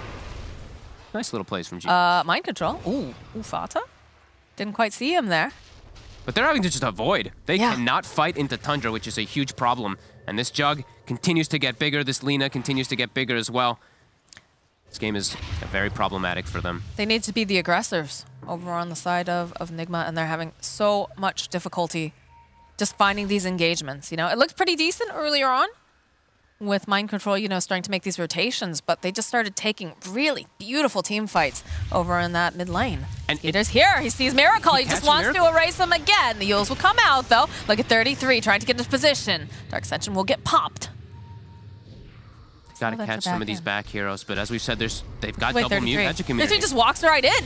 Mind control, getting the jump over here. The silence. They have the dust. Can they follow up a couple of these spins? Skeeter just trying to poke away. They have the BKB. Mind control just hating here over after snaking. Has to be careful because look at this damage as they chase after him. And I hear a Ravage over on the other side, followed up with this beautiful Chronosphere. They'll take down Kuro, and they're going right back in again. They'll take down Miracle. ILTW, look at these clicks coming out here from 9. He just has to get a little bit closer. 33 is here. They have the Yules. They can set up for the LSA. The cookie hop forward. That is a dead Juggernaut. That honestly feels a game. This has been a relentless play here so far from Tundra. Not letting Nigma get any type of successful fights. ILTW really struggling so much this game. They're 2 going and to end. 6. Yeah, I don't think there's anything Nigma can do versus this at all. These Chronos, absolutely perfect from Skeeter. Tundra, this was a beautiful game, honestly. Yeah, you can tell they figured it's pretty much over here. Although they do buy back on the Jug. Mind control trying to jump over onto the back lines, but he's just immediately blown up. He's just gonna get hit by the Lina. He is. Look at this. ILTW, he's thought maybe I could spin. Okay, they'll follow up. They'll drop the rock. They try to get off the damage here with these fatal bonds, and they went for the Omni Slash, but it's just not enough damage here because they have the Yules. They have everything they need to counteract this Jug. And GH gets GH three-shotted by 9. Yep. GG. GG. What a play coming out from Tundra. Itemization on point, the way that they constantly just fought these battles, and yeah, Skeeter, he, I think, for me, is the MVP. Even though he fought to break some smokes, eat some ganks and stuff like that, it was really Skeeter's Chronos. He was catching 4 or 5 heroes, or catching like 3 or 4 just on the cusp bit so that these kisses can be perfect, and yeah, great execution. I don't know if Nigma knows what hit them just there. I don't know, but they looked very, very impressive. And we saw some cheeky individual play, too. I really appreciated that Ravage over on the mid lane when they were trying to take down ILTW, just went perfectly and then getting off the stun. But yeah, you know, Tundra, they are ready. They're ready to fight. They are not going out of this without, you know, hitting very, very hard. And you got to appreciate it. I'm pretty excited about this. Yep, the constant battles with some, you know, they have some long cooldown ultimates, but when the fights last 2 minutes and your ultis come back up and you're able to land such successful ones, it's gonna go well. Especially when a Jug who itemizes early isn't able to fight back at all. That was impressive. Make every single one of your ultimates count, and that's exactly what Tundra did in this game number 1. Indeed, they did. What a performance indeed from Tundra. They take game 1 here of this best of 3 against Nigma. Again, super important because if Tundra lose here, they're guaranteed relegated out. And so there's a lot on the line. But if they play like that, I'm sure we're going to be having all happy faces on the side of Tundra. We're going to talk about that game 1 and prepare for game 2 after this.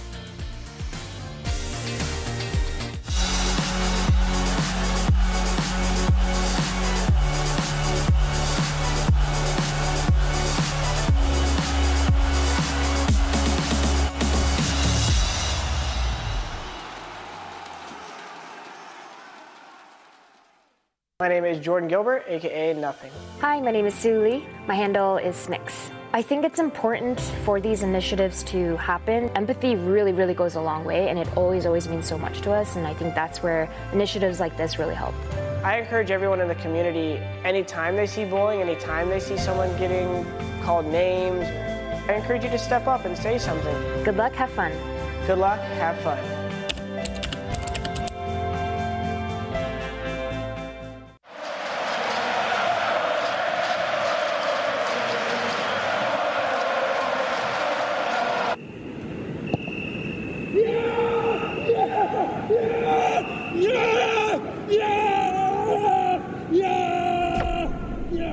Start your esports career now at Play.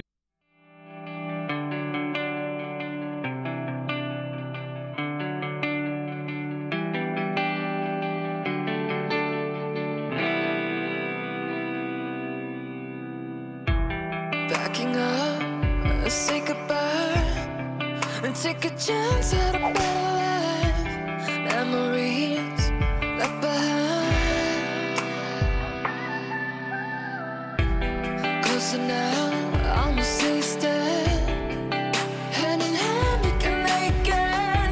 We'll risk it all just to survive. Try to build a wall, but we break free. Oh, wow. Shatter all the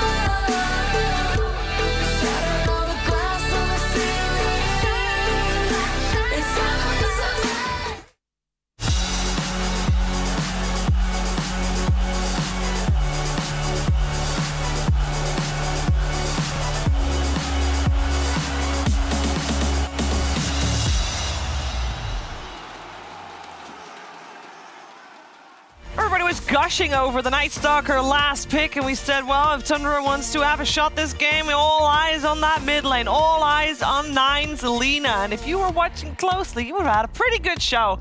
That man dealt so much damage with his Daedalus. He made sure that, well, him and the rest of his team made sure that Team Nigma couldn't really properly fight. And a very strong performance coming out from Tundra, taking this first game of the best of 3. I'm here with BSJ and Cap, and it just, there was no such domination as that I was expecting after seeing that Night Stalker pick, Cap. Well, Brian. Brian was the one who was gushing over it. Brian. Oh, there's nobody to my left as they're all looking at me. I thoroughly believe that Tundra played incredibly sick that game.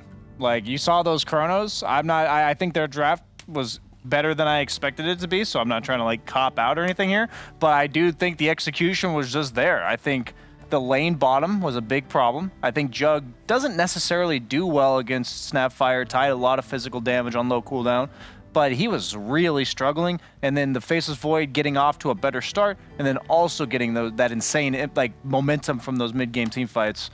Hats off to Tundra. Yeah, sometimes things like you start off in the meta and they just naturally kind of fizzle out. But like the start of this patch was Snapfire and everybody talking about like, dude, this maxed out Little Shredder is like bonkers damage, and you throw Gush on there, it's insane. Yeah, and then you got the Mortimer's Kisses in the Chronosphere. There was a lot of good combos also coming out. Great build. Early Medallion was cool. I like that. It was a great game from Tundra, and there was, especially in the mid lane at some point, a little bit of applied pressure coming out from Tundra that was just relentless, and Per's going to talk about that. Guys, there were a couple key moments of this game, and certainly the mid lane was where a lot of this happened. Here's one of Night Stalker's big rotations coming to kill 9 in the mid lane. Watch how fast his TP was from Foddy. He anticipated these movements or spotted enemy movement, said, okay, they're probably ganking him. If he doesn't put that shield on 9 here, the Leshrak's able to land a stun most likely, which guarantees 9 dies, and he gets just an inch away from the nice Chronosphere, which allows him to not only live, but also kill the Leshrak as well as the Night Stalker. And normally those two heroes are relatively survivable, especially Night Stalker.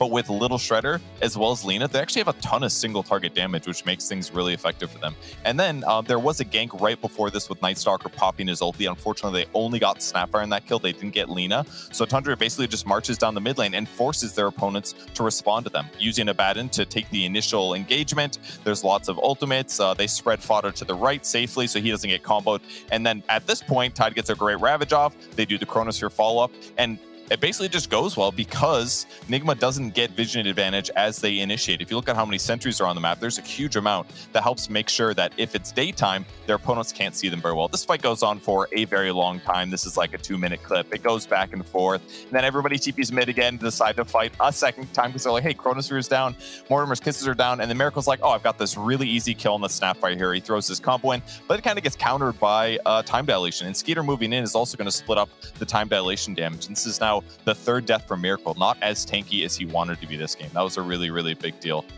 Then there's another fight here. Ward gets dewarded. Fada's able to disengage a little bit. Then ILTW goes for the mid lane. The Ravage comes out. This was really crucial here. Look how close the Terrorize is to hitting the Void. He backs up just in time, and as a result, he can jump in afterwards. He gets hit by the Golem, stunned, but then he gets that beautiful Chronosphere. Healing Ward is a little bit zoned out. In the back, his Miracle isn't able to do any damage during the Chronosphere. He does eventually run in, but he knows at this point it's not very worth it. So a lot of really crucial moments there. And then for all of that fighting, they still denied their mid tower. It's really shameful. Tundra giving up a little bit early, but they eventually win the game. So congrats to them. Congrats to them. Indeed, a strong showing. I loved seeing this game. It was super even at the start, and obviously the fights later on, very, very enjoyable. We'd love to see a third game, but if that's going to happen, that means Team Nigma is going to take game 2. We're going to find out if they can very soon, because the draft will happen after the break!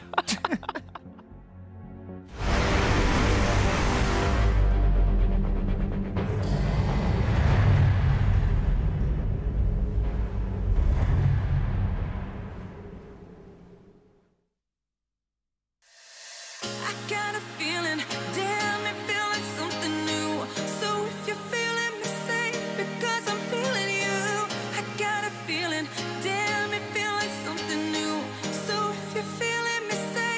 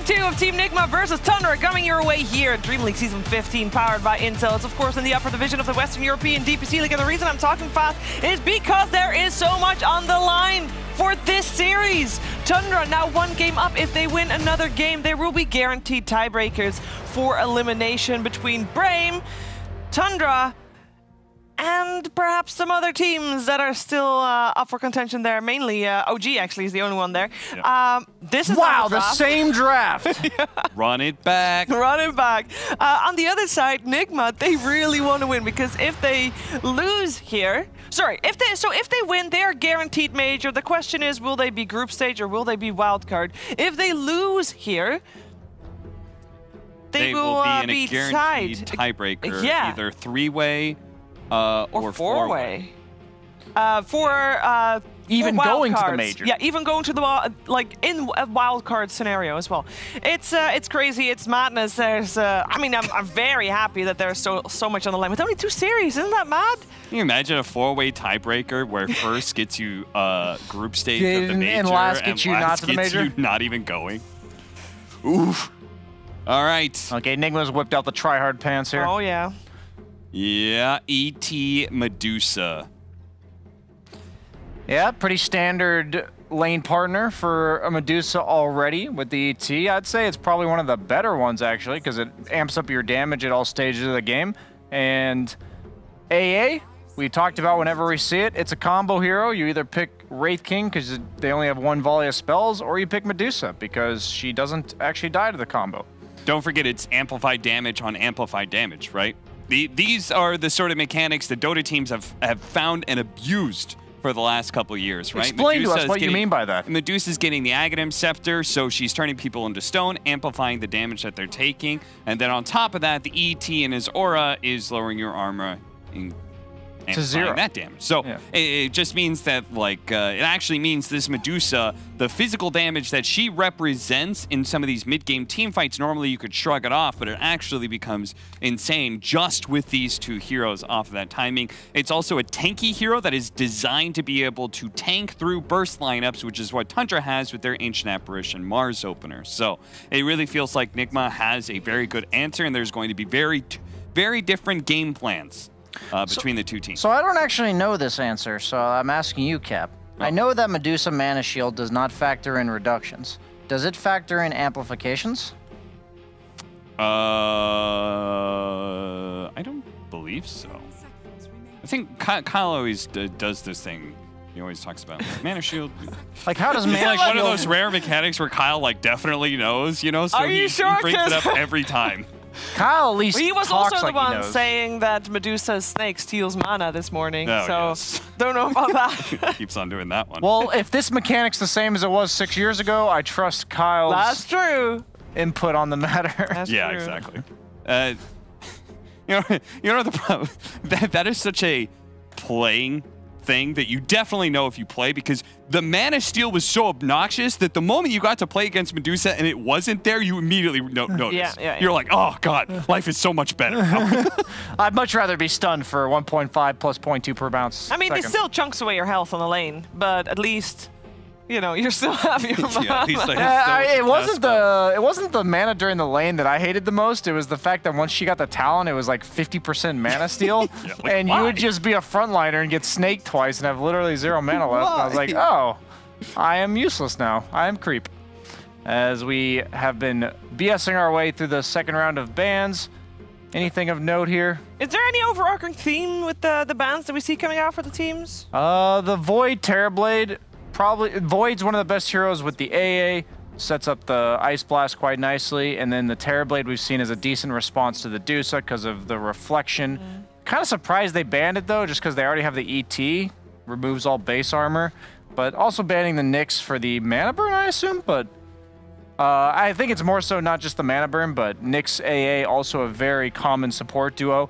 If you think about trying to farm the map and you're against AA and Nyx, both with 6, Nyx is not showing on the map, Nyx is almost never showing on the map, you're terrified. Pretty much every core will die absolutely full to 0 once those 2 heroes are 6 in the mid game, so it really limits your ability to split up the map. And I know Enigma likes to do that. They also like to control areas with like Miracle farming Ancients. Yeah, it just says absorbs damage before any damage reduction, so I have to assume that amplification will amp it, or not amp it. Are you talking about damage amplification? What do you mean? I'm saying that if you nuke her for 300 damage, but it's under an ice vortex, how does that work with? Yeah, I mean, Mana Shield? I'm sure that the amplification is applied first before. So it would count as like 390 damage. Definitely. That would, okay. I was just curious. I actually had no idea. I never really thought about it. Yeah, it has to be. So she's just super tanky. That's why she lives through AA, not because of that mechanic possibly working the other way. What do you feel about the troll against Medusa in terms of carry matchup? It's kind of weird, especially if this ET is not a 3 or 4 position, but a 5 position in lane. Because troll is nice in lane against ET because you have this insane miss percentage chance that doesn't scale. At level 1, it's 60%. Yeah, it should scale. It should be 60, 70, 80, 90. Get the hell out of here, Brian. Dumb carry player. Anyway, so if they don't actually have that lane matchup, then I feel like this pick is a little awkward, because now you have Stomp as well as Stone Gaze that can really stop this troll when he goes all berserk. Literally.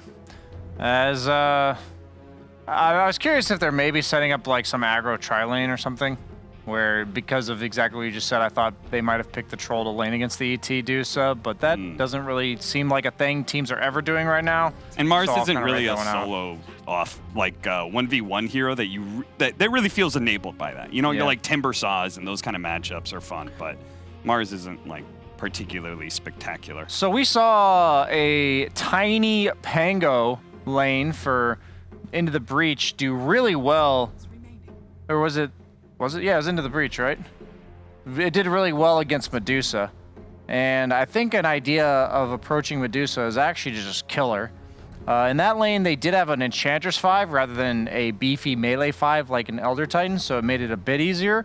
But I'd be curious if Tundra looks to pick up a Darkseer last pick. We've been seeing that be a common way of dealing with the Dusa. Just get your own couple Dusas with the wall and the normal punch anime style, but that's just the Mars being flexible leaves that as an open option. And I think on paper you don't want 2 melee heroes usually in the same lane, but against Medusa I think it might be the best option. I do want to say that for Nigma, when they have played Medusa also with the I believe it was actually At least it was with the Willow as well, not the Elder Titan. But they've played Miracle on the Medusa, so there's still the flexibility option in terms of playing it mid. LTW is an Ember player. Particularly, to Brian's point, particularly because the way ET secures lanes as a 5 position is he just runs out and fights you.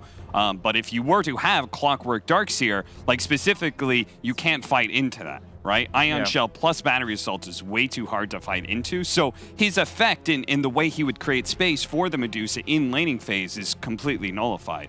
It's not like someone dying or something, or an Ogre who's designed to just tank damage, or an Undying who heals you up. You actually would not have a very good defense mechanism at all. So the only issue with that Darkseer now is that you're dealing with an Ember that you don't really have lockdown for. The Mars will certainly have to go Yules now, whatever role it may be.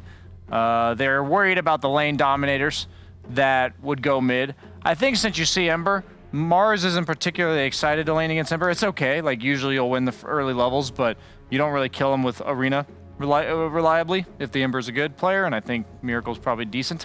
So I'd go more so with a mid laner that's meant to stomp, but also offers a way to catch the Ember. Something like a Storm, something like... What else is there, actually? Void Puck's Spirit. already banned out. Void Spirit. I think that matchup's been tilted in Ember's favor, actually. But we've also seen it go both ways. Yeah, any of those would be fine. They ban Batrider, that would be a very scary pick for... Yeah, great pickup against Medusa, right? So one of the problems with most Medusa lineups is just running out of damage. So heroes that have constant damage, especially damage that gets built up over time, are usually really good against Medusa. 5 seconds remaining. Okay. There's still the option that they do Clockwork 5, or like Clockwork 4, but in the safe lane, with an AA pelting the Medusa with the Mars. You either go for like the all-in kill route or just the straight-up harass the ET out of lane. And in that case, you're kind of giving the Medusa what she wants, but the ET will be a 7 position, so... I actually have no idea what direction either team's going to go.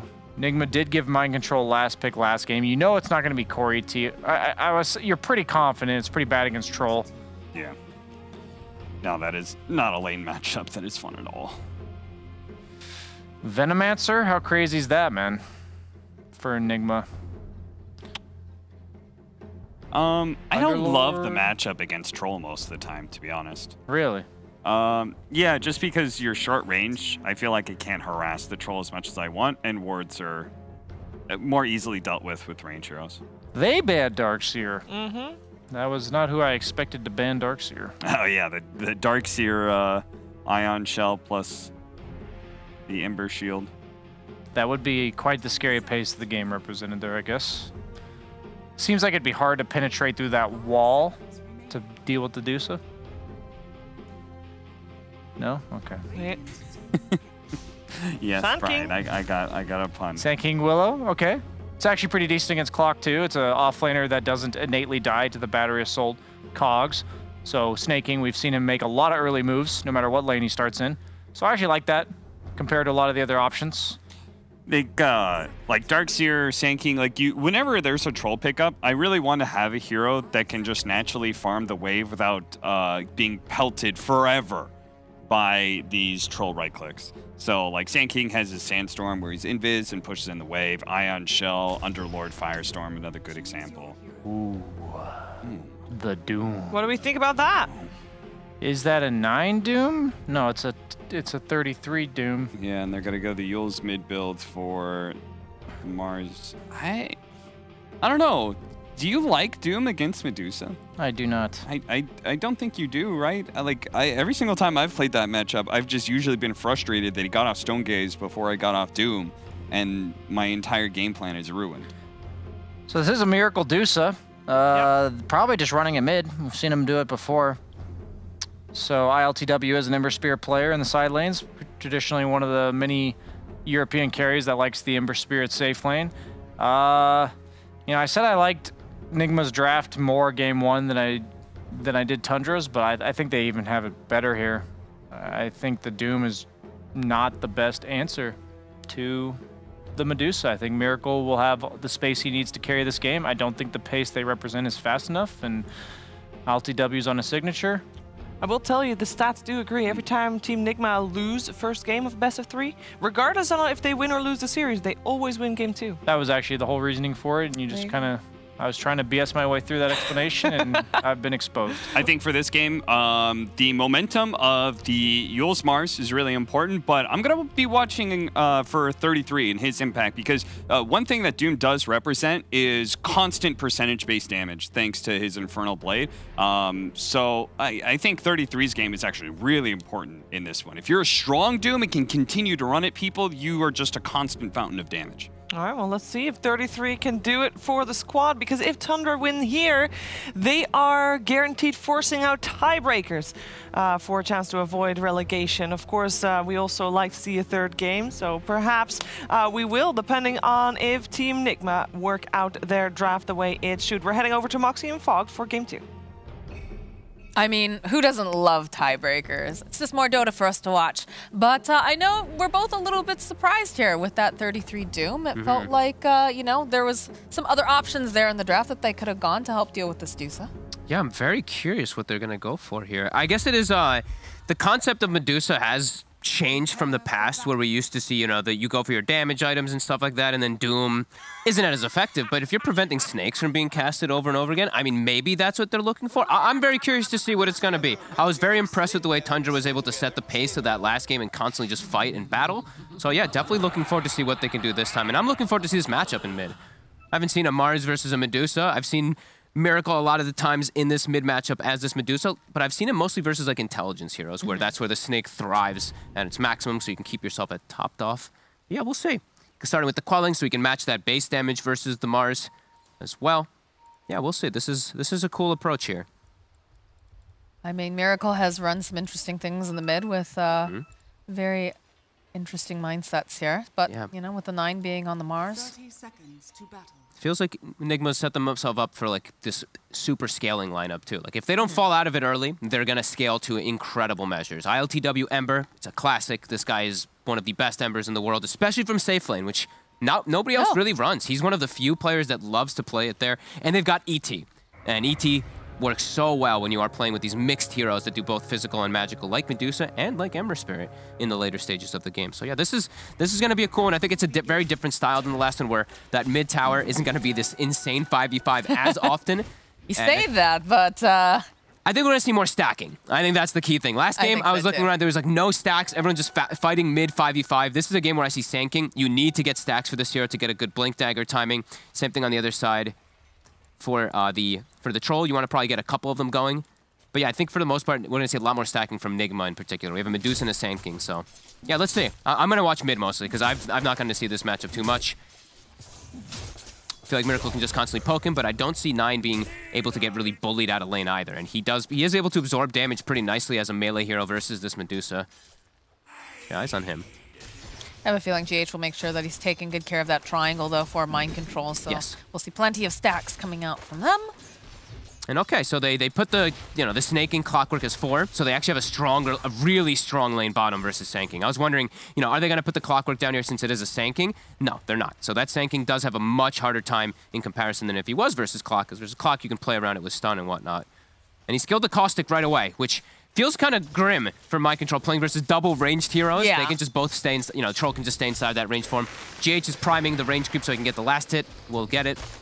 Trying to make sure that they don't get left behind in the experience department, because if they hit 2, Mind Control might just die instantly as soon as they do. Well, it's just so scary when you consider that you do have a slow, you've got that cold feet, you're going to be looking to murder as often as you can, too, coming out from the side of Tundra. So this is a really strong lane.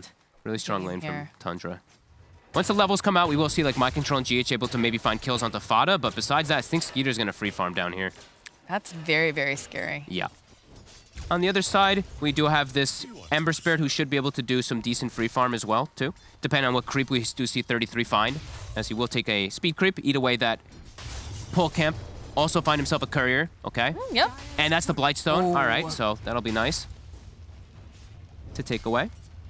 They are indeed. It often feels like, you see a couple of these teams that will kind of shift things around. Oh, 9 sitting pretty low here. Does have the bottle, though. Should be able to get right topped off as he's running his way over here. And that is one of the nice things here, is the fact that, you know, Medusa is still fairly slow when she's not got that Stone Gaze up and running. So should be able to actually go and deny both of these runes from Miracle. That feels kind of bad here. So he gets phoned right over against Snaking, opening up here. Battery Assault. They just keep bashing Miracle over here to the side. Kuro is here, though, of course, but they're poking away. There's no mana left over here on Miracle. This is not looking good for him. He is going to fall to Snaking. The king returns. He does indeed. Fada. So the Wolfie proc, though, over here onto the Dark Willow. So it looks like Fada's actually going to survive this. GH perhaps diving just a bit too far. And I think GH tried to salve in the Shadow Realm, but still had Cold Feet active on himself, so he loses his salve, he dies. Huge kill on mid. I'm surprised the Medusa went to go check these runes. As you said, 275 mood speed, 9, capitalizing heavily, 17 and 4, doing excellent in the matchup. And yeah, Snaking, super active as we've seen him so much on this 4 position. Has Tranquil Boots now, so he's going to be even more active with this and just be a nuisance. I mean, he is one of my favorite Clockworks to watch, as I have been following a lot of like NA and SA does. Like him and Schofield on this hero, they do a lot with it. Yeah, I'm a big Snaking fan, honestly. You know, former teammate of mine for ages. I've seen this boy grow up. No, he's killing it. That was an excellent rotation. The level 1 Battery Assault usually is not that effective, but versus such a slow hero like Medusa, yeah, beautifully done. Gets him off to a nice, solid start. So it does look like they are coming out ahead in 2 of the lanes here. Ember is still free farming for the side of Team Nigma, but yeah, very good stuff coming out from Tundra again at the start. Grab another wave here, too. 33 is going to be able to hit all the creeps he wants. He's going to deny a whole wave away, too. Oh, heck yes, he is. So what are they going to do in response? ILTW, he's going to try dragging waves in between, too, doing all this funny business to get over here because he doesn't want to lose out on all the XP. Get the stacks have begun as well. They've gone for a very greedy setup on Team Nigma, so they have to go for these stacks. As 33 will eat some damage here from the level 2 Flame Guard. This was a great play from ILTW, actually. To bring the creeps here, very heads up from him. Are they going to be able to challenge these stacks that Snaking just threw together? No, I mean, on the side of Team Nigma, no. This is a more passive style draft, I do feel, from them. The only real aggression that's going to come out is from the Sanking Willow in the early game. And it I feels guess like from the GH Ember has Spirit, to kind of babysit a Snaking, making his rotation here. Whirling Axes over onto Mind Control. He's got the Burrow Strike, though. He's going to be fine. Super active, though. He's already set up 33 for success up top. 33's queued up Midas. I guess that's the planning around. They're going to just try to be very greedy themselves. You know, they see greed from Nigma, they raise it with a Doom last pick going Midas.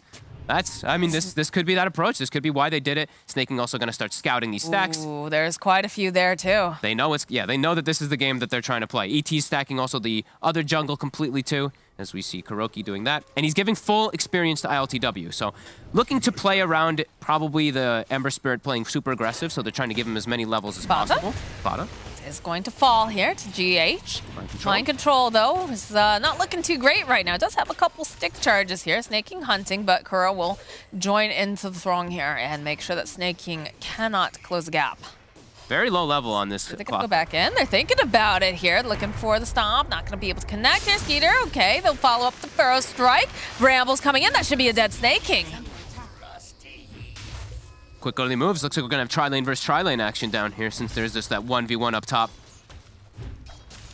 Well, you know, like they said, they want to be able to get those levels online here for ILTW because Dusa is, of course, you know, going to be playing a bit slower, wants to just go hit creeps, wants to hit these stacks. But the bottle service here in the middle lane, they'll go for the arena, and they've got no mana left over here on this Dusa. The TPs are coming out. Can they finish off Miracle on time? It's not looking like it's going to be good enough, but they'll keep plinking away. Snaking having to be careful, is going to have to run out. 9 Curse Crown should proc. It's just the courier sitting over there. They need to move him fast. No, they're not going to be able to do it in time, so those raindrops are not going to get delivered. Nope. Not quite having the damage. I think Snaking hits 3 afterwards, so he didn't have the level 2 battery assault. Perhaps if they had that, they could have actually gotten the kill, but very patient from Miracle with his wand charges as well. So first Mars ulti, not successful, but they at least forced a lot of reactions as 33 is about to hit 6. So with the Doom, they could set up for ILTW if they do get a sneaky play from it. And he's actually just cutting. Is he gonna find a courier here? Waiting. No, he's a little bit too high. He tried though. Some big brain stuff. As ILTW has hit 6, as we said, still has to worry about when the Doom does come out. They could just Doom him and run him down very easily with a battery assault. Look at Snaking's playing right here. It's not 6 yet though on 33. No. They do Now he spot got it. him. Now he's got it. There it is. Trying to be. There it is. The Doom, the Cogs. This is going to be a dead Ember. And he scouted them too. He used did, the slight. He scouted Snay, but he did not give respect to it. The Doom, I don't think he saw the Doom just tick 6-2 from that creep wave, so does get caught out from it again. Super Tundra. patient. 33 has been so precise. He is. In this series. And did he get the last hit? He did. So he's got minus. Looks like they are going to be able to punish Fata over here. Skeeter joining in, but he's already dead, so just going to back off. This is going to be a very greedy game. I see a Battle Fury queued up on a Troll. I see a Midas queued up on 33. This Do is we just like all that, out though? greed. They're trying to match the greed because it's an Ember Deuce cores with an ET, so and I think Nigma might be able to punish it with the Sank and getting, if he gets an early Blink Dagger, which he's halfway towards, that if they can play around with the Ember Spirit quickly, they could look to actually punish this from Tundra quite effectively. Yeah, I am very surprised. I figured that they would probably want to go for the Diffusal, considering that they do have a Deuce on the enemy side. But they are preparing stacks, or they were at least preparing some stacks for him earlier, so maybe that's why he is just so tempted to go for it. But this is going to be a very greedy game. Yeah, it did feel like it when we saw the Medusa and all these stacks coming out. Yeah, we were surprised that they didn't go for the 9 Pango and just get a Diffusal on him. I was feeling it after we saw it this morning from Malik. Yeah, we know that he plays one heck of a Pangolier, but Sure does. you know, have we discovered why they've gone for 9-0 here, the Mars? It is very effective overall. Anyway, like the mid lane, he is very comfortable on it too. He does love it as Mind Control is very low mana. Is it gonna proc? Not quite. Burrow strike up the side, but Snake King, he's waiting for him. No. They have the vision, they have the courier over there.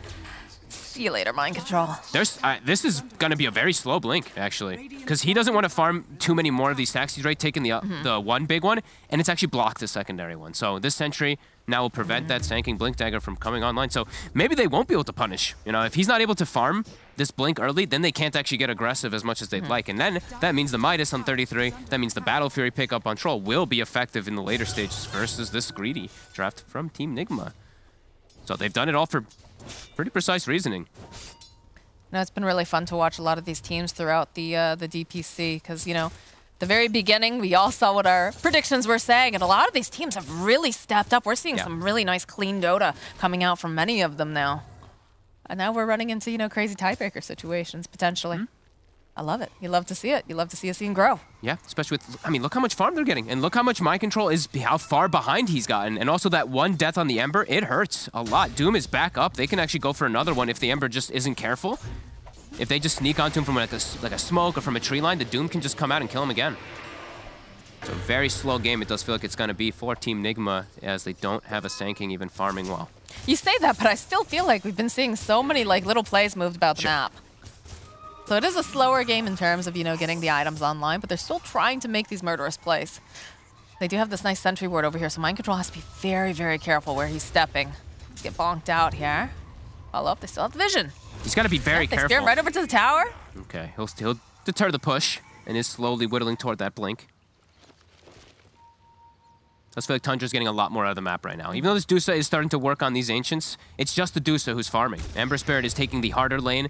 He's giving the Sanking the free lane for the farm for the Blink, because I feel like they're recognizing too, like they need Blink or they might just get overrun soon, and then the greed, of course, is just going to pay off if they're able to also pressure towers. Look at this aggression too, coming out from the side of Tundra. They're not quite connecting over here on Mind Control, but the pressure is on. They do have the Cardi.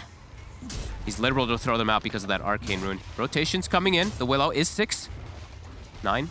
Could just go down if he's not respecting the moves. Cardi will scout out the side. I think it actually spotted 33 I think there. it did too. You have to be very careful, but tower is slowly chunking down. It's slowly dying to this catapult. They tank it for the extra hit. Nice play by Snaking. Tower. Very nice. Glyph. All right, we are seeing the rotation now. PW's here, they have the dust. Hook shotting in, just going to initiate. Immediately the cogs coming out, the slide forward here from ILTW. They will be able to take down Snake King. Nine's as 9 is now left here, and they have the epicenter. They've got enough damage to take down this Mars. 33 went for the Willow. He doomed up the Willow and chased her out. So a bit of over-aggression there from Tundra, but it does get them at least the tower, but Nigma strikes back as well. Is that just a little bit of impatience coming out here from 33? What, throwing the Doom? Throwing the Doom on the Willow, yeah. I think he's just afraid also of just this. The Willow can probably just solo kill him. With a +1, the Willow damage is pretty ridiculous. So he does just still have to be careful. And, I mean, with the pace that this game is going to be, just dooming anyone for a kill, it feels quite valuable for 33. As I mean, Midas is done. He's almost got BKB done. Snake King getting that value shove over here on the side. Probably going to die for this, though. Skeeter, 9 making his way over. A-Blast. They're looking for it. Managed to connect over here. Mind Control getting chipped away. ILTW. Of course, from right now, Skeeter needs to be careful here. Oh. Follow up with the Bedlam, and of course that Cursed Crown. Skeeter just overstepping, just too aggressive. Ooh, and sometimes, you know, that battle transit does turn against you. It's very tempting to hit it when you see like this kill opportunity, especially onto a Sand King, but it brings him up into the high ground, an easy setup for GH. You do have to be careful. They're making some slight mistakes over on the side of Tundra. Enigma is the type of team that does not let you get away with those. But this Doom has a BKB, Moxie. Oh He's word. so farmed. He can pick and choose his targets now to at least go for the Doom. The Medusa is very farmed too, though, on the other side. We see they're enabling Miracle to the maximum here. Level 13 as well already. It's 12 minutes, 50 seconds. So level 15 talent is going to come out at one of the fastest times that I think we've seen. Definitely seeing nice stacks coming out here for Miracle. He's taking advantage of that. Father just trying to soak here in the bottom lane. Does have to be careful, but rest of the side of Enigma are making their rotation now towards this bottom area. So it might just behoove Fata to perhaps leave. Yep, they've got the Oh, look at Mind Control. He's scouting. Yeah, he's checking behind the tower. They're all rotating down as well, too, to play. 9, he has a blink of his own in mid, but their Doom is not available just yet, so it does feel like they're going to ditch this tower. And we'll go down. And Skeeter, he still is close to Battle Fury, but does get slowed down. Very important. That one death, you know, all these deaths do count, especially when you're playing versus a greed draft. You cannot make these mistakes. No. But smoke coming out now from the side of Tundra. Hoping to just swipe through here in this jungle, see if they can get a pick off, and they are lingering about here. Let's see if they notice the BKB too. If they commit too many ults onto 33 before he pops BKB, it could be big problems. Hook shot. Oh, nice sidestep though coming out from Miracle. Look at this immediately turning around the follow-up with that Burrow strike, and Snake King is going to be the one that falls. They were prepared for this move. 33, hanging on to the BKB. I think this should be fine. Ice Blast. Okay, the BKB does come out. Ooh, big hit there. They see the BKB usage, also get themselves a kill. Miracle's feeling very powerful right now. You should. Does have to be careful being blink speared backwards, but They need more step damage. himself away. Yeah. If he gets speared to tower, definitely can die. But yeah, if he is able to scurry away, he's okay. You need like an Ice Blast, I think, on top of it, right? Yeah. He's very farmed already. Let's see this Manta again. He sees him for a split second. Bang. Looks like he was going to miss it. Actually, almost got him into it. Yeah, actually. I was actually really close. I thought that was going to be way cooler. Still keeping that Medusa to the top. We do see that greed from Tundra also paying off. They do have at least a net worth lead at the moment. Midas was used, and Battle Fury's online. So still keeping up. Yeah, you know, like you said, 8.9K net worth currently on Medusa. She's had these stacks, and that's just kind of the nature of a Medusa. Yep. But on the flip side of that, all 3 cores on the side of Tundra are sitting very nicely underneath that net worth, so. Fine, Miracle is just so farmed, though. And 15 is going to be hit. So that talent, that pesky 35% talent, already going to be grabbed. Watch, he takes attack speed. I'm just kidding. No one takes attack speed. Don't you ever take attack Miracle speed. just trying to flex a little bit, you know? No, that talent's just way too strong, so. They do have vision over here on the side for Snake King. He's trying to just farm up a bit more. Fata again trying to soak.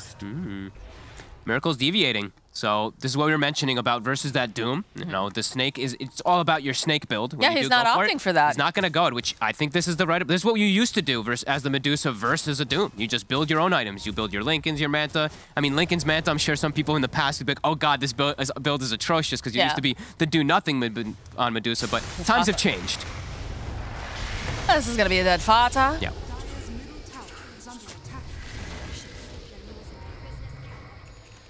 Yeah, this is a cool approach for sure.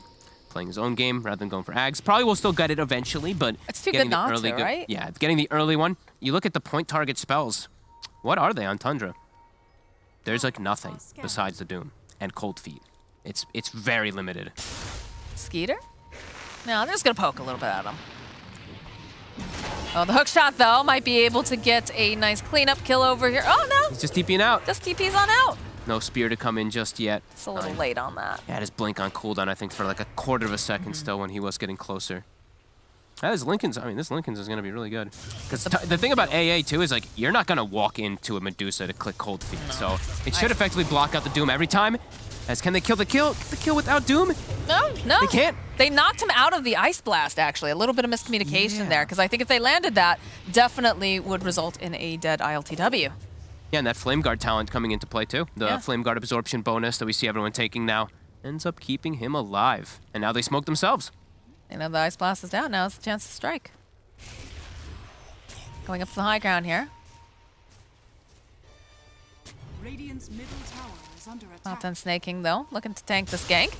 Mind Control getting the jump immediately. They'll follow up with an Ice Blast over here. Mind Control taking a lot of damage, so he does fall. They've already taken down snaking. He buys now back. 9. They getting into want more. position. Oh, look at this arena. He grabs pretty much everyone over here. He's like, don't they get the Doom off? He's got the BKB, and look at 33 just running through here, trying to click down over on the Deuce. Has to be careful, though. The rest of his team can't quite get over there. Skeeter joining in here. Does have the whirling axes. They'll still be able to take down 33. But now Skeeter. Well, it was a nice arena. It's just not yielding what they want here. 9, again, spearing over to the side. Nice stomp, though. Buys a bit more time. The Air Splitter coming in. 9 takes so much damage, and he is forced to run away. The Stone Gaze coming out. They've got so much here. Skeeter forced to pop that ultimate here, so he does manage to take down G8. Another Ice Blast coming in. Hot lands over onto LCW and Medusa, but they take down Skeeter. They need more damage. Good stomps coming out here from Kuro on the back lines. The Burrow Strikes come out. This is looking like a dead Snake King. The zip forward here, ILTW. He wants Fata. He wants to melt this Ancient Apparition, and by God, he will. That's a team wipe. Kuro, God, the stomps from the ET. I think when they do the initial spear, I don't think you can see it on the camera, but I'm pretty sure he stomped like 2 or 3 heroes when they were trying to chase forward to catch up to the Mars. Then he gets a secondary stomp on the follow-up, and that's pretty much all the ultis committed from Tundra, and they can't actually get the chase forward. Look at Kuro. Does slow them down, I think, in the next situation here. The stomp will catch Fada, and they can't actually chase forward.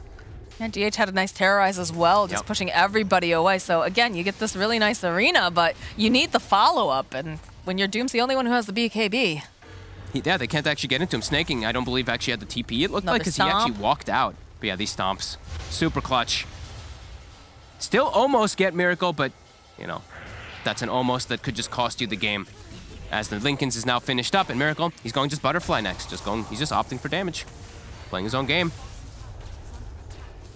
And yeah, now it's gonna, I mean, how do they break the Lincolns? Fada has to be in range to cold feed him, which just, it really feels like it never is gonna happen.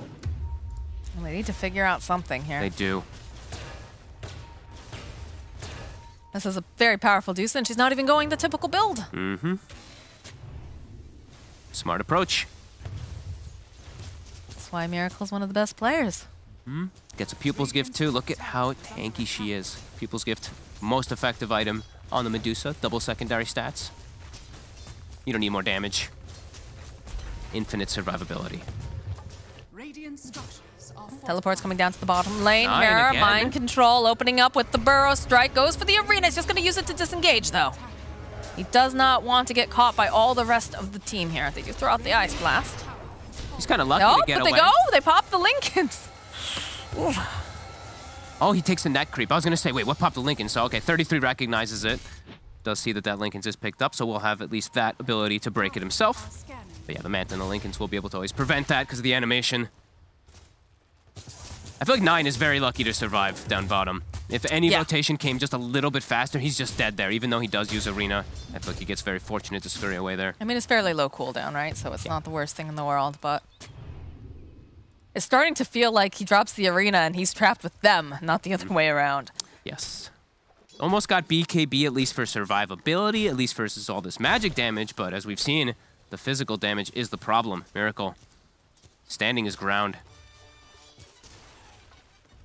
DD on ILTW now, too, for the next push. Vatas don't give up. Despite the fact that we're seeing a very big difference in kills, it's still just about, you know, less than 1K net worth difference. Yeah, a lot of that net worth, though, on the Deusa. And it's a can they kill the Deusa? That is the question. It's getting to that point already. They don't have any type of build to be able to do it besides just like the, I guess, the Infernal Blade damage, which will be the most effective one, the percent-based damage. But even then, it doesn't feel like it's enough at all. They don't have like any Diffusal build or anything for Troll. Troll's building his own items. He's gone for the Battle Fury Greed, which I know we've all said we do not like this build on the Trolls a lot of the time. As, yeah, Miracle just holding his ground. I like the positioning that they're doing right behind Miracle, too. You know, making sure Kuro hiding in the trees, ready with the stomp if necessary. And Miracle just takes the tower. Yeah. And ILTW deals with a split push because he has a Remnant down near his team, so he can come join them at any moment. And yeah, just swooping for tier 2s. They can take the outpost now themselves. All right, well, they get a BKB now over on 9, but my concern is still, do you have the damage? It really doesn't feel like they're going to have the damage for a long time. Like, Skeeter, he's going BKB, but it feels like he's going to be a full item behind. The Butterfly's going to be out when he has BKB, then it's going to feel like he needs MKB, and then another item's going to be out for the Dusa, like a Scotty or something. They're like an item or two behind now on the side of Tundra. Absolutely I are. would have, I don't know, I still would have liked to perhaps see that Diffusal picked up earlier. Just for the, you know, the pressure that they would be able to put on Miracle, but he's had so much space to farm. He's had so many nice stacks. And Nigma, they will go for a smoke play here. They've got the double damage over on ILTW. Oh, and they're faking Skeeter's that. Here. They're Snake's faking. also here. Mind Control getting the jump over on Snaking. He's happy to tank the skank. He's got to get Skeeter out of there as fast as possible. As ILTW is chasing after him, looking to try to grab. All right, that's going to be the Yules coming out. Mind Control trying to get into position. Doesn't quite have that burst strike just yet. He's going to have the blink in a moment. Ice Blast will connect. Looks like they'll back off. That was like a little bit of a, they're like faking that Miracle has people behind him. He's hitting the tier 2 and they smoke all the way top. So that was just completely unexpected. Tundra's lucky to get out with just one loss. They only lost Snaking. Yeah, that was a really clever move coming out because they just like the Deuce is hitting a tier 2 by herself. Yeah. If they know that Tundra can actually punish it, but it's that little bit of a fake coming out from Nigma. And yeah, Butterfly about to be done. Miracle about to hit level 20 as well on top 2. Some ridiculous timings as he's been enabled completely by his team. So what's the next timing coming out from Tundra here? I'm starting not to really see it, honestly. Like, the Troll is... He's going to be 2 full items behind, it feels like, because of this build. I'm not too sure what it's going to be. Like, fighting around Dusa is going to be pretty impossible, and I feel like Nigma is not going to look to plink plays unless they really are around that Medusa. Yeah, look at this. Look at the way that they're protecting her. Mine just hiding in the trees, doesn't want anybody to come find him here. Takes the Stone Gaze duration, so same thing. Not going for the Aghanims build. I like the Stone Gaze because you can get the double stone. You know, people do face it twice. You get hit by it twice as well. And it just makes you run really fast for an extra 2 seconds, which is always really good on these Medusas. Yeah. Going straight damage. Daedalus next. I mean, it's working out for sure, so. Miracle's adjusting here for how he wants to battle, and it's paying off. Yeah, I really think that he did, I think this is just the heads-up play of, if I get doomed, then I won't be able to spam Snake. But now if I get doomed, who cares? I just click. I right-click. Yeah. Yeah, this is very smart planning. Still keeping it even on the gold for Tundra, but overall game state does not feel good for them. No. Snaking, high-tailing it out of here. Does manage to just barely avoid those chains. It's a 50-50 right there. 4 units, Oh, 2 but chains. this is going to allow them to walk into this pit. And how do you force one? We do have BKBs picked up. We've got the PKB picked up on 9, and we have it on Skeeter. But they see the Butterfly for That's sure. so scary. So it's just like, how do we bring down this Medusa? She's got to be isolated. You have to kill her team before you go for her. It's And how pretty do you much do what that? you have to do. Got to get some really successful Mars ult on like 3 heroes and then the A blast right on top, but not going to be easy. Okay, smoke on smoke actions. They're going to do a wrap around. Immediately, ILTW jumping over to the high ground. They're swapping sides. While Miracle just continues to hit the Roche, but they're scouting. Jump in from 9, immediately the arena. They've got the BKBs out. They go and they get the Doom off as well. Can they burn down this Dusa? It's looking pretty darn good. They actually finally take down Miracle. Earth Splitter gets dropped as well. But these BKBs are coming in super handy now as they'll turn back around. LTW looking for the opening, be able to take down Karo. And the Epicenter just going to get pinned over here to the wall. Fata just clicking away. The buyback's coming out from the Elder Tide. Wants to get back in. Mind Control will fall. And now it's going to be a bit of a fight here from 33 and ILTW. He does manage to find the kill. That might have been one of the most impressive kind of moves of them just recognizing to be able to go. Because if they just get counter-initiated on, they might all instantly die, but they do it so quick. That was pretty sick there. Oh, the spear, though, forward here over on GH. LTW sliding around. Can they don't want to give up this Roche. No. Tundra needs to try to prevent this. The Deuce is gone still for 30 seconds, but they He's can't leaving, though. fight. Oh, he can't leave. He gets chained. He can't leave now. Got the Curse Crown on him, too. He's just going to try to get off some of this damage, but eventually he does fall. Hookshot coming in, though, from Snaking. They're going to be able to take down ILTW. The stomp, nicely played here. Can they finish him off? Yes, they will. Does have buyback. GH trying to burn him down here with the Bedlam. They do manage to land the Ice Blast. Can 9 finish off GH if he can blink I rebuke? don't know. He blinks forward. There it is. The blink rebuke. Like you talked about, Kuro now running away, but they do have the arena back up again. He's looking for the stop of the BKB coming out from 9. He just wants to get rid of him. Wow. That was so impressive, honestly, from Tundra. What a fight. Just recognizing that they can just full-out focus Miracle there. Now they're probably still going to get the Roche on the Medusa, but Fata. still a big fight for them. Fata's Most likely dead here. It's gonna click away over here. Mind control. It's gonna try to dodge the brambles. Making him but eventually they will take him out. Yes. Do you have the shard picked up as well now, Farfata? 9 wants to go back He in. does. He's going for the Deso build too, which I like. They need any type of extra damage they can to be able to bring this Dusa. But as we said, she is going to finish off the Roche anyway. Since they did lose the Troll, they're not able to actually do anything. Is he going to try to steal? No. Not quite. And they will tip him anyway. That was still very brave of them to go, but very, just perfect, honestly. I was very surprised that they were able to not get counter-initiated on. It caught Nigma off guard. It was just the mirror play, right? Yeah. You saw them wrapping around each other, and it was just a little bit tighter on the side of Tundra. They saw Miracle, and they just chained those spells perfectly. Oof, and we've been mentioning about item behind on the Troll. Medusa finds herself an Elven Tunic on top of the Evasion talent, on top of a Butterfly. So really needing an MKB now for the next one. 33 with the bots, looking to still stay active, playing away from Medusa. They are strong. They are very strong when the Medusa is dead on the side of Tundra, because it is still all about that for Team Nigma. Well, I mean, you look at the net worth difference, right? Again, 18K on the Deuce. The next closest for them is ILTW with 12.9K. So they are still triple scaling. That is the one thing on Tundra. Yeah. They went for this full greed, still staying in it pretty nicely. I think if they didn't have those BKBs too in the last fight, Kuro would have just immediately stomped them. Very good realization. Again, just a bit concerned about the fact that, Ooh, there might be damage is a little dodgy coming out from the side of Tundra, but yeah. If they're full rallied around Miracle, that's where it tells you, come at me, because you could kill him alone, but when he's got the backup of his team, it does make a big difference. They're gonna take the tier 2 on the top. They're gonna keep pushing. I think 9, he's got Deso, he's thinking about it. Skeeter as well. Do you have Snaking has rejoined the rest of the team here? Throws out the flare, just trying to get any sort of information. Yeah, they're forcing it back home. They are. ILTW, he's gonna come back, he's got the Remnant down bottom. But they push fast. Troll and Deso on Mars. They kill faster than the Dusa. They are. They're backing off here. Look at the Skeeter with the BKB. He's just going to teleport on out. He's feeling pretty good about that. And 9. He's just going to be able to do the same. I mean, Tundra's just making these heads-up moves. They scout also bottom. They see that the Medusa and the Elder Titan are still down here. The Remnant is still here, though, so they have to, they're aware. Yeah. Still technically 3 heroes, and immediately we see the Sand King and the Willow just Run swing back. bottom. Yeah. So we're going to see probably the Mars and the Troll maybe run back toward top, but their TP's cooldown. So maybe a bit more reluctant to actually do so. Very impressive nice. Dota coming out here from Tundra. Yeah, I mean, the strategical plays are phenomenal so far.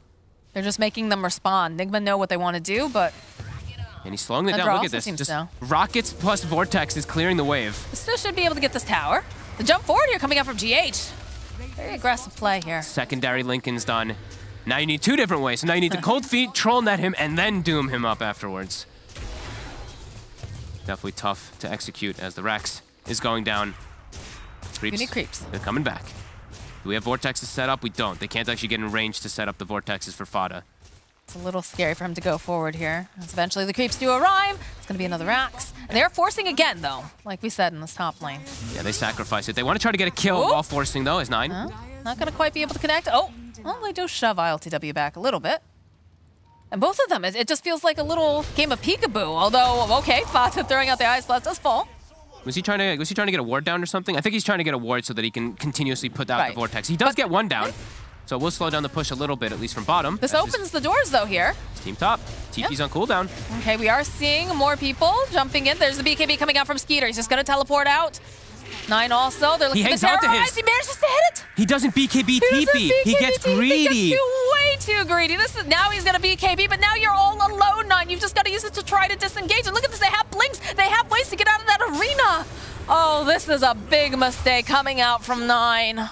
Big read there from GH2 knowing where he blinked, but he made it kind of obvious in the position where he did go. They'll get the Rax, but yeah, 9 gets greedy and still has to use the BKB and dies anyway for it. Slip up there. Still strategical moves, though. Yeah, forces them all back. They have to go deal with it. Rax for Rax trade, too. Still keeping it pretty close here. Yes, Giving time for Skeeter to get that item that he desperately needs versus this Medusa. He also has his own evasion talent, of course. I was about to say, this opens up the jungle, too. Mind Control getting very excited here. Gets the double stun, but GEH is also here. Ice Blast gets tossed out.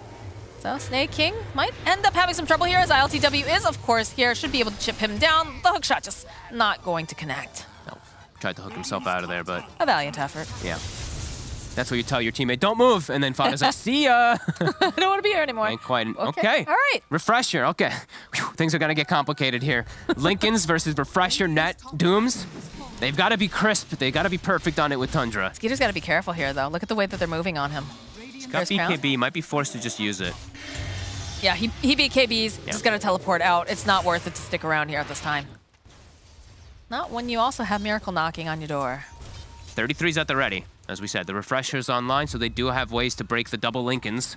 They're split, though. They're split on Nigma. Jump forward immediately. The miss. Pops the Manta.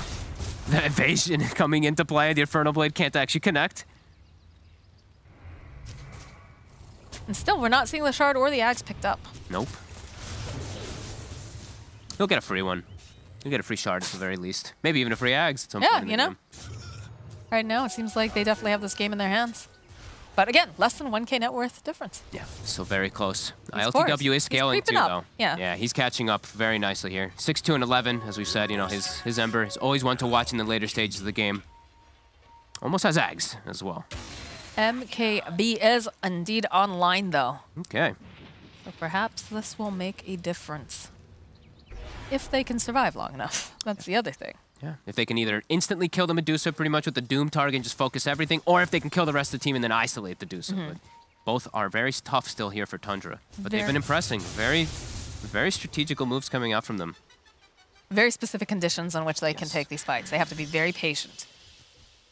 Which they have been. I mean, even like sacrificing Raxes, these are not easy choices that you have to do, but they've got measures to deal with even if they get like a couple Raxes down with this Troll.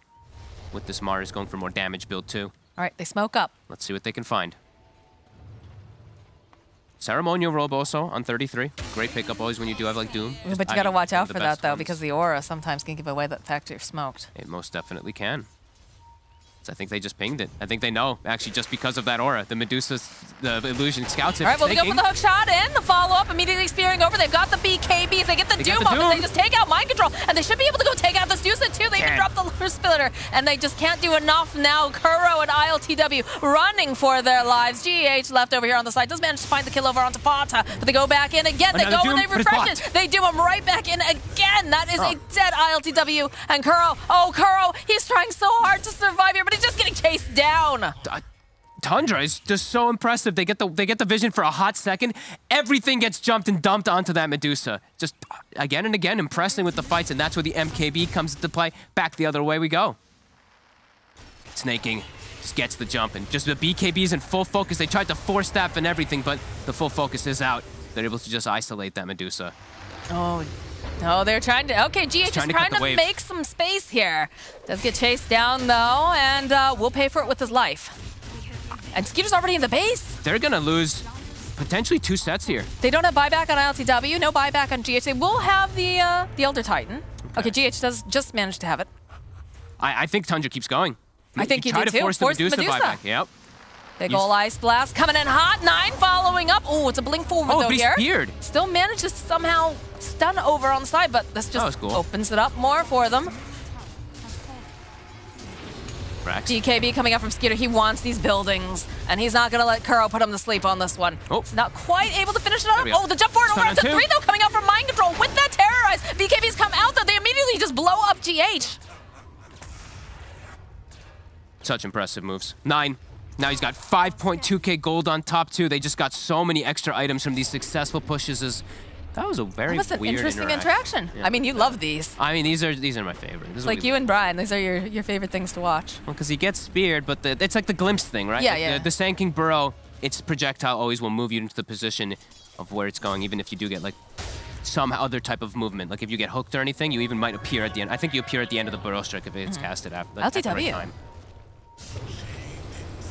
To be a bit careful here. They do not have the Doom, of course. 9, although follow up here. Nice play here from Mind Control, but the hookshot comes out from Snaking. Good stop coming up from Burrow, though. They drop the splitter. They'll go and they'll try to hold them into place, but 9, he will crumble as ILTW's looking over here, trying to get the kill on Snake King. Miracle running over as fast as he can. They're just going to chase down Snake King. Him. Takes a while, but they eventually find the kill.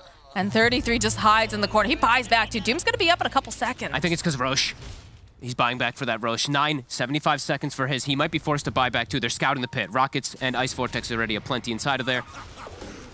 No, they don't want to go through 2 lives of that Dusa because they can kill Miracle once, as we've seen time and time again here. The second time is a little bit more tricky. Yes. They have the vision. They can see them all up there. LCW joining in the fray. Hook shot, not quite connecting. 33 jumps in with the BKB, though.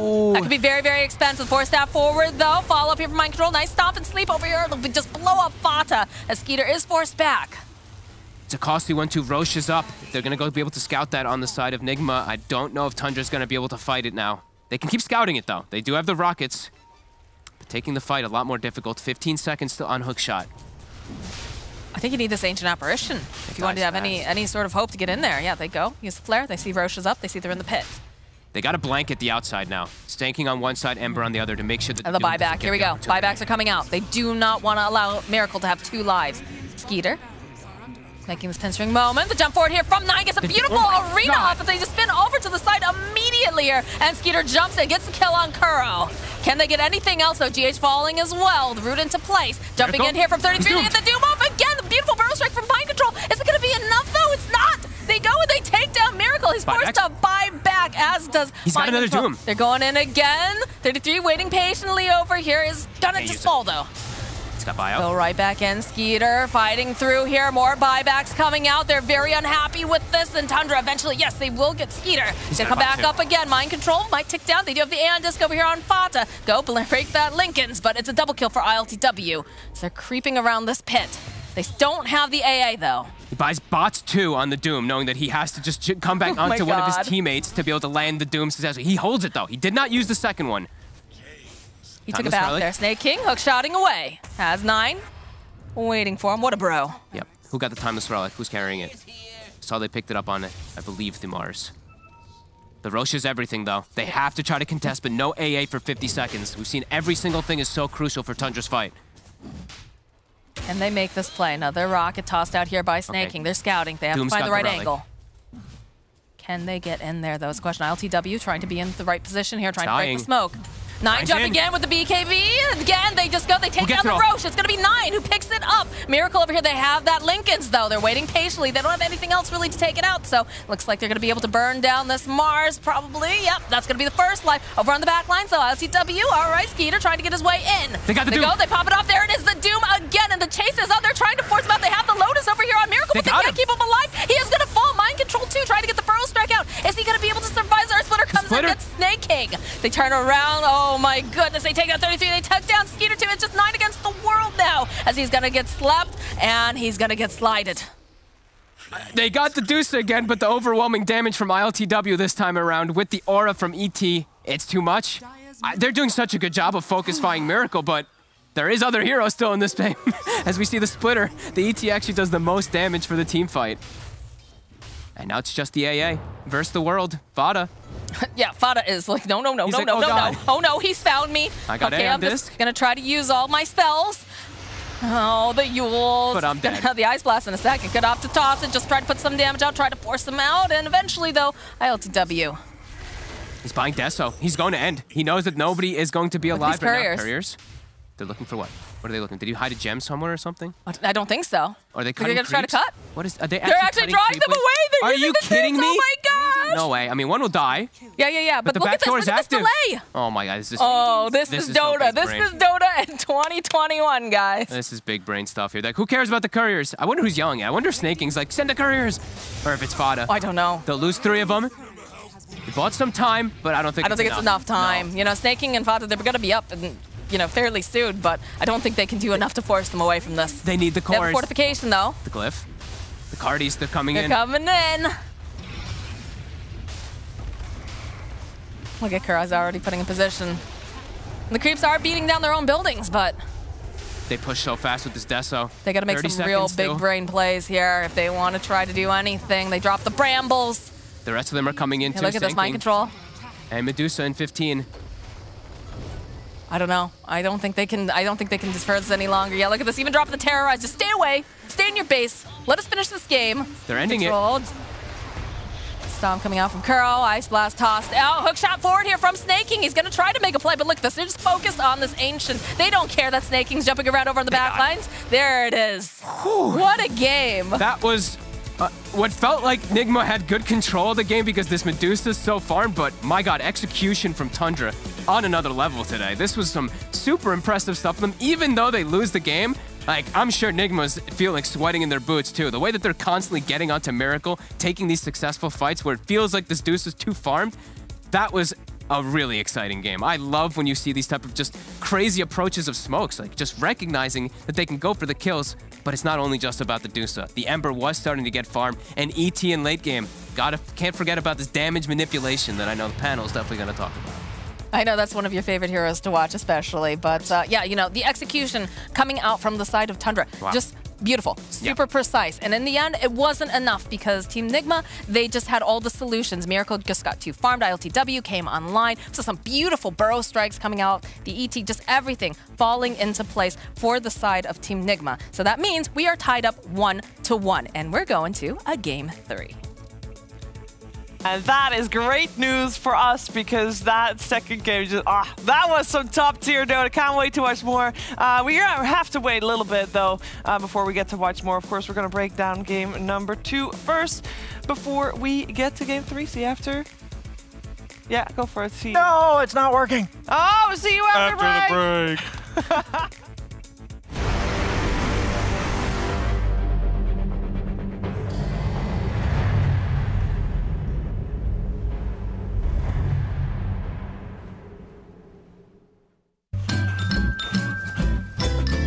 You ready? Huh? Hey, he's a good boy, huh? You ready? Huh?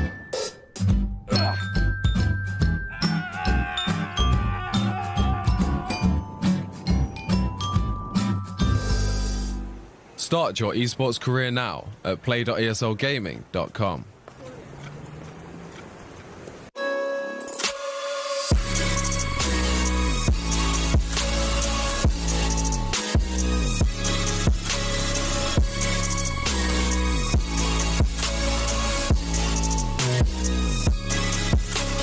You love it, you wear it.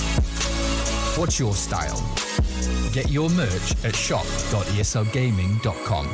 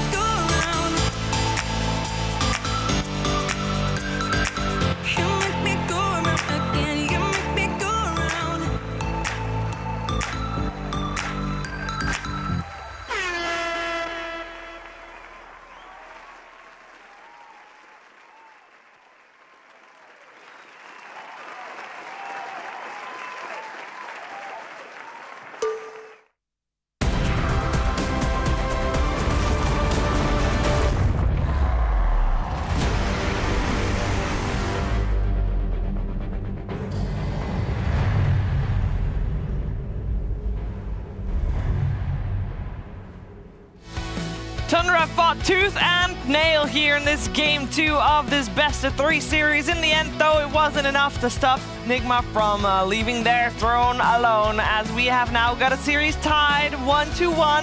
I think everybody's going to be pretty happy about that, though, other than the Tundra fans, of course. But this Dota was so great to watch. Love me another game of this. I'm here with Cap, BSJ, and before we are going to get another game of this, we're first going to break down this one. And Brian, I know you said you really liked Nigma's draft here, and you thought that their draft was better than it was even the first game. I mean, it did not feel so convincing from them. No, it was obviously the better draft. I said it, and I really liked the way that Tundra attempted to approach the Medusa. They said, like, you're going to be 1 core, we're going to have 3 cores, and we're going to doom your 1 core. I thought that was conceptually really neat that I didn't see in the draft at all. And I'll just say, if Tundra played like this every series, they would not be 2-4. No. Yeah. Not at all. They played like champs. It really feels like this team is hitting their swing. One thing, like Brian, we were talking about the being able to neutralize their hard carry was the fact that you can go ahead and take away split shot, which is a big mechanic that we maybe overlooked when it came to the draft. And then on top of that, the other side of things is that like Dusa wasn't the only carry because goddamn ET. It's like the only hero that makes Sand King look like mildly relevant when it comes to damage later on into the game, because all of a sudden Epicenter's actually doing some legit damage because nobody has magic resistance. The Ember Spirit's doing insane amount of damage. I mean, that last Roshan fight was like everything there, right? They killed the Medusa. She's dead.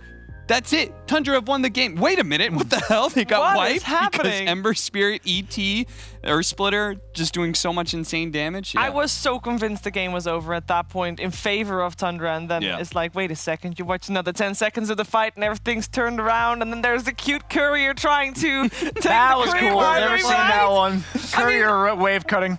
Then you know that this team is like doing everything, dotting their I's to make sure that they are doing everything they can to win. Was a fantastic series to watch. Also curious to hear what Pert has to say. Thanks, Sheeper. Yeah, the Sand King I thought was a little underwhelming this game, and a lot of that came from the laning stage, I believe. This is the first wave here. Watch what they do. Mind Control went for Caustic Finale first, a little bit interesting. It's going for his first creep. It ends up getting a hit eventually, but a nice deny from Fado basically means that he doesn't get the first explosion, and that means he's not going to get any more explosions, because every time that he tries to approach a creep wave, he's going to be hit by 2 heroes consistently, because that they know that they're limited on abilities at that point. So really good lane control here. They pull the creep wave a little bit after this to get it past the camp over to this area of the map. But what ends up happening is it resets. They get 1 range creep. Mind Control about to get his first last hit here at the 2-minute mark. And then after this, yeah, not so good for Nigma basically as a dual lane. And basically what this translates to is Sand King had a pretty weak mid-game net worth, and you kind of felt it in comparison to a hero like Doom. Doom went Midas, he got Refresher at some point, his Dooms were effective, he had kills, he was good. Mind Control played well too, and they were able to leverage Medusa's overall main net worth really well, but those like BKB timings hit so hard against Nigma. Like Brian pointed out, what they went for this game was really cool. Jump in, drop ultis on Miracle, basically hit him with absolutely everything. How do you stop Medusa from dying here? There's absolutely nothing you can do to limit this. And this worked out for them for a couple fights, but Nigma did a really good job fighting back and forth, getting engagements, taking longer engagements, and that's somewhere where Sand King ends up being effective. That was a really nice blink interruption there by Fada to make that more limited in this case, but throughout the course of the game, running down their opponents, splitting the map up, taking towers, Nigma take the win eventually, even though it looked a little hairy at times. A little hairy at times indeed. Curious to see what's going to happen in Game 3 though, because both teams have shown that they are able to take games off each other, but a third and deciding game can only go one way. We're going to find out which way this is going to swing after this.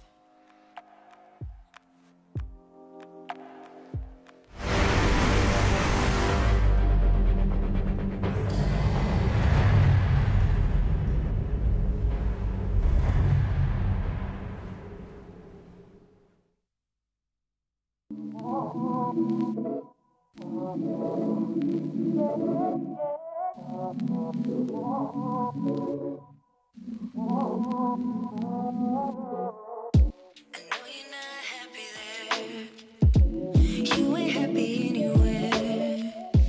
Tell me, did you even care? In case you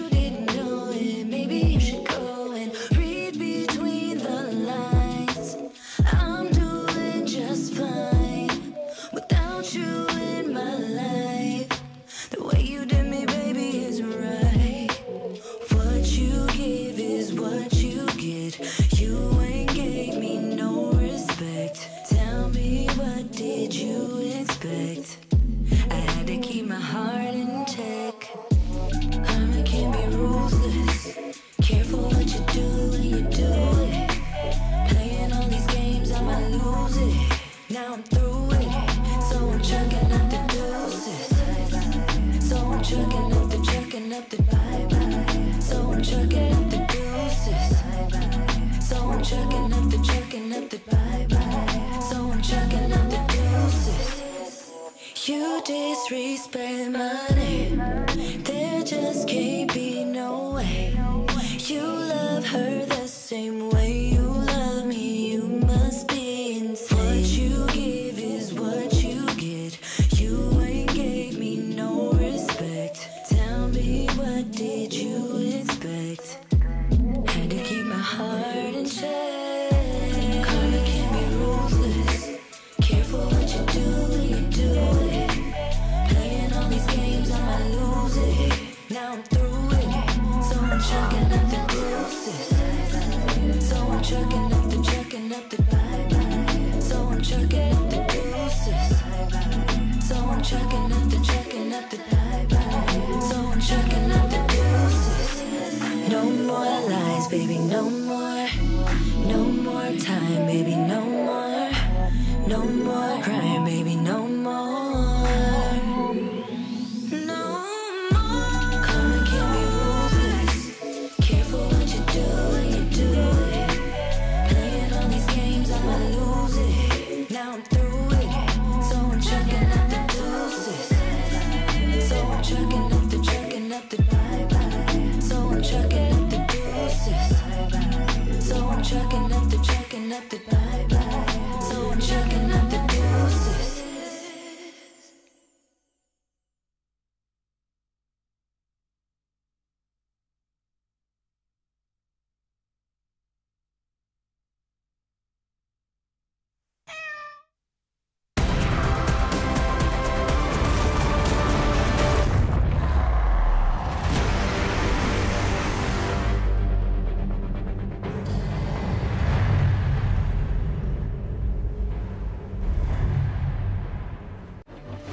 I've said it before, I will say it again, and I will keep saying it. This series, so important for both of these teams. Nigma and Tundra 1-1 right now in the upper division of the Western European DPC League. And the reason why this series is important is that if Tundra wins here, they have to play for relegation. If they lose, they're out guaranteed. So they want to play for avoiding elimination. And yes, we don't know for sure what's going to happen next season. Who knows? But you don't want to be on below that line. And on the other side, Nigma, if they win here, they are guaranteed going to the major. The only question is in what capacity? Is it group stage? Is it wild cards? But if they lose here, there's a chance that there will be a four-way tie even still possible for 3 slots of the major. It's there's a lot on the line here, and we're gonna... Wow, I was not expecting that. I'm here with Cap and BSJ, and they're gonna talk some exciting Dota stuff. Just to elaborate a bit more on Nigma, if they lose, they either have a 4-way tie for 2nd through 5th, in which case 3 teams will go to the major and 1 team will not, or they are guaranteed 3rd, 4th, and cannot get 2nd. So that means that both ways are pretty bad for them. So this means a lot. 2nd place means group stage at the major, while 3rd, 4th wild card, you go to 6-team playoff. 2 teams are from China, 2 teams Europe, 1 Eastern Europe, and 1 SCA, and only 2 of those are going to advance. So that is not a place you really want to be. I'd call it the gauntlet of the major.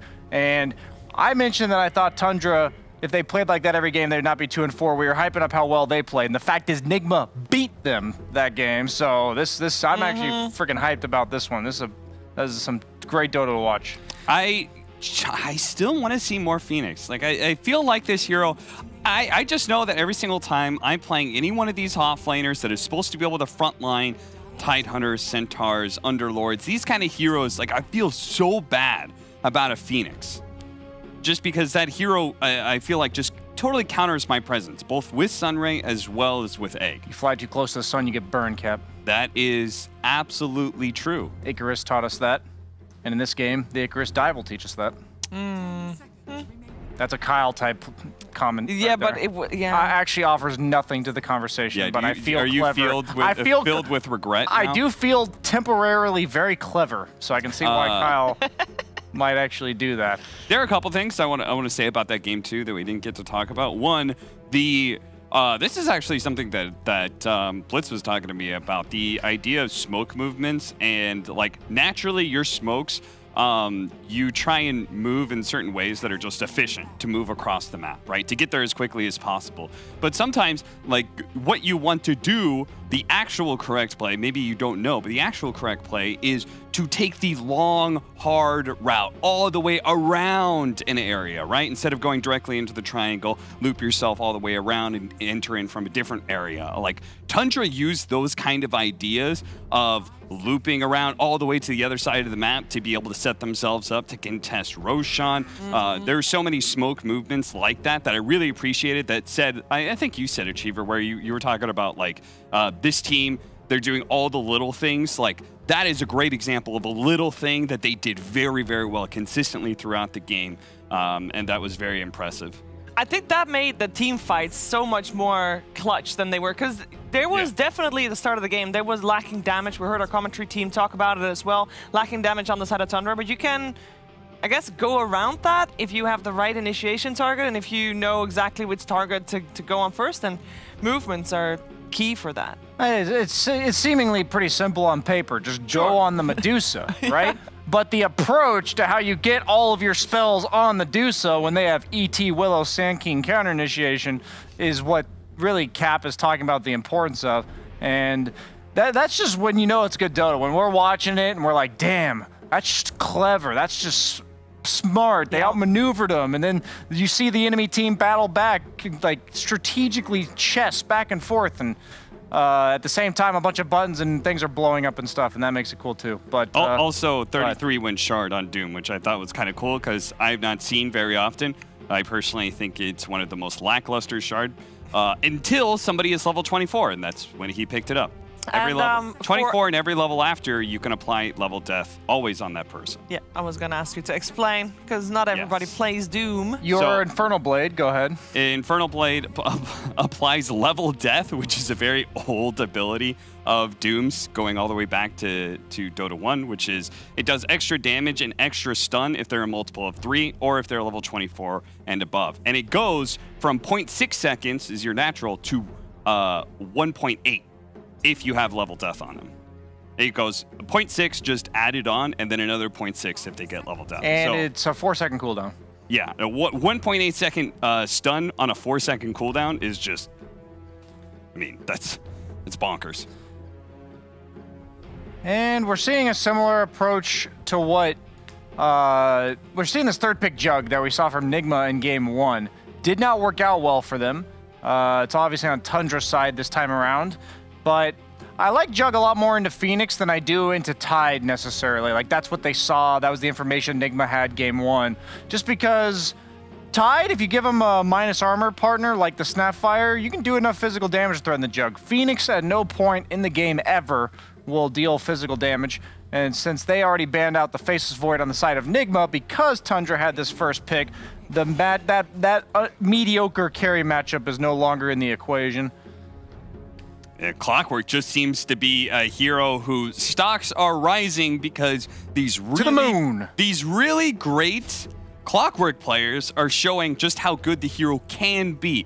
It's not necessarily like, I think it has very high variance. Like, if you are a great Clockwork player, you can be super impactful. Soxa showed that. Snake King, excellent performance by him this last game, but we'll see if Nigma is able to put on the same kind of performance. What better way to make your stocks rise to the moon than with a jetpack, my man?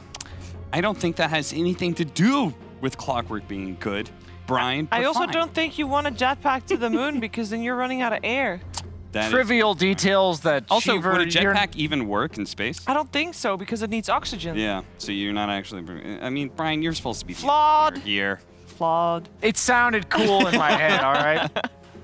I'm sure people appreciated it, even though there's the sticklers in chat that just thought the same thing you did, the fun killers. But there's also a lot of people that just believe everything that comes out of your mouth, so they're going to be very happy. That's true. So just ignore what Shiver and Cap said, guys. It's okay. It's okay. We're waiting for this fourth pick. Probably the lane partner for Tide. Mirana.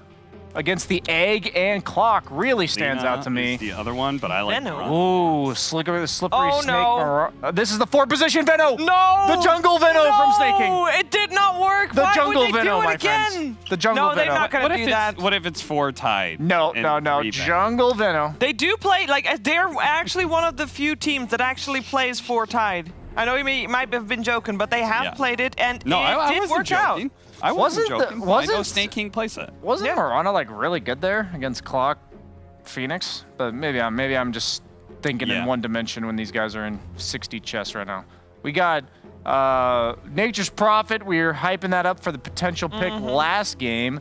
And now we got a Mind Control, Nature's Prophet against Jug AA. That is a tough lane for Jug AA, guys. Neither of those heroes deal well with the trees early on at all, and they don't necessarily have any rotators. Who's going to rotate Cap? Who's going to stop all these early Tier 1 pushes from the Nature's Prophet in tandem with the quick rotations from the Clockwork and the Tiny? Nigma is geared up to outpace the hell out of Tundra right now.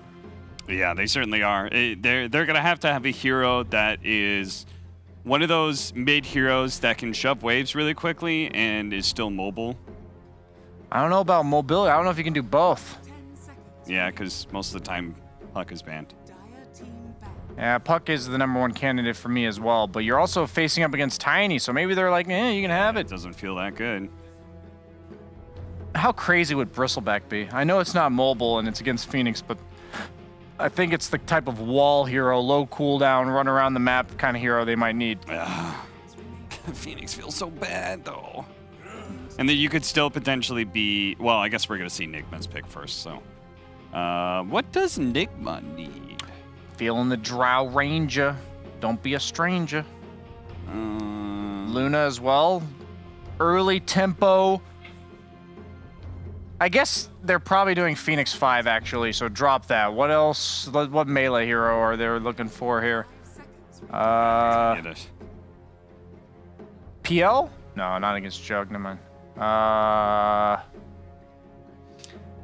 When they had a Phoenix 5 last time, they played it together with a Spectre on the lane. Ooh. I don't actually hate Spectre. I think if you have a global carry, that'd be kind of nice. I mean, it just depends what this Venomancer is doing, right? If that is a 4 tied and a 3 Veno, like, any one of those melee heroes, PA, Spectre, like, they're just going to get beat to hell. But if it's a jungle Veno... if it's a jungle Veno, then it's a free lane. I would prefer a hero that can remove Gale or Gush. Or, I mean, both. They can remove both, but... Sure. That's why I mentioned PL initially. Weaver? I'm actually down for Weaver. You know, Weaver sounds real sick right now. It's actually a insanely good Weaver game. Yeah, it does quite well against Tide, destroys Veno. Juggernaut is... the one of the few heroes that can health gain during AA ult. Give ILTW the signature Weaver that I've never seen him play this tournament. They went for the Spectre. Good homework, Sheaves. You're welcome. All right, I really want 3 Veno, 4 Tide. And they are going to go for the Bristleback. You say that why? Saw them do it, and they should have won that game. That was like 2 or 3 weeks ago, and they botched it, so now's the time to make it work. Yeah, they botched it versus Alliance. They end up going for Mag. They magged it. So they've got... Mid Veno? The, No, mid-mag. Mid-mag. Mid-mag, and it is it 3 Veno, 4 Tide? They haven't chosen yet. They're waiting. Oh. The suspense. They're waiting to pick. No, it's 4 Veno. Do you think they're going to jungle it? He better jungle. Oh, God. Conviction, Snake King. Prove the haters wrong. No, please don't. I mean, please don't.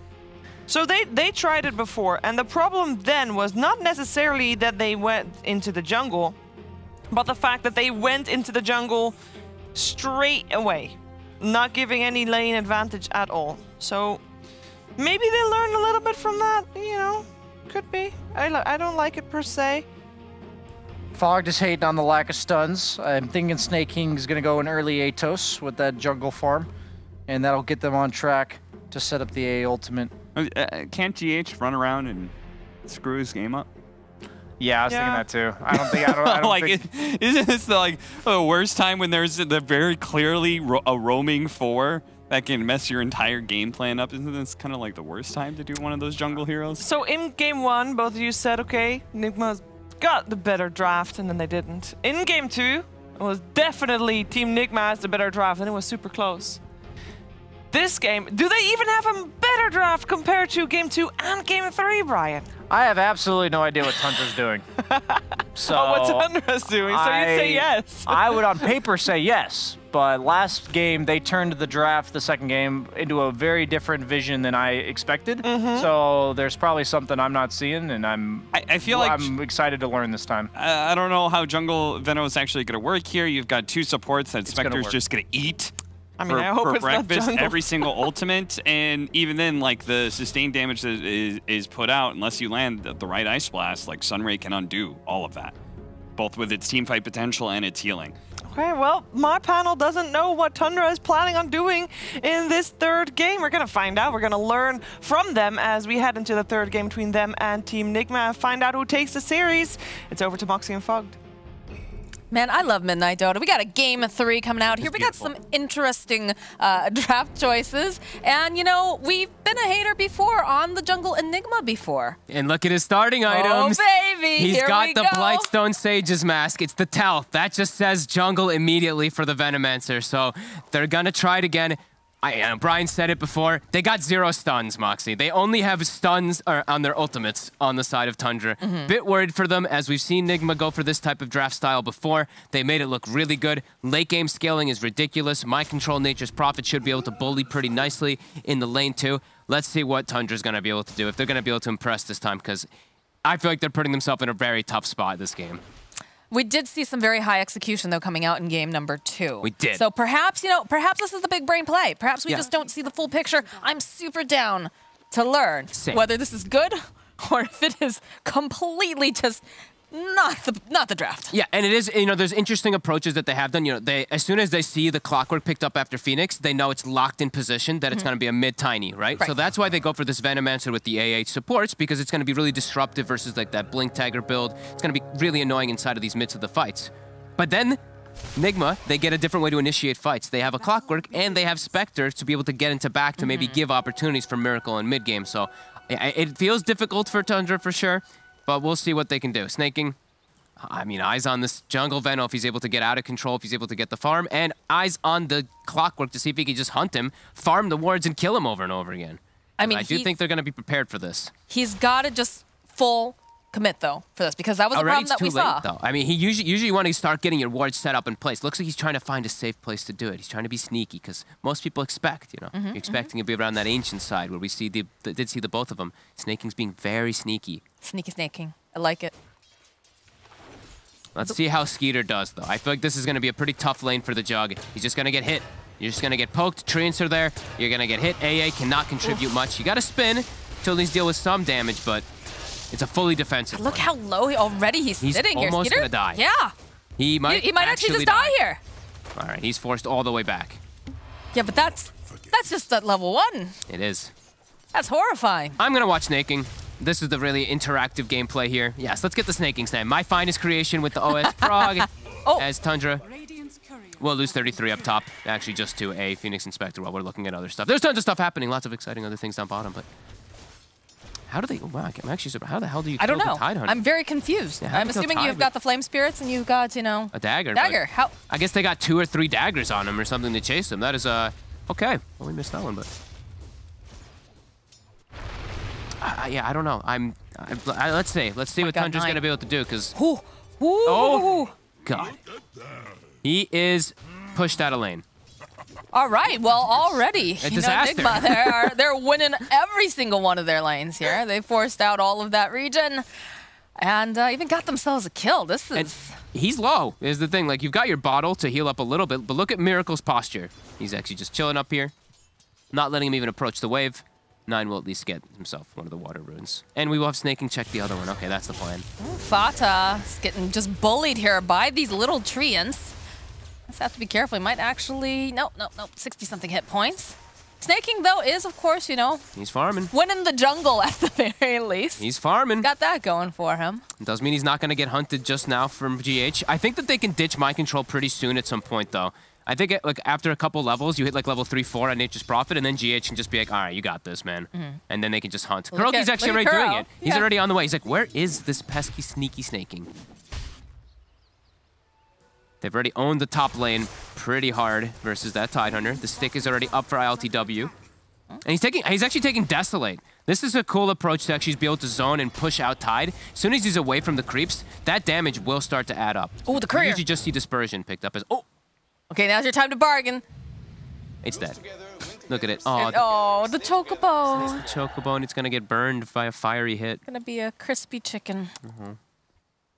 How terrible, actually. It's chicken on chicken action. It is, but it's dead. Oh my god. Kuro wins the fight. Yeah.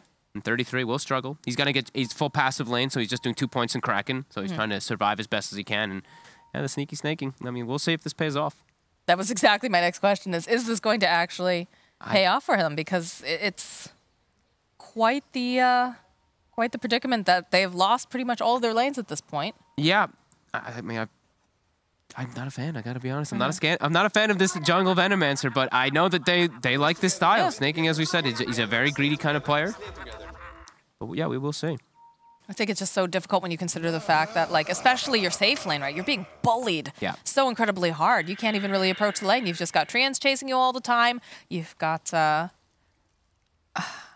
Skeeter's at least getting, like, he's getting farm and he's getting the levels. Like, they're out of regen down here, and they just gotta watch out for their couriers is the next big thing. If they lose their couriers, then that's where the lane becomes really, really hard. Because if he doesn't get boots, then he can't actually run down or run away from both of the Nature's Prophet and the Clockwork, because they already have those boots finished up. So look at this. They have to buy more regen, too. Regen is so expensive now as well. So it's gonna be a while before we even see those boots coming out.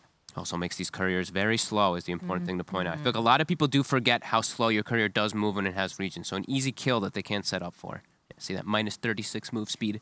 Oof.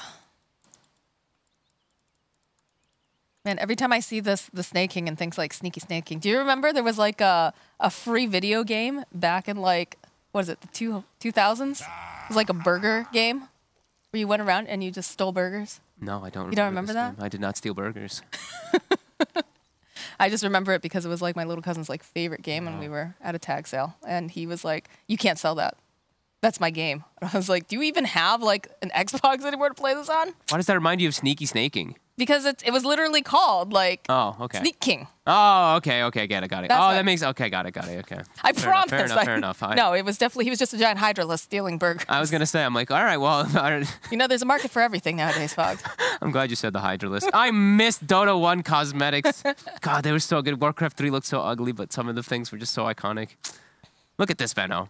Just look at it. Look at this boy and his sons. Look at the teeth on that guy. This is practice, you know. This is something that you do have to master. You see the positioning of how he does do the snakes. It's very important of how he does put them down so that you can auto-aggro camps as well. So that as soon as they spawn, your things will immediately start attacking them. So snaking, I mean, he's well practiced in this. So he's maximizing nicely already up to 3. And he's just griefing his games. Yeah, he's just a griefing pubs for sure. No, snaking is... Snaking, if I actually highly advise people, snaking is a great person to actually watch. This guy tries so unbelievably hard. He leads his team in games too in pubs. Like, he goes out of control to win games. 10K MMR as well. Great guy to watch. I'll show out for snaking a little bit there. You know, NA boys got to stick together, right? Yeah, we got it.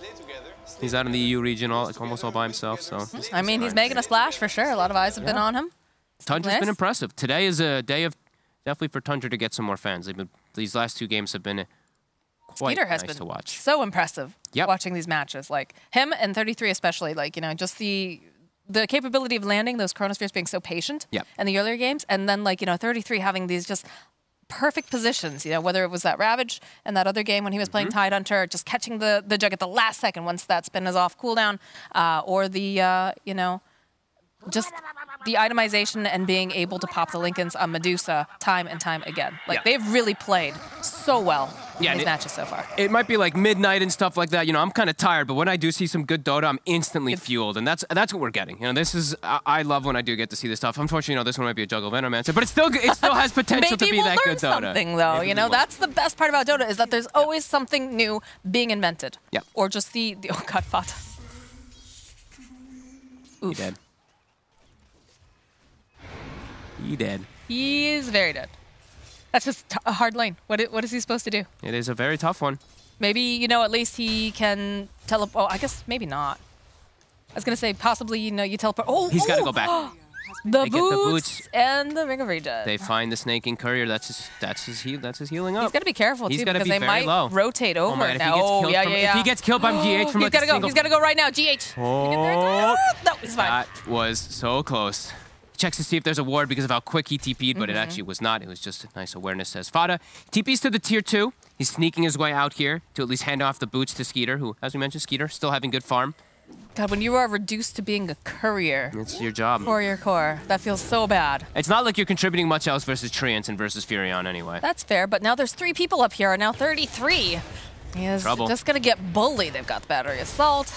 Level 2 battery assault too, it's that high damage. Pulls it into the creeps though, so there's a lot of extra targets for that battery assault to miss onto. Still continue to hit him, but is he actually able to get away? Oh, the Icarus dive though. The body block's coming out from Kuro. They don't hit him for anything. It's literally no, but zero damage. I mean, they're using everything to just slow him down here, hold him into place, give some more breathing room here for Spectre. And oh my goodness. They do indeed take down 33. Not bad. Nicely played, though, from 33. Able to juke around, make them work extra, use a secondary battery assault to kill him. Does use the whole mana pool of Clockwork, so GH might just have to go back. And GH just revealed there's a ward on the high ground. Super smart play there just now. Walks up, waits for the creep to walk up the hill. As soon as it does, boom, he knows that information's there. Does take it out. That's the snaking protection ward.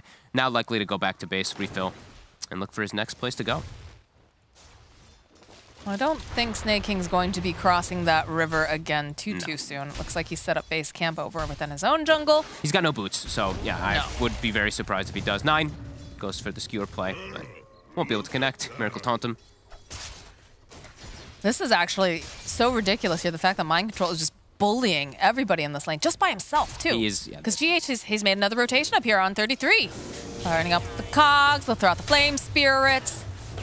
Clears out the creep wave, too. Able to harass quite a bit. These body blocks coming out, too. We'll be in the middle of a creep wave, though. Anchor smash. Gonna get bullied away. They aren't gonna be able to get a kill this time. Yeah, full passive build. 2 in Kraken, 2 in Anchor Smash. Just knows he just has to survive up here. He even picks up small, cheap items, right? Cloak, any type of effective HP that he can get on the Tide versus this magic damage. Paying off.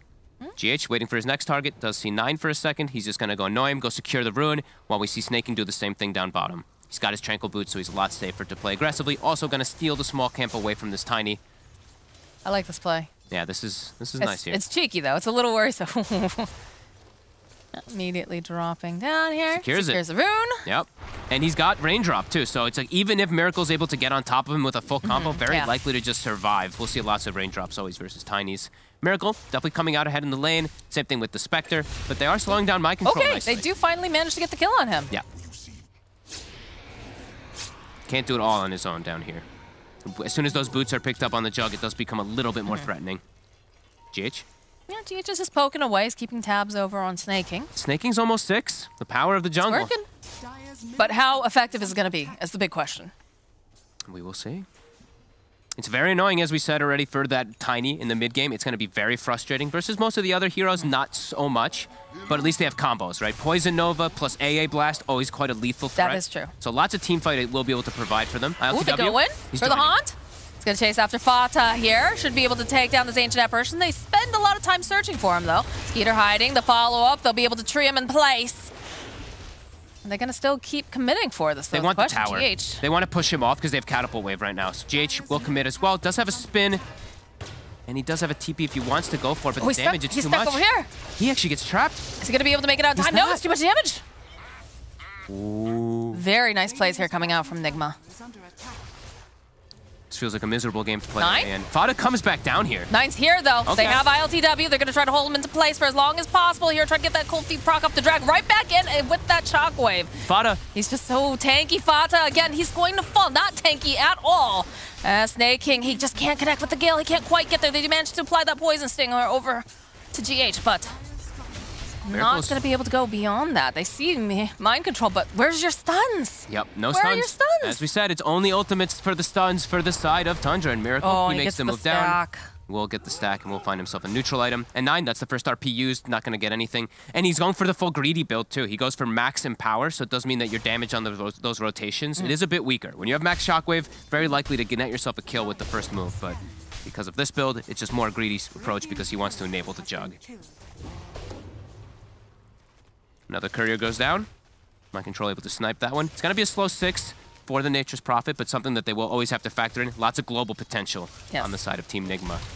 No one is ever showing up completely alone. No. And yeah, like I said, feels like a pretty miserable game to play the AA in. I feel like he's just going to die to just like a haunt and then a random like rocket and a combo. Something's just going to kill him. Oh, dear. In this case, it could just be Miracle. Could be. The Skeeter is here. They could try to make the pinsering movement. Miracle's very deep. Here. They have the Omni Slash. Follow up with the Shockwave. Do they have enough damage? Spin coming out. Oh, yes, they'll be able to take down Miracle. Now they're going to hold GH over here. Can they get off enough damage? It's not looking too good here. Mind Control clicking away over here onto Skeeter. Can he finish him off, though? Oh, the zip through it. They're going to be able to burn him out. They yes, got him. They get Skeeter, but they also take down Mind Control. They're securing their stacks. Tundra full rotates over when they see Nigma invading. Miracle gets a little overzealous there. You know, expecting that big burst damage, as we mentioned. You know, the Ava toss combo plus that Wrath of Nature will get the jug, but they will be able to secure their farm of these Ancients for 9. So he's going to be super farmed on this Magnus. Also gets himself Possessed Mask, so he's kind of the carry now at this point for a little bit. He's going to go Echo Saber too, like the build. Feels like a very greedy draft coming out from Tundra, the way that they're itemizing. Is this going to pay off? It's greed versus greed. We've got Spectre, This Phoenix, keeps Furion. happening. It's super greed on one side versus another very greedy draft with good team fight. So could potentially have some very long games if we do get to those points, and that's where it gets to the fun. That's when we get to see those big boy items come out. AA Blast. Somehow Fada is level 6 at a pretty early time in the game, pre-10 minutes. It has been a rough game for him. It has been. All right. Well, not bad.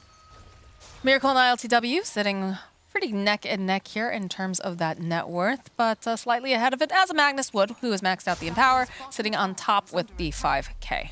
Yeah, and the greed, at least in experience, you know, that's what happens when you run this jungle Venomancer, you're not punished so much. 4K XP lead. That's pretty massive at 10 minutes. You don't usually see that too often. Can they make anything with it, though, is the question. Farm. Oh, by God, they're doing that. Farm more. Stacks, Empower, Anchor Smash pulling into neutrals as well. We see 33 maximizing. Kuro. Sitting on the back lines. Yeah, they do have the nice lane ward, but already Skeeter just going to leave. Still no blink up on Miracle after that death. He has slowed down a little bit. Does find himself the brooch with the phase and the wind lace. One of the best combos you can get besides Fairy Trinket on a Tiny. Very speedy. And he needs to be speedy, as we mentioned. Veno can be very annoying to play against, even pre-blink. Snaking makes his own rotation up here. They do have the Ice Blast. 9 has haste. They see Mind Control. They want him. There's going to be the swoop forward. He'll immediately throw out the tree. They get the egg off. Down already. Skeeter just going right back around here. He's going to try to take it down, but he can't. He can't do it in time as the egg does pop off. This is not looking good here for Skeeter. It will fall. They'll be able to go and land the RP over on the back lines, but Snaking immediately falling. And now 9, he's trapped in the trees. He has no friends left. He has to get out of here right now. Sick positioning from Kuro. Distances his egg away from that spin, because the Jug, he can solo kill it in a lot of these instances, but just perfectly far away, and Miracle gets the swoop around, gets the kill on the Veno, has the Tiny Blink Dagger now finished up. And that's 2 RPs that have not yielded results. Coming He still out has from the it. side of Tundra. Oh, he did. He did okay. save it. Yeah. Okay, yeah. I thought he grabbed them. No. He hung on to it. He saw as soon as they were rotating, he just like tried to back away and survive. So does at least hang on to it. And he is still farmed. That is the thing. He's got Treads and Echo Saber super early on. So, you know, the tiny combos won't be effective versus Magnus. He's so tanky with this build. Actually, like 2,400 HP when he has the Echo Saber done. Pretty crazy when you see heroes like AA who have 800 HP. Yeah. Yeah, this Magnus is going to be no joke. LTW does have his Blade Mail finished up. We do see both of these 4 positions on both sides do have medallions finished, the Clockwork and that Veno respectively. As expected, the Veno is quite a bit more ahead though, because he does get all that jungle gold. But Kuro is also finding a lot of farm himself. He's actually... Ooh. Okay. All right. Well, there it was the RP, and a very useful one. Yeah, he's the carry now, that's what we're saying. Yeah. These Magnuses, you cannot pass them by, especially when they get these 10 talent to the damage. Oh my God, 9. Getting a solo kill. Yeah, very value one too. Yup, the best one he could find. And Kuro, he's being very greedy himself as we see Miracle. You know, like I said, Fada is going to have a miserable time. It's just so hard for him. Kuro's got halfway to Aghanims. Oh my gosh. Yeah, right? Like, I don't know where he got it. Where did he get all that point farm booster from? and he's got a secondary piece in a second too. So these eggs, he's definitely recognizing that the only way to really for them to focus the egg, the easiest way is just going to be Jug. He gets the extra hits. Hook shot forward here, immediately onto Snaking. This is not looking good for our friend here. This is, I mean, this is cool. The Ags is definitely quite different. Because you used to see the Ags only picked up really versus with like Terrorblade on your team because it refreshes the meta, but yeah, not going to be the case. 9 again. 9 again, just trying to poke away here at ILTW. Is forced to run out even though the Ice Blast does connect. It is going to add the increased hits though on the Egg, which, as I was mentioning, that's important. The Jug is one of the biggest ones that can actually focus fire it. But with, like, Magnus can also, but it's harder. Especially if he gets hit by a single Fire Spirit, then it's only going to be the Jug with the spin to be able to go for it. So, could be a pretty cool approach. Also can just full heal the target if he does use it at its maximum effectiveness. Doesn't just reset those cooldowns. So Immediately spotting out GH. They'll even go and use the Ice Blast. They just want to get rid of this pesky Clockwork, so they should be able to get that kill. They got him. Snake King's revenge. They're prioritizing Kuro's farm. Like, they give him the top lane. Spectre's farming jungle. So it could be really cool, especially versus these big ultimates that we are seeing. Not a lot of stuns coming up besides just those ults from Tundra. If he sees a target where he swoops in, sees his buddy RP'd, eats him up inside of that supernova, can actually save him pretty nicely. So we'll see whenever that does come out how effective it will be. Look at the sun raying down the wave as well. It's going to be super farmed. This might be one of the earliest Ags coming out ever, actually. He's got 3 components at the 14-minute mark. That's quite crazy. I'm pretty sure this will be a record for this season's DPT. I'm gonna say ever, honestly, because usually it's not the first item you get. True. Usually you get something else in between GH. The hook, immediately the haunt comes out. 9 just gonna go for the RP. He's trapped. The cogs He's go stuck off. in the cogs, yeah. Not gonna be able to get anything else here. The Ice Blast does come in, but they don't have the follow-up here, and it's not even gonna connect on any of them. That was really cool how he gets the cogs off before the RP connects to them, so he's stuck inside of there with them. God. Yeah, these Clockworks. 3, 1, and 5. 8 of the 12 kills. Still seeing Tundra getting this far, but does feel like Nigma's getting the better out of the map. See, Snake King is going to slow down GH here. Even goes for the ultimate because Mind Control jumping out to the back lines, trying to just eliminate Fata. It's going to just teleport out. They will end up leaving GH behind. Going to get the dot? No. Close. Very, very close, though. Snake King going to just plink away over here at ILTW. They do have the Ice Blast in again, but they don't have the stuns. Nope. Easily able to TP out. Mid, 33. Oh, 33. Does just cut right through here. It's got the hood. Miracle, though, will follow up. 9 throwing out that shockwave. 9 almost has blink, so they'll have a better way to actually initiate fights themselves shortly. Still close game right now, but does feel like, this late game lineup, as we mentioned, Nigma's draft scales super hard. Sure, there's a Mag Jug on one side, but that's not going to one-up a Phoenix Spectre, Nature's Prophet. As he actually jumps into the skewer. Hookshot coming out now from GH. 33 is nearby. Kuro, though, over on the back lines. They go for the Ravage. Follow up with the Ice Blast coming in. Will connect over onto 2. This is not looking good, though, here for 9 as they toss up into the air. He will fall. Kuro still alive on these back lines. He's going to have to go drop the egg, and the spin's going to come out. They'll try to protect it. It's not going to be enough. They turn around. They should be able to go maybe chase down GH here. He's ticking down to that Poison Sting. Will eventually get denied here by Mind Control. Very nicely done. And again, where are your stuns? I think Kuro miscalculated his mana a little bit there. The initial dive in, I think he wanted to egg in a better position, but then he gets back. He's panicking because he doesn't have much mana. Then he gets mana for the egg, drops it, but they're all right on top of him. So they actually are able to bring it down. It's only the 2 supports dying, and they do end up killing the Magnus. And it is a Ravage forced. So don't think Tundra is too fussed, or Team Nigma is too fussed about that, as they're still getting great farm across the map, continuing to defend this tier 1 too. 23. Has to watch out for that Sunray, though. It's a good solution for trying to deal here with the Tide Hunter, for sure. Just keeps digging, too, Kuro. 700 so to lags. Close now. So close to that Aghanim Scepter. He'll get it at a good timing with 12, too, and then it's 10 hits to destroy. Get definitely buffed up a bit back. Philosopher's Stone, here you go, Fata. Here's a nice little present for you.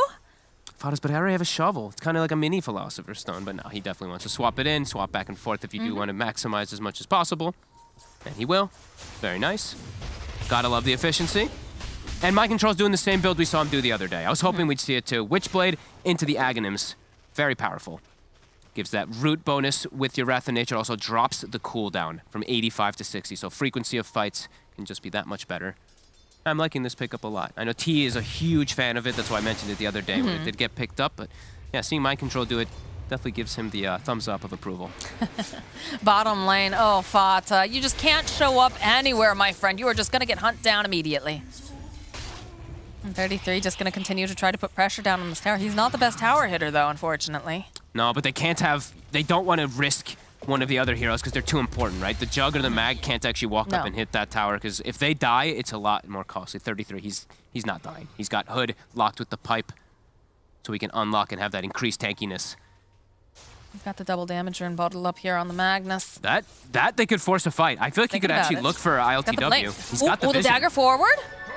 They see him. I think they can Pops go for him. Double damage. 9 waiting patiently. Jumping in. RP immediately over onto ILTW. They should have all the damage necessary to take down the Spectre. Very nicely done. That ward paying off instantly. So Fata, he dies, but with his dying breath from earlier, he did get that ward down to at least give that info.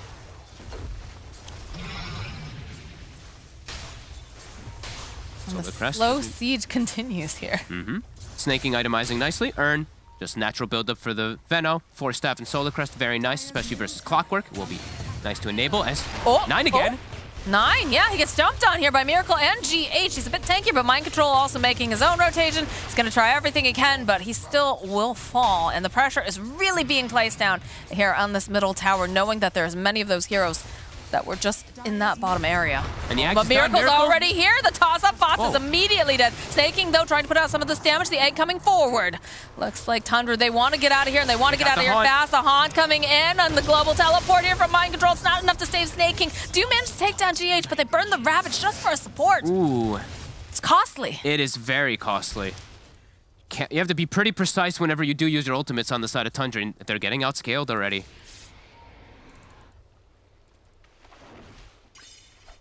ILTW, Manta's done, going for Diffusal next. Saw this build on him last time on the Spectre. It was very effective, especially versus a hero like Tidehunter. Limited mana pool, will be super strong. Now they even have Roche threat. That is something you do have to watch out for on the side of Tundra. Whenever these Spectres do pick up Manta, because the way Desolate works, there's always the threat that they could just go into Roche Pit. Do have good ways to get information at the very least there with AA Blast, but yeah, it's got to be something they keep in the back of their minds.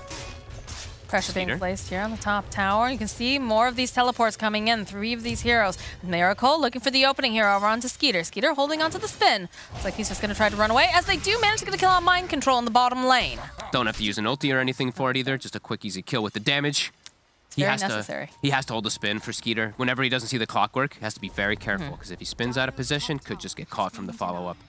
And Kuro, he's taking the tomes. Yeah, he's going for the scale. Yeah. As we said, they want to go for, this is a potential game that can go to later stages, and that Nigma draft, when you have your Phoenix support, you scale incredibly hard into later stages. So yeah, he's getting big. And yeah, I like that he's actually gone for Ags. I think he should get the Shard next, probably. It's probably one of the better pickups, too. A lot of fun things you can do with Shard, too. If you actually, this is very small, but important actually for Phoenix players out there. If you start your Sunray, you wait till it's almost done, and then you egg, your Sunray will continue, and you'll actually be able to use a second Sunray during your Supernova if you like overlap it in that type of sequence. It's actually quite important, yeah, because you can do like double kind of heals if you're backing up a target. So we'll see if he does go that route. Because last time we did see him go for like Holy Lock-in and stuff because it is so effective on a Phoenix. So very close game. 1K gold lead right now for Tundra. You can just feel that looming threat, though. For sure. They have to be, it's super careful. These next few ultimates have to be very precise for them, because as I mentioned, if you mess up your ults, Roche is going to be on the menu for Enigma. We'll do some farming up together here over on the side. This little treants get taken down. So very close here, GH. Farming the wave. Fata, be very careful, Fata. Gonna show, though. Might be able to set up for GH here. He is definitely setting up. 9 is here, throws out the shockwave, goes right through here. GH cannot connect with that hook shot, unfortunately, so he will fall. A little bit of skirmish over in the mid lane, though. 33. Toss up, though. They're gonna just... Nice play. Saving out his buddy. 33 pump fake the Ravage. And now with that kill, they're actually going for the Roche themselves. Yeah. Don't have the Clockwork Scout for you. This is smart. This is really smart from Tundra. You have all these beautiful wards that you can drop here over on Snaking to keep tabs, make sure that people can't just immediately blink on in. The fight's gonna come to them. Though. They gotta be ready for it, but Clockwork's dead, so the Scout isn't there.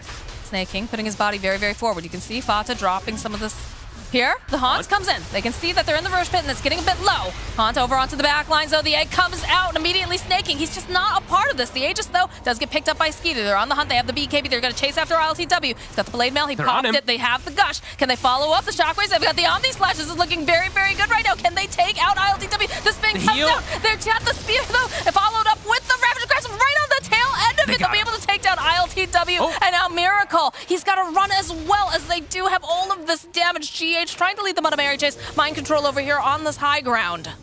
But it's already been done. They've managed to go and take the Roche. They've got the Aegis online for Skeeter. They still have RP as well. 9, he actually hung on to it during that whole fight. He's setting up immediately for bottom. Mind control.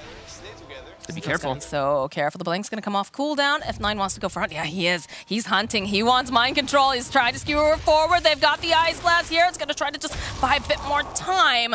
And that looks like mind control. He gets spotted. They use the RP. You know, they don't have a lot of stuns, but they got to use what they have here.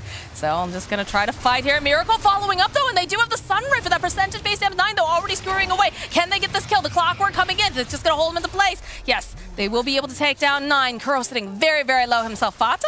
He's just trying for running at him. He wants him so bad. He might just die now, He though. might die for it. Oh, my goodness. The toss back over here. Get out of here. Stay safe, my friends, as GH throwing out those cogs, trying to buy a bit more time. Do they have enough damage to get the shatter? He actually manages to get home. He's taking a lot of damage in base, though. Might still pop. That's going to be very, very close. Oh, ooh, that was very close.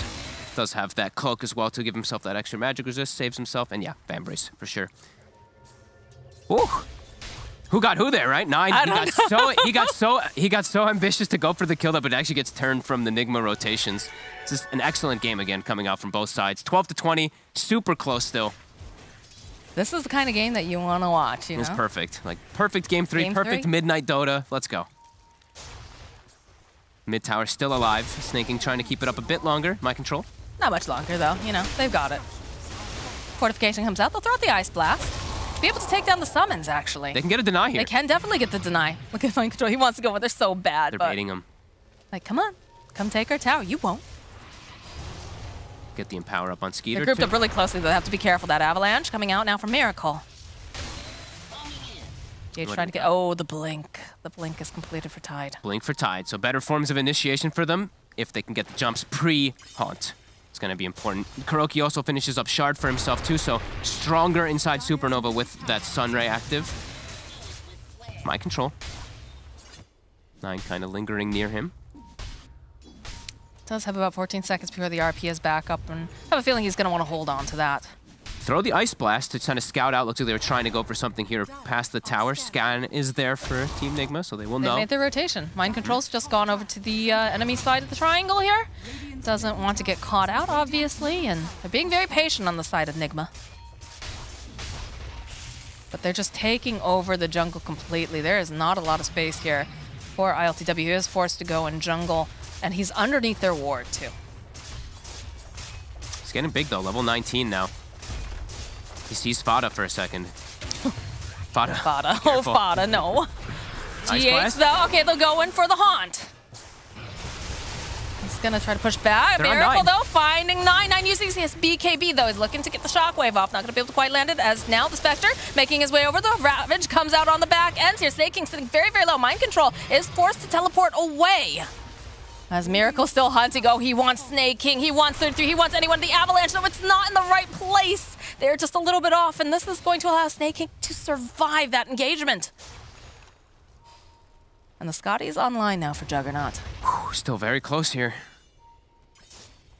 These engagements. I mean, now you don't have the Haunt. Yep, they've got RP You've got as well, RP. too. You don't have the Omni. Ravage. Yep. They did use that, but... Picking up some nice neutral items here, Skeeter. Elven Tunic. Age is gone in about 40 seconds. So can they force something here? Fada is respawning, and they know that that Haunt is on cooldown. Wrath of Nature will be back up in 8 seconds, as we know. That frequency is fight very quickly, and BKB on my control too. Oh, that's big. Big versus that Ravage. Kuroki still does have his egg too, so we still have some good ultis on both sides. God, less than 1K net worth so between close the two here. teams. Again, Gonna break down these illusions. ILTW. Okay, Miracle trying to get into position here. The 9 spotting him. Venom Ward. They see it. The skewer back immediately. They're gonna go into the Omni Slash, and you know that BKB is nice, but it's not gonna matter too much as they follow up with the RP. The egg does come up. They're gonna be able to save him. Can they click down the egg? That was the question. Can they do it fast enough? It's ticking down. They got yes, it. they get it. They managed to take both of them out with one egg there. GH next to fall. ILTW left all alone. He is just trying to break some ankles here. Mind control force to pop the BKB. He's got to get out of there right here, right now. The damage coming out from Skeeter is immense. This tower belongs to the side of Tundra. Such good ways of being able to take that fight, and they try again. They try to sprout the egg over and over again, but it's not gonna work. The Omni does end up bounding some treants, but mostly hits onto Miracle. Positioning not his friend, as Skeeter's able to full focus it with the spin. Tundra doing some big stuff, and they still had Aegis there too, so.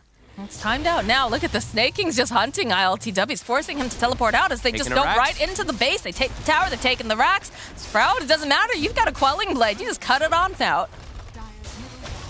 Nice Ice Blast in. They're not going to go for the dive, though. Tundra, they've been playing a really disciplined Dota.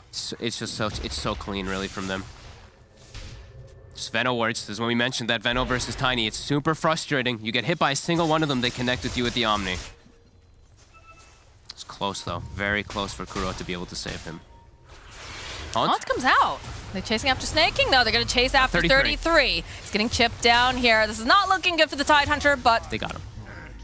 He is going to take a little time out here. And Fata just dies. And Fata just dies to the illusion. He's just going to die all the time in this game, just to random stuff. Yeah, look at this. The Aeon, just the hopeful, you know. I'm getting closer to it, guys. It's not quite there yet. No, don't watch Fata die. Oh, he just dies to the... I told you, he's just dying to, like, random stuff. There's nothing he can do. As Nigma, they are starting to hit back here onto the towers here, even though they do lose the racks. ILTW's courier. What was on his courier? What was that? Basher. The Basher. Yeah. Ooh. Very effective one, yeah. Big one versus the Jug, for sure. A good one to delay. And he still is level 22. So, you know, they did get that big momentum swing here for Tundra, but still have to be careful. It's a very farmed Spectre still at this point. Roche, one of the next biggest things on the menu here for both sides, too.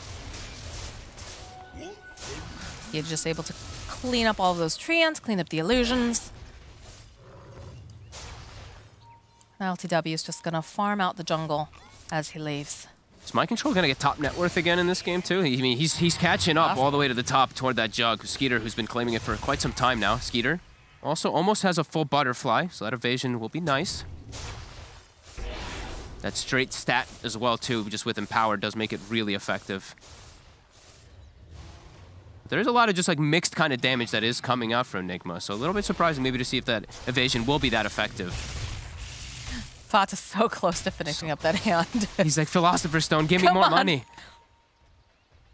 That's a butterfly, though. Completely picked up now for I think you go Skeeter. fight. I think you have to set the tempo here. You know Haunt is down. You got to look for something. They smoke. They're making the sweeping motions. They're going to check out the Roche pit first, just, you know. Minute 30. See if anybody's home. And they're going in for the invasion. Ice Blast is going to get thrown out. Try to do a little bit of scouting here. They are smoked up, though, over on the side of Nigma. Let's clear up these treants a little bit. Push Mind Control back. 15 and look at this positioning. Does Fata have his item yet? Okay, he does. He's going to go pick it up so he doesn't just die to Wrath of Nature plus 1 illusion. Always feel so bad. But the Hunt, it's going to be back up now for ILTW. So fight will be a little bit tougher to execute here on Tundra. They don't get that jump initially onto one of the targets. They're going to be the ones initiated on every time, as we saw that last time. You know, Miracle, they got on him. Nigma, actually secondary smoke used. So really looking to pick the fight. They're feeling a timing. I'm just laughing at the way Fata's moving around the map. He can't show it all. He dies in the base even. So. Yeah, it's such a hard knock life for this poor AA. Yeah. Look at this. He's going to try to push them off. They force movement back. There it is. Yep, 33. Trying to teleport out. They end up sticking around. Snaking goes down. Oh, so close for that hook shot. 33 with the spider legs. Gets stuck over here. He's going to get caught in the cogs. He's just going to caught in circles at this point. So they are going to eventually lose 33. So imagine if ILTW had Basher there, that's likely a dead Jug. The fact that he doesn't have Basher, he's hitting him that whole time, isn't able to get it. GH can't actually connect the hook shot on the spin, so Tundra fortunate to get out there. They started the TP bottom, and it was an instant haunt to try to punish it. But here's the thing. Haunt is down, Roche isn't up yet. Yep. That is the one shining light here for Tundra after that fight, is that they aren't able to just immediately run to pit. Now it's up. They do have buybacks. Tide, 50 seconds. They do have some ultimates. He's scouting it. Yeah, they still have the RP. They still have this very big Jug. And they have very nice ward vision over in the side of... Oh, yeah, this one didn't get taken out. Yeah, they that still know. high ground ward on the Dire side did not get taken out. Do have the ward, though, over here as well. Both teams do have vision of each other's side a Very little bit. important. Mind control just continues to shove out the waves. Gia just sitting around here. Skeeter walks into the pit. He didn't see him, though. That's the spot. He's in the little smoke, little hidden spot inside the Roche pit that you can hide in. I think he saw the ceremonial robe on him, too, and he's like, what? Where is he? Flashbacks to like the Beast Coast game where Whisper just narrowly misses God. Roche back and forth. That was heartbreaking to watch. Illusion Rune picked up on ILTW. This is actually a big one. Miracle actually passes him off the bottle. So we've seen how effective, you know, just this Desolate damage can be. Also just versus a Juggernaut Omni Slash, more illusions. Will be the Dream. Mind Control continued to push up bottom. And Tundra continued to look at the pit. Skeeter gonna start threatening it. There's just so much that they can throw into it, though. It's very, very scary. They know Haunt is still down, though, so they're trying to kind of force this here. Another Ice Blast toss out, trying to get vision. It's dying fast. Skeeter hits hard. Got the Gush. Got that CH.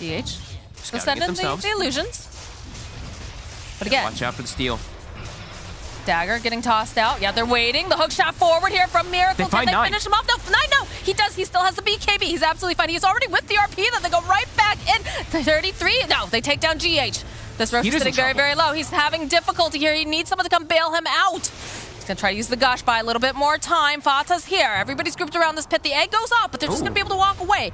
Is he going to try to secure Roche with that? They're gonna, it feels like they're going to go right back in again. The Ice Blast coming in hot. Just land on all of them. They follow up here with 33 with the Ravage as he goes, and it's still going to be ILTW who picks up that Aegis, though. But he's tanking all of this damage over on the back lines. He is going to fall. Mind Control also dying. Now Miracle's going to get chased down by Skeeter. ILTW is coming right back up again. He uses the Haunt. He's going to try to create some sort of confusion. Try to make it out alive here. 33 is getting bullied by Kuro on the back lines. Mind Control, he bopped back, as did Miracle. They're going right back in again. Look at this damage. Mind Control, he's trying to run. Miracle jumping into everybody here. Skeeter. Oh, they take him down here. 9 to eventually will fall. Mind Control did buy back Skeeter, though. He's still alive. The swoop in. They're going to try to get the final hits off over onto Skeeter. Can they do it? They've got the Sunray. Yes, they'll be able to find it. And Miracle now just trying to throw out some trees, trying to make some distance. Many buybacks coming out here. 9, he's looking. Can he get his hands on ILTW? It's not looking good enough. But the AA Blast, is it going to come in? It connects. They got him. They get him. They get ILTW. Oh my God, that actually might make it pretty worth it there for all their buybacks, just getting that big kill on the Spectre. He still has his, so does Skeeter.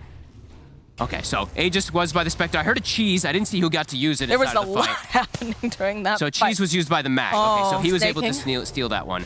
No, he's got the Icarus dive.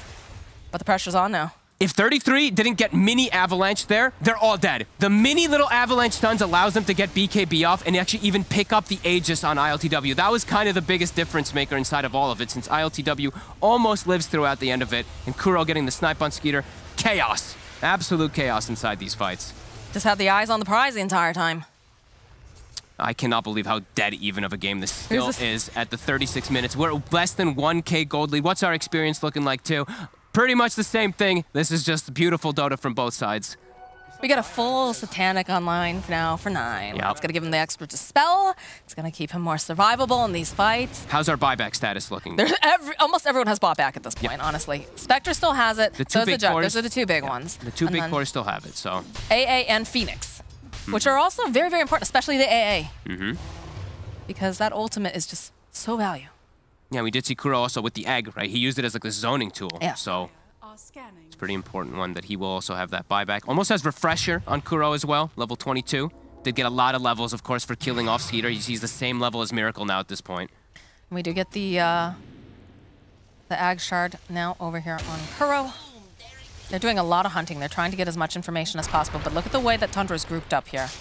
They're playing this very, very carefully. They don't want to get picked off. One fight could just be the big decider. 1K net worth difference between the two teams. Oh my God. Minotaur Horn, fantastic item here. Yeah, 9. So necessary. Extra little mini BKB to deal with all this craziness inside the battles. ILTW, almost 25 on the Spectre. How's our Jug? Is left behind. Skeeter is quite far behind in the level department at the one side there for Tundra. So he's only 22. So Spectre will have a pretty big window at level 25, and also potentially can also buy back and jump into the fights easier. I mean, we said at this point too, 9 is basically the carry currently. He's just such a big, tanky person. He's got plenty of damage here. It's enabling everyone. God, they just found it. Skeeter commits his gold, so he will not have buyback for the next fight. He's committed for the little for the Aghanims, so he's got that little secondary Omni Slash. How do you feel about that? Could hurt them. Spectre having buyback they might be feeling like they need to go all in soon because of that Spectre surviving and keeping her gold so long inside that last fight. Level 25 hit now. 9. Mind control. Mind control uses the RP. He's going to try to burst down here as best as he can. 33 is also here, so that will be a kill on mind control, and he does not have buyback. Look at the follow-up here from Nigma, though. They immediately teleport down. Smoke is up, though, over on the side of Tundra. They're going to be looking for this opening. 33, Spider legging forward. Not a verb I ever thought I'd be saying. They have to be very careful in their positioning. Skeeter is going to show, and again, does not have buyback. The rally behind him. They're moving away, though. 9, creeping over here on the tree line, too. Waiting to jump on anyone who dares to show themselves. They do not have the RP, Look what mind control's doing, too. He pulled the mid-creep waves. Look at these treants. Look at mid. One treant here, look at up top. The other one, it pulled the whole wave up here. So he's trying to buy time. They know they need mind control to fight. This is just this clever creep manipulation as Tundra is going for this secondary Rax. Kuro standing over to the side. They don't have any vision. They just shred through that first tower. Throw out the Ice Blast over onto the creep wave. They did fortify it. There's a lot of damage, though, here. Miracle will reveal himself. He's just going to try to get some of these creeps eliminated. Continuing with the Shockwave. They're accepting. They're just letting the Rax drop. They're seeing how important mind control is. Drum is popped even to swoop toward top. Snaking is saying, go team, go. Go for the last set. It's a Shadow Blade online, too, here for Miracle. Okay, LTW is going to teleport in the follow-up to the Avalanche. Skeeter almost has the gold for buyback now off of this push here. That's big. 150 very, very short. big. They're looking for this opening here. They do poke a little bit.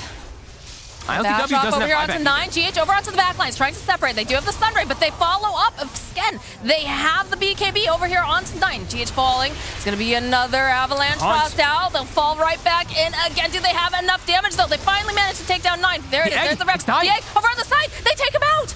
The follow-up, ILTW, he's stuck in these trees over here with Miracle. They'll go with the takedown, ILTW, the takedown, Miracle. The buybacks are coming out now. Mind control, running for his life as they're just chipping away on him. And over here, Skeeter barely staying alive just by the skin of his teeth. He did have, of course, that Swift Flash, so he's going to be able to make it. Fata, even he will be allowed to walk out. Mind control ticking down.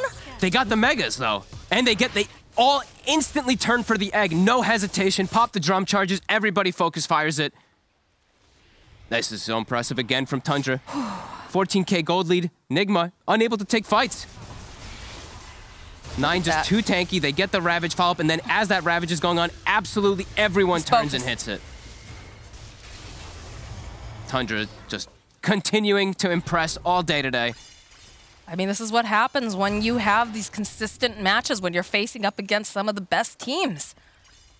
That's amazing to watch. It's actually such a joy, honestly, you know? Yeah, I mean, it's Mega Creeps coming in. Miracle's dead, no buyback. All right. Do get some more of these items. Looks like the Timeless Relic is found now. Fight's looking hard. Fight's looking real hard. You'd think they'd be able to win them with all these, with the Haunts causing chaos and the Phoenix, but it still just hasn't been able to. As, you know, of course, we see a leveler here for Skeeter, so more attack speed, tougher for the eggs to be successful. And Kuro, who got an Aghanim so early on, they've been able to focus fire this egg time and time again. It was a gamble, and it doesn't feel like it's paying off, unfortunately, especially when you consider the fact he tried to go for that save, but... Very interesting indeed. It's finally happened. Fata finally overtaking Kuro in the network. He's got a BKB as well. Oh, look at this. my AA God, with a look BKB. at him. Still gonna get clicked down to death, but hey. But he won't get rooted. Maybe he can actually run away from that. He won't get defused and chased too. The BKB. He's got the Quelling Blade too in case of the Sprout. He's got things covered. Homie knows his job is to stay alive and just throw out the Ice Blast and Vortexes. My goodness. Vortices? Vortices, yes. Vortices? I mean, it is. I believe it's Vortices. I don't know. And it's late. The important thing is, too, that they did these fights. Like, Skeeter was not 25. No. Like, now he's 25. The ILTW Spectre actually was 25 in these last fights, and they still weren't able to take the fights. Like, Tundra. Just looking so good. Roshan will respawn in 2 minutes. All right. And the pressure is there. These Mega Creeps constantly flooding inside of the base. My Control's got his work cut out for him. Skeeter has half duration left on this double damage rune, but nobody is home. They're just going to go and secure themselves the outpost.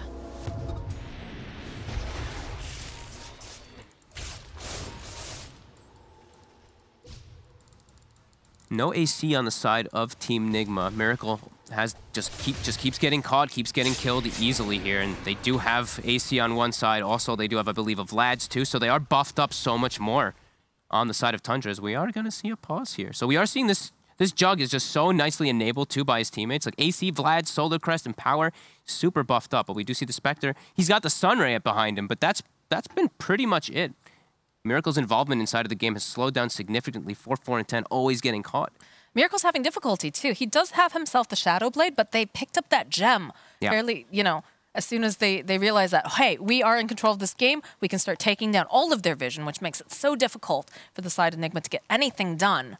And then on top of that, we always know, because they put on 33, they always know where Miracle is if he's anywhere in the vicinity. This game has just gotten so much harder. And he is still making really nice plays, but these BKBs, all of these things, are just making his game so difficult. Yeah, Tundra's in it's the most comfortable position you can be in. Mega creeps, you've got Jug, you've got like everybody's buyback back up too. The pressure's on for Nigma. It's no buyback on Spectre. You're gonna need some crazy type of fight to be able to bring you back into this game, and then you have to fight all the way back to the enemy base, all the way through these megas. All of these waves are really shoved in, and it feels like right now. And do you think that Tundra just needs to chill? They just need to wait for this next Roche? Or do you think I think they should go. You There's think no it's go buyback time. on Spectre. It's go time now. It's absolute go time. When you see an opportunity of waves pushing in, if you can catch something, you absolutely want to go. They're going to keep scouting the pit. They don't want to force into the high ground in particular, but if someone goes outside, they definitely would look to take that fight, because there's 3 heroes, no buyback, so. I feel like is close to it. And they know that 2 of the buybacks are not available. They don't know about the 3rd one. It feels like one of those situations where, you know, sometimes a less experienced team will push the envelope too hard. They overcommit, and then they end up, you know, throwing away the lead. Or on the flip side, you sit back for too long, right? We saw, you know, some of those other teams in the past, the old, currently now Liquid, they used to have that issue, remember? They used to win their game, like, very early, but they just couldn't close it out. So it's very much, you know, the mindset and knowing, do we have the advantage? Do we feel confident? And usually, you know, a Roche is one of those things that helps gain confidence. But like you said, there's no buyback right now. They need to make this move now. If the fight comes to them, they'll take it. If they see an opportunity of someone out of position, they'll take it. All right, we're back in. Fatus Courier does get sniped. It's just going to be a smoke. Was that what? The neutral just killed it. The Vol assassin just said, nope. It just turned and attacked the Courier. He is an assassin. You know, when you least expect it. Strikes from the shadows. 25 on Tide, too.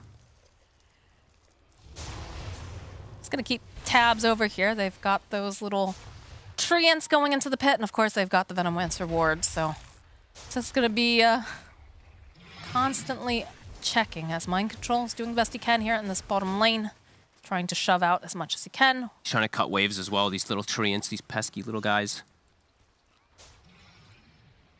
Looks like they are just going to play patient. So 30 seconds, not going to walk it to the high ground. They still won't have buyback available for the Spectre and Phoenix, so taking that fight, it's going to be hard for Nigma. They use a big scan, though. They're just trying to keep tabs. They're very afraid because they are taking down a lot of their vision. They do have one of the wards, actually, further into the top part of the jungle, and there's one over near the triangle area as well. They're just camping high ground, just waiting for any opportunity, not going into the risky side of the map at all, just waiting and waiting for this Roche. I mean, you keep seeing Mind Control just run back into the trees every second. He's like, where are they? Am I being baited? Could they be showing up right now? This was actually the smarter play rather than looking for the fight, because it was going to come up that soon. They still knew that those buybacks were down, so this was definitely the smarter play. Take back what I said. Into the pit, blessing. Let's go. Who's going to take this one? I think you give this to 33. A nice little AoE gush could be super effective. Also for snaking, I think both of them are really nice this game. I think 33's is just a little bit better for the the enabling, right? Enable the Skeeter even more so with minus armor on top of all these other buffs that he is having. Trying so hard to go and just draw the attention, but the Megas, they're coming. The march is on. The march is on, and buyback still 2 minutes, 50 seconds. Spectre and Phoenix. Got the Trickster Cloak over here on ILTWs, trying to just get outside of this base and make some moves. But yeah, we have that gush online now for 33. Now they claim the other area since they're a lot more powerful with Aegis and Cheese. Now it's all about the execution. They've got so many extra lives, though. They can just dump out there. Skeeter does not have buyback. But there's a toss-up from Miracle. Skeeter not too concerned about this. Throw out the Ice Blast here. Quite connect. Lanes are being dealt with. We do see the Spectre and the Furion on each sides. Skeeter just Tier focusing 4. down. Miracle just going to continue to follow up. The Gush does connect here. Miracle. Go in for the slash. They get Miracle. He does have buyback. Forced to use it. The creeps. They're on the tier 4. They're just hanging back here. Here comes Immediately, ILTW trying to jump over here onto Fado. They'll follow up with the Ravage. They'll go and get off the Poison Nova as well. They have the BKBs. As though 9 going in with the RP, though. They've got so much damage. They're able to take down Miracle. Snaking will also fall. ILTW will fall as well. There's no buyback over here on the Spectre as they're just cutting through everyone. They call GG. Tundra has done it. Holy crap, Tundra. What a performance. Just super confident the whole game, knowing they can even take it to later stages. Even though, as I was saying, you know, Phoenix Spectre and Phoenix Spectre and this Nature's Prophet can scale super hard. They were confident in themselves. The buff up of the Jug, it's enough. Wow. Beautiful game Tundra coming out on here from fire. Tundra. The jungle Veno giving him a little bit of a massage. Like, good job, Snaking. He stayed cool underneath the pressure because you know what? All 3 lanes failed.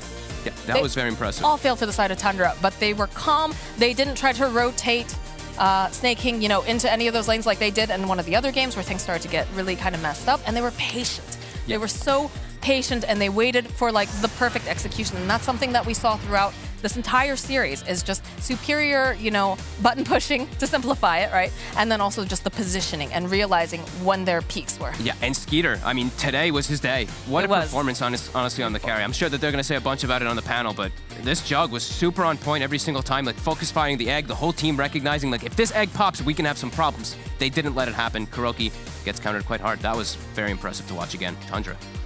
It's just a great series to end on for the night, but at the end of the day, it is going to be Tundra who take the series 2-1. Super exciting stuff, meaning loads of different tiebreakers, meaning Nigma is not guaranteed going to the major. We'll see about that tomorrow, meaning Tundra is not guaranteed or eliminated, meaning we'll get a tiebreaker there.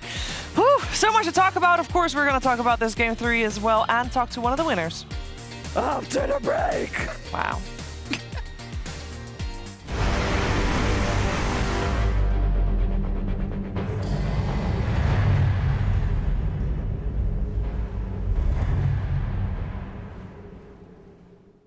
My name is Jordan Gilbert, aka Nothing. Hi, my name is Sue Lee. My handle is Smix. I think it's important for these initiatives to happen. Empathy really, really goes a long way, and it always means so much to us, and I think that's where initiatives like this really help.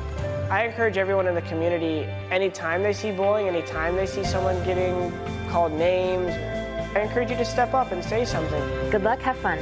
Good luck, have fun.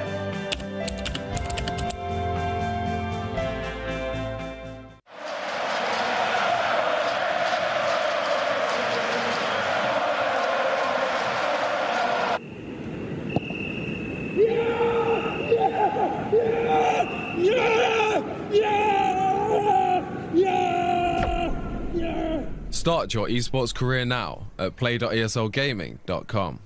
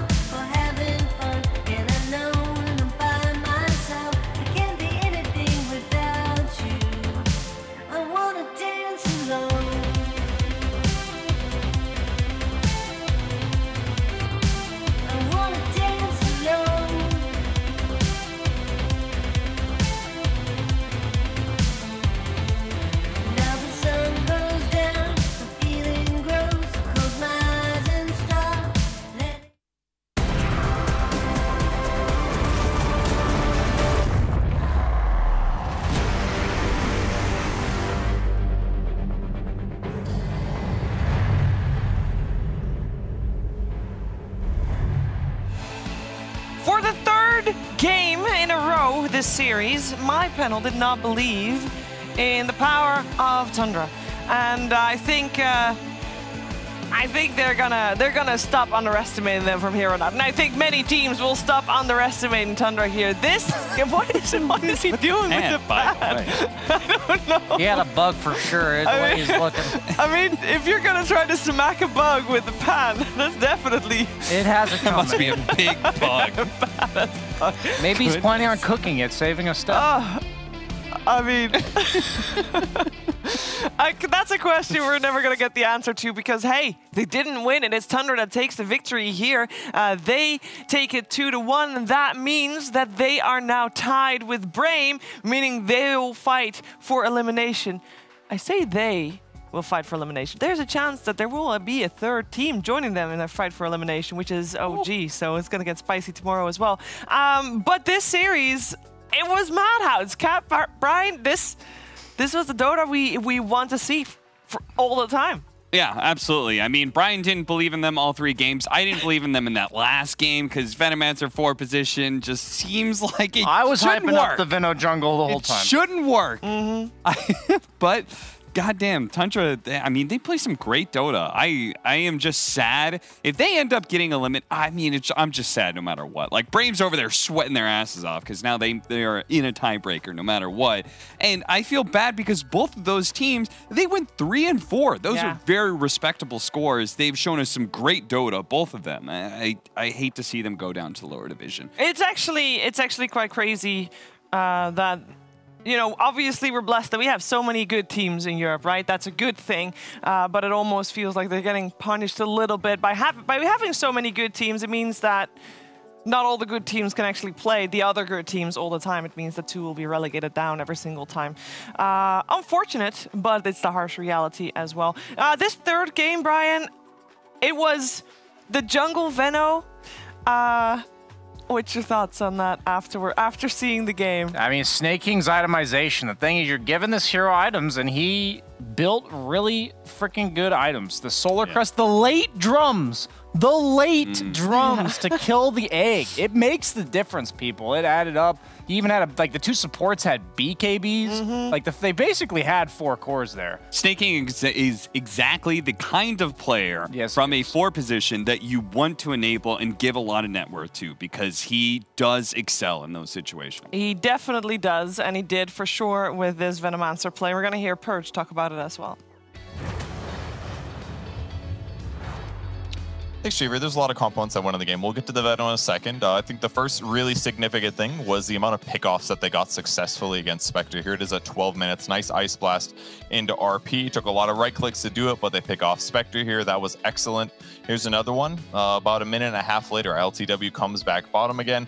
They are able to spot him out with this deep ward placed over there in between the 2 camps, and they're able to rotate Jug really early, really long TP here, but with the RP, the skewer back, and the Omni Slash are able to kill him a second time. This slows down his acceleration, makes him less valuable. There's a lot of other pickoffs here. Here's another great one with the Fada combo with 9 grabbing a profit, and that was really solid. But the main benefit of the Veno was that, from what I could tell, he just got a lot of stuff done on the map by himself, where normally moves take like 2 or 3 heroes. Instead, he could just like walk over, put a sentry down, and put 1 Plague Ward on the cliff, and nobody wants to contest that. That gives them a really nice advantage, because then the other supports can continue doing what they want to do, and the carry, Jug, can go continue to hit creeps as well, not having to worry as much about getting behind. They even took the mid tower with just 2 heroes. They put Solar Crest on Tide, the itemized is a bit more damage reliant, and they just slapped down the mid tower with 2 heroes instead, while everybody else is getting stuff done on the map. 9, for example, found an opportunity to die while they were busy doing this. That was really good.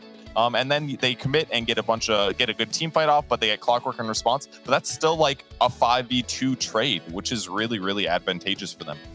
Maybe the most crucial game-defining moment was this fight here. Miracle gets caught, unfortunately, by the Plague Ward. That gives them the skewer back. They're able to Omni Slash. There's so many good Omni Slashes this game. That one not the best, but either way, the egg almost saves him. They jump in, they try to save the egg. Egg gets killed. 2 heroes dead. They start Temple from this. They eventually get some advantage. They win the Roche fight. It was just really well played by Tundra, and this is the first time Jungle Veno has looked good to me, so happy to see it. Happy to see indeed. I don't know if we're going to see it more, though, because even though it won the game, the start of the game definitely was a bit of a struggle. Brian can't get over the fact that Purge made a joke. And he's still laughing about it. So funny. I mean, it's not just. I mean, Purge is a funny guy, but when Purge throws shade, it's like the best kind of shade. Yeah, it's like him throwing shades as likely as me making a funny joke. You know, you appreciate it when it happens. That is very true. Do you guys feel like Nine had a bad game? I feel like both Skeeter and Nine at times did get picked off, but they Nine specifically. He may have gotten picked off and stuff, but he also made so many moves. Like, he was constantly trying to make moves, and sometimes those moves do backfire. Like, naturally, when you are trying to be a playmaker for your team, and you're kind of like the only one who can do it, there are going to be some times where you just stumble into the wrong area, and that's fair. I think that's fair. We talked about their lack of stuns, and it was impressive how him plus Fada on the A managed to get random pickoffs. Yeah. Like, that's so important when you do lack stuns, especially when your 4 position is more of a lane pusher, lane controller like Purge was showing. Yeah, absolutely. I mean, like, you just look at it, Juggernaut, Tidehunter, Venomancer, like, those are necessarily heroes that are going to make a whole lot of things happen in the first 20 minutes, but Nine was just a beast. Yeah, I think the whole squad showed that they were beasts, and they have a well-deserved win here. Do want to touch on Team Nigma here a little bit. There were a couple of uncharacteristic mistakes, I feel, Brian. It's like we credit Tundra for how well they got these early pickoffs, but I also have to kind of critique, first off, LTW for having a couple sloppy deaths, Game 3 and Game 1. We saw what happened in the mid lane Game 1 where he got picked off several times in the river, same spot. And also the egg we talked about in that one team fight where Kuroki, instead of using it behind Miracle as he was getting gone on, decided to pull Miracle in right next to where he was, so then they just said, oh, and they just all killed the egg. Same go for the egg that he put on top of the cliff, which in turn Nigma then felt like they were forced to do Roshan, and Tundra made this really cool play where they actually smoked and just immediately ran into the Roshan pit. I mean, that was like single-handedly a game-changing moment. It was. I mean, the fact, though, that there were 4 people grouping up in the Roche pit when there's an AA on the other team, there's a Tidehunter on the other team, and they haven't used their ultimates yet. There's a little bit iffy there, but definitely a lot of credit to Tundra and to their captain, of course. And we're joined by none other than Fada, a rare Fada interview. Hello, sir. That's true. Thanks for having me. Congratulations, first of all, on this series, which was very, very fun to watch. How did you experience it from a captain point of view?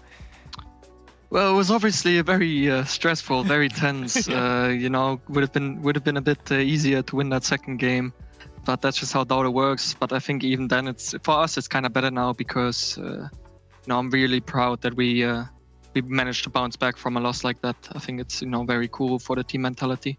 Oh, absolutely. I would imagine so. I also feel like you guys have improved quite a lot during this season specifically. Do you feel the same? And do you have like a moment in mind where you feel like, okay, you know what? That game or that series or that talk, that's where it really clicked?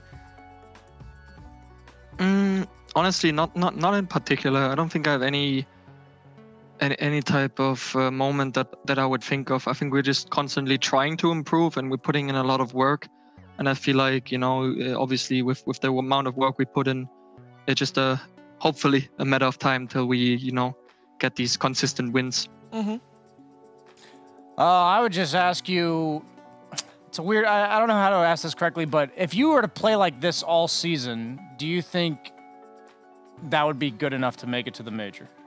Like, are you happy with today's performance, not just because you won, but because you feel like you put on a legit clinic in these 3 games?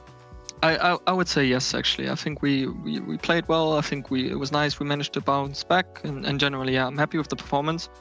And I do believe that, if we brought our A game in all these games like we did today, or, close to our A game, we would have a good chance at making the major. I believe that too.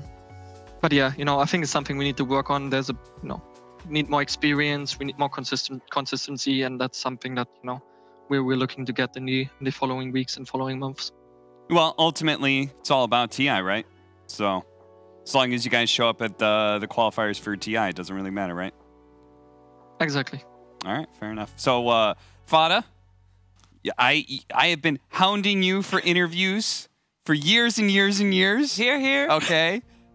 And I noticed that, like, you actually, once you became, you joined Alliance, you became the captain, now you're on Tundra. Like, I noticed you doing a lot more interviews, kind of have to, when you're kind of like the captain, the go-to.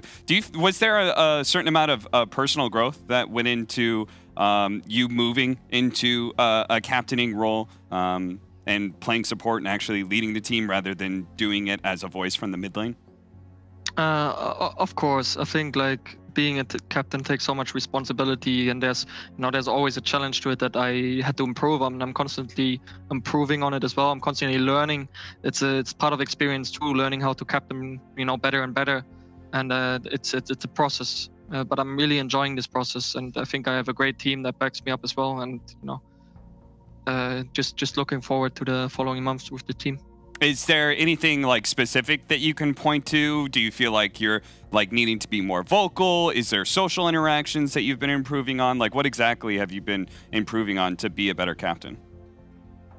Honestly, a bit of everything. It's like, better drafting, being a better leading personality, making sure that the team mentality stays positive at all stages, all this type of stuff. And just kind of trying to improve and learning this role, day by day. Well, sounds like you're doing a great job. Yeah, reaping the fruits here today for sure. You're saying you're looking forward to the upcoming months with the team, of course, and there are tier qualifiers on the horizon at some point. We know you're in boot camp. We can see you're in boot camp. Are you planning on staying in boot camp for until the qualifiers are done? Or what's the plan? You mean the TI qualifiers? We're going to go home shortly, and then we will set up another bootcamp. I believe there's no dates announced yet, correct. Right? So yeah, we got to judge how we settle things as soon as the dates are announced and how much break we got, etc., etc. Okay. Then I have one final question for you, Fada. We would love to have a little bit of your insight regarding our last series tomorrow between Liquid and OG. I think Liquid are kind of riding a high right now, and I would think that they would take the series. I think they have some interesting strats. They're just kind of snowballing right now. They're kind of feeling themselves, and I would think that there's a good chance that they will take the series. Okay, thank you very much for that. Looking forward to seeing you play in the tiebreakers, of course, later on this weekend, I believe as well. So good luck with that, and talk to you again another time. Thank you very much. Thanks for having me. Thank you. And yeah, we were very lucky to get Fada for an interview. He always dodges. I remember going to a Star Ladder so long ago, and I hounded him for an interview, and he's like, Shiver, I will let you have this one interview, but that will be the only one ever. And I thought, I'm at one event. I will never go to another esports event ever. So, of course, I took the deal. But I felt that, and I got reminded by Fada about it quite a few times. At least he gave you an interview. He did. I hung out with him when I was at Join Dota. They boot camped. I became friends with him, and he never gave me an interview. At every event, he would tell me, if we win, I'll give you an interview. Yeah. They never won. He never gave me the interview. Let's take a look at the standings, because for Tundra, this victory here meant the world, because if they would have lost here, they would have been guaranteed eliminated. And now, as it stands, they are tied with Brame on the 6-7 slot. Now, they can be joined by OG as well, because OG and Liquid will play tomorrow. So this loss for Team Nigma here means that... This group is nuts. Yeah, this is actually mad. There's only one series, and there's still so many possibilities for teams, right? So if Liquid lose, that means OG win. That means we have a 4-way tie for 4 teams for 3 slots, one of which is a group stage slot, 2 of which are wildcard slots. And one team goes home. And one team just stays home. Yeah, it's actually madness, because I mean there's gonna be tiebreakers. For sure. Obviously, we already know the Brame Tundra tiebreaker. There's also a chance that if Team Liquid win from OG, which Fada expects will happen, and we talked to Mind Control earlier as well, he also thought that would happen or will happen tomorrow. That would mean Liquid take group stage slot for majors straight away. Nigma and Secret will be guaranteed wildcard teams at the major, and OG, Brame, and Tundra will be the teams in the tiebreaker for avoiding elimination. It's so crazy about that list, by the way, it's not just about whether or not you're going to the major. It also guarantees that you have to go through the TI qualifier. Yes. Unless you are secret. Yes. The 3 other teams that are potentially in that tiebreaker situation, whoever gets left out of the major, they have to go through TI qualifier. Secret's the only team that has enough that they could afford to miss out on this major. So, and that is super scary for everybody else in the European Ooh, I section, think it right? is even a little bit worse than that because, for example, let's say Team Nigma does make it to the major. I think the only way that they make it off of points, now that they lost here, and if they make it to, like, the only chance are wild cards then, right? Am I saying that right? No, there's still a chance for tiebreakers, I know. But if they make it on wild cards, then they have to win, otherwise they don't make it on points. Yeah, the major. Like, they have to come first or bust, basically. Yeah, that is damn. TI qualifiers for Europe is going to be real spicy. Oh yes, oh yes. Oh, can't wait. But we're getting way ahead of ourselves, of course, because it's not over yet. Tiebreakers on the weekend, but even that is not fully set in stone yet either, because tomorrow there will be another day. Let's take a look at the schedule. We're going to start with the lower division, where it is No Bounty Hunter taking on Chicken Fighters. That is actually one of the only series that still means a whole bunch, because the loser of that will get eliminated out of Division 2, and the winner will then, depending on which winner, will actually have an impact on this series here, because Level Up already guaranteed on the first or second slot rather in the lower division. Team Bald, at the moment they're sitting in 4th, but depending on who wins our first series, they could still shuffle around a little bit. So there's all, like, that's all the money differences for them.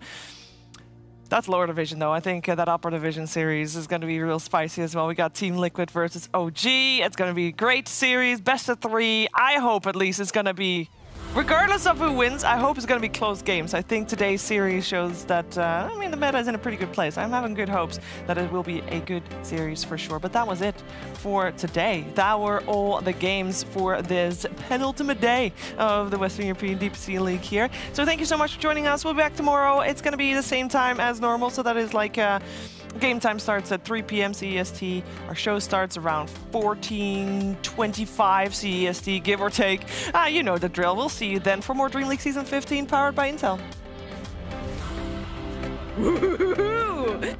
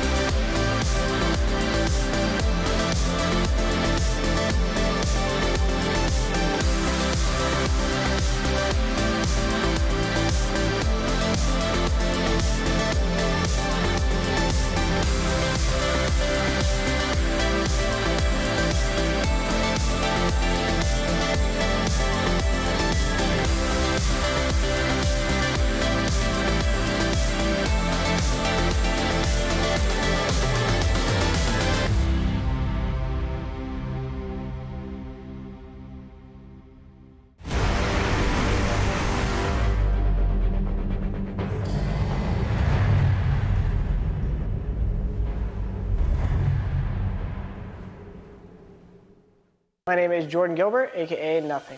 Hi, my name is Sue Lee. My handle is Smix. I think it's important for these initiatives to happen. Empathy really, really goes a long way, and it always, always means so much to us, and I think that's where initiatives like this really help. I encourage everyone in the community, anytime they see bullying, anytime they see someone getting called names, I encourage you to step up and say something. Good luck, have fun. Good luck, have fun.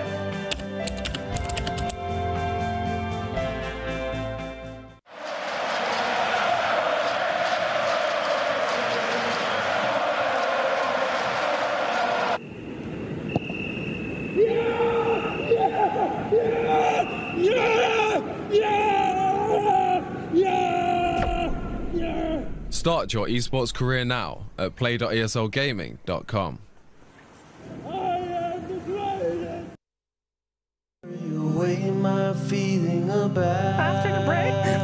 After the break. After Dreams don't go to the place I'm feeling without you. Days fly by and the more I'm thinking that I don't wanna be alone.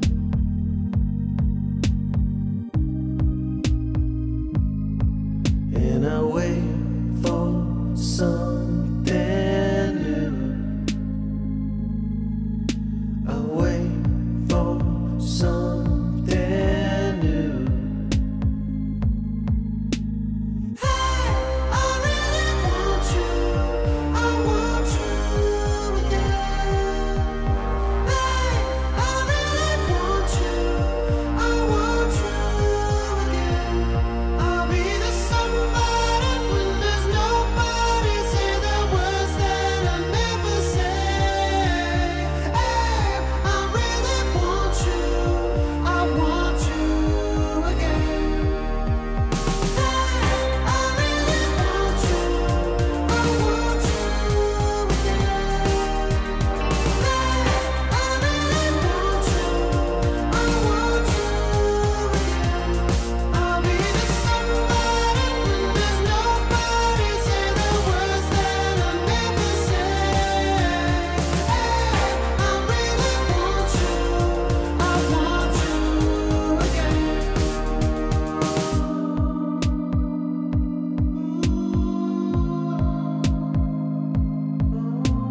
Days you're missing the star, I'll point and direct you. Days you stumble and fall, I'll be there to catch you. I'm still crazy, but now I'm crazy about the only one I love.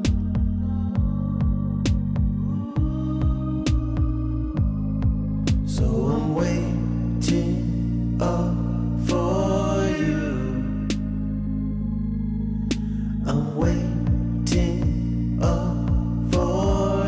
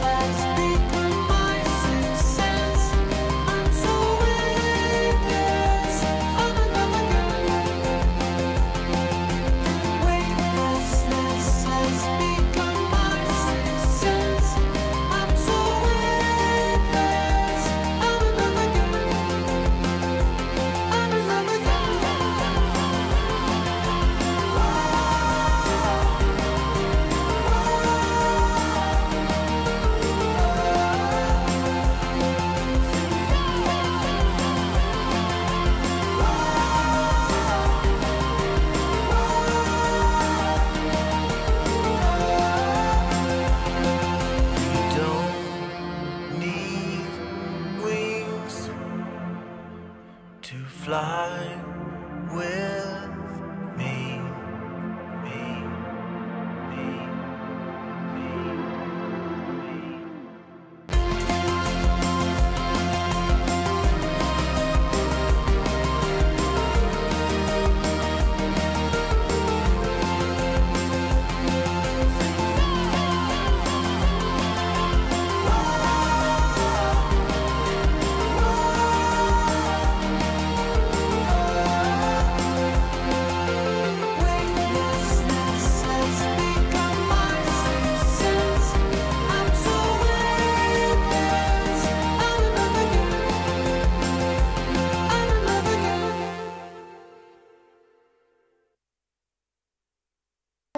By someone that tomorrow I'll be blind.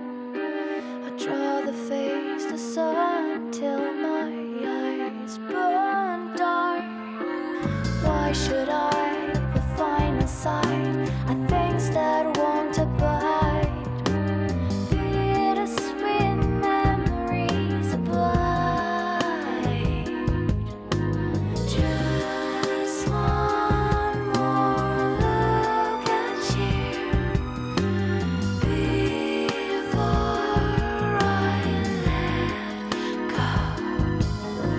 I feel something dark's coming tonight. Spirits are out to claim back their lives.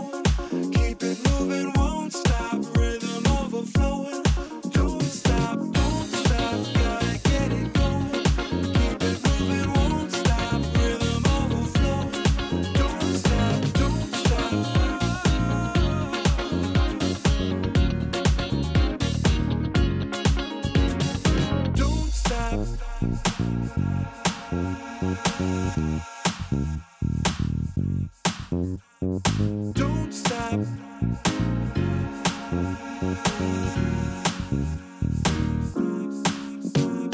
Don't stop, gotta get it going.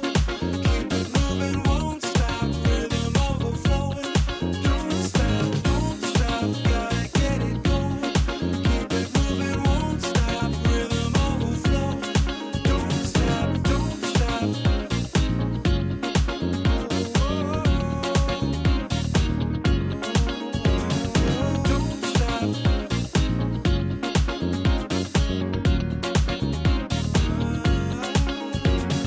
Don't stop.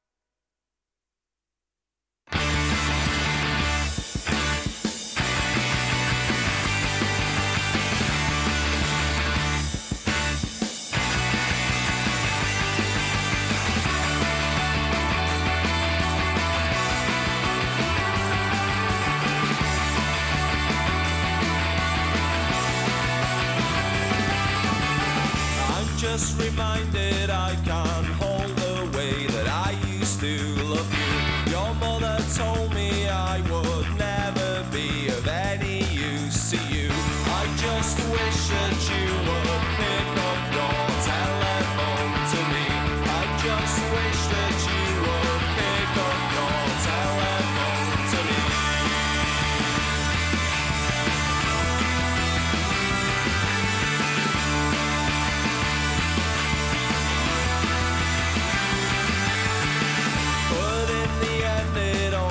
Sense when you said I was always the first, but I don't really care cause you were always saying those things to me. I just wish that you would pick up your telephone to me. I just wish that you would pick up your telephone to me.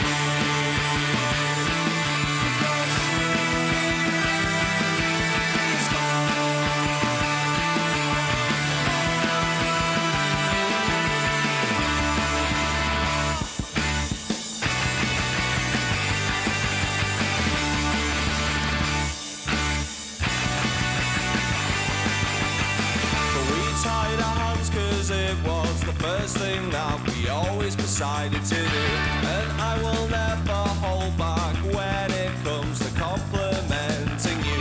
I just wish that you would pick up your telephone to me.